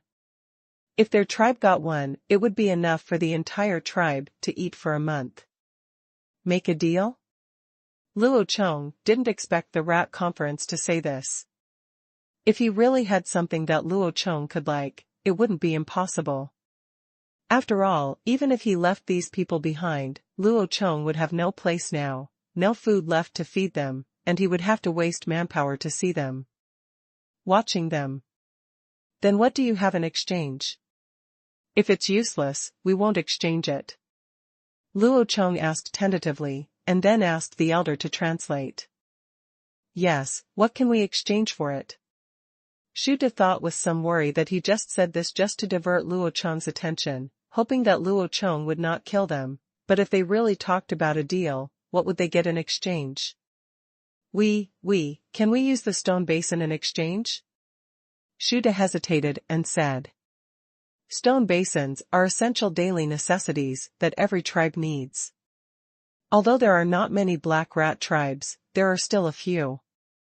It should be cost-effective to exchange one or two for some food. If you can exchange them for that long-nosed monster, all right. With a chirp, Luo Chong smiled disdainfully. I have plenty of stone basins. I can have as many as I want. Before Luo Chong could say anything this time, the elder had already spoken and told the rat directly that Shaipan's own tribe has plenty. If you want, you can also exchange for things, including salt and population. This time it was Shuda's turn to be dumbfounded again. The other party actually had many stone basins, which he could exchange for himself. It was true or false. The elder looked at the rat and didn't believe it, so he asked a few children to bring out a set of pottery. Within 2 minutes, several children brought out a water tank, a pot, and several bowls. There were even a few children who were not too fussy about watching the fun, standing at the entrance of the cave with a bowl of broth in their hands, sipping and drinking, and they were just about to move a small pony. The little brother behind him also smelled the aroma of the broth, and his stomach growled in dismay. Then, what is that? Rat asked, pointing to the broth served by the child. It wasn't because he was greedy. They started out in the morning and walked for most of the day before eating one meal in the morning. They were already hungry, and they were naturally curious when they smelled the aroma of broth that they had never tasted before. Luo Chong thought for a while and asked someone to serve a bowl of broth to Shuda. After all, if you haven't tasted the broth, you don't know the true purpose of the pottery, and it's not easy to sell it. Shuda carefully took the broth and looked at the white steam coming out of it. He imitated a child and took a sip. It immediately warmed the soup from his throat to his stomach. After a while, his whole body felt warm. This broth is specially made by Luo Chong to keep out the cold. There isn't much meat in it, but it has pork bones and chili peppers added. The meat is less, and the soup is more. I usually drink it as plain water. If I have nothing to drink, I can survive the winter. Get comfortable. The elder also introduced the use of a clay pot to Shuda. You can put meat and water in it and burn it on the fire to make this kind of broth. After hearing this, Shuda immediately understood the benefits of this pottery. If all the dried meat in the tribe was made into broth and drank, it would not only keep the body warm, but also save food. If you only eat barbecue, how much do you need to consume every day? But if you make broth, you can fill up with water. This is equivalent to solving the problem of insufficient food in disguise. Rat immediately became interested in this red pottery. The black rat tribe also has stone basins that can be used to make broth, but only one is slightly larger than a clay pot, and the others are smaller. Moreover, they have never cooked anything in the stone basins, but simply use them as containers. They want to make more than 150 people. Everyone drank the broth, and a stone basin was obviously not enough, so Rat immediately said that they could exchange it. But when it comes to the details of the transaction, Shuda is worried again. What the Han tribe wants to exchange most now is salt, but the black rat tribe has never eaten salt and doesn't know what salt is. Okay, this is understandable. After all, you can maintain a small amount of exercise without eating salt, and you won't die, but Ratta really wants to go back to some stone basins. So Luo Chong suggested that animal skins or human beings could be exchanged. But the black rat tribe didn't have any extra animal skins. If there were more animal skins, would there be a shortage of meat? The rats were helpless and finally had to agree to exchange people. Then the elder told the price of the pottery trade in the past. 1 pottery pot was exchanged for 2 underage boys, or 1 adult woman, and 1 pottery bowl was exchanged for 1 underage boy. As for the small water tank, Shuda said he couldn't afford it. Now I just want more clay pots, not even bowls.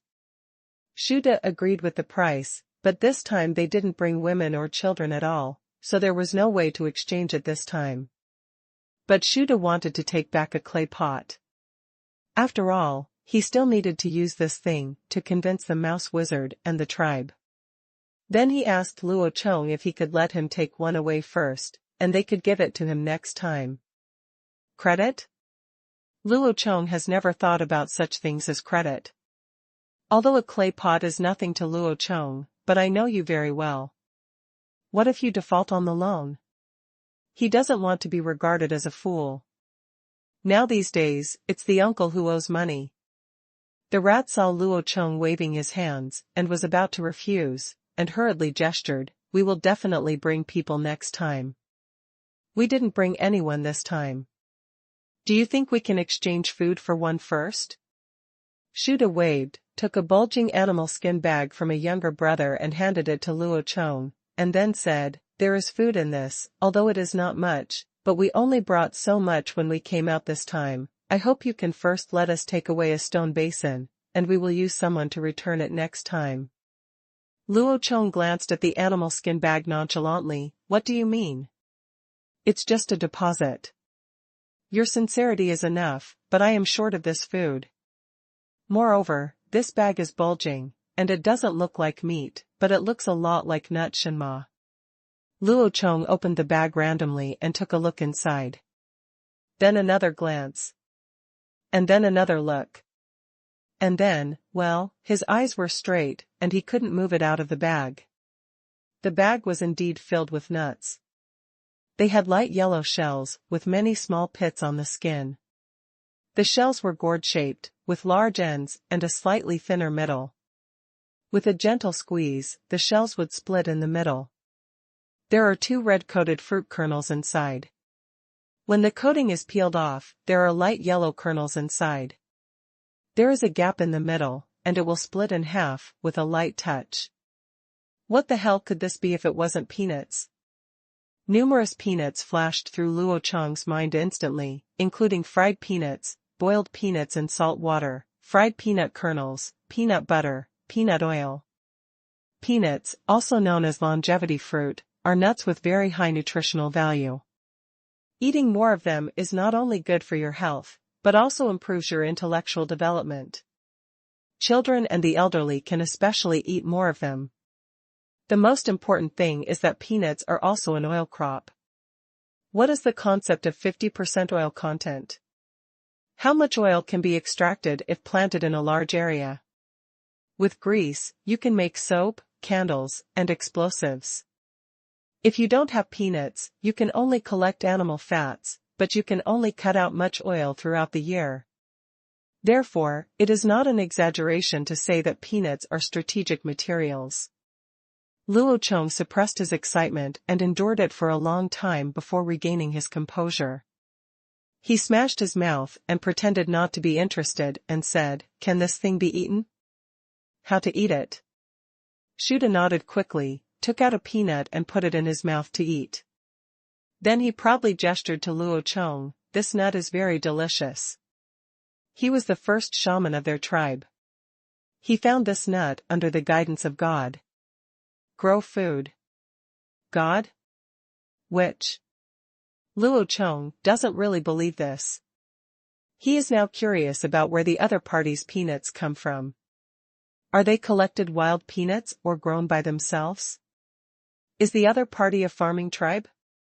Luo Chong asked again about the origin of this thing, and then learned from Shuda that the god he called was a black-haired mouse, and peanuts were dug out of mouse nests. They didn't know how to plant them, but they knew that the god was a black-haired mouse. Where to look for mouse holes hiding peanuts, so peanuts are not a rare thing in their tribe, and some can be found every year. After understanding the origin of the other party's peanuts, Luo Chong nodded secretly. Peanut fruits all grow underground, and the tops grow like grass. For someone like Luo Chong, who has only eaten peanuts but has never seen a peanut field. For example, maybe the peanut is at his feet and he won't recognize it.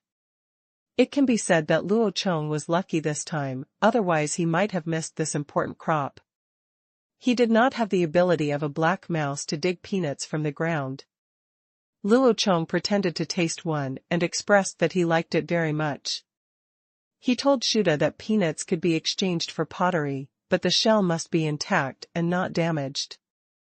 He just looked at the peanuts in the bag. Some of the shells had been broken, the coating of the peanuts had fallen off, and some even had the kernel split in half.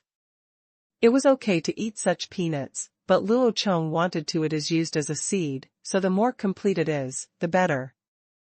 Otherwise, it will be a lot of fun if it cannot be planted. Luo Chong asked someone to bring out a large basket of chestnuts, and told Shuda that a basket filled with complete peanuts and shells could be exchanged for a pottery bowl. Shuda couldn't believe that Luo Chong would actually offer such a favorable condition. He was immediately overjoyed and quickly promised to bring more next time. In the end, Shuda took away the big basket, a pottery pot and a pottery bowl. Luo Chong also presented a spoon, and they left in a hurry. As for how they spent the night in the jungle and what they ate along the way, it was none of Luo Chong's business. Luo Chong now only cared about peanuts, population, and fortifications. Luo Chong wanted to slap himself when he mentioned this. This time, he was unexpectedly attacked by a strange tribe at the entrance of the cave. Fortunately, they were not going for people. Fortunately, their number was not too large. If they had come specifically to attack Han the tribesmen, even if the Han tribe could block them, they might still cause casualties. Luo Chong had planned defensive fortifications before, that is, that city, but such a large city wall could not be built as soon as it was built. It would take too long, and during this defensive gap period, he must first build a wall that he could rely on. The fortifications will do. Luo Chong first asked Dashu to lead people to fill the brick kiln with water and seal it, and then he stood at the entrance of the cave and thought about it. It is winter now, the ground is frozen hard, and it is inconvenient to dig. The wooden rafts cannot be inserted into the soil, and the defense is not high enough. Building an earth wall also requires digging, which is not practical. Finally, Luo Chong set his sights towards the brick kiln. The brick kiln has been burning for 2 months, and a large amount of city bricks have been accumulated. The construction of the city will not start until next spring, so won't these bricks be idle now? Thinking of this, a simple and quick defense appeared in Luo Chong's mind. Just do it, since winter is idle anyway, and since you don't want to learn to read, then just do it. Isn't life just about doing it? Early the next morning, Luo Chong summoned all the adults and told them that they didn't need to study to move bricks these 2 days. The tribesmen immediately cheered, which made Luo Chong helpless. Isn't it good to study? Wait until I find out if you get something to make paper. I'll see if I don't torture you to death. Luo Chong first used a rope to encircle a 150-meter-long box at the entrance of the cave. In fact, it only had 3 sides, one of which was the cave. It was equivalent to surrounding the cave with 3 walls, leaving only a 2-meter-wide wall on the east side. The door and even the corral were enclosed. A 3-meter-high magia was used as the door. The magia was made of wood, with 4 layers of spears tied side by side on the front. Even Ruru and Huishan did not dare to hit it easily. This work was guided by Luo Chong. Wooden barrels and wooden dolphins to operate. This simple fence is built directly with blue bricks. No adhesive is used. It is just pouring water on the brick wall. On such a cold day, the water poured into the cracks of the bricks will quickly destroy the bricks. Frozen together. Green bricks are water resistant, so drying them like this will have no effect on them. When the weather warms up and thaws in the coming spring, these bricks can still be used to build cities. It will not affect their use, but they will be temporarily replaced in a different place. The green bricks are ready-made, so just stack them up. All the adults in the family work together, and there are also small carts and so many tools. The height of the wall quickly increases at a speed visible to the naked eye. The Han tribe has a sense of crisis due to the arrival of the Black Rat tribe, and is building the wall as quickly as possible. As for the Black Rat tribe, Big Rat was also boiling broth in a clay pot and introducing the experiences and gains of this diplomatic operation to the elders. The rats brought back pottery pots, pottery bowls, and a large basket with chestnuts. These were all rare things. Rat which was very interested in them, especially the rattan basket. These things were very simple to make and the materials were it is also easy to find, but it is very practical. The Black Rat tribe still uses animal skins to pack things, which is very inconvenient, so the Rat Witch immediately called a few smarter women to imitate it. After the arrangements for the backpacks were made, the broth had been cooked. The Rat and the Rat Witch each had a bowl. The Rat Witch was very satisfied with the way of eating the broth. It not only warmed the body, but also saved food. The barbecue that is enough for one person can feed 2 people if made into broth, which is equivalent to indirectly doubling the food reserves. Shuda, who took a sip of the broth, had a strange expression. The broth he cooked was watery and had a fishy smell. Although it could warm the body after drinking it, it didn't taste good. Following the Han tribe, the taste of the bowl I drank was far different. The taste is definitely different. The big bone soup stewed by Luo Chong contains both salt and chili. How can it taste the same? After drinking the broth, the rat wizard asked someone to try the stone basin of his tribe. It turned out that the stone basin could also be used, but it heated very slowly and had no lid to keep it warm. It would take a long time just to boil the water. There was only one larger stone basin, so it was still unusable and had to be exchanged with the Han tribe. Next, Shuda introduced the situation of the Han tribe to Shuwu. The number of people in the Han tribe was about the same as that of the Black Rat tribe. Of course, this was just what Shuda thought. He did not see all the people in the Han tribe. The people of the Han tribe all have their hair tied on their heads. Their leader is a miner who wears a luminous thing on his head, like the sun, and their weapons also shine like the sun. The Rat Witch was stunned for a moment by the rat, and he could not help but yearn for the scene in his mind of the Han tribe with a small sun on their heads. People in the Han tribe also wear boots. Those boots are very nice. They don't just wrap animal skins around their feet, and they won't fall off if they are not tied with a rope. Their tribe still has endless food. There are 2 big monsters with long noses. They are much taller than humans. Just one of them can feed the whole tribe for a month. The key is that the 2 monsters are still alive and very obedient. The words of the leader. The Rat Witch listened to Rat Daw's description and fell into fantasy. He had a little sun on his head and rode a tall elephant with a long trunk. If the Rat Witch had read Journey to the West, he would definitely say a curse word, I am the 2nd eldest son, my head. The one who shines and rides an elephant is not the Samantabhadra Bodhisattva under the Tathagata. After hearing Shuda Yi's exciting description, Shuwu suddenly had the idea of visiting the Han tribe to see for himself. The Han tribe was so good, so could they be blessed by gods? The Rat Witch no longer knows how many generations of witches he is. It is said that only the first witch has seen the gods and received guidance from the gods. But as for the subsequent witches, no one has seen the gods, at least he himself has not seen them. Although he won't say it out loud, but he still has some doubts about whether there is a god. That's why he has a strong interest in the Han tribe. We are all primitive people who have received 9-year compulsory education. Why can your tribe live so well? This is so unscientific. Therefore, if it is not scientific, it must be the help of gods. Otherwise, how can this be explained? So the entire Black Rat tribe began to prepare supplies nervously, waiting for the first official transaction with the Han tribe. At that time, the Rat Witch and the Rat Assembly would go to the Han tribe together to prepare for an in-depth friendly visit. In fact, there was nothing to prepare.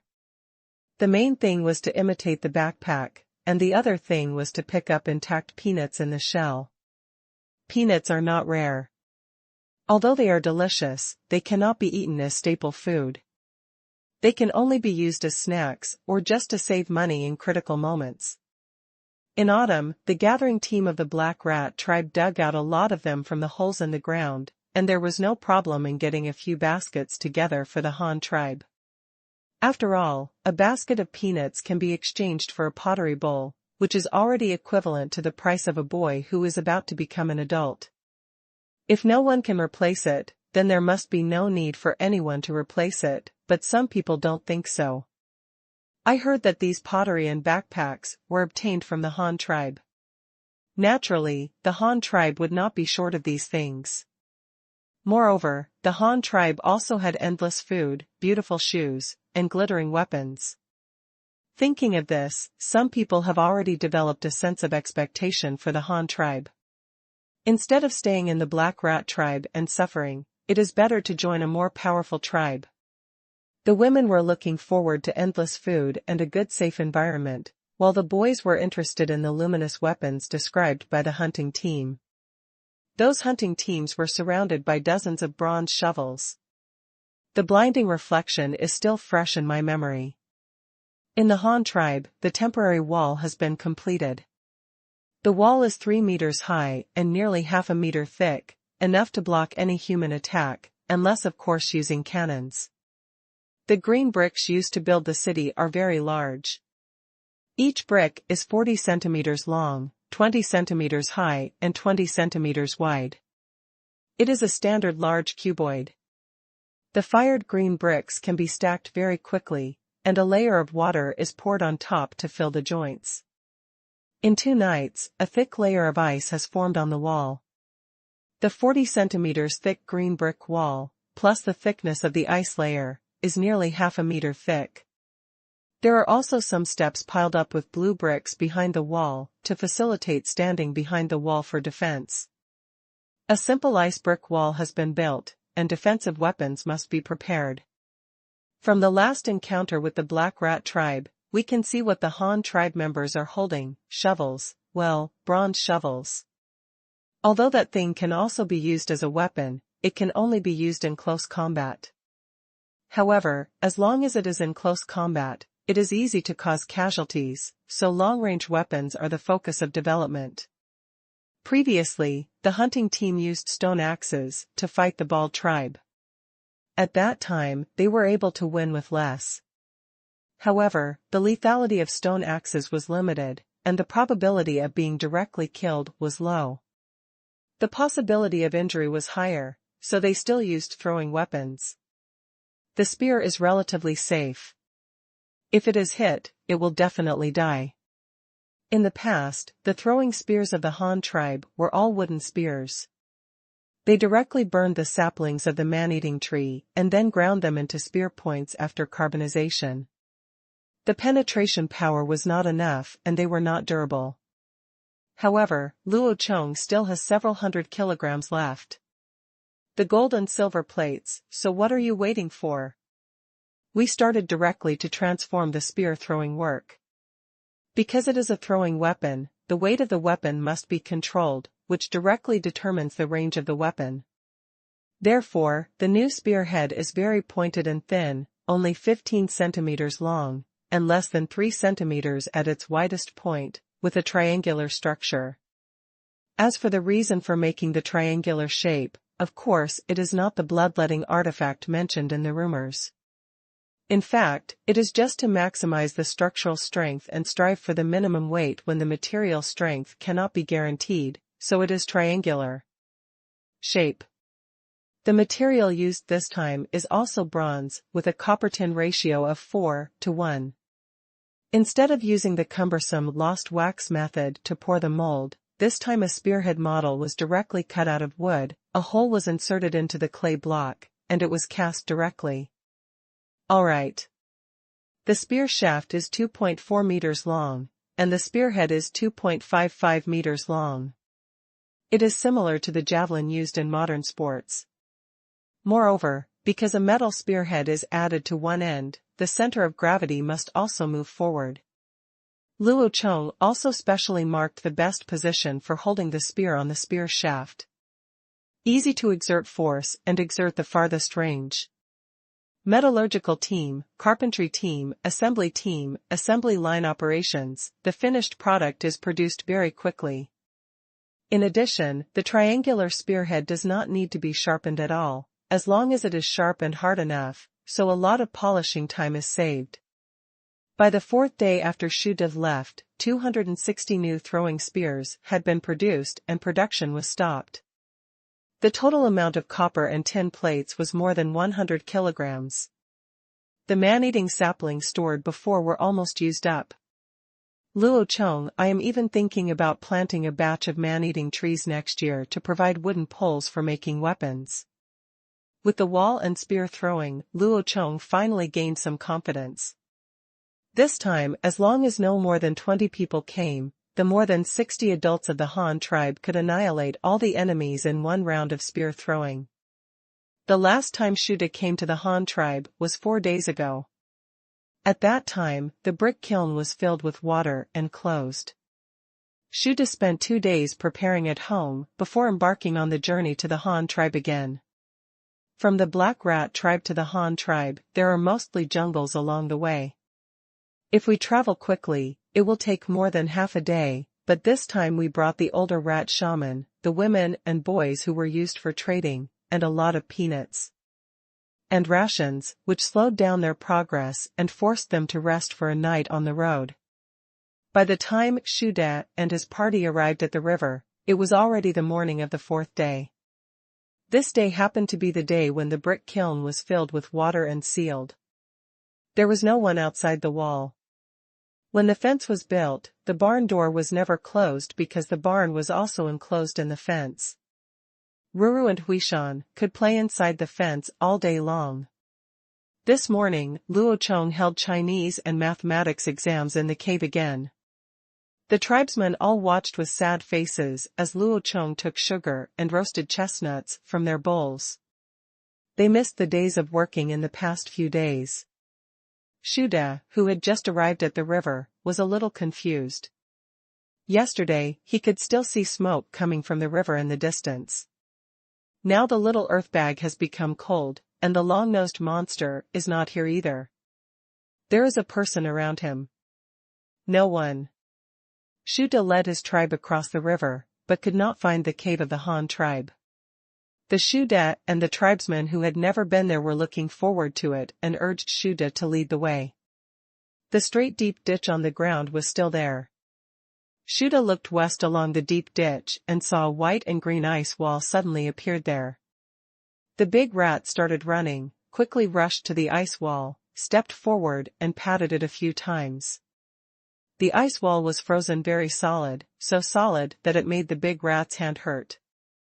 Inside the transparent ice shell on the wall, layers of large blue bricks are stacked neatly, very neatly, and can be called miraculous workmanship. What kind of power can polish the big blue stone so neatly, as if it were carved from a mold? Moreover, this wall did not exist a few days ago. Did it come out of the ground? Xu De wondered in shock. The rat which behind also followed, walked to the ice wall, stroked the ice, looked at the big blue stone of the twins inside, and couldn't help shouting, "This must be a miracle." The noise of Xu De and the others was heard by Ruru inside the wall. Ruru quickly ran behind the Juma at the door and looked out. When he saw the group of people who stabbed him with spears last time came again, he stuck his nose out and roared. Then Xu De's attention shifted to the direction of the door. He saw the long-nosed monster hiding behind a wooden shelf. The side of the wooden shelf facing out was full of hard wooden spears. Xu De led the people over and tilted his head. He looked into the wall and saw the entrance of the cave at a glance.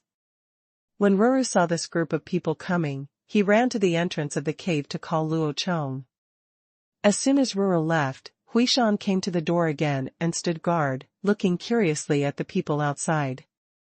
The people of the Black Rat tribe standing outside the door were also looking at Grey Mountain, curiously.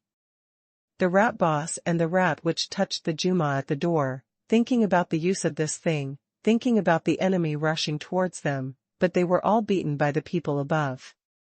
The sight of being stabbed to death by sharp spikes could not help but be astonishing.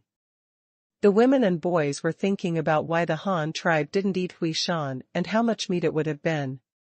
One boy wanted to reach out and touch Hui Shan's nose, but Hui Shan turned his head and pointed his butt at him, turned around and ran towards Luo Chong, who had just walked out. There were more than a dozen people who followed Luo Chong out, each holding a new throwing spear. Luo Chong still had his own golden spear, and the group walked towards the door. After walking a few steps, Luo Chong had already seen the big rat outside, with an old man following him. He couldn't help but frowned. Why did he bring an old man here? I'm not an old man. Could it be that he's here to help with calculations? Luo Chong led people to the door and glanced at the people outside. Shuda quickly stated that he was here to exchange pottery this time, and pulled the woman and child behind him to the front for Luo Chong to see. Luo Chong nodded, and then asked the elder translate for yourself, have them hand over their weapons before they can come in. The elder made a gesture, but Shuda hesitated and handed over the weapon. If the Han tribe had evil intentions, Shuda looked at the mouse shaman with a pleading look. The rat which looked at Luo Chong for a moment and saw that he was exactly the same as what the rat had described. After thinking about it, he agreed. He still wanted to take a look inside. Only then did Shuda pass the stone spear in his hand through the gap between the horses. This time, there were only 10 adult men coming with Shuda. The others stayed at home to look after the house, so there were not many weapons, and the women and children also not armed. After handing over the weapons, Luo Chong asked his younger brother to move the Juma away. Only then did Shuda and his group come in. However, after entering, they were shocked and confused again. The neatly stacked green bricks in the wall are arranged in a ladder-like manner inside the wall. There are 30 identical carts parked next to the corral, and there are 50 copper shovels and more than 200 copper shovels standing next to the entrance of the cave. Throwing spears, the neat rows of spearheads are shining with golden light. When they arrived at the entrance of the cave, the gate of the corral was still open. Wuda and Shiman, who were grazing inside, saw the stranger coming. The leader screamed, which startled the rats and everyone, and they all turned back to look at the corral. But Hui Shan went over and roared, and Wuhan University and the others immediately shut up. Everyone in the Black Rat tribe was surprised. It turned out that there were not only 2 monsters in the Han tribe, but there were so many more, and they all lived in the house. When they arrived in the cave, Shuda and the others didn't come back to their senses. Instead, they were even more surprised. Everyone in the Han tribe was at home today, and there were a lot of people. A quick glance showed that there were more people than the Black Rat tribe. The people of the Han tribe were looking at Shuda and the others, while Shuda was dumbfounded when he looked at the 180 pottery pots beside the fire pit. How many of them could he exchange for all of them? However, several women from the Black Rat tribe paid attention to the style of the women from the Han tribe. The adults all had their hair tied up, with hairpins on their heads, and beautiful wooden combs. Their faces were rosy, and they looked like they were never hungry. Moreover, everyone looked like they were hungry. There are animal skins to wear, and they all have good-looking boots. It's not like they just wrap a piece of animal skin on their feet and tie it to their feet with a rope. Only the rat witches from the Black Rat tribe were the most discerning. They kept staring at the hundreds of Chinese characters on the rock wall in a daze, as if they could understand them. Luo Chong saw that the old man was interested in Chinese characters, so he didn't bother him and told the elder to make a deal with Shuda first. Hearing the voice of the elder, Shuda came back to his senses. The elder said, "How many clay pots do you plan to exchange this time?" Shuda twitched the corner of his mouth and looked at the people he had brought. Yes, he could only change a few, but there were so many of them. This time, Rat brought 7 women and 6 boys aged 11 or 12, as well as 4 baskets of peanuts, but there was only 1 basket, and the others were packed in animal skin bags. They originally wanted to imitate a rattan basket, but they couldn't find suitable materials. The vines they could find now were very brittle from the freeze and would break when they were bent. However, they already understood how to make it, and they can still make it when the materials are available next year. Try again. Moreover, the women brought by the rat tribe this time are all girls who have just come of age. Even if these girls are not used to exchange for pottery pots, they will go to other tribes in the future. In this regard, the black rat tribe takes advantage, but those girls, the girls are not pessimistic. No matter which tribe they marry into, the Han tribe looks very powerful, and they do not feel that they are at a disadvantage. Let's exchange 10 pottery pots and 4 pottery bowls. Shu Dik counted the quantities to be exchanged with his fingers. After exchanging 13 people this time, the black rat tribe still has more than 130 people. On average, 13 people use 1 pot. Although it is still not enough, they can no longer afford so many people. The Han tribe does not want children, only adult women and generals. If all the adult boys were given to the Han tribe, then they would be left with only the very big and very small ones, which would directly cause the tribe's middle strength to be cut off. Luo Chong nodded, and the 2 parties began to inspect the goods. Feather and Beast Tooth brought 10 pottery pots and 4 pottery bowls, and 10 spoons were also included. Rat-da was very happy. The people of the black rat tribe didn't have much to learn from. When they walked in, there were no lame, blind, or deaf people. That was enough. What Luo Chong cared about the most was the peanuts, so he checked them all in person. I brought some rattan baskets and poured the peanuts into them. I also wanted to return the animal skin bags to Shu. Luo Chong grabbed a few peanuts and inspected them. He nodded after confirming that none of the shells were broken, and then asked the elder to put the peanuts and rice together. These things were not allowed to be eaten. Anyone who ate them secretly would be treated according to the family law. Those who had just come from the black rat tribe looked puzzled.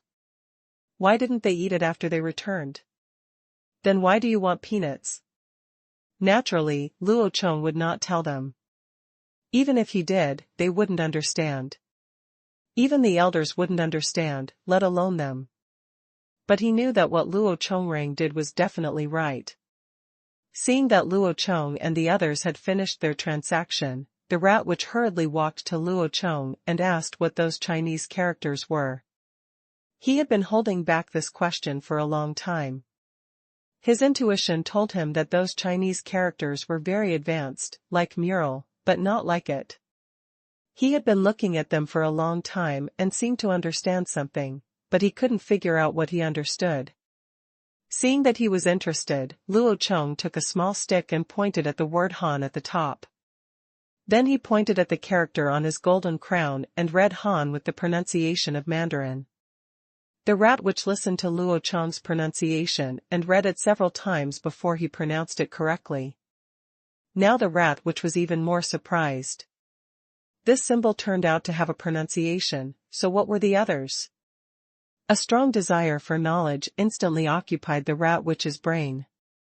The rat wizard kept pointing at the Chinese characters and asking questions, and Luo Chong taught him one by one.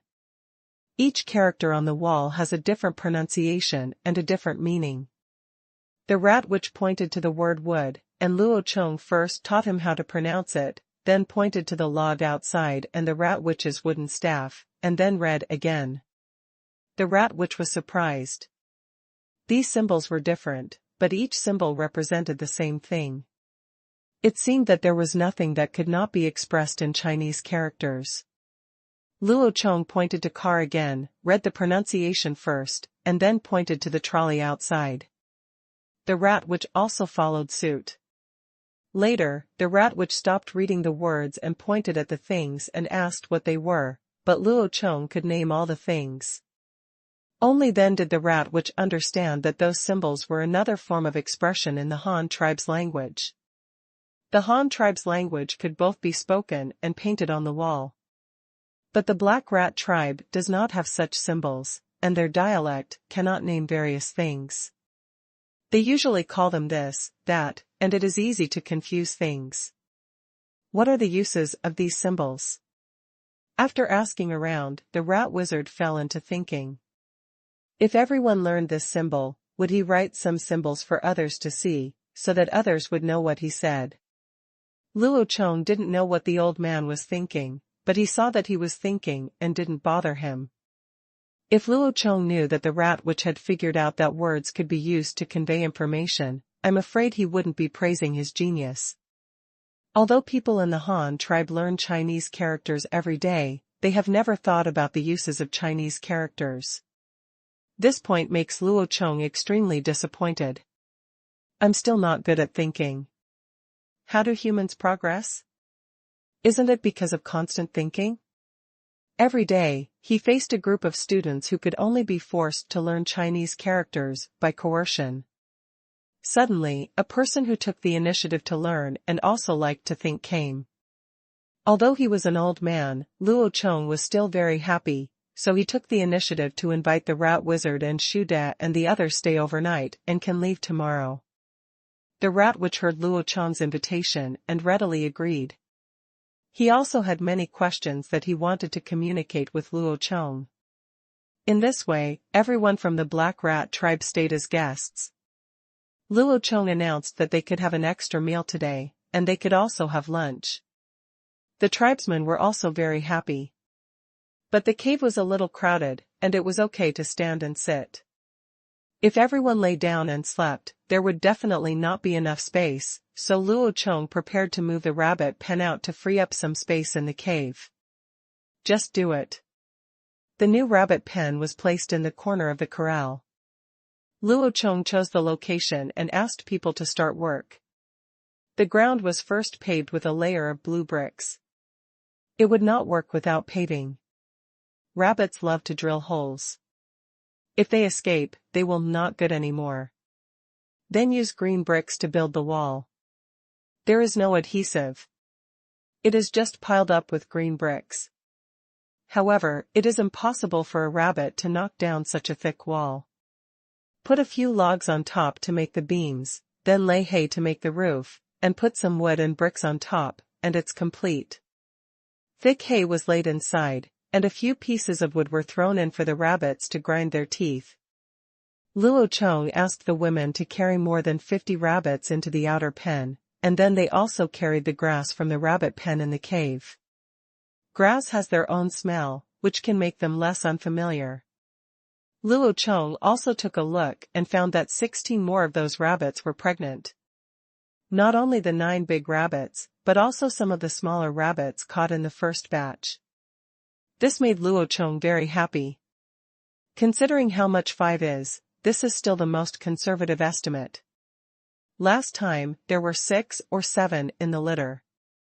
Everyone from the Black Rat tribe also visited the corral, looking at 16 blue antelopes, 2 elephants, and dozens of rabbits that had just been moved here. The people from the Han tribe were very kind to these animals. I don't know why. When the rat wizard saw Luo Chong smirking at the rabbits, he took the initiative and asked why Luo Chong didn't kill them. They were all food. As a result, before Luo Chong could answer, Dashu explained happily, telling Luo Chong the purpose of raising rabbits, and pointed at the rabbits and proudly said that he had caught them. In fact, Dashu didn't understand Luo Chong's purpose of wanting these rabbits at first, until he saw the rabbits breeding for the first time with his own eyes, from about 30 to more than 50, almost doubling, and now there are so many rabbits. The tree is also very happy about being pregnant. But he didn't know how many little rabbits he would give birth to this time. As a result, Luo Chong told him that the number of little rabbits born this time would be much more than all the rabbits now. The big tree went crazy with joy. Raising rabbits now is easier than catching rabbits in the past. Too much, and thinking that the rabbit would more than double every time in the future, the tree fell directly into a state of dementia. Everyone in the black rat tribe was also surprised. The principle of breeding is very simple and they understand it. It is just like the people of their own tribe. Men and women have children, and then there are more and more people. I just didn't expect that there is such a way to store food. Isn't it easier and safer than going hunting? Shuda looked at those rabbits and wondered if his tribe could learn to breed them.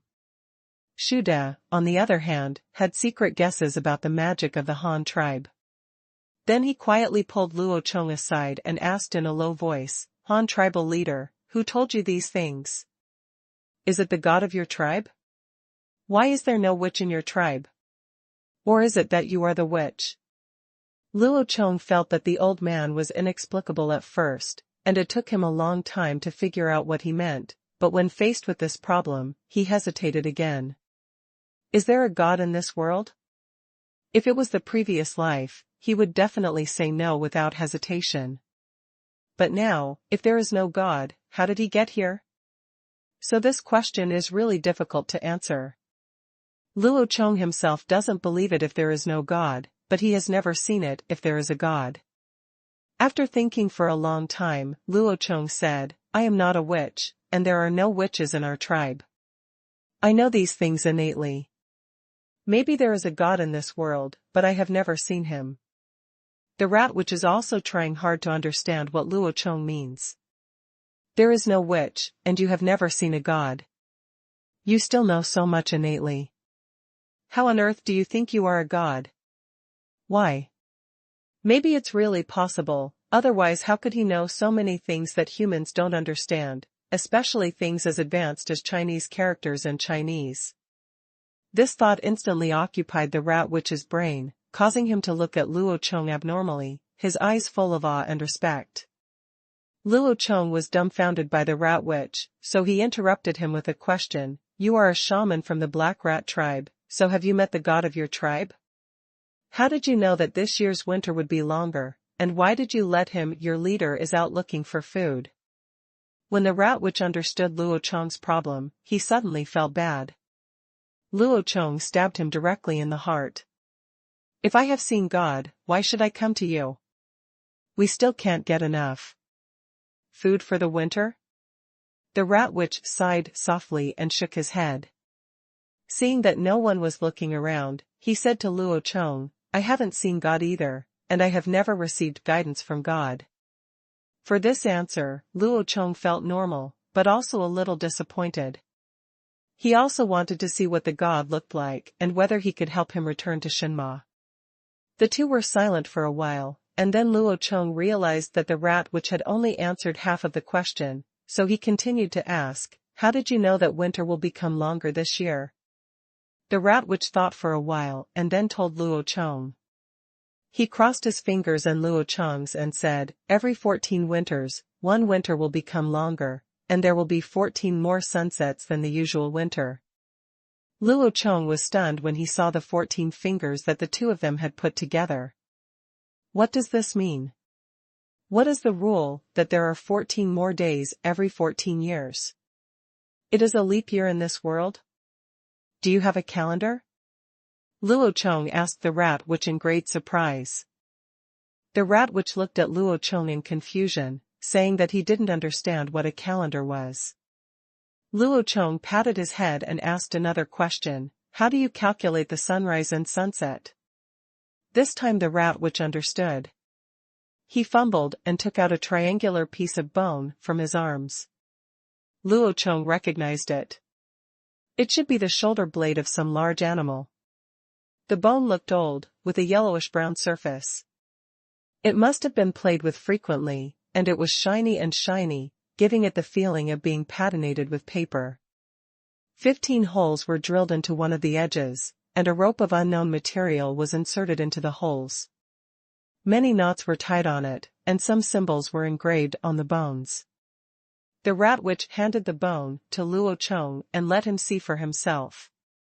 I saw 14 circles carved on the top of the bone, but the difference is that the first 13 are concentric circles, that is, rings, and the last circle has only one circle and is slightly larger than the previous one. 4 trees are carved on the lower edge. The first tree has leaves growing on it. There are 3 corresponding round holes below. A rope is passed through each hole, and each rope is tied with 30 knots. Damn it, what is this? 3 months per season, 30 days per month. Who did this? It's so awesome. Luo Chong was so surprised that he glanced at the rat witch, and then continued to look down. There were not only leaves, but also flowers on the second tree. Although the flowers did not look like them, it did not hinder Luo Chong's understanding. This time there are 4 corresponding holes, and there is still 1 rope per hole, and 1 rope has 30 knots. The third tree has no flowers and many fewer leaves, but there are many round things on it, which must be fruits. Below are 3 more holes, each with 30 knots. The fourth tree was immediately bald, with all its leaves, flowers, and fruits gone. There were 4 round holes underneath, with 30 knots in each hole. There is a hole at the end, but there is no pattern on it, and there are only 14 knots on the rope in this hole. Luo Chong frowned and analyzed the rules. It should be spring when leaves grow, summer when flowers bloom, autumn when fruits grow, and winter when nothing grows. But according to the rat witch's record, spring and autumn are 3 months each, with 30 days per month, and summer and winter are 4 months each, with 30 days per month. Does that mean there are 14 months in a year here? No, maybe the person who recorded it made a mistake and repeated the dates. Luo Chong still couldn't accept 14 months in a year. Luo Chong frowned and asked the rat witch, "What did you observe to determine these times? Are they accurate?" The rat wizard calmly pointed to the 14 circles above, and then pointed to the sky. "Look at the sun?" Luo Chong asked doubtfully. "No, it's night, 2 circles in the sky," the mouse wizard explained. Then he stroked a knot at the bottom, pointed to the ring above, then looked up at the sky and made a sign with Luo Chong. "Every 30 sunsets, there will be a full moon, and when 2 full moons in the sky intersect, they will form a ring. Every 13 ring months, there will be a big moon." Using modern scientific explanation, it is actually the larger moon that blocks the smaller moon, resulting in a lunar eclipse, so only a large full moon can be seen. In other words, on the 14th full moon day, there will be only 1 big moon left in the sky. The cycle starts again and again, and the appearance of a big moon counts as 1 cycle, that is, 1 year, and the 4 seasons will rotate once, and then every 14 years when the big moon appears, there will be 14 more nights of the full moon, and you can see the full moon every night during those 14 days. The rat witch also said that he had seen this happen 4 times. In other words, this old guy is already over 50 years old, but looking at the age of this bone, he probably doesn't know how many generations of rat witches he has passed down. Luo Chong thought to himself. However, it takes a very idle person to stay up every night and stare at the moon for decades. Luo Chong knew very well that summarizing such a complete monthly calendar was definitely not something that could be accomplished in a 14-year cycle. It would require at least a lifetime of observation and verification.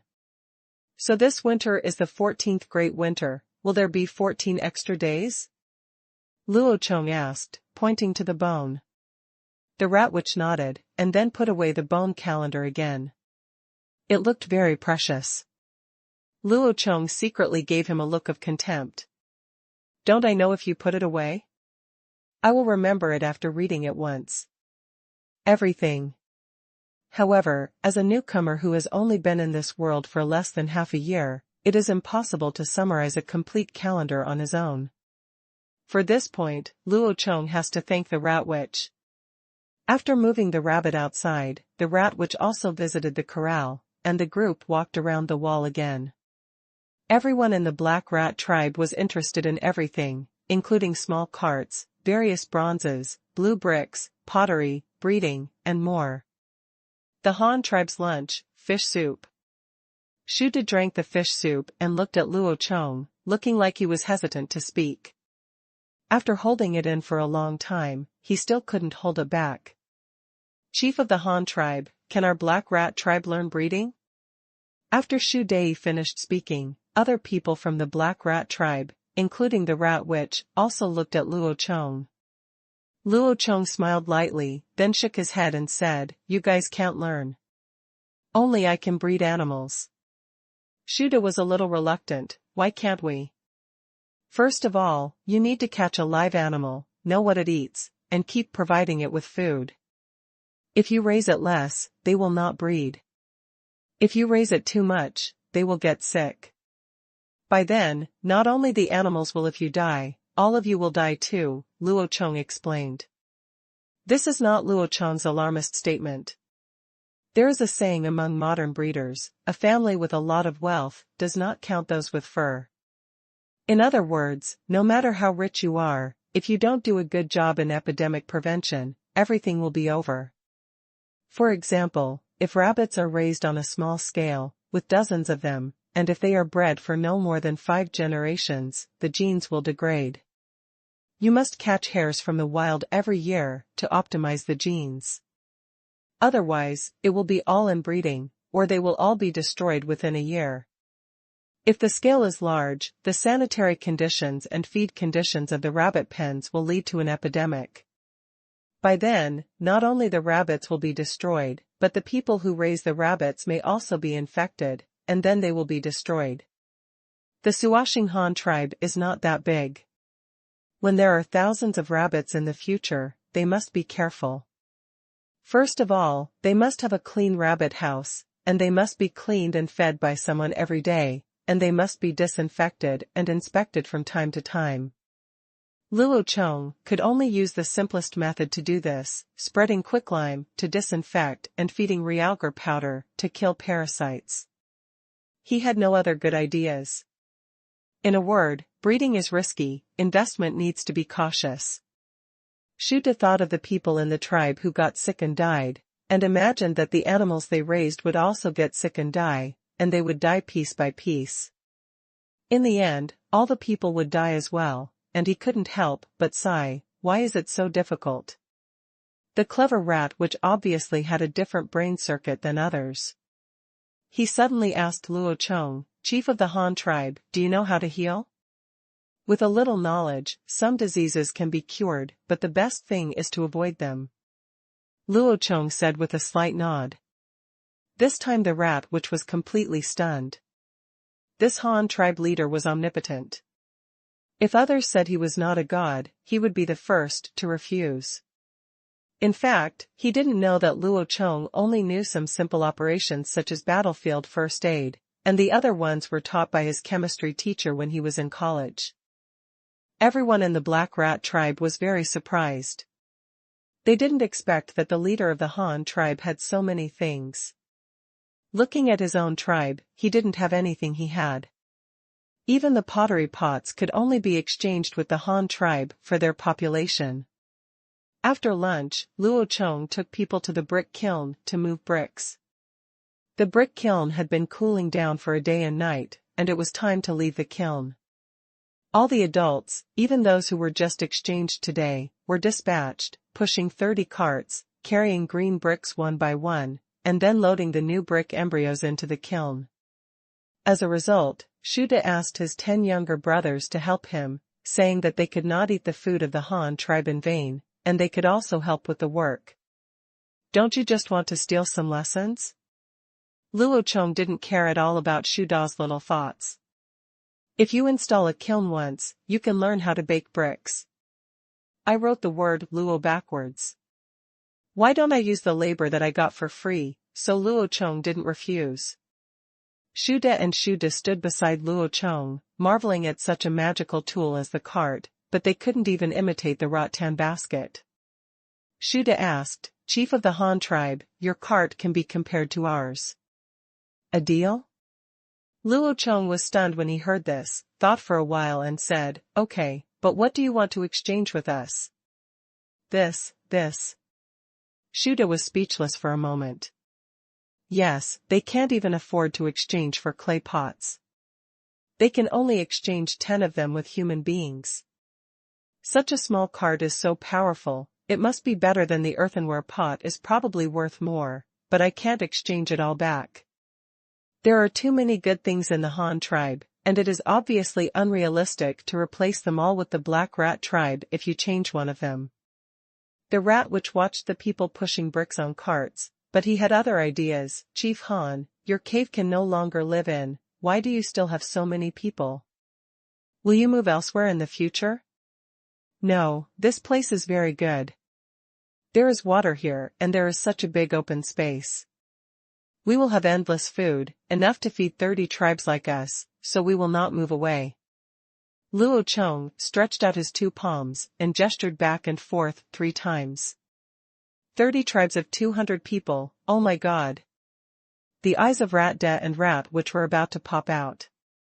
Really or not, although they couldn't count how many people there were, there must be many, many. And all the people in their Black Rat tribe combined are not as numerous as any of the Han tribe. In this way, Shu De and Shu Wu can't get enough food for the winter. Is this young man in front of him a god? Where did he get so much food? How dare you say you can feed so many people?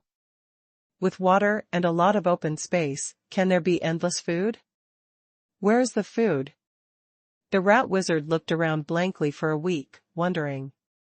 Luo Chong stamped the ground with his foot and smiled confidently. Right under our feet, as long as everyone works hard, I can make endless food grow in the soil. Shu De and Shu De didn't understand very well, but they also knew that the food Luo Chong mentioned was in the soil under their feet. Shu De had a look of disbelief on his face. He squatted down and started digging in the soil. However, after digging for a long time, there was nothing but soil. What kind of food is there? Are you just going to eat dirt? Luo Chong looked at it and shook his head. This black rat leader is really serious. If you dig like this, you can dig out wool. Although the rat witch didn't know what Luo Chong wanted to do, seeing the way he vowed, he couldn't help but believe him. After all, he was a godlike figure. If he could get endless amounts of food from the soil, it would definitely be a miracle, and only this young man can do it. When Shu De saw Shu Wu's confident look, he immediately lost his composure and said, Chief of the Han tribe, there are not that many people in your tribe, so what will you do with the extra food? MMP, after going around for so long, I finally got to the point. Luo Chong cursed in his heart, smiled and said to Shu De, I will invite other tribes to join us, so that more people can live a good life. As long as they become my tribe, they will have endless food. With a safe place to live, you can use the same things and enjoy the same treatment as us, and you will never starve or freeze to death. Shu De was very dissatisfied with this answer. He originally thought that Luo Chong would trade with these foods, so he immediately shook his head. No, no tribe will directly join you. I think you can use those foods in exchange. Haha, how do you know that no tribe is willing? Look over there. Luo Chong smiled lightly and pointed to the big tree pushing the cart on the other side of the brick kiln. The one with the silver crown on his head is the leader of another tribe. His tribe has a smaller population than ours and cannot protect itself. Their tribe was attacked by cannibals before, and even their elders were killed. Later, I invited their tribe to join us, and he immediately agreed. Now they are all my tribe and live as well as we do. Luo Chong knocked on his golden crown and pointed to the big tree over there. Shu De looked at the big silver tree above his head and found that he was indeed different from the people of the Han tribe. The people of the Yuanshu tribe had whiter skin because they had not been exposed to the sun for a long time. Although they had been here for more than a month, they still had white skin. You can still see the difference. This is because they were attacked, so he. Shu De thought for a while and immediately began to retort. Luo Chong raised his hand and immediately interrupted, even if I trade with food, I only trade with people.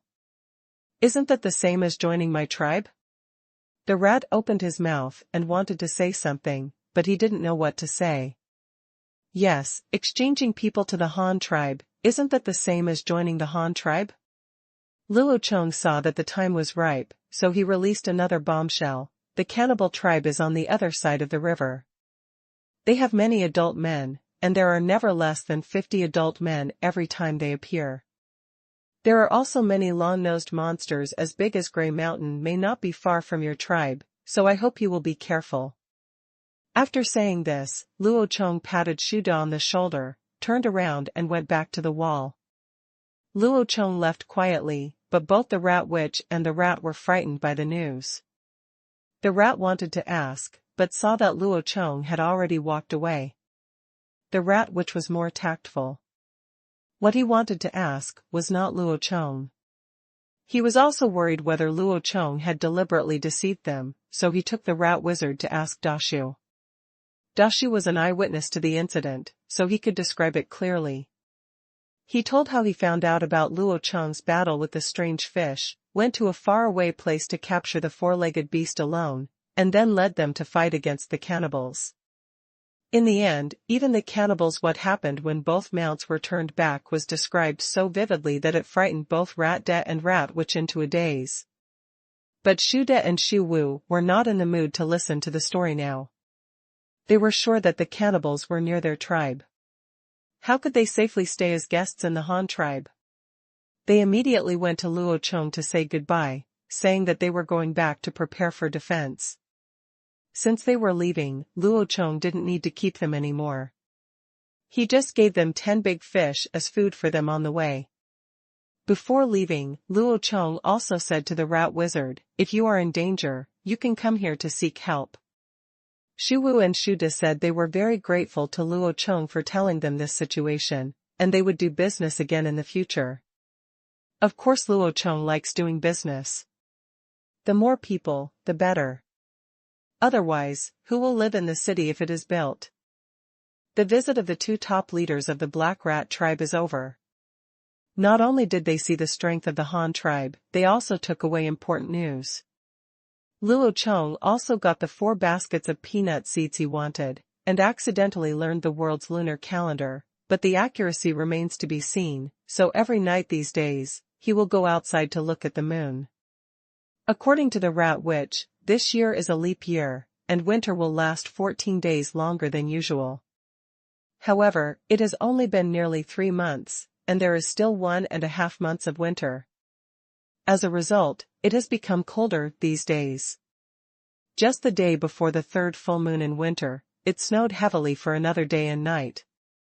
The snow was 30 centimeters thick in the open areas where no one had stepped on it. When the wind blew, a layer of white snow would roll up. It was drifting like fog, and the visible distance was not far away, so the brick-burning work was forced to stop. At the end of the 3rd month of winter, during the day, Luo Chong and his men cleared all the snow on the barn to prevent it from being crushed.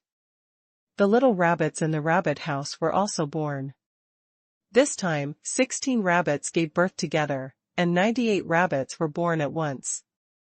It can be said that the number has increased sharply. Adding the previous number, there are now 156 rabbits. The tribesmen were all overjoyed, and in order to keep the rabbits warm, Luo Chong even donated the skins of 2 antelopes that had been killed before, hoping that these newborns would not freeze to death. However, Luo Chong's worries were obviously unnecessary. These were originally wild rabbits. Even without Luo Chong, they could still live well. They just needed to guard against natural enemies. At night, the white wind was still blowing, the snow was still raging, but not a single cloud shadow could be seen high in the sky. The 2 full moons in the east and north directions rose on time and intersected. The 2 full moons reflected the bright moonlight, which fell on the vast white sky and earth. The white moon and white snow made everything around them appear extremely clear and bright as day. Luo Chong was lying on the haystack in the barn peeling chestnuts. Ruru and Huishan were lying on both sides of Luo Chong. Luo Chong ate 1 chestnut, and Ruru and Huishan ate the chestnut skin once. Chestnut skin was also sweet.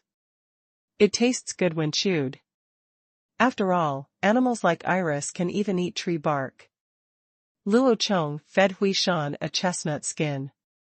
When Luo Chong turned his head, Ruru secretly took a few chestnuts with his nose and stuffed them directly into his mouth. He swung his little tail in joy. When Luo Chong turned around, it turned out that the big mouth that was still chewing immediately stopped moving and looked at Luo Chong with eyelashes like a small fan. It's not shameful to eat secretly, but it's most shameful to act cute after eating secretly, you know, Ruru. Luo Chong knew what it had done when he saw it like this, so he grabbed its big ears and shook them. At this moment, Huishan suddenly raised his head and flapped his big ears to listen to the sound in the distance.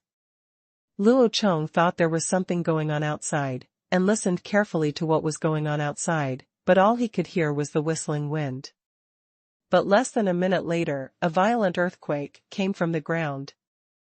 "Zhou Chao, isn't this an earthquake?" Luo Chong lay on the ground, carefully identifying the direction from which the earthquake was coming. Before the result could be heard, there was a rumbling sound from the jungle to the west, and a strong earthquake was also heard from there. Luo Chong quickly rushed out of the corral and climbed behind the west wall to observe the situation. At the forest line to the west, a white torrent was seen rushing out of the forest, accompanied by the roars of wild beasts one after another. Ah ah. Quack. Eeyore, yo, yo. A hunting army composed of many carnivorous beasts was desperately chasing a group of herbivores in the snow. Running wildly ahead were not only the herds of bison that Luo Chong had never seen before, but also the large antlered deer that he had only seen in museums. Mixed in among the team were even dozens of legendary mythical beasts, grass mud horses. Ahem, it's an alpaca. The hunters chasing behind include not only tall moa, but also groups of toothless pigs, but they can only be regarded as the sidelines in this hunting army, and this group, the real main force in the army, is a group of more than 200 gray wolves. Gray wolves are the top predators born in nature. They sit firmly at the top of the food chain in any regional ecological environment. This is not because of how powerful they are individually, but because of the rigorous social system of gray wolves. Gray wolves were the largest animals in the early canid family, with an average shoulder height of about 1 meter and a body length of 1.5 to 2 meters. They mostly lived in family units in spring, summer, and autumn, with each group ranging from 5 to more than a dozen animals.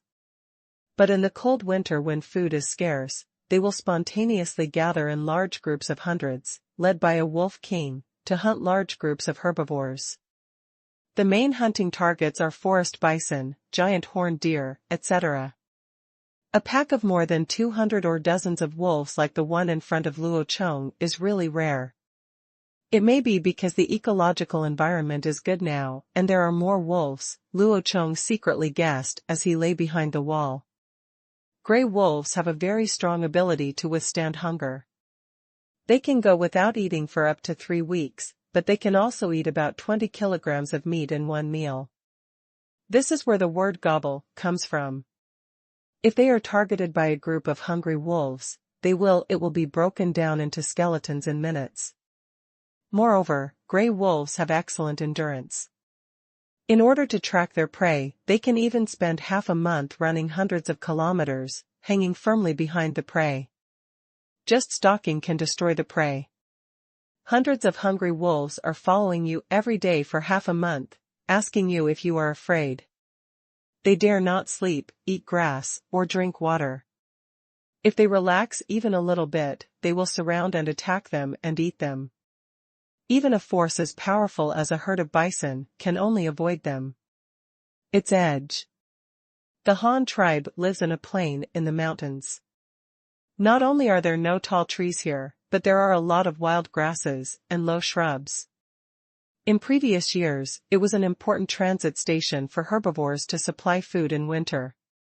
It is close to water sources and has sufficient food.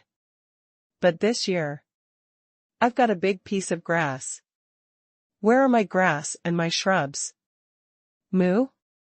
The leading bull, with a confused look on his face, led the team out of the forest from the west and set foot on the mountain plain where water and grass used to be lush.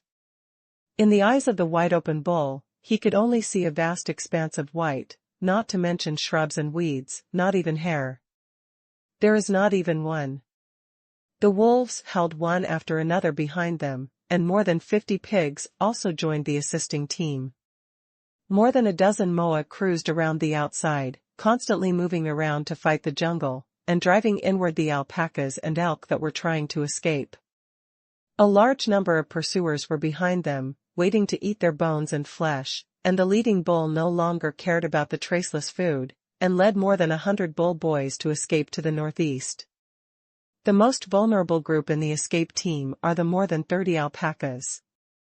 They don't have strong antlers like bison and elk. The only thing on their bodies that can be considered a weapon is the 3-centimeter-long incisors in their mouths. You can also spit on the enemy again. The alpha wolf leading the team also took a fancy to this small plane and was preparing to launch a general attack. No nice had been following for half a month, and it was time to harvest. The first wolf looked up at the moon and howled. More than 100 hungry wolves quickly sprang out from the army of gray wolves. They surrounded the two wings of the herd at lightning speed, preparing to surround and annihilate the herd on this plain. Feeling that disaster was about to come, the alpacas in the fleeing army ran particularly fast. They rushed out of the herd first and became the leader in this life and death battle. Not to be outdone, more than 60 big antlered deer swung up their 4 long legs and followed closely behind the alpacas, with a vague tendency to overtake them. The leading bull quit. If it hadn't been for the protection of the herd in the past half-month, those dozens of alpacas would have been killed long ago. Now that the disaster is approaching, they ran away first. "Old man, you guys are unjust." At this critical moment, the cow was about to curse the alpaca, but suddenly, the alpaca in front disappeared. The leading alpaca disappeared on the horizon, followed by the bighorn deer, and more than 20 of the ones running ahead also disappeared. The cow was still running, and just when it was about to catch up with the bighorn deer, the scene in front of it made the hair all over its body explode. Sigma, degree winky face.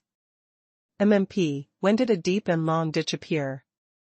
At this moment, seeing the man-made river in front of him that had not yet been filled with water, Tunyo's heart felt like a dark cloud had covered his head, and he sighed inwardly, how cool it must be. On the wall to the east of the Han tribe, 3 heads, 2 big and 1 small, were sticking out of the wall. They watched dumbfoundedly as the beasts jumped into the artificial river that had not yet been filled with water. Luo Chong was overjoyed. He didn't expect that the artificial river originally dug to transform the paddy fields could have such a wonderful use. This was really an unintentional planting of willows and a big pie falling from the sky, ha ha ha ha. Luo Chong here was secretly rejoicing, but the cow leading the team over there was going crazy. The more than 30 alpacas running at the front had been wiped out, more than 20 bighorn deer also fell in, and the remaining 30 some bulls accelerate and rush forward, while others are timid and want to turn back. A young stag looked at the deep ditch more than 10 meters in front of him, and suddenly began to accelerate. When he reached the edge of the ditch, he stretched out his head and jumped. However, the huge antlers, which were nearly 3.5 meters wide and usually looked majestic and domineering, were not at this time. It became a fatal burden. The heavy antlers made its flying body lose its balance, and it fell into a 4-meter-wide deep ditch, with a plop. A fawn with not yet fully grown antlers followed closely behind. At the critical moment, it miraculously stepped on the deer's back in the pit and was able to break out of the encirclement again. However, this situation did not happen often. In the end, less than 20 deer successfully crossed the deep ditch. The remaining dozen adult bucks, knowing that they could not jump over, turned around and ran along the long ditch towards the river, trying to rush out from the side. Surrounded. But the wolf pack has already formed a circle, so how can the prey that reaches the mouth be allowed to escape? A stag was about to break out when a hungry wolf rushed towards him. The big antlered deer stretched out its antlers and shook its head. The big antlers swung in the air and swept the wolf into the ditch. But this was not over yet. Then 3 hungry wolves sprang out and pounced on the stag. The stag wanted to do the same thing as before, but its long neck could no longer support the heavy horns, plus the weight of the 3 wolves. It was thrown to the ground violently and bitten wildly, completely ending its young life. The dozen or so big antlered deer that originally planned to break out of the encirclement all died in the encirclement of the wolves. Only more than 100 bison were left standing on the ground in the encirclement. The herd of bison is still running forward, and the group at the front has realized the danger. However, the bison with a shoulder height of 2 meters and a body weight of more than a ton are simply impossible to jump over a 4-meter-wide deep ditch like the giant horned deer. Not to mention that the big antlered deer didn't jump very far. The cow was getting closer and closer to the deep ditch. It wanted to break immediately, turn around, or risk a fierce confrontation with the wolves. However, the cattle that were being chased and bitten by the wolves at the back had no idea what was happening in front of them. The cattle in the front were stagnant, and the ones behind wanted to escape as soon as possible. The formation instantly became chaotic. Dozens of bison were unwilling to be squeezed by the same kind. After falling into the deep ditch, I let out a loud scream, MMP. The large troops behind finally realized the situation in front. A deep ditch more than a mile long blocked their way. Now they would die if they went forward, and they would die if they went backward. This was because God did not give them a way to survive. The atmosphere of grief and anger filled the entire herd, and the sad roars of the cattle shook the sky. They all stopped and formed defensive formations. The cattle are backed by a deep ditch, with their sharp horns pointed outwards, forming a uniform attack formation. This is the rhythm of a fight to the death. The wolves wrinkled their noses and bared their fangs as they pressed forward step by step, gradually shrinking the encirclement. The cattle panted heavily, spraying white smoke from their large nostrils, and clawed at the snow on the ground with their front hooves. Puff puff puff. At this tense moment when the war was about to break out, a discordant fart sound broke the pre-war calm. The cattle and wolves were stunned, and hundreds of pairs of curious eyes looked at the west wall. On the wall, a 2-legged beast with a golden crown on its head slapped the head of a terrifying elephant next to it. Damn it, I let you eat chestnuts secretly, I let you eat chestnuts secretly, you foodie, you farted when you shouldn't fart, you killed us, MMP. Luo Chong slapped his big head repeatedly, venting his frustration. He originally planned to quietly pick up a bargain, but now it's better. He exposed his target with just one fart. He really didn't get anything in vain. Lunch. Staring at the cattle here, the eyes suddenly lit up. It was the light of hope, because there was no ditch near the fence. The eyes of the wolves also lit up. It was the light of greed, because they found food that was easier to catch than the cattle, humans. Luo Chong suddenly noticed something strange in their eyes, and felt that something was wrong with the atmosphere. He smiled awkwardly, haha, what is that, you go on, don't pay attention to me, hee hee. Damn it, run away quickly. Niao Kun didn't understand what Luo Chong was talking about, so they took the lead in launching a breakout, targeting Luo Chong's direction. Luo Chong quickly jumped down the stairs behind the wall and ran back to the cave as fast as he could, shouting as he ran, get a weapon quickly, and guard the entrance of the cave. Luo Chong loudly greeted the tribesmen to prepare to rely on the entrance of the cave for defense. The wall could not be counted on now. There was no problem with a brick wall, 1/2 meter thick and 3 meters high to defend against human attacks. But what if it was a group of crazy bison? Luo Chong, I really don't dare to gamble. The leader of the wolf pack saw the cattle breaking through and hurriedly ordered his younger brother to drive away the one-toothed pigs to organize the first wave of counterattack. The pigs are also in trouble. Although they are bigger and more ferocious than the gray wolves, a good man can't hold back many punches. If he wants to get a share of this killing feast, he has to ask for help from a team larger than them. The wolves surrendered and became the cannon fodder of the wolves. The pigs are very envious of the moas that roam around and hunt in the wild. They will take advantage if there is any advantage and run away if there is no advantage. But they can't. They must prove their worth. Otherwise, when the time comes to divide the peaches, they will not have the final say. More than 50 pigs with wild teeth ran wildly and formed a formation in front of the fence, trying to completely block the only way out for the cattle. But now, with a way out right in front of them, how could the cattle be willing to compromise? An unprecedented collision occurred, like Mars hitting the Earth. More than 100 bison, more than 2 meters tall and weighing over a ton, charged together. The normally seemingly invincible one-tooth pig was just a layer of paper in front of the bayonet. The horns that were more than half a meter long used the horns to disembowel the one-tooth pigs. With just one encounter, dozens of the pigs were knocked away, and they hit the wall of the Han tribe behind them hard, making a continuous dull sound. The green brick wall, frozen with ice water, could no longer withstand the continuous violent blows and fell down.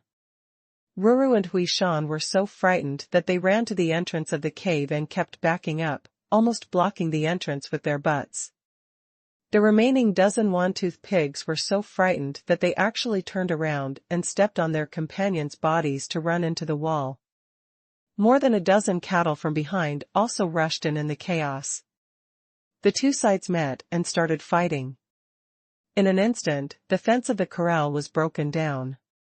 2 antelopes, which were so frightened in the shed that their legs were trembling, caused a disaster for the fish in the pond. They were gored by the horns and died on the spot. Damn it, I have to fight it out, my rabbit, my antelope. The Han tribe's wall was also fragile under the impact of bison and one-toothed pigs, and was no better than the piece of paper in front of the bayonet. Luo Chong did not step forward to fight, and could only watch the family fortune he had worked so hard to save be destroyed. Such a melee of prehistoric beasts could not be controlled by personal force, and he could only barely save himself and his tribe. In the chaotic collision, the barn collapsed, and more than a dozen tethered antelopes were crushed under the collapsed barn. They were trampled by panicked pigs and crazy bison. The antelopes below did not know it. Luo Chong felt heartbroken when he saw how many of them were still alive. He had worked so hard to bring them back in person. What a disaster. Outside the wall, hundreds of bison really broke through the siege, bypassed the artificial river, and ran toward the northeast of the mountain behind the Han tribe. The scene where the pigs were knocked away, just now, is still vivid in my mind. The wolves did not dare to stop them from the front and could only harass around the outside. Several gray wolves simultaneously bit the lone bison from behind and knocked down more than 20 of them. The bison and the alpha wolf also gave the order to stop the pursuit and began to prepare to enjoy the feast. But Luo Chong in the wall was furious. All the antelopes he had brought back were dead. If he didn't take advantage of the opportunity to get some benefits, he would lose everything. Luo Chong also wanted a share of the wolf pack's cake. Luo Chong pushed Hui Shan's big butt away and called out all the adults in the tribe. Throw your spear and kill all the bison and pigs in the wall. This is the meat that is delivered to your mouth. There is no reason why we should not accept it. 70 or 80 people lined up at the entrance of the cave, each holding 3 bronze spears. At Luo Chong's order, a rain of spears instantly covered the one-toothed pigs and bison that were still raging in the wall. The sound of popping copper spears entering flesh was heard, and more than 20 beasts died on the spot. Each of them was hit by several spears, and they fell to the ground one after another. The elders will lead the children to defend the cave entrance, and the others will attack with me. Luo Chong carried a long bow and quiver on his back, and held a golden gun. He was the first to run towards the collapse of the wall, where there were dozens of half-dead one-toothed pigs that had been hit. Array, form, the men are in the first row to defend, and the women are behind to kill all the pigs, and then drag them to the wall. Luo Chong took a step forward, holding a golden spear and staring at the wolves in front of him with vigilance. More than a dozen men from the Han tribe stood on both sides of Luo Chong, forming a horizontal formation and raising their spears in defense. Guns are like a forest. The woman at the back was holding a copper spear and struck the fallen pig with pain. The sound of stabbing, the wail of the pig, and the courageous shouts of the women were endless. The situation here quickly attracted the attention of the wolves. When they organized the hunt just now, the wolves used the pigs as cannon fodder. In this way, they could greatly consume the number of pigs. Not only could they give less to the pigs after the war, trophies, and with enough luck, even the pigs will become food for the wolves. But what I never expected was that the pigs were gone and a group of humans came to compete for the fruits of victory. The alpha wolf watched helplessly as dozens of women dragged the one-toothed pig into the wall. Ruru also knew that he had made a mistake just now, and now he consciously came to help. Together with Huishan, he rolled the pig's legs with his nose and dragged them into the wall. The alpha wolf roared, and the surrounding wolves that were eating the bison stopped and looked at Luo Chong with their mouths dripping with blood, and then slowly gathered together. Back off, block the broken wall, maintain the formation, don't mess up, don't throw spears for a while, we don't have many spears left, wait until they get close before killing them. Don't be afraid, everyone, look at the rich fur on their bodies. As long as we kill them, we will have endless wolf skins. Listen to my orders later. Kill one and you will be rewarded with a wolf skin. Kill two and you will be rewarded with a copper buckle. Kill 5 of them and you will be rewarded with a copper buckle. The above rewards a longbow. Luo Chong shouted an order to shrink the formation, and used high rewards to stimulate the morale of the tribe. It is said that a brave man must be rewarded with a big reward. Originally, when looking at the pack of hundreds of wolves, the tribesmen were still frightened. They were afraid that it was nonsense, but now, there was only fanaticism in their eyes. In history, during the Ming Dynasty, Japanese pirates often raided the coast of the Ming Dynasty, but only the Qi family army in the country could defeat the Japanese pirates. Why? Because within the Qi Jejun, a Japanese pirate's head can be exchanged for 100 taels of silver. The Japanese pirates were very ferocious, but the Qi army was even more ferocious. What the soldiers saw were not the Japanese pirates with their teeth and claws showing, but piles of white money. The men of the Han tribe are also in the same situation now. When they look at the ferocious wolves in front of them, they seem to see a mountain of furs coming towards them. They are wrapped in beautiful and warm wolf skins, and wear golden glitter on their heads. Bronze ornaments, holding the long bow that they regarded as a sacred weapon. The men's breathing gradually became faster, and their eyes became redder and redder, with a bloodthirsty light. The wolves gathered into a charging formation amidst the shouts of the alpha wolf, and quickly rushed towards the broken wall. The confrontation between the two sides took place in the next second. The first row raises their spears and kills. Luo Chong was the first to take the lead and raised his spear. He looked at a vicious wolf that was rushing towards him. The golden spear in his hand stabbed forward with a pop. Blood spattered everywhere. He retracted the spear. It was so fierce just now. The evil wolf could only fall to the ground softly at this time. The men on both sides also completed the first round of thrusts, and dozens of grey wolf corpses were left in front of the spear array. The wolves behind were still pounced upon. A man from the Xieding tribe had just completed a thrust. Before he could retract his spear, he was thrown to the ground by another grey wolf. Fortunately, the woman behind him responded in time, several spears thrust together, directly pricking the wolf into a bloody gourd. In the wall, with the help of Ruru and Huishan, more than 50 one-toothed pigs have been wiped out and all were dragged together. The free woman quickly joined the battle formation and stood in the gap between the first row of men. The number of spears in the front line suddenly doubled.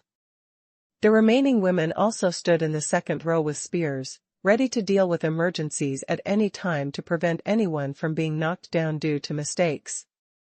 The man who was knocked down just now was so frightened that the sharp fangs full of bloody smell were right in front of him. He was already in despair and closed his eyes waiting for death. Unexpectedly, he was saved by the woman behind him. "Look." As the women rushed to the front, he quickly climbed up, picked up a spear, and stood in the second row. "He must have a share of the rewards," the leader said. The confrontation between the two sides lasted only a moment, and there were already no less than 40 wolf corpses piled up in front of the spear formation. The triangular spur-shaped, copper spears pierced the gray wolf's fur without any hindrance at all. They killed each other with guns and spears. Each thrust was sure to yield a harvest. Especially since there were twice as many women in the first row, there was no pressure on the Han tribe on the frontal battlefield. But how could an animal as cunning as a gray wolf admit defeat so easily? Unseen by everyone, the alpha wolf commanded another group of dozens of gray wolves to quietly come over from the south of the wall, preparing to attack the humans in front of them. A fatal blow. But this couldn't be hidden from Luo Chong, who had been paying attention to the movements of the alpha wolf. This was a confrontation of force and wisdom between the two leaders. Seeing the strange movement of the alpha wolf, Luo Chong knew that the wolves must be playing tricks again, so he withdrew from the first row of the array alone, climbed to the top of the wall next to him, and observed the battlefield situation from a high position. On the battlefield in front of the broken wall, more than 50 gray wolf corpses have been piled up, blocking the broken wall like a low wall. It is the coldest time in winter, and the wounds on the body are bleeding. If the head of the spear is pierced, it will take less than a minute to lose the ability to move and pass out. Losing a lot of blood will cause the body temperature to drop sharply, and it's still a cold winter night. The alpha wolf noticed that Luo Chong had suddenly climbed onto the wall. Worried that his plan to attack the east and west would be discovered, he roared again and ordered the stormtroopers on the front battlefield to change their attack methods. The huge elite gray wolves rushed to the Han tribe's broken wall defense line. They did not pounce directly. Instead, they jumped on the corpses of their companions, trying to directly cross the first level of the spear array and pounce directly. Kill the second row behind. This sudden situation instantly attracted Luo Chong's attention, and he was so frightened that he quickly shouted, "The first row takes one step forward, raise their spears levelly, and the second row defends the top of the first row's heads, don't let them jump over." Just when Luo Chong was urgently commanding his tribe to change formations, a gray wolf howled suddenly from the southern wall. Luo Chong turned around and couldn't help but widen his eyes. "Fuck you, Ruru, I forgive you, good job." Inside the south wall, Ruru rolled a spear with his nose and kept beating the gray wolf that wanted to run up the wall. Upon seeing this, Huishan quickly pulled out a spear from the dead bison, fighting side by side with Ruru. It's just that they can't thrust, they can only swing their spears like sticks, but they can't effectively annihilate the enemy.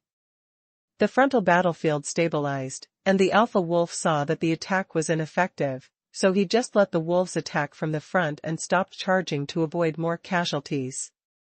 Now he hoped that the team that attacked from the side would gain something.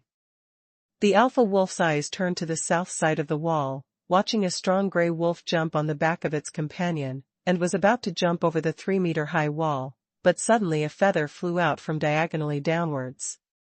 The arrow hit the gray wolf's neck, and the powerful penetration force directly shot the wolf away, startling the gray wolf behind who was about to climb over the wall. That was the feather arrow shot by Luo Chong. Luo Chong quickly climbed up the south wall, aimed at the wolves below and fired several arrows, directly defeating the wolves' sneak attack. The alpha wolf saw that there was no hope of breakthrough in both directions. Instead, he lost his troops and left dozens of corpses. He no longer dared to continue the attack. He let out a shocking howl and hurriedly retreated his troops. If he could not defeat them, he would not fight. Anyway, there were so many less companions, there just happened to be a few less people to share the spoils with. The wolves wanted to retreat, but how could Luo Chong let them go? You must know that the biggest harvest now is not the dozens of dead pigs and bison in the wall, nor the wolves piled up into a low wall in front of the broken wall. Corpses, but living creatures that fell into the artificial river outside. With so many dead horses and antelopes, if there are no living livestock to replace them, what will the Han tribe use to cultivate the land and pull carts next spring? Seeing the wolves retreating, the tribesmen were relieved, but Luo Chong did not let them idle. Now was the time to race against time to grab food from the wolves' mouths, and no slack was allowed. The retreating wolves went back to eat the killed bison, and at the same time looked at the wall with vigilance. The humans here were not easy to mess with, and they knew it now. Luo Chong also began to issue a series of orders, asking the men to continue to be vigilant. The women dragged all the gray wolf corpses in front of the broken wall into the wall, and divided a few women into making torches with firewood and lard, and asked the elders to take out all the feathers and arrows in stock. The entire Han tribe took action. 10 minutes later, 30 adult tribesmen, led by Luo Chong, walked out of the wall and launched a counterattack against the wolves. Ruru rolled a spear with his nose and carried all the ropes available in the tribe on his back. Huishan also held a spear with his nose, with Luo Chong's arrow pot hanging around his neck, and Luo Chong carried Luo Chong on his back. Chong, followed by 30 adult tribesmen holding torches and spears, walked all the way towards the fallen bison. There were many bison carcasses scattered on the small plain outside. Because the bison were too heavy, the wolves did not move the carcasses, but scattered them everywhere and began to eat the bison. When he arrived near a bison carcass, Luo Chong first shot an arrow from a distance of more than 30 meters. After killing several wolves, the other gray wolves did not dare to stay there anymore and ran away one after another. Luo Chong took the opportunity to lead people over to seize a cow carcass, and asked the tribesmen to tie the cow's head with a rope, as well as the gray wolf that was shot to death by arrows, and then asked Ruru and Huishan to drag it back. When they came out of the fence, they dragged out a large bundle of firewood. Because the wolves had seen the power of bronze spears and bows and arrows, and each clan member also had a torch in their hand, they could only bar their teeth at people in frustration, but they did not dare to move forward and could only watch. Watch as these humans dragged their prey away. Even the moa pecking at the bison in the distance were shot down by Luo Chong with bows and arrows. They all became prey of the Han tribe and were dragged back to the wall one by Ruru and Huishan. The wolves were forced to look at the living creatures that had fallen into the ditch, but before they could attack again, the entire bank of the artificial river burst into flames. Luo Chong had people pile the firewood he brought out every time along the artificial river, and sprinkled a lot of wild boar oil on it. After lighting the fire, it burned very fiercely, and all the 5 or 6 cylinders of wild boar oil in stock were burned. But now is not the time to be stingy. As long as we can get all these harvests back safely, it will be more than just a few tanks of lard. Looking at the raging fire, the last hope of the wolves was shattered. They knew that these humans were telling them to get out of here. The prey in the ditch had no share for them, and they would just leave a few more corpses. That's all. The alpha wolf had no choice but to lead the pack back into the forest unwillingly. On the bank of the artificial river, Luo Chong and his tribe held torches to inspect the harvest. In the 700-meter-long river ditch, there were 36 grass mud horses, 28 bighorn deer, and 47 large and small bison. Some were injured, some fell to death, some were jumping around, and 7 or 8 gray wolves were trampled to death, and a moa with a broken leg. It can be said that there is a lot of harvest, now it depends on how to get them out. It would take a lot of time to get all these living livestock out, but Luo Chong was still worried about the wolves hiding in the forest. Who knew when they would come out to make a sneak attack, without warning? In order to solve this hidden danger, Luo Chong took Ruru and Huishan and dragged 2 one-toothed pigs to the edge of the forest. This can be regarded as easing the relationship with the wolves. I'll let you eat, but you can't still fight with me. Bar. Of course, this is not a long-term solution. Luo Chong is just a temporary compromise to buy time. As long as he is given 1 day to get all the livestock back, he will not mind fighting with the wolves again. After more than an hour of tossing, all the beast corpses scattered outside were dragged back to the wall. It was already midnight, but today happened to be the full moon night at the end of the month, so I didn't feel how dark the surroundings were. Half the night was filled with fighting and working. Before, the nerves were tense, but now that they had relaxed, the clansmen were all exhausted. Luo Chong first arranged a shift for sentry duty, and then asked a few women to kill a wan. Tooth pig makes a late-night snack for everyone, a large piece of barbecue for each person, and unlimited broth. There is still a lot of work to do after we are full. At the edge of the forest to the west, the wolves were angrily eating the food donated by Luo Chong, while within the walls of the Han tribe, the tribesmen also ate delicious midnight snacks. It has been 3 months since winter. Every day there is either jerky or broth. Finally, I have a fresh barbecue. Looking at the mountains of meat in the wall, everyone's face is filled with smiles, and the men are proud to brag. Thinking about how many gray wolves he had just killed, how much reward he could get in exchange for it. After eating, it was almost daylight. Luo Chong divided the more than 70 adults into 4 teams. One team of 10 people stood on the fence in shifts, to be responsible for guarding and patrolling, and the other team of 20 people was responsible for repairing the fence and livestock. The remaining 40 or so people rushed to the outside of the wall with tools and followed Luo. There were copper shovels for digging, a lot of ropes, a hand saw for cutting horns, and 2 thin copper sticks that were used to drill holes for the wheels, but were now bent into 2 copper hooks by Luo Chong. First, 6 people were arranged to use copper shovels to dig an upward slope on the north side of the artificial river. This slope was very narrow, with a width of only about 70 centimeters, and could only accommodate 1 livestock. As long as you went up this slope, you could not even turn around. No. Another 30 people built wooden fences under the command of Luo Chong. The wooden piles were 4 meters long. Half of the strong and thick tree trunks were buried in the ground. Only 2 meters were exposed on the ground. Then they were tied horizontally 3 times. Horizontal fence, an aisle composed of 2 wooden fences, faces the slope of the river. As soon as the livestock below come up, they will enter this narrow wooden fence passage. It took nearly 3 hours to finish this. It was already broad daylight. Luo Chong asked the tribesmen to take a rest. He then moved a basket of charcoal, built a temporary stove with red bricks, lit charcoal in it, and put 2 handfuls of charcoal into it. The copper hook was inserted into the charcoal stove for heating. After making preparations, Luo Chong asked someone to bring a bundle of fodder and hang it with a rope to lure the animals in the river to the slope.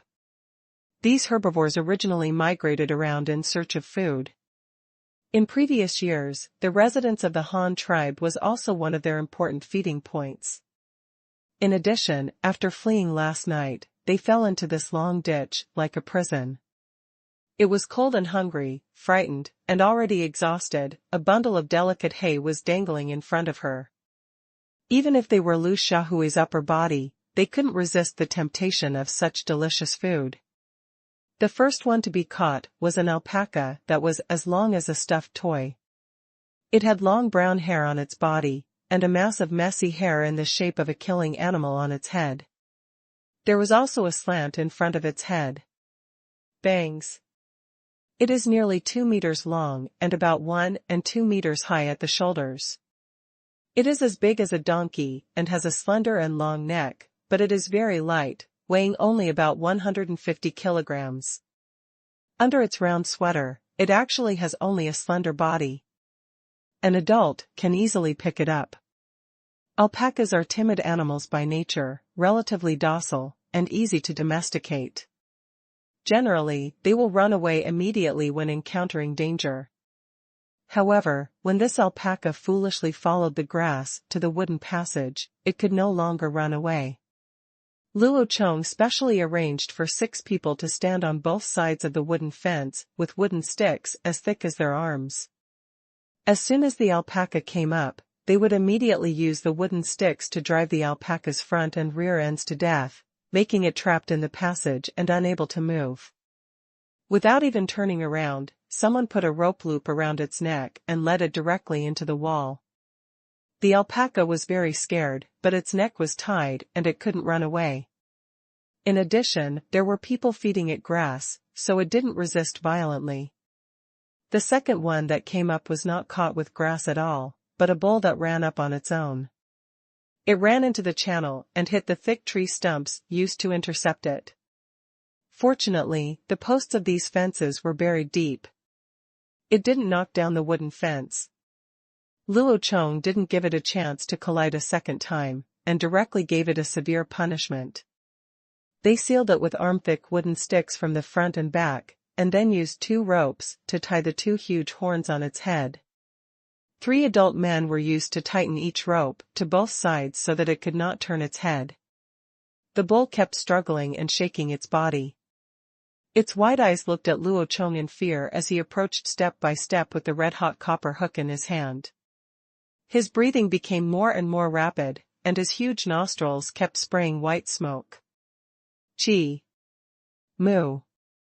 The next second, a loud roar spread out in all directions. The red-hot copper hook in Luo Chong's hand had also burned through the septum between the bull's 2 nostrils. A stream of white smoke came out of the bull's nose, and the air, suddenly there was a smell of burning barbecue. The nerves in the diaphragm in the middle of the cow's nose are the most developed.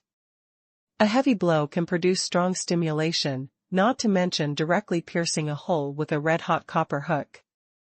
The intense pain makes the bull almost faint. We can't blame Luo Chong for being cruel. He had no choice. If he wanted to tame these adult bison, he could only use nose rings. What's more, the nose rings were not invented by Luo Chong. If you want to blame them, just blame the ancients. In modern times, cow nose ringing is not so cruel. However, when the cow is still young, a steel nail must be used to pierce the cow's nose, but this is only if medical conditions are available. Luo Chong didn't have anti-inflammatory drugs. He wanted to prevent the wounds on the cow's nose from becoming inflamed, so he had to use this cruel method. While there was still a month of winter, he hoped that their wounds could heal on their own.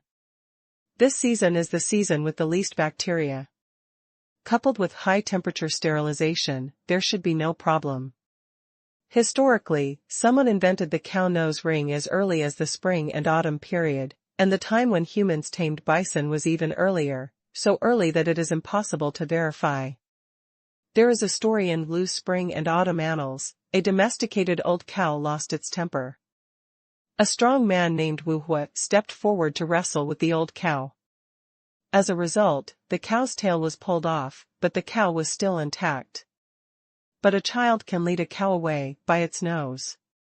The cow is huge, has sharp horns, has a bad and tough temper, and often attacks people violently. From this story, it can be seen that even domestic cows are so disobedient, let alone the bison that are directly captured. To tame them, the toughest measures must be used. After scalding the cow's nose, Luo Chong turned around, inserted the copper hook into the charcoal stove to heat it, and threaded a fine hemp rope through the cow's nose. He didn't have time to make a nose ring yet, so he could only temporarily use a rope instead. After the bull calmed down completely, Luo Chong asked 2 people to cut off the horns with a hand saw. In fact, all domestic cattle have horns, but this is a newly captured bison. It is ferocious and untamable. In order to avoid accidental casualties, Luo Chong could only do this. Besides, horns are also very useful. They are a necessary material for making recurve compound bows. Luo Chong also needs these, so Luo Chong will saw off the horns of this batch of bison. The bull that had been tortured once did not dare to lose its temper anymore, and was led by the nose into the fence. The wound on the nose is still very painful, and it hurts at the slightest touch, so it can only follow the rope. Go, don't dare to resist at all. Once familiar, the tribesmen have mastered the sequence of operations, and the rest will be easy to handle. Heartrending roars echoed in the mountains and forests from time to time, and the unruly bison all became honest. Quail. Look at those alpacas, they are more cooperative. As soon as they are put around their necks, they will immediately follow them to eat grass. The big antlered deer are more difficult to do. One is that it doesn't cooperate, and the other is, it grows too tall. The shoulder height of an adult male bighorn deer can reach more than 2 meters, which is a little taller than the Shire horse, the largest draft horse in the world, a horse used to pull carts. The height of the head is nearly 3 meters. A pair of huge antlers it grows to a width of 3.5 to 4 meters and can weigh dozens of kilograms. This pair is definitely a burden. Despite the mighty and domineering appearance of this pair of antlers, it is useless. Bighorn deer basically do not use their antlers to fight each other, and the wide antlers are very unfavorable for them to walk in the forest. If not, it will get caught on the branches. Moreover, its antlers are full of calcium, which means they are composed of bones. In order to provide nutrients for the antlers during the growth period of the antlers, young deer will extract calcium from the bones to supply the growth of the antlers. Therefore, during this period, the antlers of the antlers will grow. Basically, everyone has symptoms of osteoporosis, and it is common to break a leg while running or jumping. The most important thing is, with such wide antlers, how could 2 deer stand side by side and pull Luo Chong's cart, MMP? First, he trapped the bighorn deer in the passage of the wooden fence and tied its antlers with ropes. Then Luo Chong directed Bestia and Lone Air to climb up the railing from both sides, cut off its antlers with a hand saw, and cut off its antlers with a hand saw. It was put on a halter made of hemp rope, and then it was led away. The giant horned deer is about the same size as a Shire horse, and it's good for riding. It's just a bit tall, so it's not easy to climb on the deer's back. I think back when I saw the Elf King in The Lord of the Rings riding a bighorn deer, or with the antlers left, Luo Chong wanted to say at that time that he was pretending to be a fork, and that the antlers were of no use and were purely a burden. This work was busy until the afternoon. Even the dead and alive ones were taken out of the entire river, and the half-dead ones were also killed by the tribesmen, because they could not be cured at all. During the melee yesterday, many animals fell into the pit in a panic. Because the 36 alpacas were relatively light and there was half a meter of snow at the bottom of the pit, none of them was injured and they all survived. Come down. The bighorn deer were more miserable. A total of 28 bighorn deer fell, and only 19 survived in the end. The remaining 9 had their necks broken and died on the spot, and some had their legs broken and were lying there waiting to die. Yes, the worst thing was being bitten to death by a few wolves. During the melee, a bighorn deer killed several gray wolves. Later, there was another fight in the ditch. In the end, several bighorn deer died, but the gray wolves that fell down did not survive. In the end, they were all trampled to death by bison.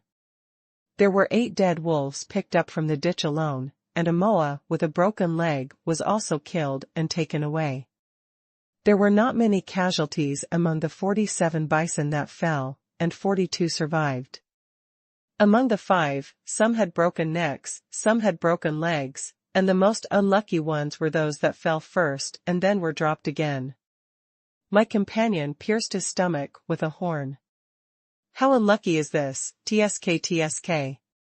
After cleaning up all the harvest, Luo Chong counted the total again. A total of 97 living livestock of 3 types were seized.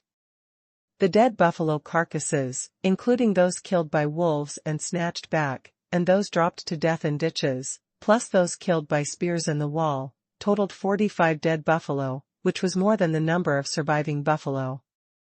Much, MMP. Some of the dead one-tooth pigs were killed by cattle, and some were killed by throwing spears. After deducting the 2 given to the wolves, and the 1 eaten yesterday, there were 52 pigs left. As many as 17 giant horned deer carcasses were recovered from outside, and 14 moa were shot to death by bows and arrows. There were 113 dead gray wolves, including those who were stabbed to death with spears during the battle, some who were picked to death by bison horns, and some who were shot to death when the Han tribe took the initiative to fight for the bison. The number was very large. In addition, there were only 3 blue antelopes left alive in the barn that affected the fish in the pond, but they were all injured. Luo Chong directly ordered them all to be killed. They couldn't be cured anyway. Even if they survived, they would still be disabled and there was nothing they could do. Working for Luo Chong would lead to death. In this melee, the rabbit pen was miraculously preserved. When the rabbits were moved out of the cave, they were not put together with the barn. It was a blessing in misfortune. Luo Chong was still counting on them. In terms of reproduction, in Luo Chong's heart, these rabbits are even more important than the more than 90 livestock, mainly because rabbits give birth quickly. After a busy day, in the evening, the collapsed section of the wall had been repaired, and 5 layers of blue bricks were added to the 3 walls, directly raising the wall to 4 meters to prevent those gray wolves. Repeating the same trick, jumping in from the outside. The collapsed barn has also been re-erected, but now it only has wooden fence walls and no roof. But this is not a problem. These captured animals are originally wild animals. They can live in the ice and snow outside. Now at least they have food and drink, and a safe place to rest. This is already very good. In the open space within the wall, there was the crackle of burning firewood and the laughter of the Han tribe. Hundreds of people were working hard around the campfire. Some women boasted to others that they had skinned wolves before, and asked her to teach everyone how to do it in person. Peel. Bucket was cutting the horns of the dead cows with a hand saw, and motioned to the boys who were traded from the Black Rat tribe to watch carefully and let them try it out later. The children held large pieces of barbecue in their hands, sang songs that Luo Chong could not understand, and ran around the dead cows and deer in the yard. They were very happy because there was no limit to the food today.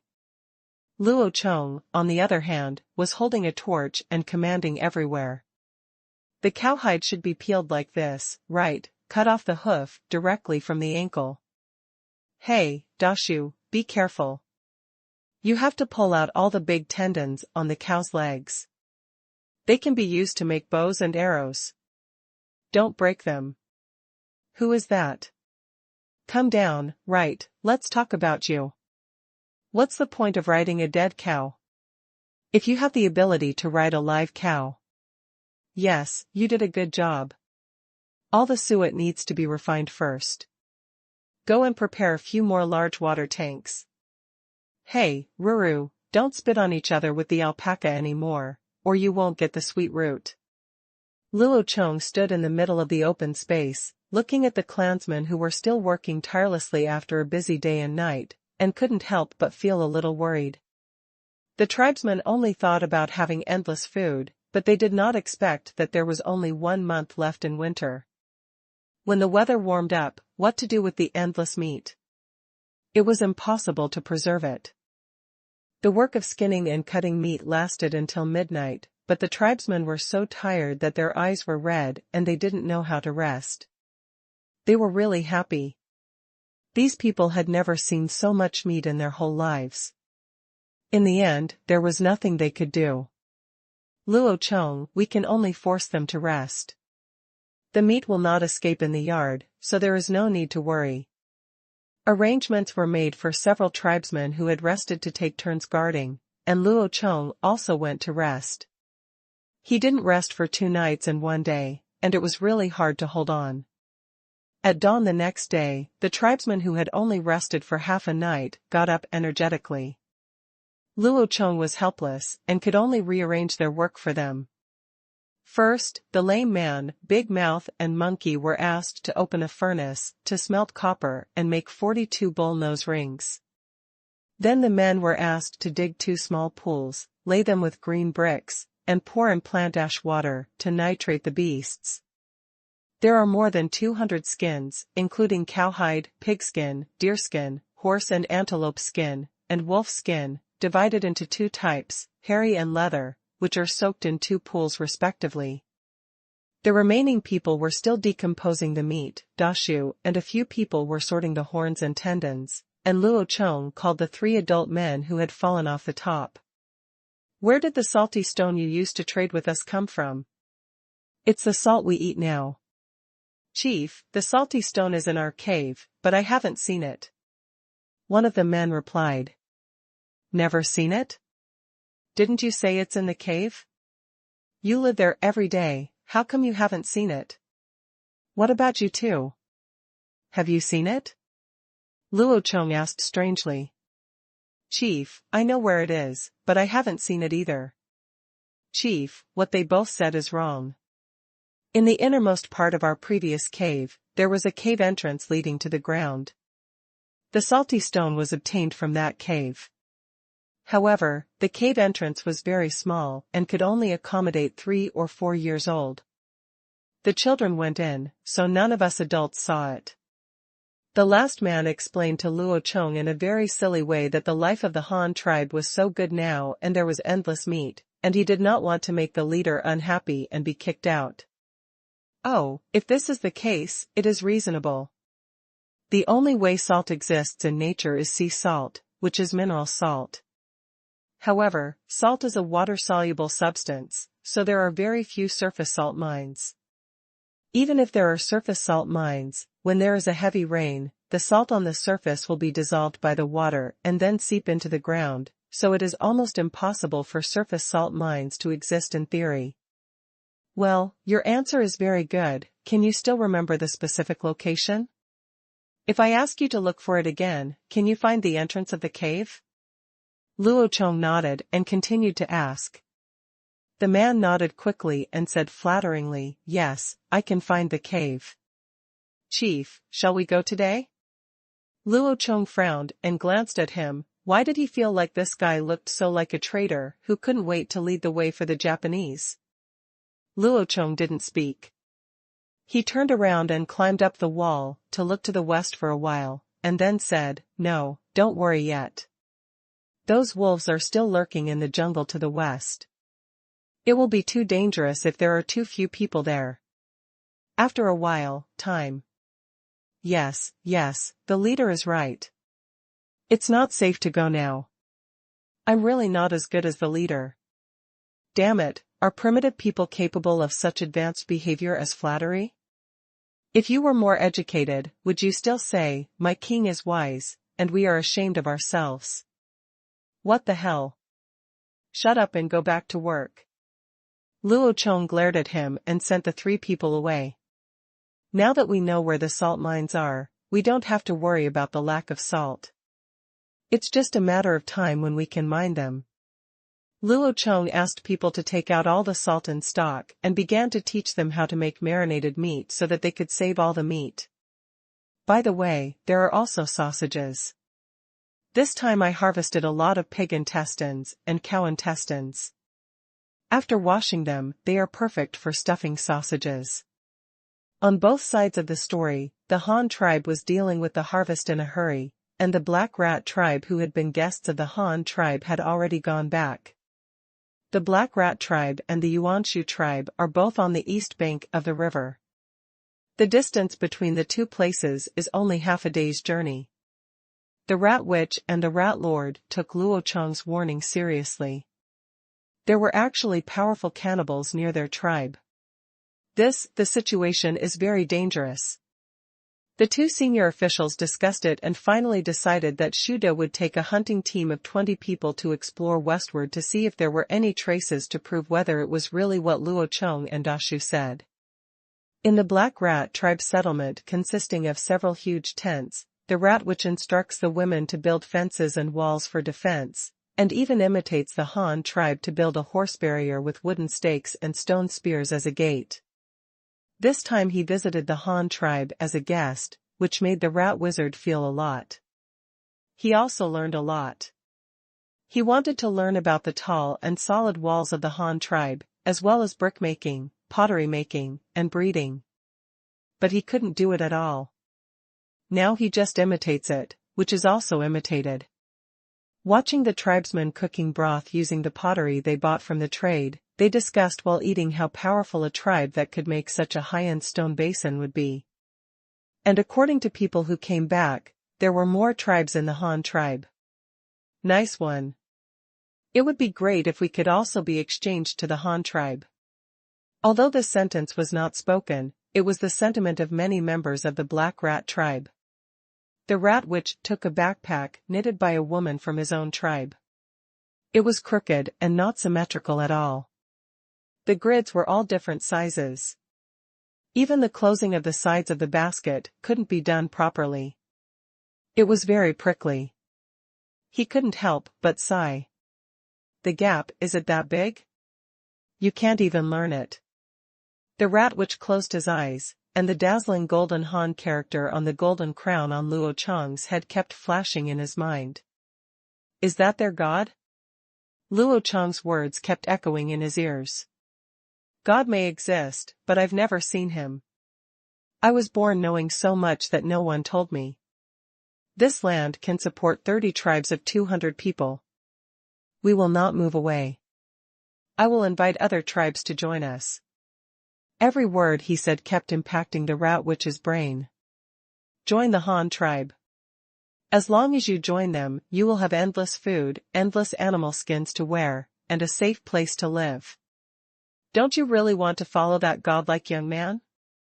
So what are you still hesitating about? In order to covet one's own little power, would one give up the happiness that is within easy reach of the entire clan? You actually want to learn from the Han tribe. Do you think you are really a witch? Have you ever seen a god? Don't you have any clues in your mind? Wake up quickly, kid, stop dreaming.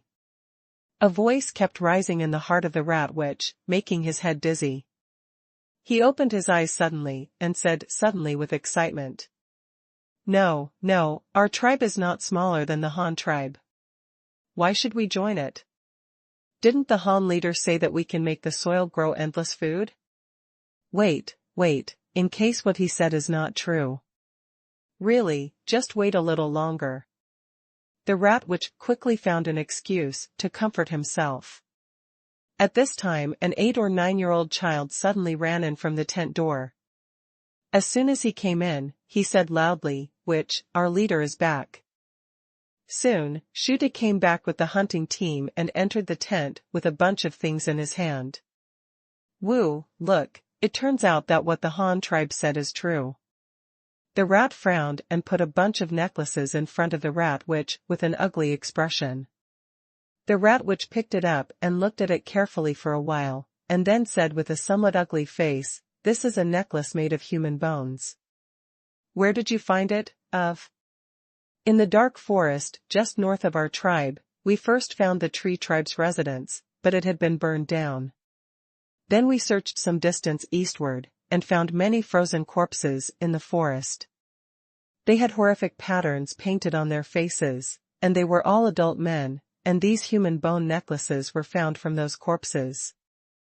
After hearing the mouse wizard's question, the rat hurriedly told the story of the expedition. The rat witch nodded repeatedly after hearing this, yes. It seems that what they said is true. We are really in danger. For a moment, both the rat witch and the rat were silent, not knowing what to do. After a while, the rat wizard asked the rat, "If those cannibals really come to attack us, do you think we can defend it? I have asked the tribesmen to build a wall in the past 2 days." Shuda looked at the fence wall outside the tent. He obviously didn't have much confidence.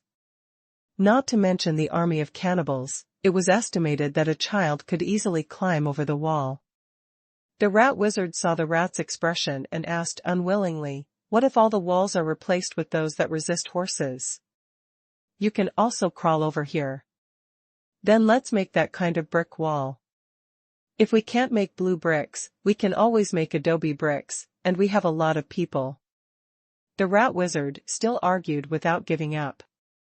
"We don't have the kind of golden shovels, and the digging is very slow. They use 100 people, but we may not be able to build a wall, well, even if we use 1,000 people. Also, if all the people build the wall, then we will suffer. What? Moreover, even if we use adobe bricks to make a fence, those cannibals also have big monsters with long noses that will collapse as soon as they hit it," Shuda said while analyzing. Pfft. The rat witch almost spat out a mouthful of old blood. "My child, you are so good at throwing cold water. Do your family members know?" The rat witch nodded helplessly.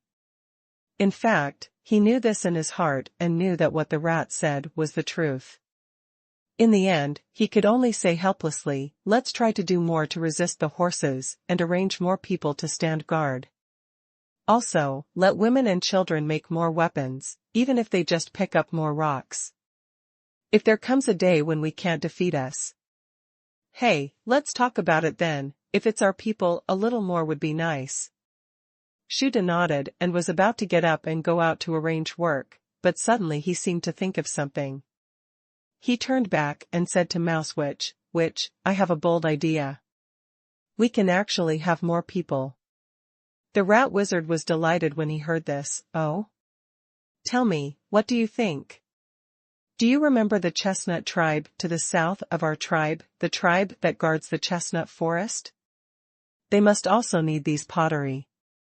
What if we use these pottery to exchange people with them?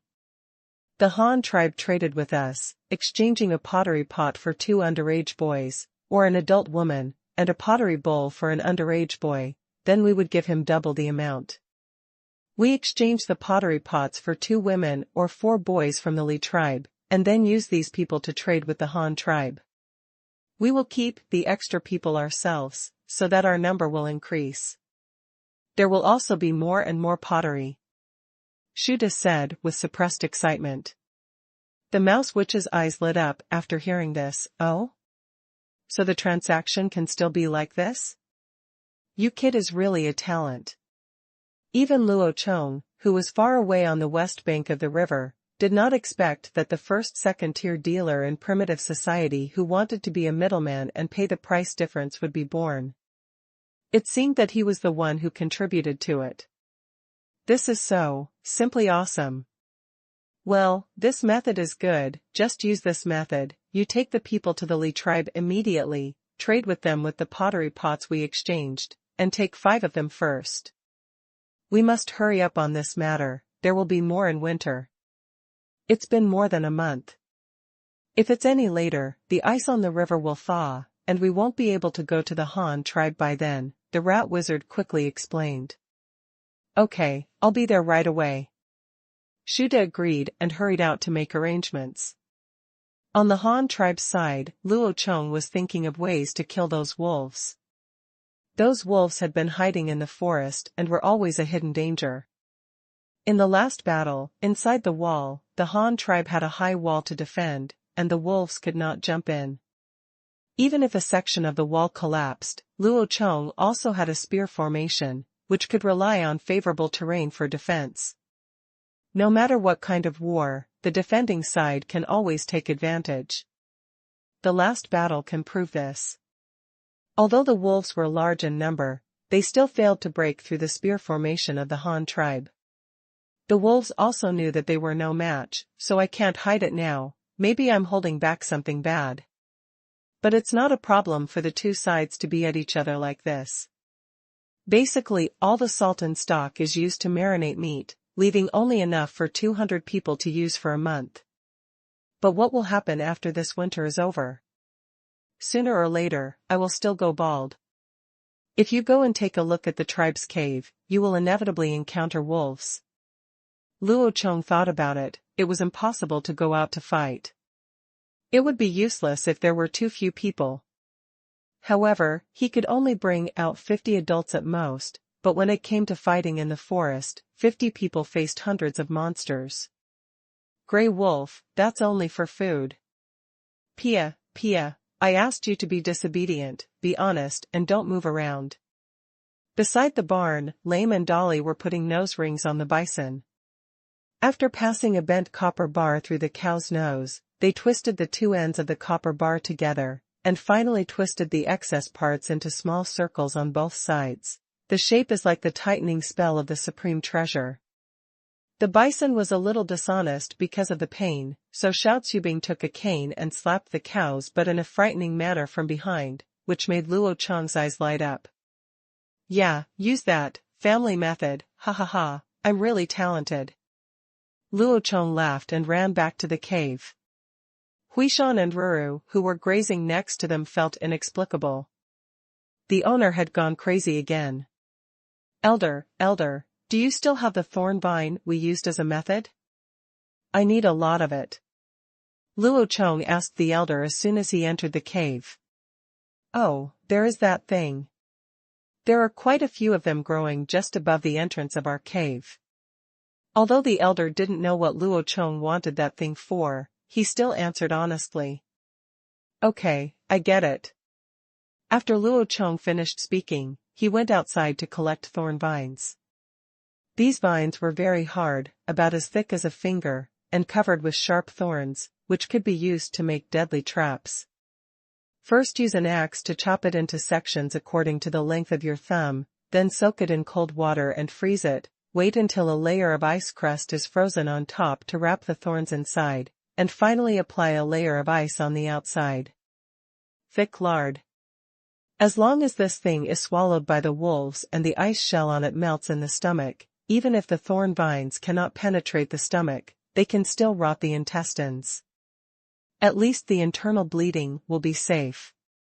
I will definitely die, but I can still pick up a complete wolf skin for free. Hey. Luo Chong prepared a lot of death-killing gift packages and went to deliver them to the wolves' doorsteps. At noon that day, he first rode Grey Mountain to the edge of the forest and threw some animal parts into the water, such as cow hooves, antelope hooves, lungs, and the remains of some moa, used to paralyze the wolf's defenses. In the evening, the real fatal gift package was fed again. Several large baskets of thorn vines wrapped in ice shells and lard were sprinkled all over the edge of the western forest to ensure that they could be eaten. Let most gray wolves be attacked. After doing this, Luo Chong asked the tribesmen standing guard on the wall to pay attention to the movement at the edge of the forest at all times, and then returned to the cave. Spring is coming, and the Han tribe still has a lot to do. The most important things at hand are spring plowing and salt mining. Previously, the Han tribe had only 16 blue antelopes, but only Wuhan University and Ximen could use them for plowing. The others, the ones are either too small or already pregnant. And because Ma Ling is weak, the plows designed and manufactured by Luo Chong at that time were all single-headed and relatively small. Now the animals pulling the plow have become bison, and the output power is different, so the plow will also change. A wooden frame mechanism equipped with 2 plowshares gradually took shape in Luo Chong's mind. While Luo Chong was researching the new bronze plow, Shu De, who wanted to be a middleman to earn the price difference and benefit from both sides, also started his business journey. The Li tribe is a tribe with a population of more than 230 people. There is a large chestnut forest in their tribal territory. Although these chestnuts cannot be used as staple food for the entire tribe's population, they can be regarded as a relatively stable source of food, which prevents them from hunting. Starving when results are few and far between makes life manageable. The Li tribe's residence is just south of the Black Rat tribe. The two sides are a day's walk away from each other. This distance is also the distance between most primitive tribes. In an era when there was no transportation and people could only use their legs to measure when going out, the distance that ordinary humans could control was only half a day's walking range, because they had to return to their place of residence before sunset. There are still many wild beasts at this time. Yes, night is still very dangerous for humans. Shu De and 10 adult men spent a day arriving at the Li tribe. It was already evening when they arrived, just in time for the Li tribe to prepare dinner. Mao Li and Li Wu, the leaders of the Li tribe, felt baffled by Shu Da's visit and were a little angry at the same time. After all, you are also the leader of a tribe. Don't you know what time it is now? Winter has passed for 3 months, and each tribe has reached its most difficult moment. There is not much food left in the store, and it is still difficult to maintain the needs of your own tribe. Why the hell are you still coming to visit me to get some food? No way. Not even a window. Shu De saw that the other party's expression was unkind, and also knew that he was not welcome, so he told Mao Li in a haha manner that he was not here to eat, and that they had brought their own food. Mao Li's expression relaxed a little, and Shu De, the whole group received their residence. The settlement of the Li tribe consists of a dozen semi-underground earthen houses, similar to the brick kilns of the Han tribe. Half of them are underground. The surface part is first built with branches to build a hemispherical dome, and then it is covered with thick mud. There is also a smoking hole at the top. As soon as Shu De came in, he stared at the fire pit in the middle. The members of the Li tribe were roasting chestnuts and dried meat on the stone slab. Seeing this, Shu De felt confident and turned around to recommend the clay pot to Mao Li, but something caught his eye. It was Mao Li's gloomy face. "MP, you also said that you are not here to get a meal. As soon as you come in, you will first see what they are cooking." "What do you mean?" Faced with Mao Li's dark face, Shu De was not angry. He quickly asked his younger brother to take out the pottery pot and dried meat, and gathered in the fire pit to cook dinner. Seeing that Shu De Zhen had brought his own food and exquisite pottery, Mao Li's expression softened and he focused on the pot, especially the cooking method of heating meat and water together.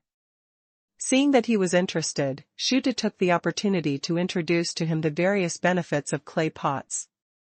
Boiling meat into broth can not only ward off the cold but also save food. There are also the boiled foods that Luo Chong said before. The excuses like eating less easily and making you sick are just saying everything you can think of. Mao Li didn't hear anything else, but he was very satisfied with the advantage of saving food. What he lacked most now was food to survive this winter. As for everything else, it didn't matter now.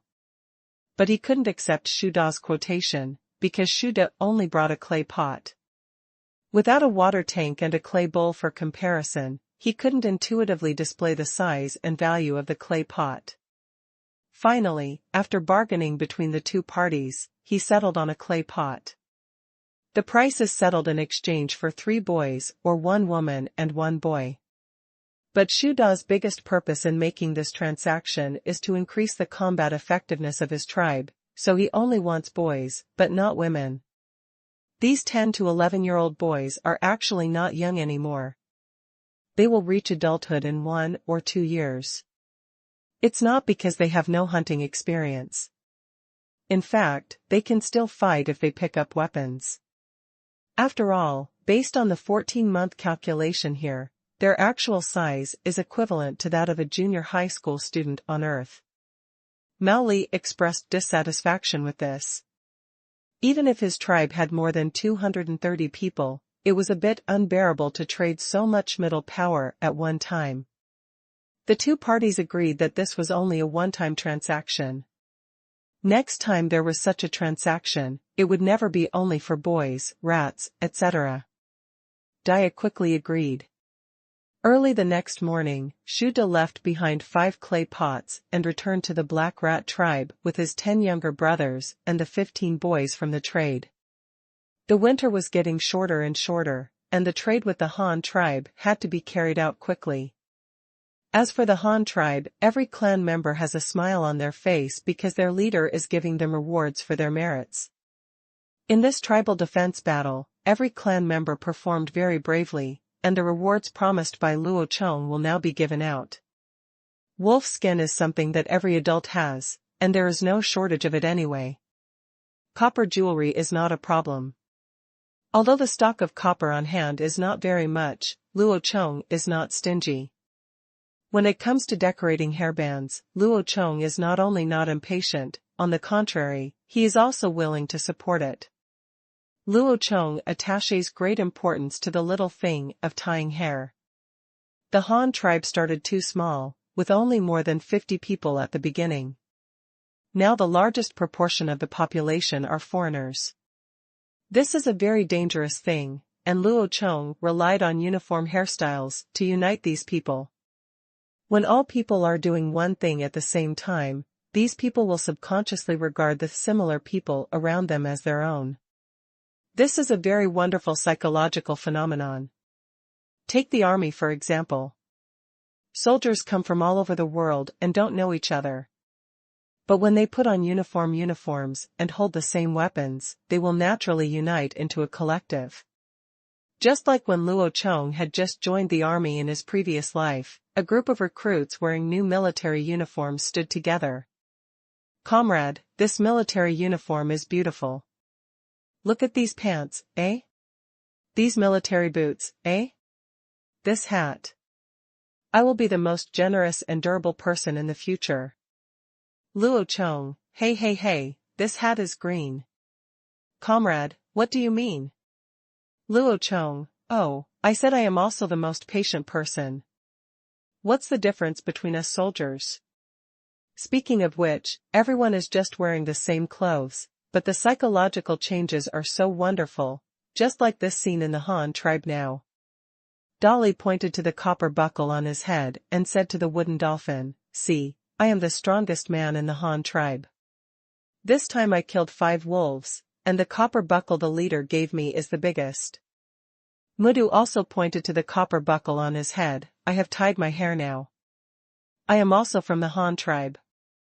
I also have some merit in defending the tribe this time." In order to form cohesion in a tribe with complex members, Luo Chong also spared no effort to create common ground among the tribesmen, so as to maintain his dominance and prevent the tribe from falling apart. The copper buckle rewarded this time is about the same as a $1 coin. It is not big. It is in the shape of a wolf's head. Every adult man has one. Although it is not a practical thing, it has a greater commemorative significance, because it is for meritorious service in fighting against wolves. It's just earned, it's more like a medal. The women who participated in the battle received a copper hairpin, and they were quite satisfied. Finally, there is the longbow that Luo Chong promised, which every adult has, regardless of gender. Really? Everyone has a bow and arrow. That's great. Is it the same as the leaders? I only killed 3 wolves, can I also be rewarded with bows and arrows? The tribesmen were very happy to hear the news and were discussing with each other. They have long seen the power of bows and arrows, and they all dream of getting a bow and arrow like Luo Chong's. Compared with the melee combat during hunting in the past, long-range attacks are very important for one's own safety. There is a certain distance between the two parties. You can attack the target, but the target cannot fight back against you. This is the advantage of long-range weapons, especially what the tribesmen are used to. After using the throwing spear, I have a deeper understanding of this. The damage value of throwing spears is very high, and you will basically die if you hit it. However, the throwing spears are too big, and each person in the hunting team can only carry 3. Although the power of arrows is slightly smaller than that of spear guns, they can carry more numbers. This is exactly why Luo Chong is preparing to promote bows and arrows. At first, Luo Chong said that bows and arrows would be rewarded for killing more than 5 wolves, but in the end, there were only more than 70 gray wolves that died in front of the position. Dozens of people stood there, and no matter how much they were divided, they could not get 5 wolves each. He just used this reason to promote bows and arrows. It can be seen from this defensive battle that although the Han tribe had nearly 300 bronze spears, it was still not enough to see a herd of several hundred beasts. Take this battle with wolves as an example. There are more than 200 wolves in total, and there are more than 200 bronze spears. But can you throw all the bronze spears? Let's not talk about whether you can hit the target. Let's just throw all the bronze spears. After throwing it out, what else can I use to defend myself? But it would be different if there were bows and arrows at this time.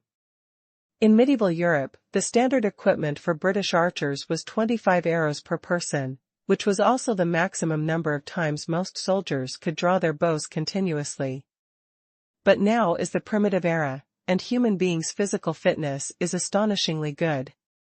Just looking at the recipes, they are far from those in the Middle Ages who couldn't eat meat once for half a year, could only eat dry bread every day, and could be happy for 2 days after seeing an egg.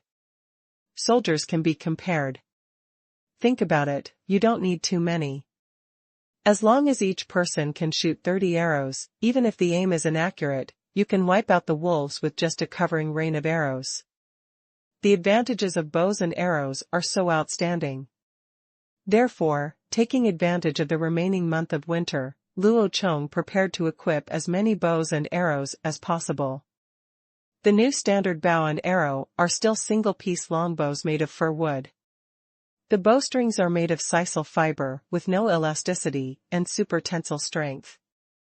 They are all 1.75 meters in length. This length can adapt to most adults and is powerful.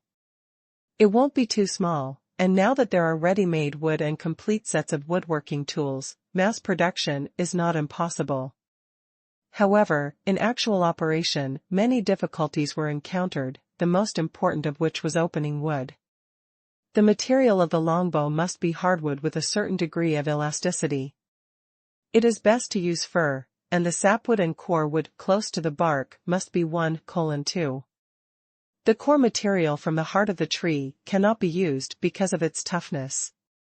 Not good, it will easily make the bow feel tired and reduce its service life. The most important point is that the entire wooden strip must be straight. This is easy to say, but difficult to do. First of all, there is no suitable saw. The Han tribe now only has 2 kinds of saws. One is a big saw used for felling wood. It is too big and requires 2 people to pull it, and it is definitely not capable of such delicate work as making bows and arrows. The smaller one is a hand saw with only one handle. This thing is fine for clearing branches, but it is laborious to cut logs. Luo Chong really doesn't have much exposure to carpenters. He lives in the 21st century. Even if there are carpenters around him, they all use electric tools. What kind of saws did ancient people use to cut logs? And they must be from the Han tribe. It can be done under the current conditions. After thinking for a long time, Luo Chong finally had the answer. A bow saw, or work saw, is the kind of eye-shaped frame with a saw blade on one side and a rope on the other. Luo Chong had some impressions of this thing, but it was all it happened when I was a kid. This kind of saw relies on the frame to straighten the saw blade at a certain angle to the wooden frame. It is specially used to saw wooden boards or wooden strips that have strict straight lines. Once you have the goal, it will be easier to handle. Luo Chong came up with the design plan.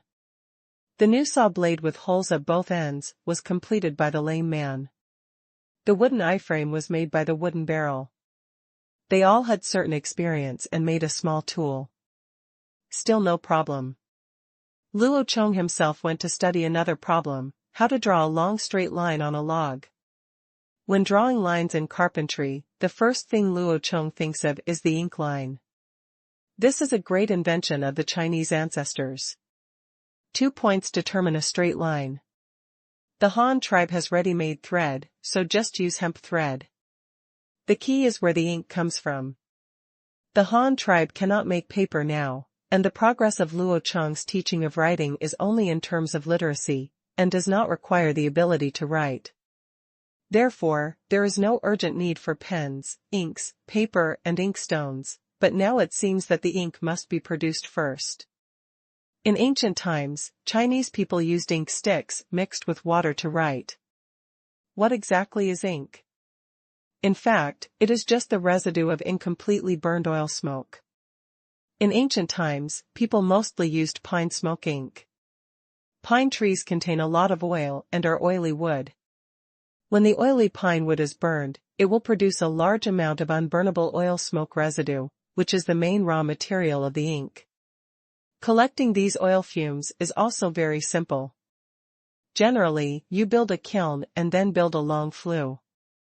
After placing the pine wood in the kiln and lighting it, a large amount of black oil fumes will come out along the flue. However, during this process, the oil fumes will adhere to the flue, so that it accumulates and is finally collected. But Luo Chong just wanted to play the ink line. He hadn't thought about doing it on such a large scale, so he just built a temporary stove-like thing with blue bricks. There was no pot on it, just a few bricks to cover it. A pile of pine branches were lit below, and black smoke soon began to rise. In just an hour, the bricks above were blackened, and the black things attached to the green bricks were pine smoke. Luo Chong carefully scraped the pine smoke into a pottery bowl, and then mixed it with water to get a bowl of pitch-black ink. Then he soaked the needed fine linen thread in the ink and soaked it, and then he could pull out the ink thread. However, because there is no special ink fountain, I can only play it directly. Luo Chong did the bow and arrow material selection and marking by himself, and Mudu was helping Luo Chong. After a while, both of their hands were as black as if they had just come back from digging for charcoal. Chief, the new saw is ready. Just as Luo Chong and Mudo finished drawing the line, the first I-beam saw jointly built by Lai Zi and Mu Tong also came out. The two of them ran over in a hurry, ready to test the new tool. Try this new saw. If it doesn't work, we'll change it. Well, okay, let me try. Luo Chong picked up a handful of white snow from the ground, rubbed his black hands, and took the bow saw, which was nearly 70 centimeters long. The work-shaped wooden frame had a saw blade on one side and a hemp rope on the other side. Using the principle of leverage, the hemp rope was tightened. The tighter it is, the straighter the saw blade will be. The copper saw blade with holes at both ends was hung on the two copper nails of the saw frame, at a certain angle with the wooden frame. Luo Chong put the saw on the newly drawn line of the log and pulled it quickly. While the sawdust was flying, a clear slit quickly swallowed up the ink line and moved rapidly along the length of the log. Okay, that's it. Make another 20 according to this. Do we have enough copper? Luo Chong put down the saw in his hand and asked. The lame man clasped his fingers and thought carefully, well, that's enough. The saw blade doesn't use much material. Then just do it and don't be afraid of wasting materials. The Han tribe has almost used up all the copper materials. Various tools, weapons, and daily necessities require metal. There are still many places where copper is needed. At least now, the Han tribe does not even have a copper pot. After spring, in addition to spring plowing and salt mining, copper will also have to be mined again. Speaking of mining, Luo Chong thought of another important thing, a boat, or should it be called a boat? As the ancient saying goes, a boat with a top is a boat, and a boat without a top is a boat. This means that only those with a roof or deck are called boats, those without roofs and decks and only one hull can only be called boats, and what Luo Chong wants to do is a boat. The Han tribe has too many things to do after the beginning of spring, but the copper mine must continue to be mined. It takes more than half a day to walk upstream from the Han tribe along the river. If you want to bring the mine back, you will need a lot of carrying livestock requires time, energy, and food. If you use an ox cart to pull it, you still need to build roads. In today's primitive ecological environment, even ox carts can't pass through in some places, and the speed of the ox cart is not much faster, but it only carries more load than the pack transport. That's all. But if they were loaded onto a boat directly from the Qingshu tribe's location and traveled down the river, it would take only an hour to reach the half-day journey. Moreover, shipping could carry more cargo than land transport, so the Han tribe must have a small boat. Because it is a boat used in inland rivers, and its main purpose is to carry cargo, the boat should be a square, flat-bottomed boat with slightly tilted ends. Flat-bottomed boats have a shallow draft and are very suitable for driving in inland rivers, because you simply don't know how deep the water level is in each section of the river. If the water level is very shallow, a boat with a pointed or round bottom will easily hit the bottom. But if it is made with a flat bottom, even if the river is only 1 meter deep, the boat will still float on the water like a wooden basin and will never hit the bottom. The safety and passability will definitely be much higher. Considering that the widest part of this section of the river is only a little over 10 meters, Luo Chong decided to set the width of the boat to 3 meters and the length to 8 meters. In this way, the length-to-width ratio of the boat reached 2.7, which could achieve a relatively good speed, and at the same time it has good lateral stability and is more maneuverable for primitive people who have never been in the water. Generally, the greater the aspect ratio of a ship, the slimmer the ship shape, which is what we often call streamline. According to the theory of fluid mechanics, the resistance the ship will experience will be smaller, so the greater the aspect ratio, the faster the ship will be. Quick. The middle part of the side of the ship is 3 meters wide, the bottom is 2 meters wide, the ends are 1.8 meters wide and slightly upturned. The side of the ship is 1 meter high. Since it is a flat bottom, it is estimated that the maximum draft will not exceed half a meter. It can be said to be a long strip. Big tub. Such a ship has a very large load-carrying capacity. If it only carries people, it can carry at least 20 to 30 adults at a time. When used to transport ore, it can carry at least 2 to 3 tons at a time, and it can also carry 4 or 5 men were used to maneuver the boat. There are too few people in the Han tribe, and Luo Chong does not have time to devote all his people to mining. It is unrealistic, so a sufficient amount must be transported at one time, at least to ensure the usage for a period of time. Now that the Han tribe has bow saws, cutting logs and sawing planks is no longer a problem, and the problem of ship planks can be solved. The 8-meter-long flat-bottomed hull uses 2 ridges and 7 U-shaped keels, 1 per meter on average. The keels are made of pine, and the outer planks are made of fir core wood. They were all used to make long bows, and the core material inside was used to make ship planks. As for the paddle, if you don't need it, just use a copper shovel. It can be used as a paddle, a weapon, or a tool. Everyone was curious about what the new thing made by the leader was. Only the people from the Qingshu tribe had some guesses. They had seen Luo Chong's kayak made of tree branches and fish skin before. In principle, it was actually the same as this flat-bottomed wooden boat. Just replace it with a wooden keel and wooden skin. Another day near dusk, Luo Chong was directing everyone to work, and Fei Yu, who was standing on the wall on guard, shouted, "Chief, there are more than 20 people coming to the East River. They seem to be members of the Black Rat tribe.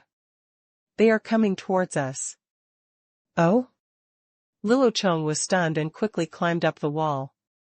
From a distance, he saw Shuda leading 10 adults and 10 boys towards this side. He was still a little surprised that they were trading again so soon, and they were all boys. There are only about 150 people in the Black Rat tribe. How can they produce so many boys who are about to become adults? The 13 people who had previously traded from the Black Rat tribe heard Feathers shouting and thought that the Black Rat tribe was coming to trade pottery again. They hurried over to see if any of their relatives were among those traded this time. The Tenli tribe boys following Shuda also looked confused, with questions in their heads. They knew that they were traded to the Black Rat tribe by their leader in exchange for 5 red stone basins, so just exchange them. After all, they also knew the value of the stone basins, so they had no complaints about this matter. Besides, even if you switch to the Black Rat tribe, they are also neighbors with the Li tribe, and you will still have the opportunity to see your relatives in the future. What they didn't expect was that they only stayed in the Black Rat tribe for one night. Early the next morning, only 5 of the stronger boys were left behind by the Rat tribe, and the remaining 10 weaklings were taken away again. It is said that they still want to exchange them for stone basins. They still haven't figured out what happened. Within a few minutes, Shu De led people to the gate. He first looked up at the wall that seemed to have grown taller, and then looked into the wall through the Juma at the door, with a look of shock and joy on his face. Confused. Looking at the 180 large livestock grazing in the wall, the dried meat hanging as densely as a forest, and the hundreds of various animal skins being dried, my eyes almost popped out. If he hadn't seen Luo Chong with the golden crown, he almost thought he was going the wrong way. Gulu, is this the Han tribe? I am Shu De, and I am here to trade pottery. Shu De swallowed unconsciously and asked in a low voice, without any confidence. Luo Chong looked at the rat outside the door, and then at the 10 weaklings behind him. He didn't feel dissatisfied. As long as he was not disabled, it didn't matter how weak he was. The Han tribe had plenty of food, even if they were skinny and malnourished. If a weak chicken can eat enough every day and work every day, it won't take long to grow into a strong boy. The old rule is to hand over the weapons first and then enter the fence. When the rat team comes in, the transaction begins. Chief of the Han tribe, I'm here to trade pottery. These are the people I brought. This time I will only trade pottery pots. Shu De pointed at the 10 young men he brought and kept looking at the Han tribe's people. Change. No problem, animal teeth, stones, you go get 5 clay pots. Haha, I didn't expect that there are quite a few boys in your tribe. While Luo Chong arranged for someone to get the pottery, he looked at Shu De doubtfully. Shu De was not very familiar with the language of the Han tribe, and he only vaguely understood what he heard. However, he had a guilty conscience and was afraid that Luo Chong would find out that these boys were not from the Black Rat tribe and would be in trouble if they did not trade pottery for him. So even if he understood, he pretended not to understand and just looked around. But he didn't know what Luo Chong was thinking. In fact, even if Luo Chong knew it, he wouldn't object. He wished that Shu Dadwa would send him some people. How long does it take for a child to grow into a teenager? How long does it take to make a clay pot? No matter how you calculate it, it's cost-effective. I don't care where you get people from. Beast Tooth and Shirtu quickly took out 5 pottery pots and gave them to Ratda. This transaction was very simple. Both parties knew the price. 10 boys exchanged 5 pottery pots. There was nothing else to do. It was evening. It was going to be dark soon, and there were still wolves roaming outside, so Luo Chong was going to let Shu De stay overnight. For such a solid customer, Luo Chong wanted him to live a few more days. If he was eaten by a wolf along the way, he would suffer a big loss. It will get dark soon. You'd better leave tomorrow. There have been a lot of wolves nearby these days. Luo Chong said while gesturing, and pointed at the wolf skin. Lots of wolves? Damn it, no wonder there are so many wolf pelts, it can't be a big pack with hundreds of wolves. Shu De was shocked. He had seen a pack of hundreds of gray wolves when he was a child, and he was very impressed. That time, the Black Rat tribe killed many people. Although he later killed a few wolves when he grew up, it was nothing like the previous one. Baitu is different. Shu De originally wanted to go back overnight, but he didn't dare to leave now, but he was still in a dilemma. But, we didn't bring much food. Shu De rubbed his hands in embarrassment and said sheepishly. It doesn't matter. If you trade with us, then we are friends. You can eat with us. Luo Chong waved his hand and said generously. If you can send people to me often, a meal is nothing. That's great, thank you. Shuda said gratefully.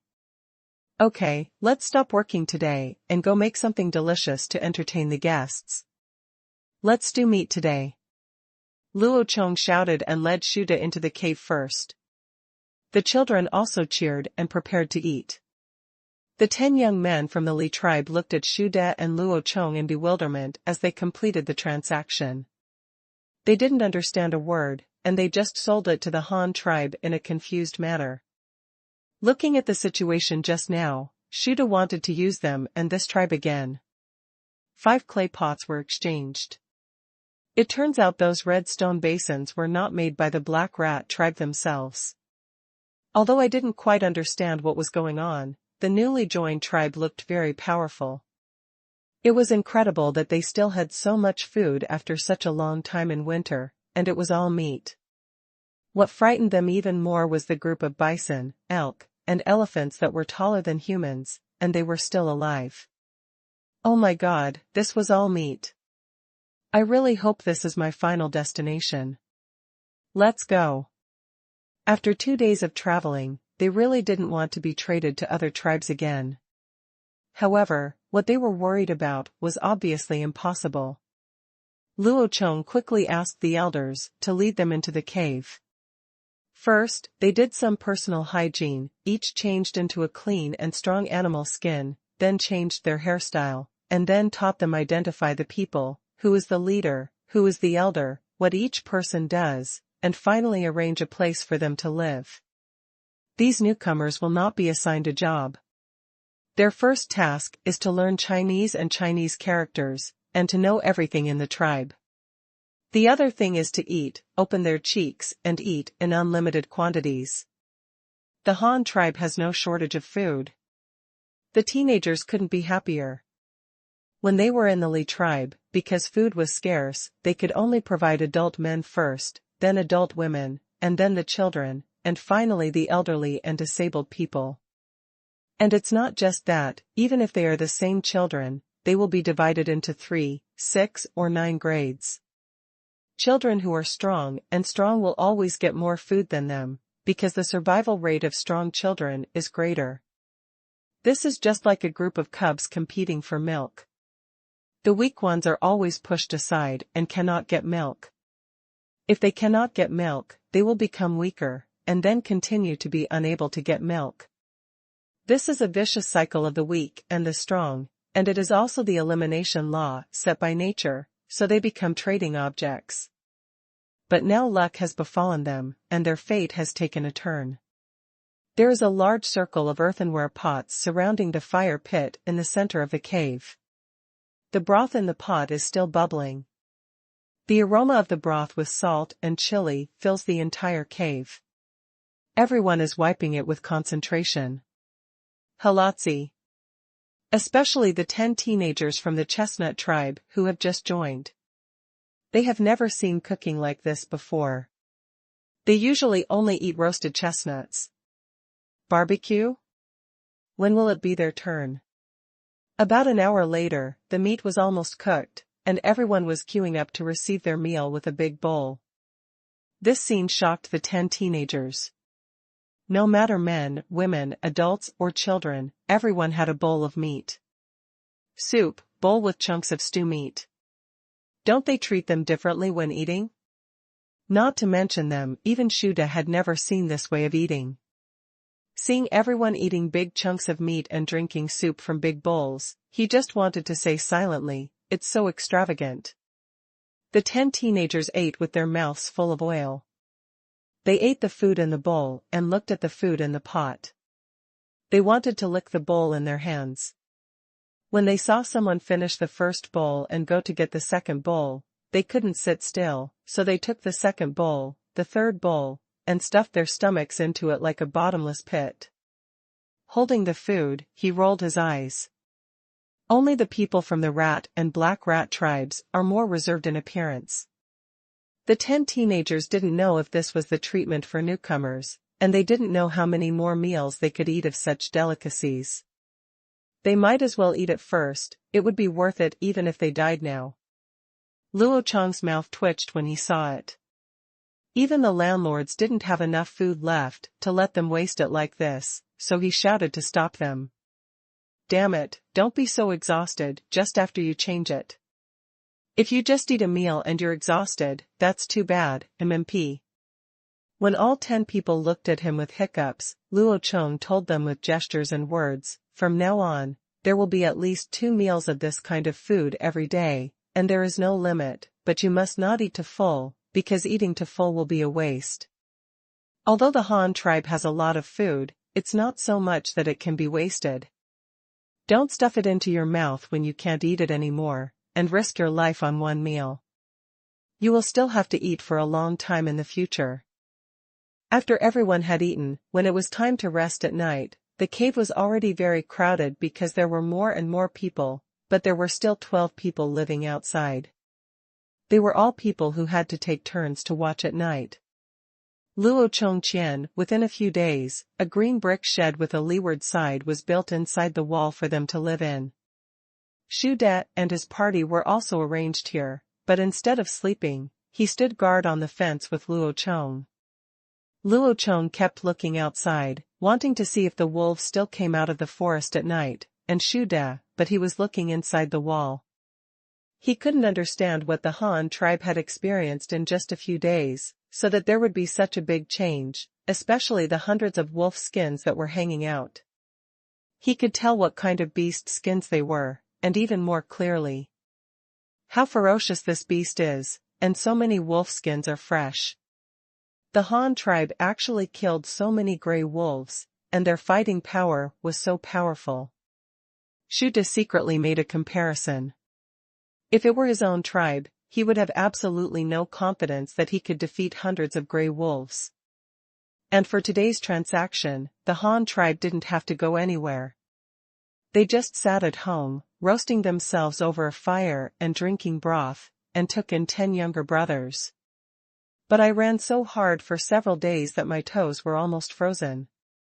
The tribe has only increased by 5 people.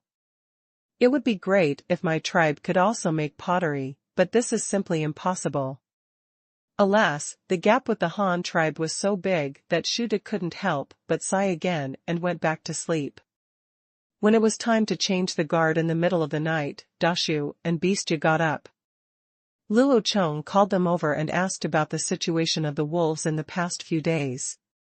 Chief, the night before yesterday, there were still a large number of wolves moving around the edge of the forest. I saw a lot of green eyes, but there were very few last night. Dashu answered first. Well, I saw about a dozen of them last night, Beast Tooth added. Luo Chong smiled and nodded. I've been watching for half the night, and I haven't seen any wolves coming out to move around yet. It's very quiet at the edge of the forest. It seems that the wolves must have been attacked. We'll go out to see when it gets bright. Look, maybe you can also harvest a lot of wolf skins and wolf meat. He, yes. Yes. Beastya and Dashu also responded with smiles on their faces. They admired the leader Luo Chong for being able to come up with such a powerful way to deal with the wolves. He could let the wolves disappear on their own without risking their lives. They asked themselves that they could not think of such a good way. With Luo Chong, they could not think of such a good way. In comparison, their IQs are almost 2 centuries behind.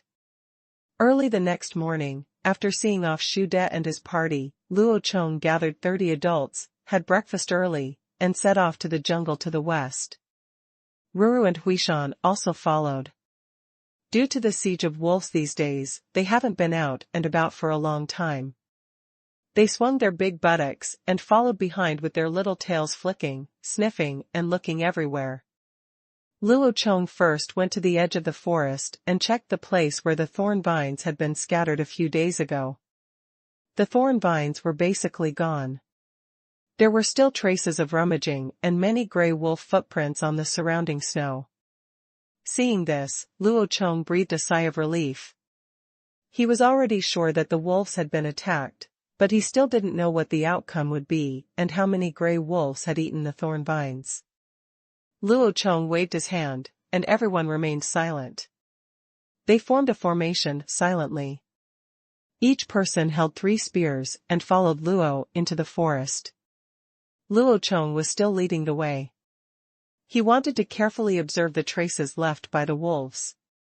Everyone walked quietly in the snow-covered forest, no one spoke, there was only the squeaking sound of the soles of their shoes on the snow. Huishan and Ruru were also very honest today. They did not run around and scream, but followed behind obediently. The quiet and tense atmosphere made them think they were playing some kind of game. They looked at Luo Chong and kept looking at the ground, like it looked like they were looking for something, and they started looking for it too. After a while, Luo Chong found the remains of 2 gray wolves under a tree. There were many bite marks on the heads, the flesh on the bodies had been chewed up, and the fur was bitten to pieces. This should be an internal fight among the wolves, or I was so hungry that I actually started eating the same kind of food. They continued to walk forward for another 3 hours until they reached the valley where the sisal was collected. They still could not find the gathering place of the wolves. The footprints on the ground became more and more messy. Looking at the direction, they actually went to the original setting. That hilltop of the tribe, this. Could it be that he ran into the cave in setting? It is very possible. You must know that what animals like wolves like to do most is to occupy the magpie's nest. They generally don't dig their own burrows. Most of them directly seize the fox or rabbit's burrow, and then slightly expand it for their own use. But the cave is probably the only one nearby that can accommodate so many gray wolves. As expected by Luo Chong, when everyone followed the footprints and climbed up the hill on the setting side, they found several frozen wolf corpses, and their bellies looked bulging, and there were blood stains on their mouths and buttocks. They looked absolutely, it's a sign of infection. These are all symptoms of internal bleeding or intestinal bleeding. The marks on the ground were also very messy, and he must have struggled painfully before death. Luo Chong asked people to put several corpses together, mark them, and take them away when he went back later. The team continued to move west, and occasionally found several gray wolf carcasses on the road.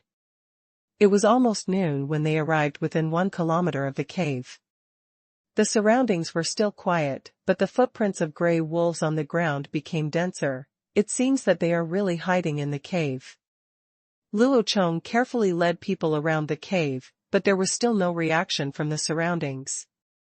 It stands to reason that the gray wolf's sense of smell is very developed. There is no reason why a group of them are so close and still haven't reacted. Maybe they're all dead. Dolly muttered quietly as he walked. Stay vigilant and don't let down. The wolf is a very cunning animal. Luo Chong whispered a warning, and everyone stopped talking. A few minutes later, when a group of people actually stood at the entrance of the cave, they discovered that there were gray wolves lying on the ground inside. Most of them were dead. The ones that were not dead were lingering on the ground, wrinkling their noses and looking down at people. He was roaring, but he had no ability to move. He was obviously seriously injured internally. Be careful, don't go there alone, work in pairs, and kill them all. Luo Chong couldn't help but breathed a sigh of relief when he saw this situation. Everyone formed teams to clean up the trophies. These were all free food and animal skins. Because the thorn bait used was non-toxic, the wolf meat was also edible. Although it was not as good as beef and pork, the tribesmen did not mind. As long as it is food, they will not waste a single cent, and there is no need for Luo Chong to remind them on this point. At this time, Luo Chong had brought the 3 men who had fallen to Xie Ding to the innermost underground entrance of the cave. Is there any salty stone down here? Luo Chong pointed to a very inconspicuous dim corner, where a stone as big as a millstone was placed on the ground. The material and color of the stone almost blended in with the surrounding rock walls. Yes, Chief, the entrance to the cave is under the stone. So this is it. Damn it, it's well hidden. No wonder I didn't find it last time. Why are you still standing there, moving the stone away? Luo Chong glared at the three of them, blaming them for their actions on his first visit. When I came here once, I didn't tell him about the salt mine. The three of them did not dare to talk nonsense and worked hard to move the boulder. Amidst a burst of friction, a diagonally downward hole appeared on the ground. The hole was very small. It was a naturally formed irregular oblate shape. It was exactly like theirs. As mentioned, only children under 5 years old are allowed to pass. TSK, what should we do? If we want to mine a large amount of salt mines, we definitely can't let little kids do the work. Luo Chong lit a torch, lying on the ground and knocking at the same time. He carefully checked the rock material of the cave entrance to see if there was any possibility of using copper tools to dig the cave entrance. The symbiotic structure of quartz and granite is too hard to work with. Just as Luo Chong was muttering to himself, under the light of the torch, a flash of light suddenly flashed across the top of the cave, immediately attracting his attention. Luo Chong looked up with the torch and saw many inverted cone-shaped minerals hanging on the ceiling of the cave above his head. Are these stalactites? It doesn't look like it. The color is wrong. Is this yellow-white translucent and reflective material salt? Will the salt naturally crystallize and hang upside down on the cave ceiling? Obviously not, so what is this yellow-white translucent thing?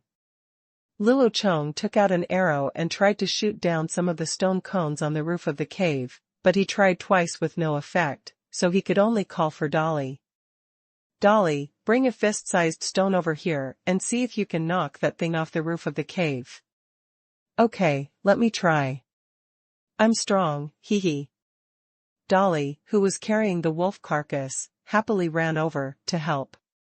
Under the light of the torch in Luo Chong's hand, he aimed vigorously at the top of the cave and swung his arm to hit a stone. Bang, click, clatter. A stone as big as a fist accurately hit a stone cone hanging from the ceiling of the cave. It broke with a click and fell to the ground, shattering into pieces. Dolly looked at the translucent crystal fragments all over the floor and asked excitedly, "Chief, is this the salty stone? There are so many of them, we don't have to worry about running out of salt anymore." Luo Chong obviously didn't believe that salt would grow on the roof of the cave. He picked up a small piece of crystal, smelled it first, and then put it in his mouth to taste. In an instant, a bitter and astringent taste filled him. Of the mouth. Bah, cough cough cough, ha, bah, this thing is not salty stone, it is not salty. Luo Chong said while spitting. Where the hell is salt? This is obviously trona. Trona is an evaporated salt mineral. It is usually condensed by the evaporation of salt brine or salt mines. Generally, wherever there is salt, there will be alkali. This is why we all say the word saline alkali land, but there is never salt. Earth and alkaline land are said to be the same because the two have always been symbiotic. And from a chemical point of view, trona, sodium carbonate, is also an inorganic salt.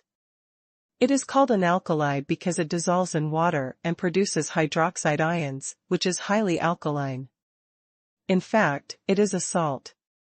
Knowing that the thing on the top of the cave was not salt, Dolly immediately lost interest and went back to his work. Luo Chong made a new guess, and then immediately asked the three men who had fallen on top of the cave, "What's next? Is there water in that hole?" "Well, there are many leaves on the trees, so there will be water in the cave when they bloom. When the weather is hot, the stones will sweat." Damn it, I'm still sweating. I'm sweating like Pete. It rains a lot in summer and the groundwater is abundant. I don't know where it seeps out. Then how do you know there is salty stone underneath? How do you usually collect salty stone? Luo Chong resisted the urge to sneer and continued to ask. A child accidentally fell down. We heard the sound and pulled him up with a rope, and he brought this thing up. From then on, we picked it once before the water froze, and again after the ice melted. Well, okay, I understand, you go and work too. Luo Chong nodded thoughtfully. It seems that there is water in this cave in summer, so they only collected salt twice in spring and autumn before. However, the Han tribe would not do this, because Luo Chong was trying to find a way to open this cave. Just as Luo Chong was thinking about a solution, the wooden barrel that had cleaned the gray wolf's body came over to report. Chief, those gray wolves have been killed. There are 78 of them in total, and there are still 8 cubs. But they are still alive. Do you want to kill them? And the little cub? How old is he? Where is he? Take me to see him. Tong, a quick-thinking guy, knew that Luo Chong was good at raising various animals. When he saw some living wolf cubs while cleaning, he immediately thought whether Luo Chong would want these, and he might be able to get some rewards by then. Something like that. Sure enough, when he heard that there was still a living wolf cub, Luo Chong immediately became interested and hurried over to check. The 8 wolf cubs were born from 2 female wolves. They were not very big. They looked like they were born less than a week ago. Their eyes had not yet opened. They were about the same size as a large mineral water bottle. They were nestled between the 2 female wolves. In her arms, she greedily sucked her vagina. However, their mother had been dead for a long time. The thorn bait scattered on the ground announced the cause of their death. The cold corpses could not provide any stimulation at all. These wolf pups were so anxious that they howled, but the sound sounded very weak. Maybe it has been more than a day since weaning. These little cubs are so pitiful. They lost their mother at such a young age. A woman who had just given birth muttered in a low voice. When Luo Chong heard this, he glanced at the woman with sharp eyes, and said coldly, "There is nothing pitiable or pitiful. This world is like this, it's just the jungle of the jungle. If we don't kill them, then those who have lost their mothers now will eat your child. Think about the night a few days ago, if we lost, there would be a group of gray wolves standing in front of your child, thinking about how to eat him. Those beasts would not feel sorry for your child." Luo Chong's tone was a little cold. He was very angry. What kind of era is this? If you eat me today, or I will eat you tomorrow, how can you have sympathy for these man-eating beasts? Some people who originally pitted these wolf cubs were also stunned. Yes, the leader was right. If they lost that night, would those gray wolves pity their children? Obviously, this is impossible. There was a moment of silence in the cave, and Bucket quickly smoothed things over and said, "Chief, do you want these wolf cubs to be killed too?" "No, keep them, wrap them in animal skins, we can raise them." "But what do we feed these cubs? Are they still nursing?" "Just feed them broth." There is a reason why wolves are so powerful. They are very adaptable and can eat raw meat as early as 7 days after they are born. Now these cubs are still small and have not opened their eyes. If they open their eyes, they can only be killed. A wolf with open eyes is not familiar with feeding. Luo Chong said calmly. The tribesmen also nodded. Although they didn't know why the leader knew so much, it seemed like it was a matter of course. Without hesitation, everyone quickly packed up the cubs and put them in their backpacks, ready to go home, but Luo Chong always felt as if something was missing.